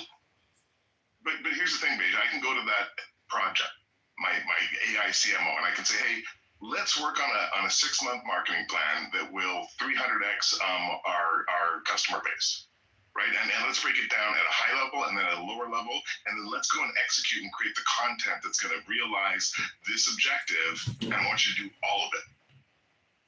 And it would take, a team of 5 marketers, 2 months to create that. I get it in 30 minutes. Less, I get it in fucking like 3 minutes.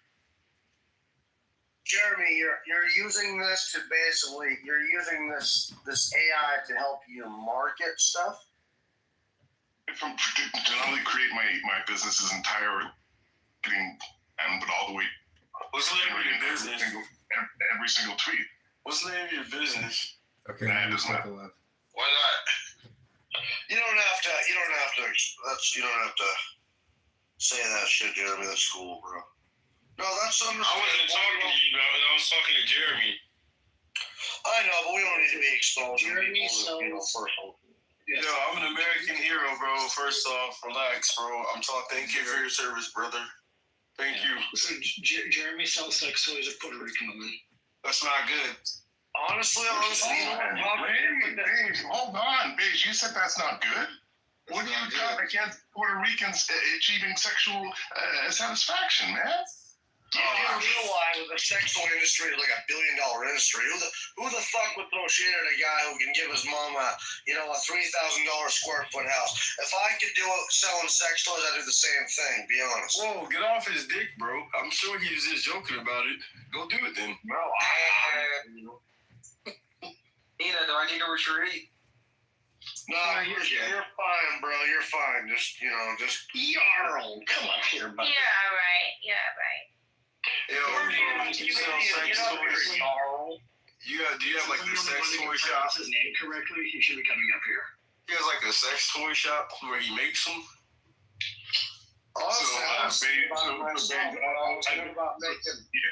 So, Beige, I've been in technology, privacy, and cybersecurity for like the last 30 years of my life. That's my so these niggas are just freaky then. They just talking about something else. Weird how they would put that on you.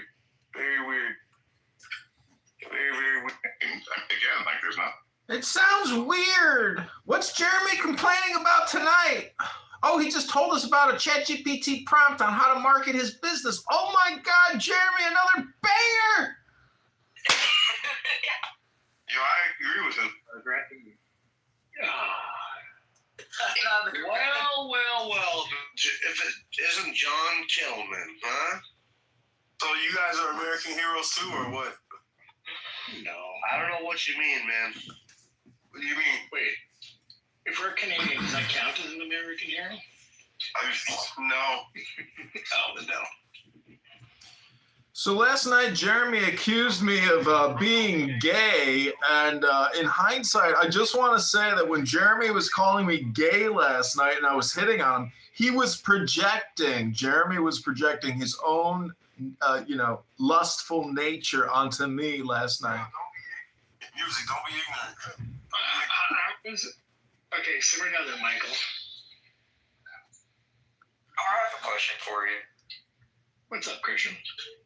Why is it that? Hold on, man. I want to ask a question, then I'm done. I promise I'll go back on you. I promise. So, back to what we were talking about earlier, because I think that's a lot more productive than I don't know whatever shithole this went into. I apologize.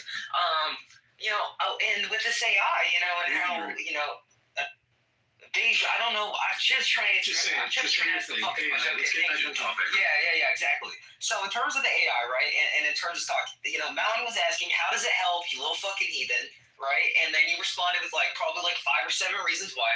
Now, Malin, and this is also a question to you, if indeed it does help in a significant sense, and however situation it does, then wouldn't we say that it would be a promising, increasingly more valuable stock based on what I was talking with Malin earlier, or am I wrong on that, Alcador? No, I believe that it is, as it's getting refined. But, the rubber, meets the road. A lot of these companies are investing in I'm just looking at the speculation, and I'm looking at the indications. And, we're within 1 to 3 years where a lot of these companies are going to have to actually start getting returns on their investment, because it's not just their money. It's people who have invested in this, you know. And so, like I say, it's going to get refined eventually. It'll be all right. It's going to change the world. Maybe not for the better, though, by the way, Christian. It's going to change the world? Well, what does that world look like, Mountain? When the world changes, what does that world look like, Mountain? Fucking that voice. Grow up. Because, see, this guy wants to be a politician, man, and there's so... Tell us about the new world, Mountain. Keep it to one mic. He needs to grow up. Let's drop this guy. Drop this guy down. Don't drop me. It's going to change the world. Yes, I will. I guess. I did it. Thank you. Thank you. You're welcome. As we know, I don't know. I mean, the only one that I can for sure, like Tina, I'm sure you grew up without cell phones and stuff, and you actually had a childhood where everyone didn't have internet and stuff. It didn't make it necessarily better, but inevitably AI will change the world just like the internet did. But for right now, we're not getting tangible, value. And until we do, there's going to be, I see changes already, Mountain. Kids don't go out and play as much anymore. Exactly. My niece and nephew don't even go out and play anymore. And honestly, Here's the thing, here's the thing is that I will agree with the analogy you gave the other day about the 2000 phone, right? So look at Netflix, or sorry, not Netflix, Jesus, Netscape. Netscape was the browser that everybody used, right? And so if you just made a bet at that time, it's like, dude, of course Netscape is the way to go, right? Of course the pets.com is right, and these companies were Yahoo even, of course Yahoo. Right, but that was so early on, and here's the place where I start to disagree with you. They weren't giving value, right? There was a reason why they were blowing up, right? But betting so early on such a new race, chances are the ones that are leading it now are not going to be around 5 years ago when the real players ended up surfacing, like Alphabet and Meta and all these companies, right? And here's the other part where I agree and disagree is that when you look at OpenAI, right, with regards to its profit, it is not a profitable company. It's losing money hand over fist. But the investors and shareholders are going to be okay with that because of their exponential growth. So it's not that they're not delivering value, but I do agree at one point, these companies that are growing exponentially have to produce profit. And there aren't any, with the exception of the hardware makers today, there are no software makers of AI that are, except for they're making money outside of AI. But I don't think there's many examples where AI is generating profit. I think it's generating loss, but it's also delivering amazing value. Like my devs, they use AI every single day to accelerate their productivity in their code writing. It's not that the AI can write the code for them, but it makes them 10 times more efficient because of the mundane tasks they would normally have to do themselves. Now AI can do that for them. I agree, dude. I mean, honestly, I can't quite put my finger on it, but so about a month ago, I fucking put in I already work. I'm full time. I'm a sprinkler technician. Okay, I've been working for this place for quite a while. We get laid off every winter time, so it's job attached, So for 4 months out of the year, because I'm in Montana, I'm sure you Canadians know, I'm border with you guys. It gets fucking pretty cold, so you can't install sprinklers and you can't do any of that shit. So we get job attached. You don't do snow removal in the winter? Like a lot of the guys up here will do lawn maintenance and stuff during the summer and then do snow removal. So honestly, bro, what's fucking weird is, I don't know about you guys, but we are lacking in snow to where the point to where a lot of these companies are not even doing snow removal, because regardless, Montana, man, since 1997, we haven't had significant snowfall. That's true. That's crazy. And also, don't rub it in. bastards. How dare you? Fucking. Rub it in, rub it in. We get scared, Jeremy, because we rely on the snow. That gives our cattle ranchers, because we have more cattle than people, and we're a main cattle producer. We're a main food producer. Our ranchers and farmers rely on the snow, and all of our people, our recreational people like me, we rely on the snowfall to feed our rivers, so it's full, so then you can irrigate, whatever, and so if we're not getting the snowfall and the moisture, then they have to buy their hay, they have to buy their feed for their cattle, and then it just makes producing cattle even more expensive. So then they're not getting their, returns on their cattle investments. So more and more cattle ranchers are bowing out of the trade. It's kind of a scary thing. I think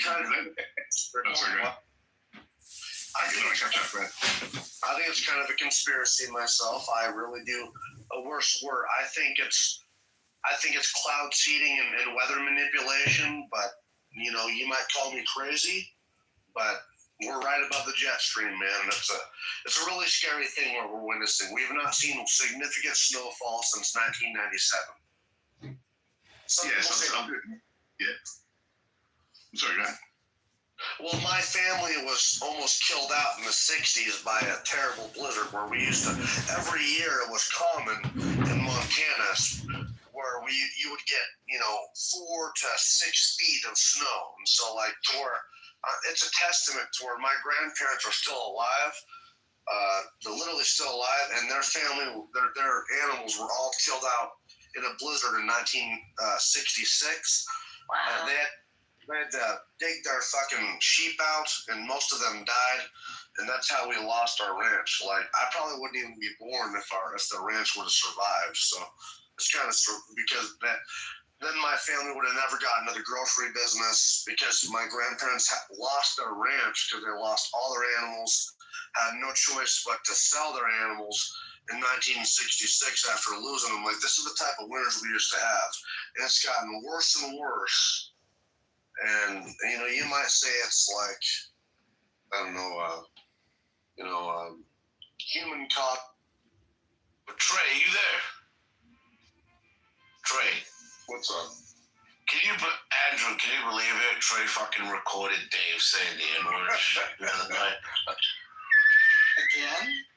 Yeah, the other night when he said it the first time, he was circling around the pond, and the pressure was building.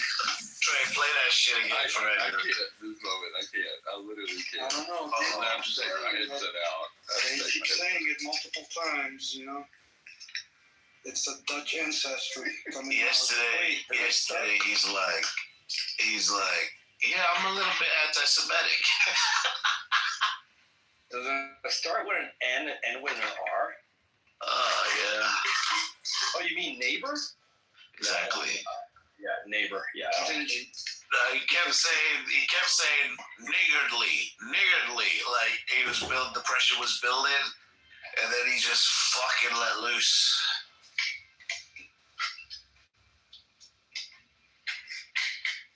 Dude, I'm writing a paper on polio. I fucking hate polio. I hate doing research. What I've heard is that if people take Zins, they don't get polio. But here's the crazy thing, dude. Polio only affects, paralytic polio, only affects 0.1% of the population. 75% of people that are exposed to polio are asymptomatic. I did not know that.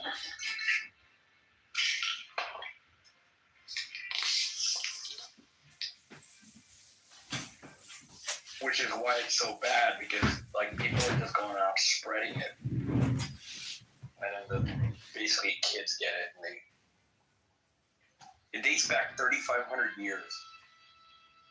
Evidence of polio.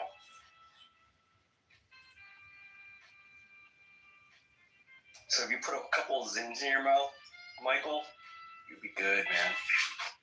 25 got recognition as a legendary languages. Do you know, for example, Marathi language has words. It is a world's 10th language spoken all over the world. Imagine the world is what, 7 billion, 8 billion? So, 10th. Now, what are the above 9th? Yeah. Could be like, Yeah. Okay. He was just asking what this relationship between Sanskrit and Hindi and Marathi and Tamil and all of that is. They're all separate languages, right? language, exactly. You are saying. Thank you. I thought that he knows the answer, but he's just. No. He really doesn't. And the majority of completely cover up whatever they're responsible for.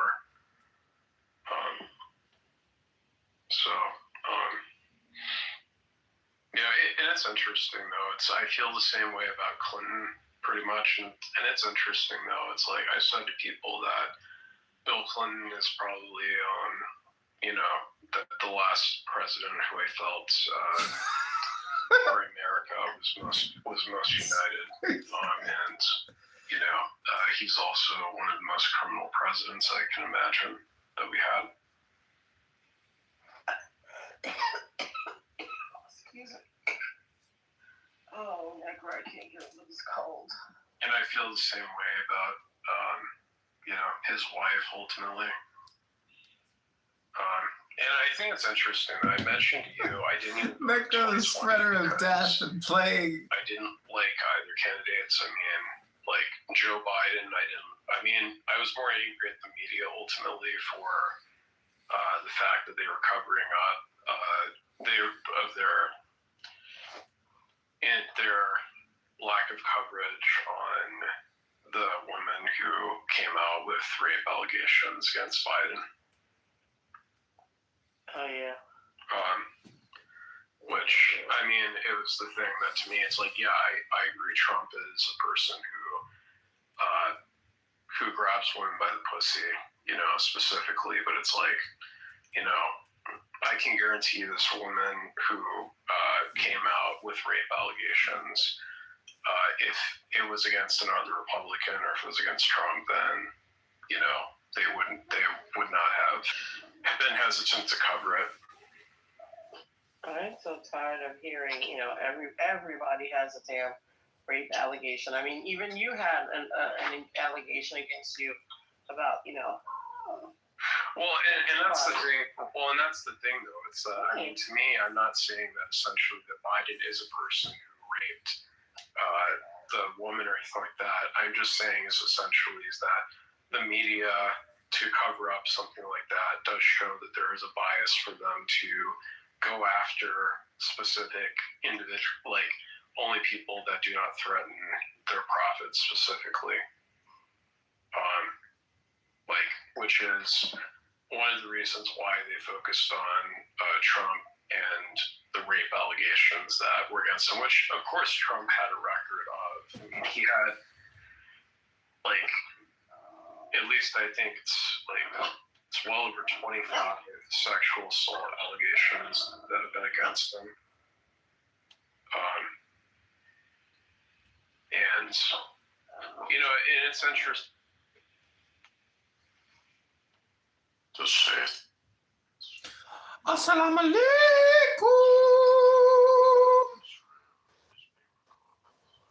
Assalamu alaikum.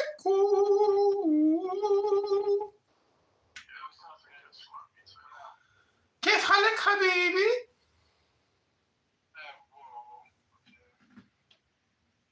حبيبي.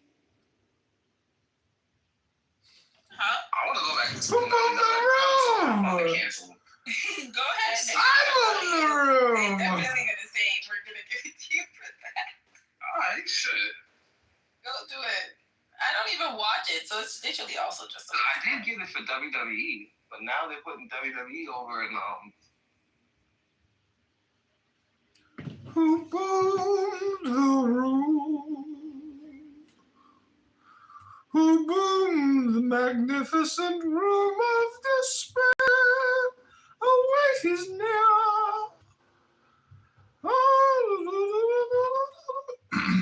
That's like the song from Les Miserables.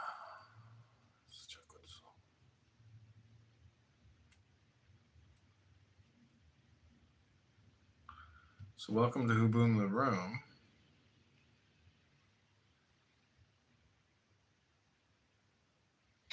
And it was all about how much he wanted to hate America and how pathetic my country is. And I was giving you reason after reason after reason as to why I think that we not only subsidize your country, it should be our 51st state. But I'm here now. What country is that? Compared to Australia? I don't think so. But I'd love to hear all the reasons why you feel that way, Kitty. No. That's what I'm offering you, a chance to tell me why. To rebuttal. Yeah, okay. Yeah, okay. Awesome. Okay. I'd like to hear that too. What part do you actually subsidize? Hold up. I don't want to piss off Clark Kent. Oh, it's Superman. Come on, just give me an example. I like Clark Kent. Well, hold on. Let's be clear. The second Superman movie was filmed on the Canadian side of the power. You know that's true. All right. I will play a stuttering boy for you guys, but I'm not going to. Maybe at some point I will. Scotty, do you want to give a reason why you believe in God? No, I'll skip this for now. I'll let somebody else go, and then I'll come back in. Yeah, fair enough. Okay, Uchiha, good to see you, my brother. Music, I'll kick you if you get weird. You what trash here? Yeah? Weird. Define what you mean by weird. Music AI is John Kitover, I think. Oh, I don't think he gets weird. I think he's cool as shit. No, he's cool, except when you... I can't, it's just... Hello? Yeah, gotta move you down, bud. Sorry. He just prevented the Andrew because he's fucking... I can't do that. I can't do it. It's not... He's I not can. No, I'm saying I can't do that. I can't handle the whole... I just want to give my testimony on why Jesus Christ is King and Lord and Savior of mankind. Jesus Christ. I mean, can I just praise God? Come on, Andrew. Music is a Zionist. A Zionist? I like pepperoni on my pizza, Andrew. What the fuck are you talking about? I'm an American, and you put these fake labels on people. You think you're in some higher mighty position to label people. I mean, go get fucked. Okay. Well, I think he made a great suggestion. I mean, not necessarily great, but it was his, Right. But music, you haven't met RPG and John Lee yet, have you? You don't know who John Lee is, do you? Have you been streaming John Lee music? You know who that is? Yeah, I just streamed him this morning on the Uncle Steve show. He gave his testimony about how great Jesus is. Well, he actually had a pretty amazing testimony, kind of a supernatural one. Andrew, will you tell me what Zoroastrianism is in your simplest, if you were telling a 5-year-old? It's just evil, basically. It's a Persian religion that's like what the Achaemenid Empire was based on. It's about good versus evil, and God is represented by light and fire. Does that help? You're a mother. Yeah. Yeah. Go ahead. I watched I've seen this thing yesterday or the day before. I've got a copy of it, and it was the question you just asked me. Somebody was saying it on the radio, and they got this one clip out of it. I think it was the most amazing words ever spoken or ever described, ever heard it done. Doesn't matter what religion you are or what colour or creed, the way it was explained was absolutely moving. So Daniel, no doubt I'm going to get angry with you at some point during this debate, and it will come out naturally, so you don't have to try and trust me, we'll get there. So I'm just going to put it in the chat, yeah? I'll put it in the chat. I don't know if some of you don't want to watch it. If some of you don't want to watch it, or don't want to download the link, I can explain. It's a video for what? What is it? To explain God, the way to explain God doesn't matter what religion you are. And when I heard it, I had to go back and get it. You're really starting to piss me off now, so it's going to come out in a minute. It's going to come out in a minute. I didn't hear what you said. What you say, brother? Do you not see Daniel coming off his mic mocking Scotty every fucking time Scotty says something? I do. Daniel is a resident troll. He's not. It's kind of hard to take him, too serious because he just kind of disses everybody at various times. So you kind of just let it slide. If you're consistent, but there's certain criteria, like prerequisites, in order to participate in a voice conversation, which is speaking English, number one, and two, you're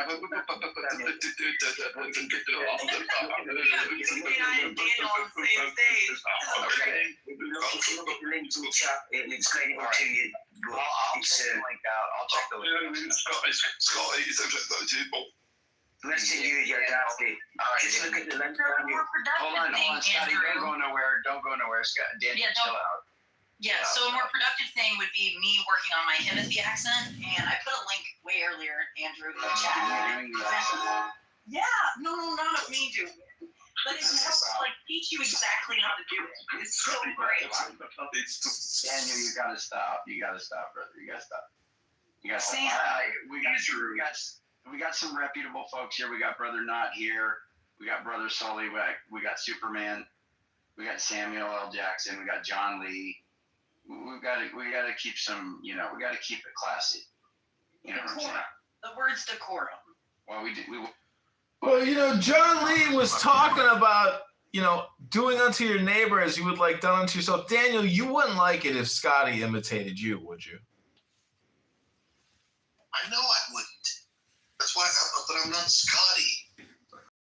Still my beating heart. The two of them.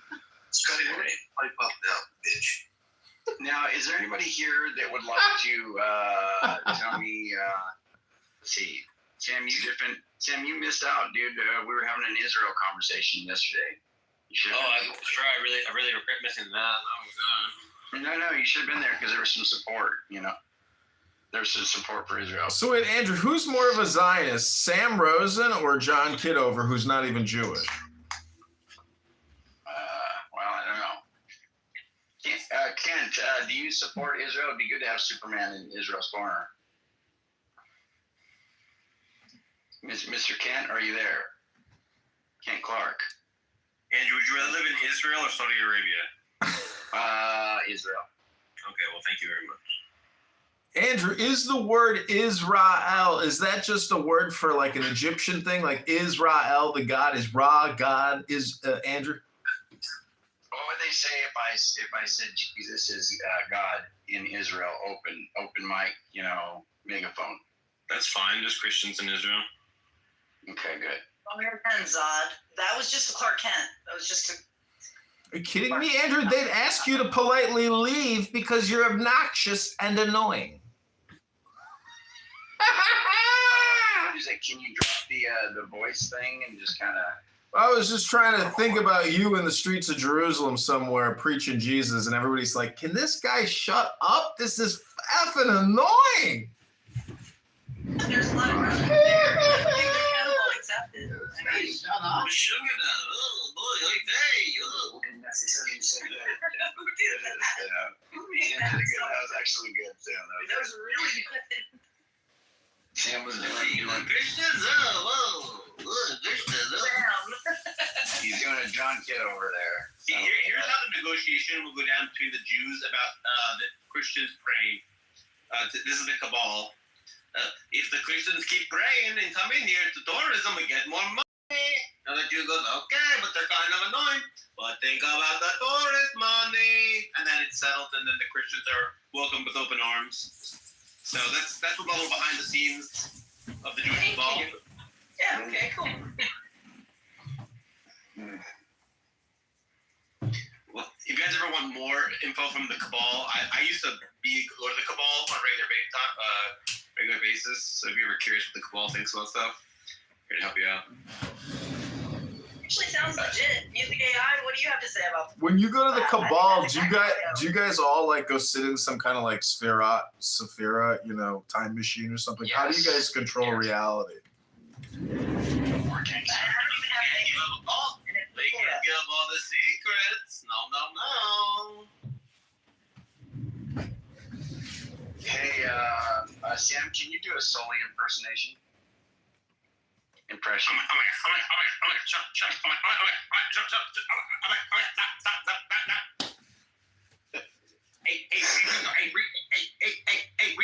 Reader. No, I didn't say that. I didn't say that.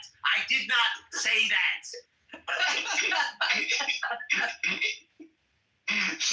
Sully, how did he do? Sully, how did he do, buddy?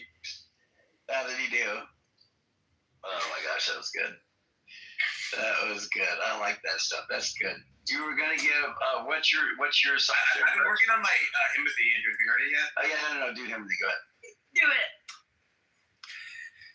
Palestine in it, bro. Palestine, bro. Hey, bro. In it, bro.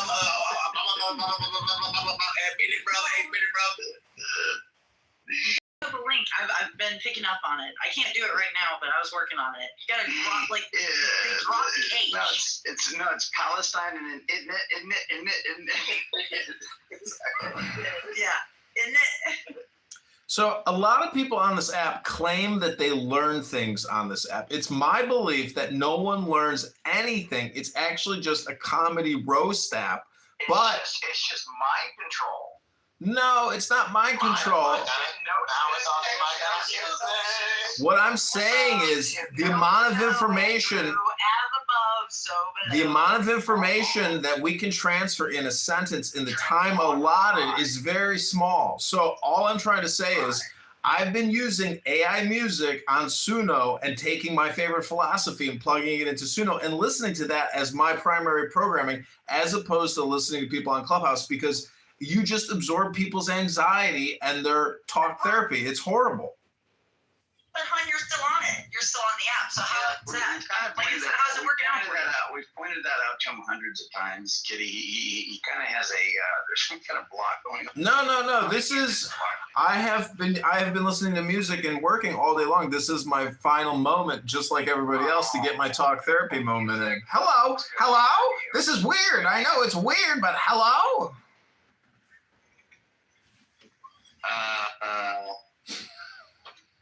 Sam do his best El Normo. Like, I know he's not in the room, but I think he does a great El Normo. Yeah, do an El Normo, will you, Sam? What do you mean? What do you mean? I don't defend Israel. I'm an independent man who defends whatever he thinks is right. But I'm not a partisan or anything like that. Can you do Alex the Grape? I mean, what do you mean, Andrew? I don't think I can do that voice.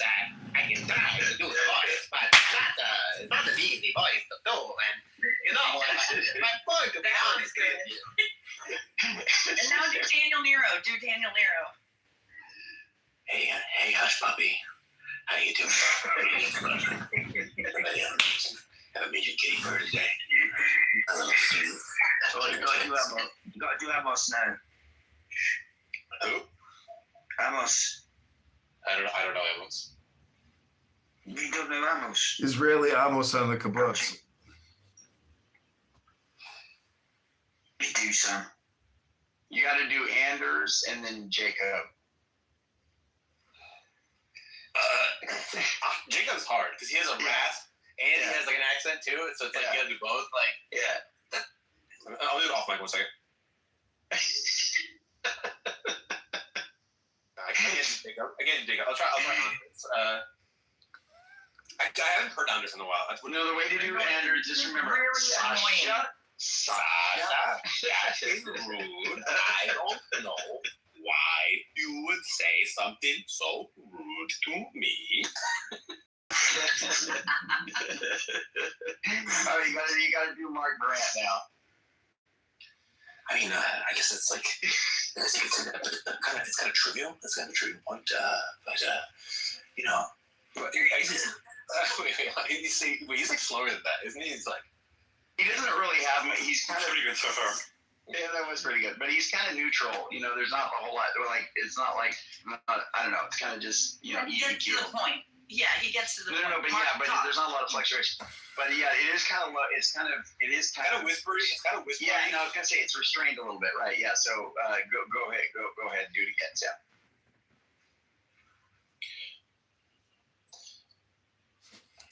I mean, it is a bit of. I can see there's a. It's hard to. Mark, your voice is hard. Yeah, I'm sorry. I'll work on it, but. I like how you started. Give us your Mahdi, Sam. Sam's Mahdi is great. It is. What do you mean? Don't do a good Mahdi impression. You an idiot. So you think you just because you say I can do a Mahdi impression that I could just do one? I've said this before. I feel like the timbre on his Mahdi impression is just completely perfect. If you just workshop the sort of Sudanese, British, inflection, it would be completely indistinguishable. My favorite impression. Have you heard my Andre the Swiss impression, Andrew? It is great. Oh, yes. I went to Mallorca this summer, and I met an Albanian princess there. But she was going to be married to some Dutch lord, and I said, no, I don't want to be involved with that. Daniel impression, Daniel. You weren't on stage. It was good. Hey, put a sock in it. Hey, sugar tits, put a sock in it, man. Why don't you dance for daddy, huh? But then you gotta do that. Yeah. There it is. Buster does the best Daniel impression. Hey, you wanna fuck with me? It's always yeah. Yeah. My Alex the Great impression. That's my first time doing it. It's actually pretty fun. What do you mean, guys? I don't think it's that hard of an impression. I mean, what is even? People say I'm annoying, but what is actually annoying about my voice? I don't actually understand. That is the best. Deepak, do Deepak, Sam. Yeah, do Deepak. Go ahead. I mean, some people say I can do a bit of a debug, but it's a little bit more complicated than that. And when you think about it, debug impression, it's a couple of flavors to it. That's like somehow doing that is like the most racist thing ever. You're not even doing Deepak, but it's like the stereotype of what Deepak. I mean, he did it there when Deepak was there, and Deepak's like, it's getting there, but it needs a bit of work, he says. That's so good. Oh my gosh, horrible program. Come on up here. Can you do Sasha, Sam? I mean, I can do a Sasha impression, but listen, you're a bitch, and I'm going to put you in a gas chamber if you don't shut the fuck up.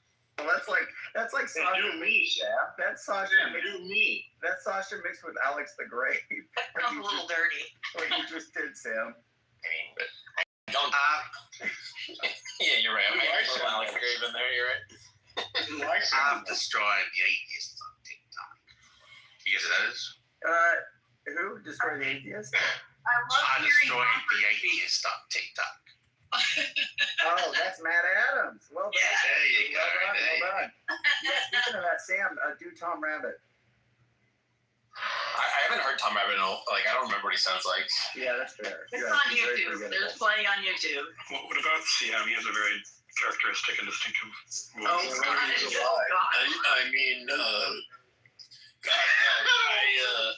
Mark. This atheist, I mean, he's proven wrong. He's just having drunk the whole time. Yeah, you gotta put in more of the us. The Bible is a scientific fallacy when you actually talk to physicists, and I have PhDs, so I'm right about that. You almost went Deepak there a little bit. Mark, now just since Paulie is not here, or Sasha's not here, I have to be the spirit of Sasha. So you said he has a very distinctive voice. Shouldn't it just be distinct?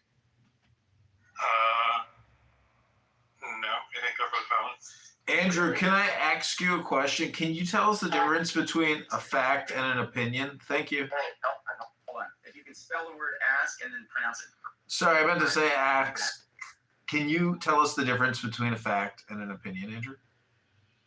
Well, an opinion may not be actually reflecting reality. but it can be. A fact is supposed to be reflective of reality.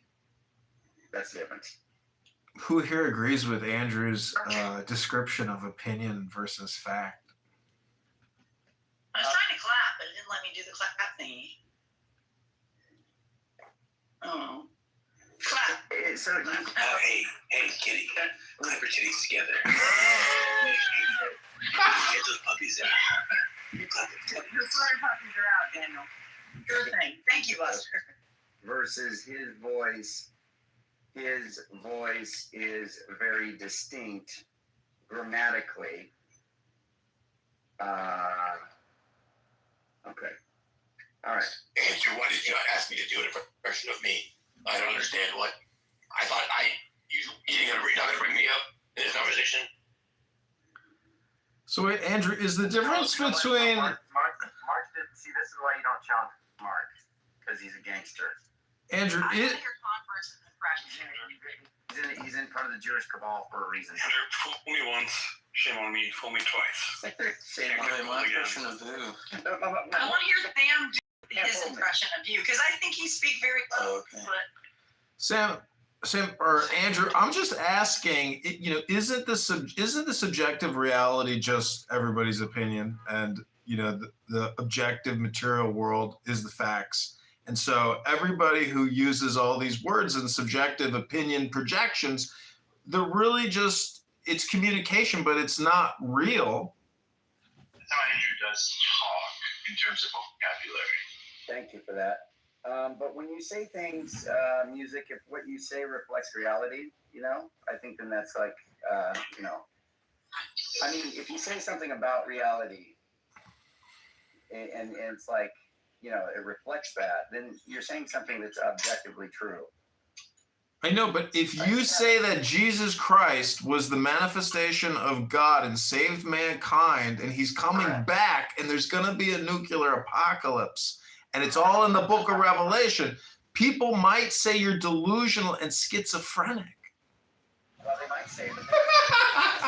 I think they'd probably have more, credibility. You know what I'm saying? Well, when I talk to a Muslim on this app and I ask them, what's the difference between a fact and an opinion? And they tell me that the fact is absolutely a fact and their opinion is just not, they don't even have opinions. Everything they say is a fact. You talk like Aleister Crowley on crack. Like just his loops and tell you circles. that a fact is absolutely a fact. That's brilliant music. That is something a Muslim might say.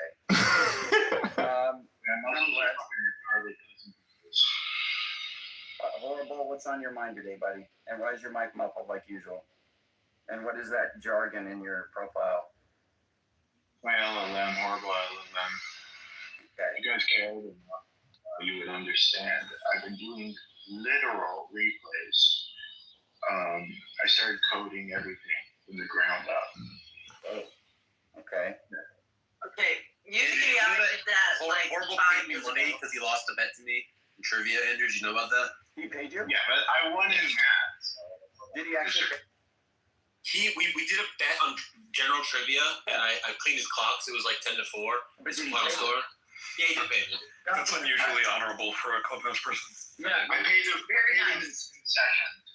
Yes. You know what? Never mind the fact that he said CM died. No, he already explained that. It's all good. We already ruled that he was wholly innocent and that you were in fact the guilty one. That's for right. For not taking him more seriously. That's true. Thank you. That's true. Horrible, you've been exonerated, but don't ever make fun of my giggle again. Horrible. Thank you. Yeah, I'm not sure. I've got a question for the Christians in the room, if I may. If the Bible is so fantastic and so accurate and so true, I mean, why don't you ever even spend time reading it on this app if it's just the greatest thing ever? Well, because of music, I don't know if you ever thought about it, but we do. But part of the problem is that people already know what it often says. It's just disagreeing over it. So they're talking about the concept rather than actually reading it to each other, if that makes sense. But I mean, to play devil's advocate, we could read the Bible more if we tried. We could, in fact, have more Mario in there too. Why is it letting me clap for Andrew? Damn. Do Mario. It won't make any sound if you do it on somebody else. You do it on yourself, it'll make sound. Mario, I don't know if you can clap for yourself though, but Do the Mario mixed with Alex the Great, Sam. It's a me, Mario. What do you mean, Peach? It's a wah wah wah. Princess Peach. Here's all. Let's go. Whoa. Yeah. Wait, Kitty, were you saying that Sam does an impression of me? I really want to hear it, Sam. Please, Sam.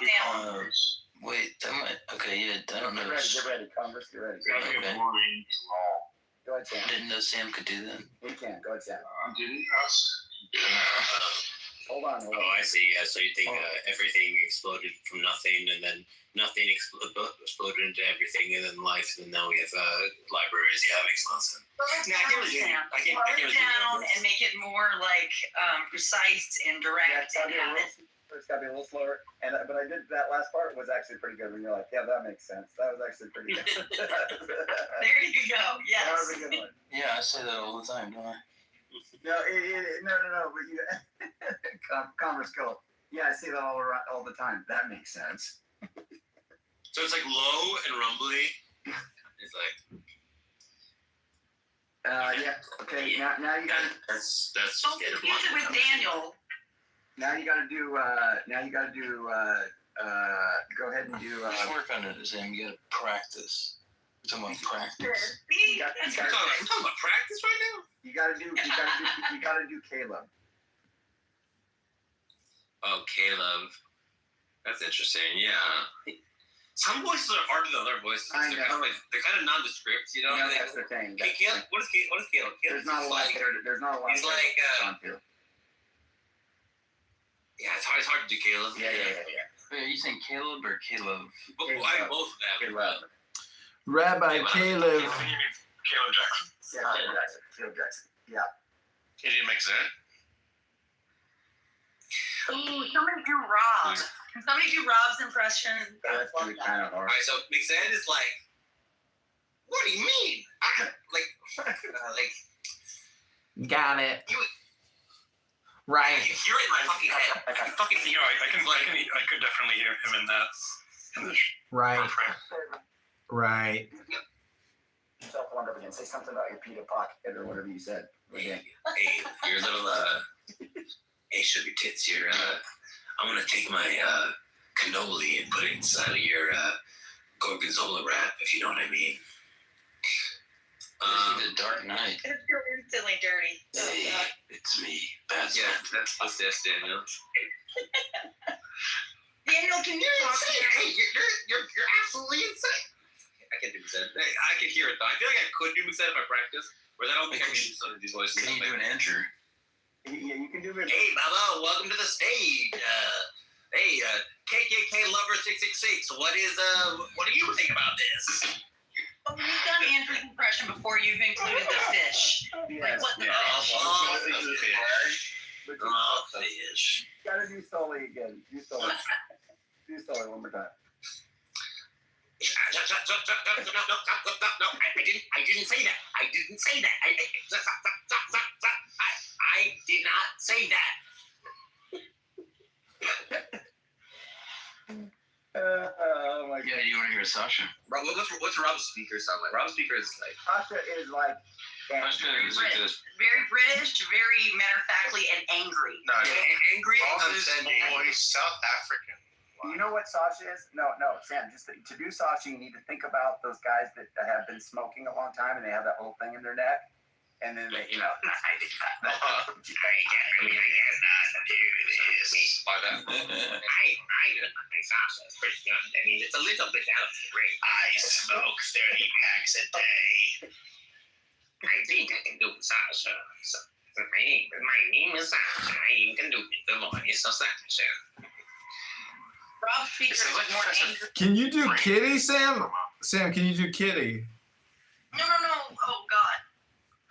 Well, I mean, I can try. I mean, if I just get my titties out here right now, I can probably do a voice. If I try to get my, I'll do most of my titties. I'll do most of the talking, but I can do. I can talk my. Sound that Southern. I do not sound that Southern. Good Rob speakers. Yeah. Yeehaw. Does anyone have like a stock phrase that he uses a lot? Who, McZed? No, Rob. Rob. Yeah, you got to English and more angry. So listen, Kitty. But he's The problem with South African, Jesus right? is this. South Well, it's not. It might be South African, but okay, I can't do South. Because it has more of a like, it's like almost like Australian, but it's not Australian.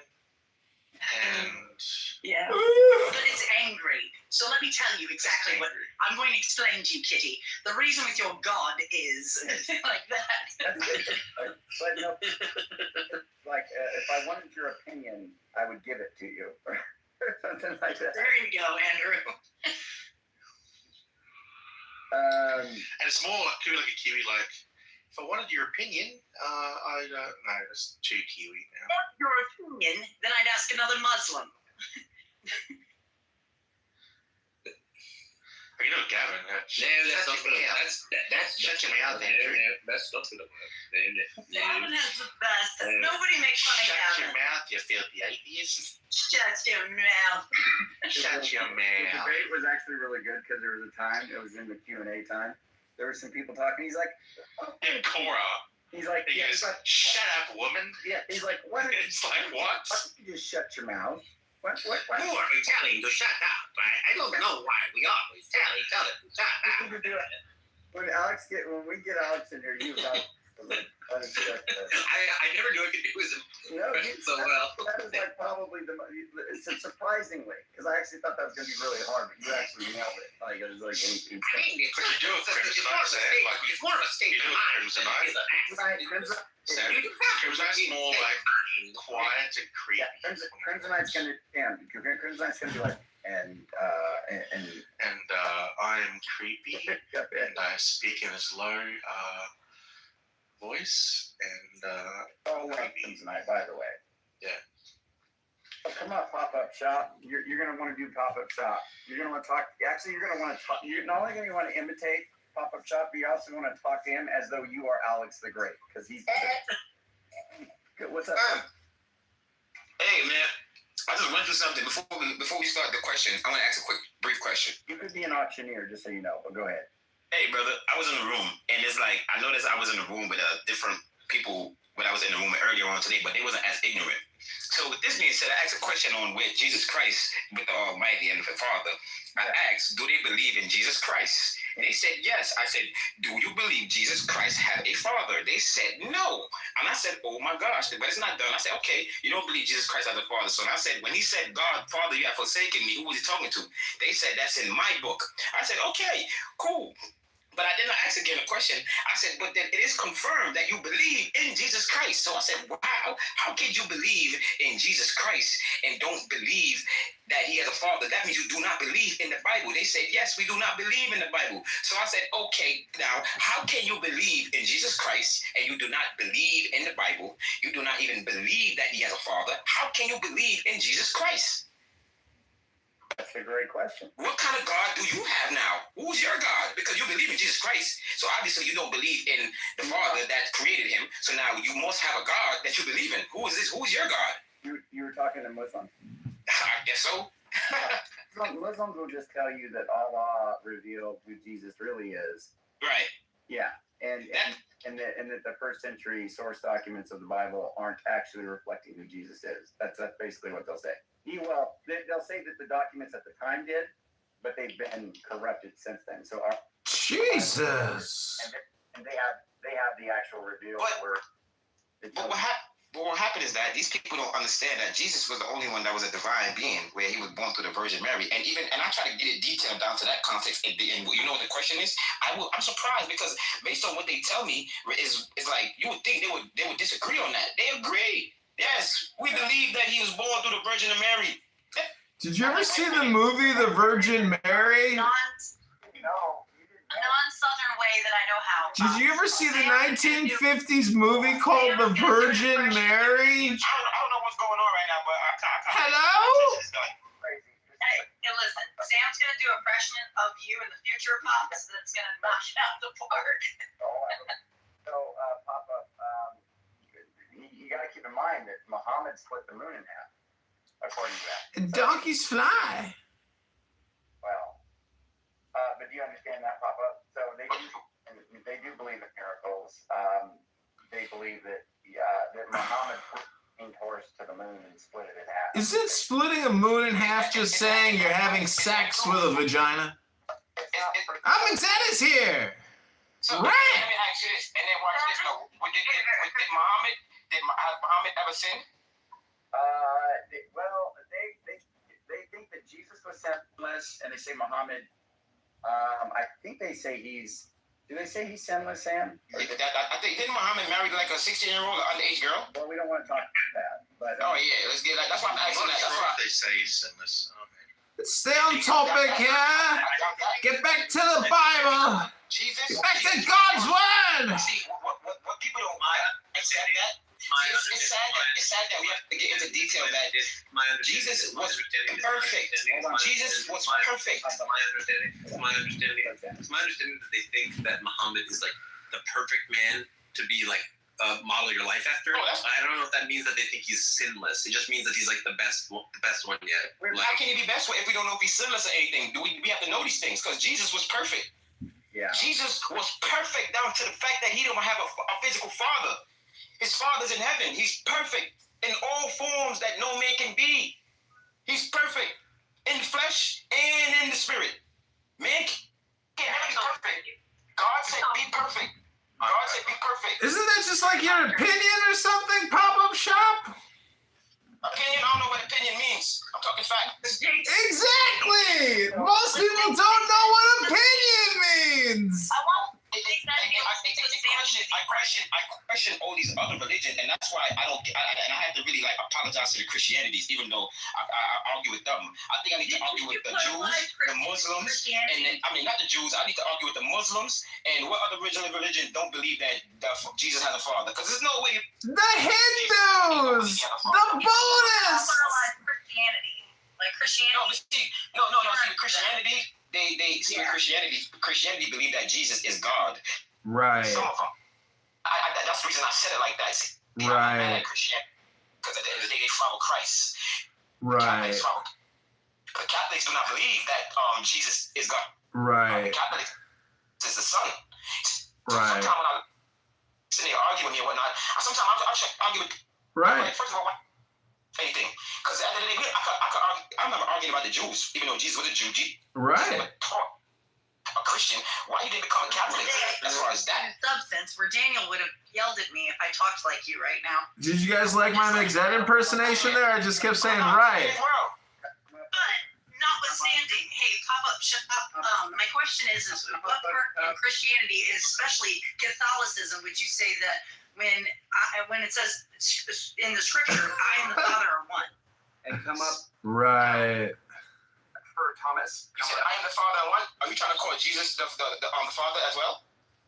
No, what I'm saying is that God came here in flesh form, in human form, to forgive all of mankind of all sin. No, I understand. What I'm asking you is this. Are you saying that Jesus and the Father is the same person? No. Forget that person. In the scripture, right? When Jesus said that me and the Father is one, right? And he called himself God, correct? Jesus still never said that he is the Father. No, he's the Son of God. Exactly. He's a son of God. So when he still correlate himself being Father and God in one, he's basically still saying that in the spirit he's one with the Father. He's one with the Father. It's just that Jesus is God. So in the body, you understand? And if Jesus was obviously God. They don't know how anyone. So that's why I keep asking you these questions. You use these scriptures, right? And I agree with them, and then I come back to ask you a question, and then I understand what is the correlation, because I asked you, is Jesus and the Father the same person? You said no. Is Jesus the Father? You said no. So what Jesus said when he said, "Oh, he's the Father and God is one"? No, I'm not complicating it. I'm not complicating it. I'm saying it correctly. All right, hold on. I know Andrew's not going to be very fruity on this because he's. There's too many of you like talking at the same time. I'm trying to get Raed in for a second. Raed, if you're there. You're going to mute me, but I'm a Trinitarian, so I'll talk to you anytime. Kitty, I muted everybody. Raed, are you there? Raed, Cuck for Thomas. Lajubu, are you there? Yes, I'm always Okay, Pop. I take being muted as a compliment. That's right. You said muted as being a compliment? We've got Dan muted me. Whenever you can answer if Jesus is the Father, then you'll be right. Man, that'll be a whole discussion, and we're probably not going to get to have it. So I'll, in respect to Andrew, I'm going to mute up. But you just said Jesus is not the Father, so what kind of conversation can we have? Hello? I think you're slow. I mean, if Sully wants to talk to Pop-Up Shop for a second, I would be interested in that. My bad for disrespecting your brother because I respect you. My bad. Why are you saying that to me? No? Oh, because I think Sully, you would be able to cut right to the core, where whatever the disagreement is. You do some surgery. I don't know. He's like a Unitarian. I'm not sure. Pop-Up is he's an unusual cat, but he's interesting. Pop-Up, you think Jesus is the Father? Is that what your deal is? No, that's not what I agree on. I've been in rooms with you. You know that I don't think Jesus is the Father. I wouldn't think you would, but what I don't either. That's why I say he's the Son of God. Yeah, I know he's the Son of God, but then you're trying to correlate something else as if, like, what are you trying to say? Calm down, brother. Calm down. Oh, no, calm down. You don't got to you don't have to drag it out when you're saying calm down. Okay, no. I'm going to go through and ask Sully. I'm going to ask Sully a question. Okay, hey, Sully. No. Andrew, help. Let Sully say something. Yeah, Sully, can you please give just the definition of what Trinitarians believe and what Unitarians believe, and maybe then he can get like whatever question he's asking answered. Well, do you not know that? Pop-Up Shop. But every time I try to explain, I get muted, man. So I think that you can do it. Yeah, it's only talk because he answered my question already. So go ahead, let me hear what you're saying. Okay, quick. I'm just asking you if you are just denying the Trinity, right? You're just saying there's one God that's not a Trinity, the Son of God is not God, right? That's what you're saying, right? I am saying that Jesus is just the Son. He has a Father. We agree on that. She agreed that Jesus never claimed to be the Father. So I don't understand what conversation we can have after that. That's the problem with people. If you believe that Jesus is the Father, he's perfect. Yes, he's perfect. You said yes, he's perfect, but we're not gonna get derailed from everything else that we can say. Is Jesus the Father? You answered no. I asked you. I asked, Jesus ever claimed to be the Father? You said no. Right. Is Jesus and the Father the same person? You said no. So I asked. Where's the question? No. Hello? Andrew, can we get to a fucking point, Andrew? No, what happened was that, what I said is that Christians, what happened is that I just said some Christians believe that Jesus is the Father. They believe that Jesus is the Father. You understand me? That's what I said. That's the whole argument. Jesus Christ. Whether if it's Trinitarians or whatever Tarians, I'm none of those Tarians. You understand me? Hello? No, I understand what he's asking now. I get that. No, you don't, kitty. Hello? Pop-Up Shop's the problem, not the yappers. Well, he seems to be the fucking focus of God. No, I'm not the problem. Yes, you are the problem. Yes, you are. How am I the problem when I don't believe that Jesus is the Father?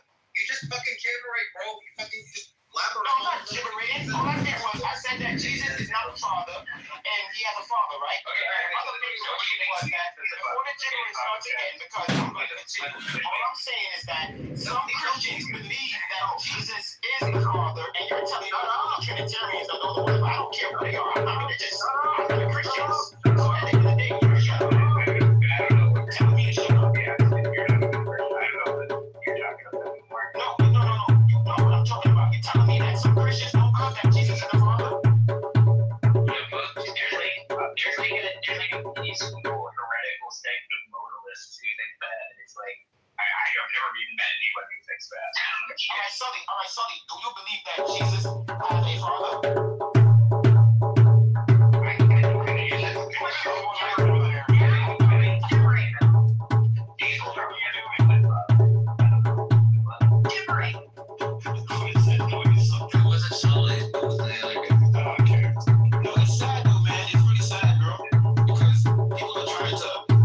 Sound so perfect or sound good, but then they say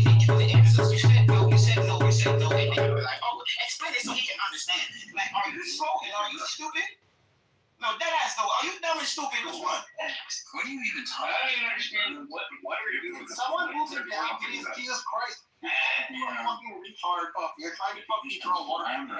Could you guys stop doing this? This is fucking Andrew asked me to send Andrew's room. He wanted me to talk to this guy. He's been doing this all day. This pop-up shot guy has literally been doing No, this. I know. I heard him in the other room. He's just like that in that case. But like, what is your actual position on anything, sir? Like, what's your? My view? That I'm Israelite. And that I believe that Jesus is the Son of God. Okay, what's my proof of that? So basically, right? We believe that Jesus is the Son of God. It's like you can't argue. Obviously, obviously, I'm just bickering. Nobody asked you that. Nobody asked you that, brother. For everybody's sake, can you just slow it down a little bit, Gatsby? Just for the sake of everybody. Just stop for a minute. Well, would you just slow it down?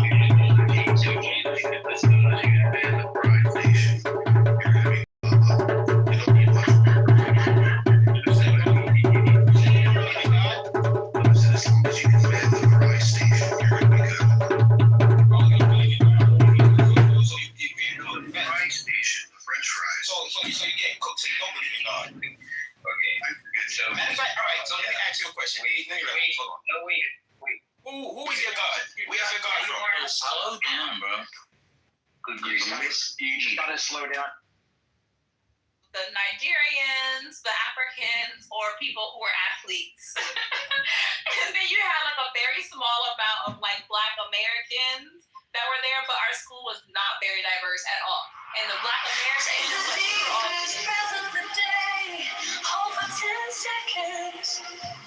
Oh, fuck yeah.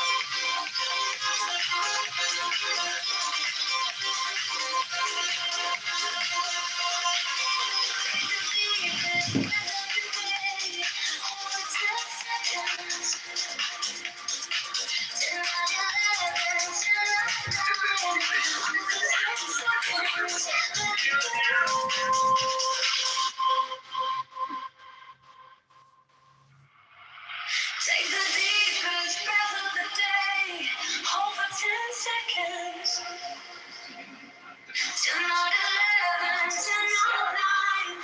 Hold for 10 seconds. Let it go. Take the deepest breath of the day. Hold for 10 seconds. Till not 11, till not 9. Hold for 10 seconds. Let it go.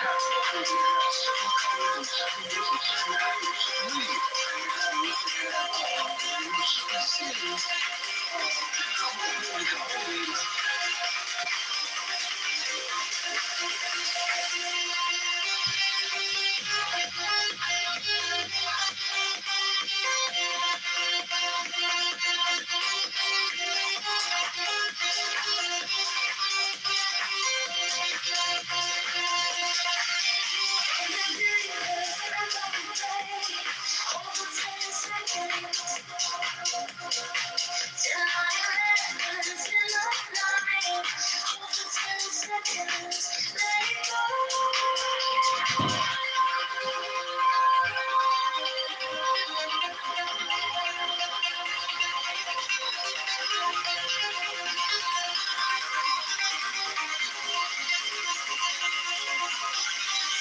deepest breath of the day. Hold for 10 seconds.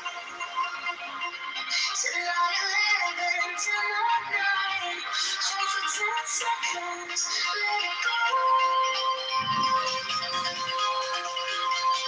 Let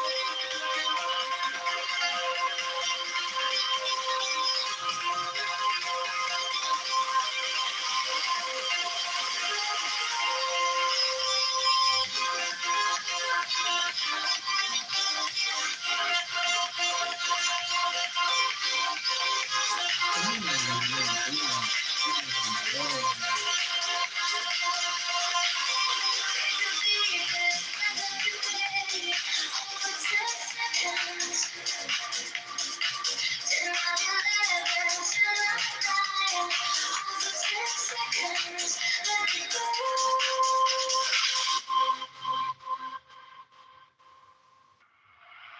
Take the deepest breath of the day. Hold for 10 seconds. Till not 11, till not 9. Hold for 10 seconds. Let it go.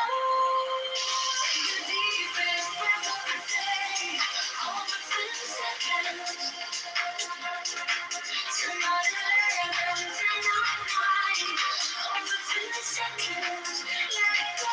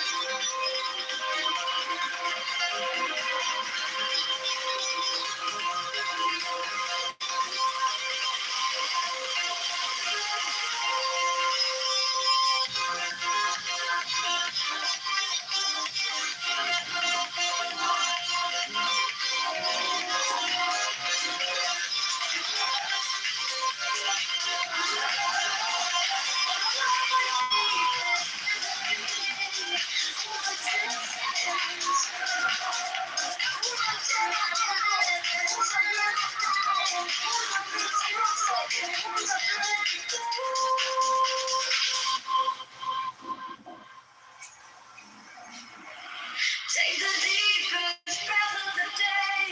Hold for 10 seconds. Till not 11, till not 9. Hold for 10 seconds. Let it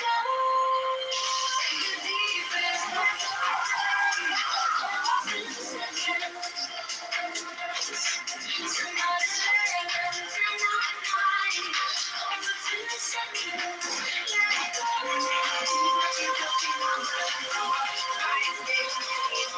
Oh my God,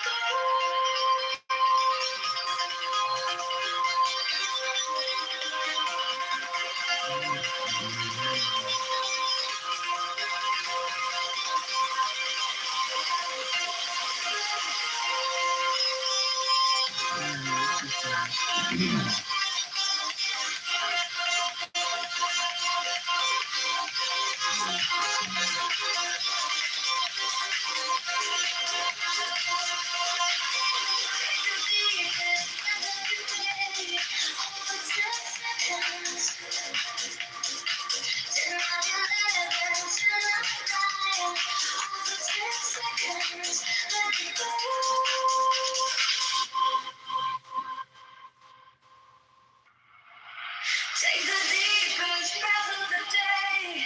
Hold for 10 seconds. Tonight 11, tonight 9. Hold for 10 seconds. Let it go. Take the deepest breath of the day. Hold for 10 seconds.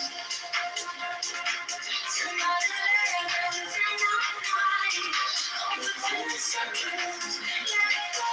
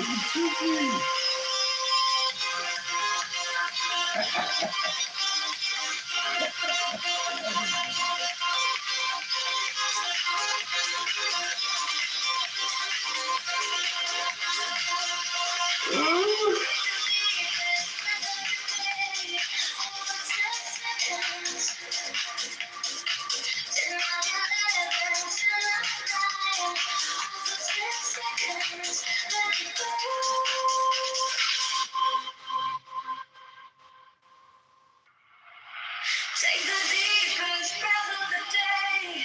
Hold for 10 seconds. 10 on 11, 10 on 9. Hold for 10 seconds. Let it go. Take the deepest breath of the day. Hold for 10 seconds. 10 on 11, 10 on 9. Hold for 10 seconds. Let it go. Take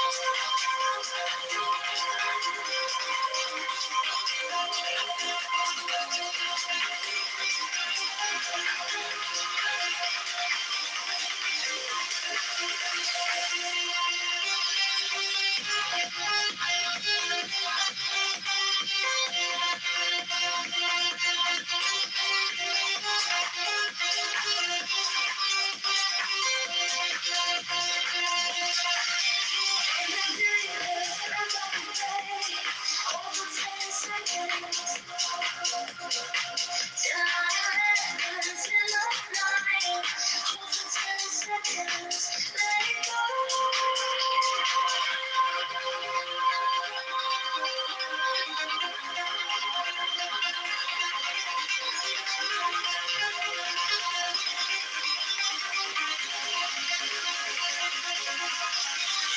deepest breath of the day. Hold for 10 seconds.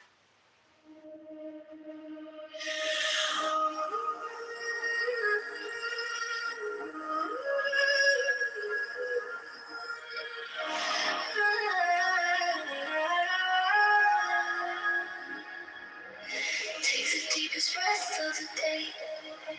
Hold for 10 seconds. 10 out 11, 10 out 9. Hold for. The great work directeth itself always toward the building of the temple of Adonai, and in its earliest stages there are needs.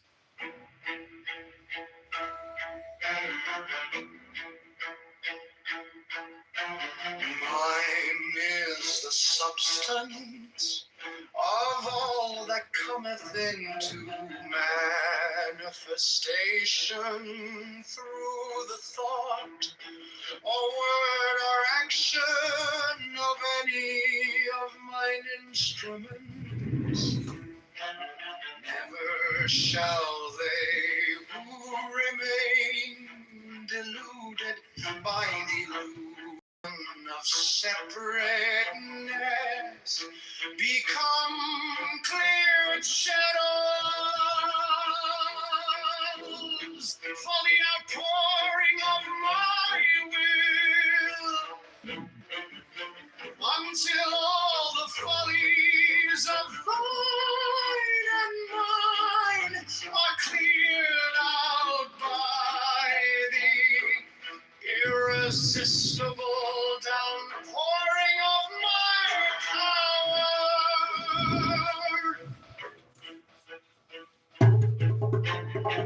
In the numeration of proof, canst thou see the spiraling light tower?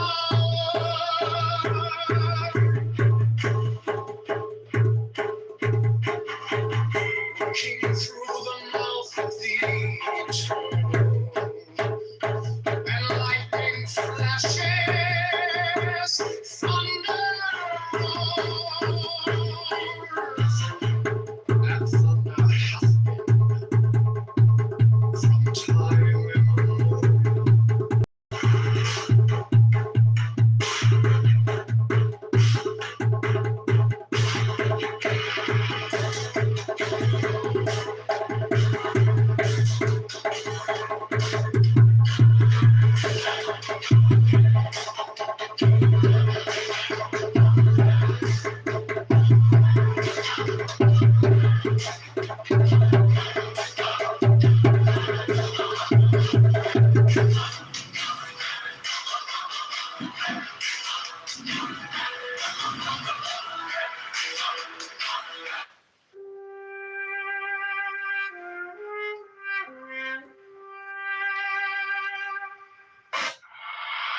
Take the deepest breath of the day.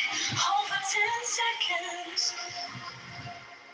Tonight 11, tonight 9. Hold for 10 seconds. Let it go.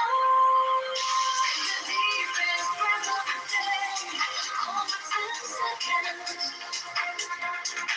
Tonight 11, tonight 9. Hold for 10 seconds. Let it go.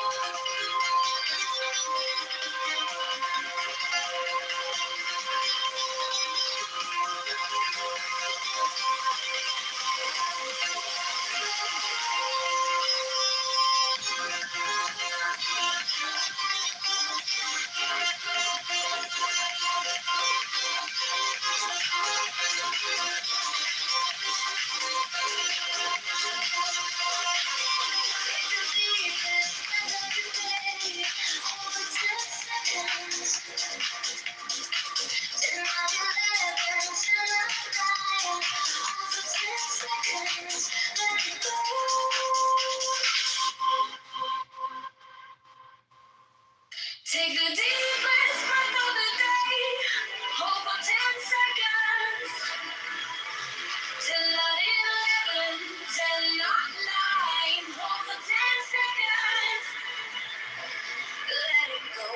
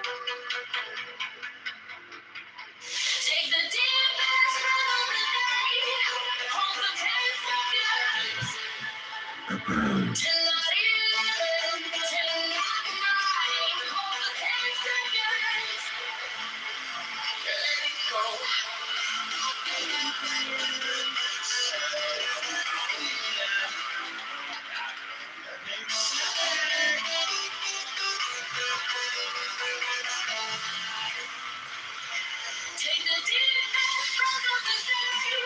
Hold for 10 seconds. Till I hear the wind, till I fly.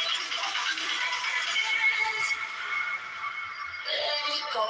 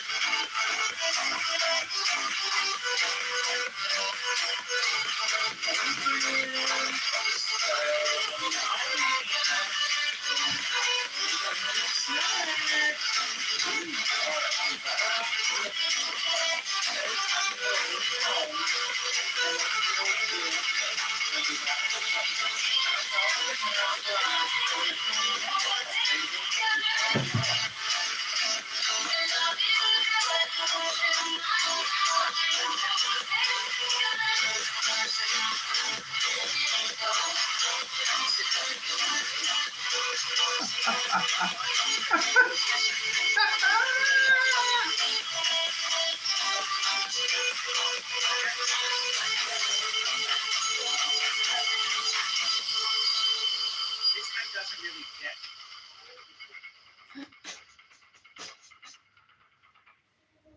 For some reason,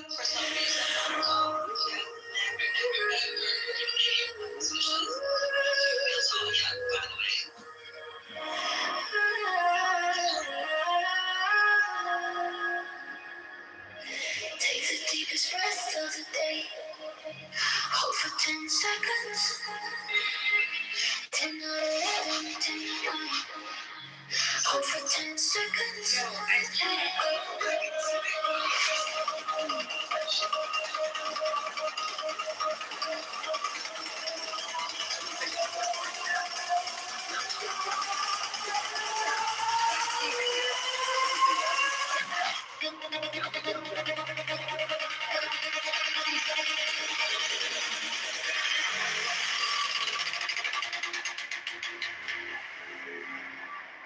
Take the deepest breath of the day.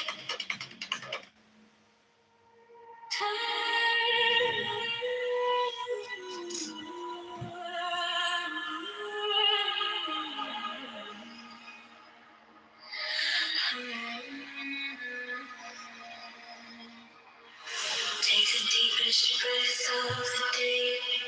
Hold for 10 seconds. 10 out 11, 10 out 9. Hold for 10 seconds, let it go. Take the deepest breath of the day. Hold for 10 seconds. 10 out 11, 10 out 9. Hold for 10 seconds, let it go.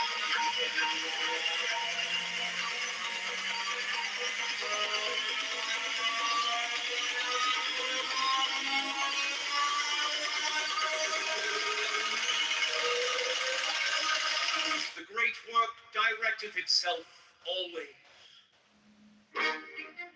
toward the building of the temple of Adonai, and in its earlier stages there are needs which do not continue throughout the building process, yet men mistake the scaffolding for the building itself, and thus pay idolatrous reverence to old rules which have no longer any useful purpose. Watch therefore, O ye who would rule, as the Lord ruleth, lest ye usurp the rights of the Lord. His and his alone is the temple, and ye who are concerned with the building, ask not its owners. Not thine, but mine is the work. Not thine, but mine is the temple. For me and me only is it planned and built, and mine are the ordinances established. established for thy guidance in the service of the light. For truly is Kever in Malkuth, and in Kever I dwell solitary, without a second. Someone say Lombard bike path? The great work directeth itself always toward the building of the temple of Adonai. And in its earlier stages there are needs which do not continue throughout the building process. Yet men mistake the scaffolding for the building itself, and thus pay idolatrous reverence to old rules, which have no longer any useful purpose. Watch therefore, O ye who would rule, as the Lord ruleth,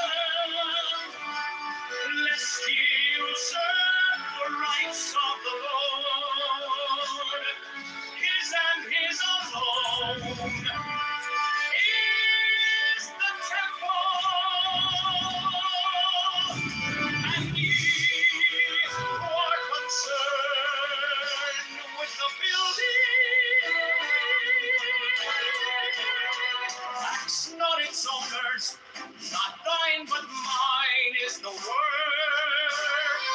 not thine but mine is the temple.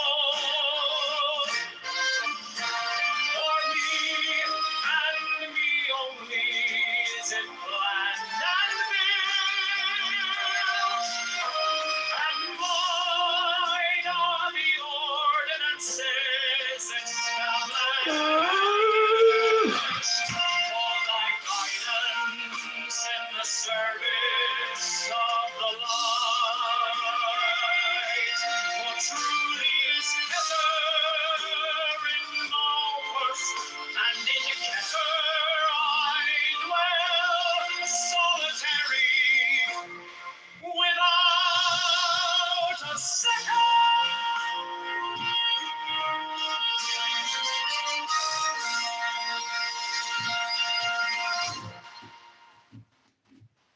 The great work directeth itself always toward the building of the temple of Adonai, and in its earlier stages there are needs which do not continue throughout the building process. Yet men mistake the scaffolding for the building itself, and thus pay idolatrous reverence to old rules, which have no longer any useful purpose. Watch therefore, O ye who would rule, as the Lord ruleth, lest ye usurp the rights of the Lord. His and his alone is the temple. And ye who are concerned with the building, axe not its owners. Not thine, but mine is the word. The great work directeth itself always toward the building of the temple of Adonai. And in its earliest stages there are needs which do not continue throughout the building process. Yet men mistake the scaffolding for the building itself, and thus pay idolatrous reverence to old rules, which have no longer any useful purpose. Watch therefore, O ye who would rule, as the Lord ruleth, lest ye usurp the rights of the Lord, his and his alone. Because that's a female doctor who who did that job. That's how we would Mine is the substance of all that cometh into manifestation. A word or action of any of mine instruments, never shall they remain deluded by the illusion of separateness, become clear with shadows for the outpouring of my will, until all the follies of thine and mine are cleared out by the irresistible downpouring of my power.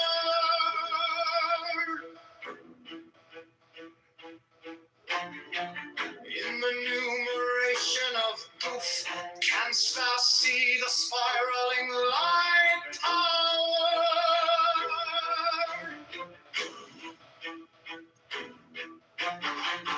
Working through the mouth of the eternal, when lightning flashes, thunder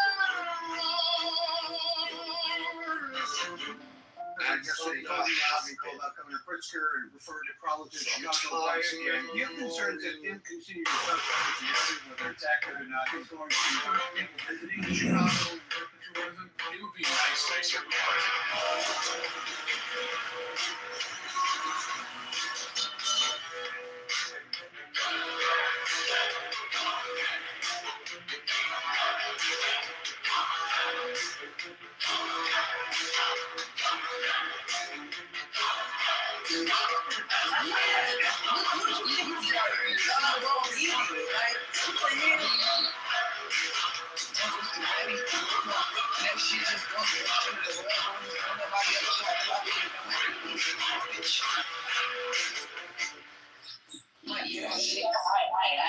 Come on, hold on, man.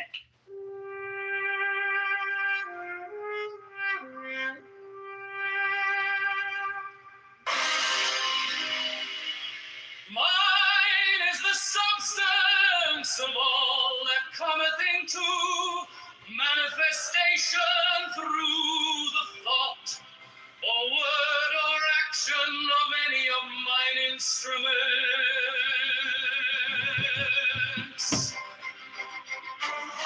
Never shall they who remain deluded by the illusion of separateness become clear channels for the outpouring of my will.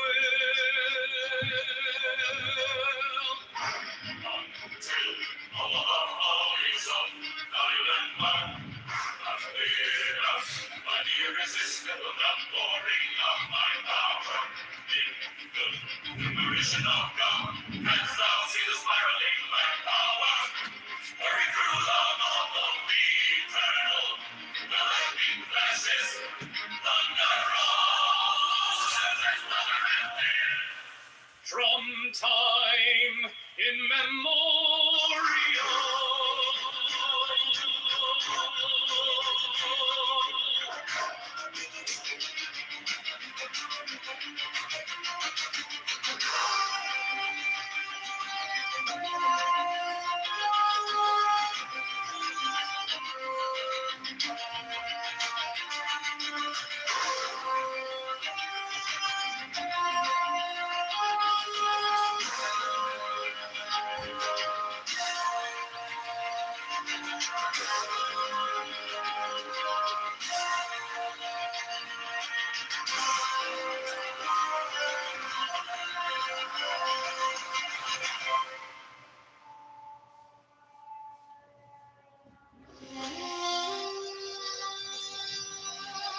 Mine is the substance of all that cometh into manifestation Searching for the thought of a word or action of any of my instruments. Never shall they who remain deluded by the illusion of separateness become clear channels for the outpouring of my will.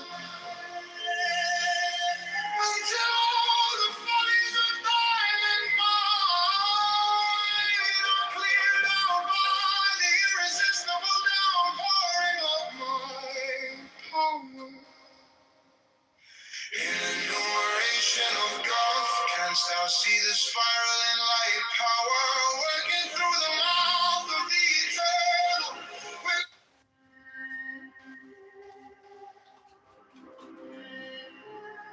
Mine is the substance of all that cometh into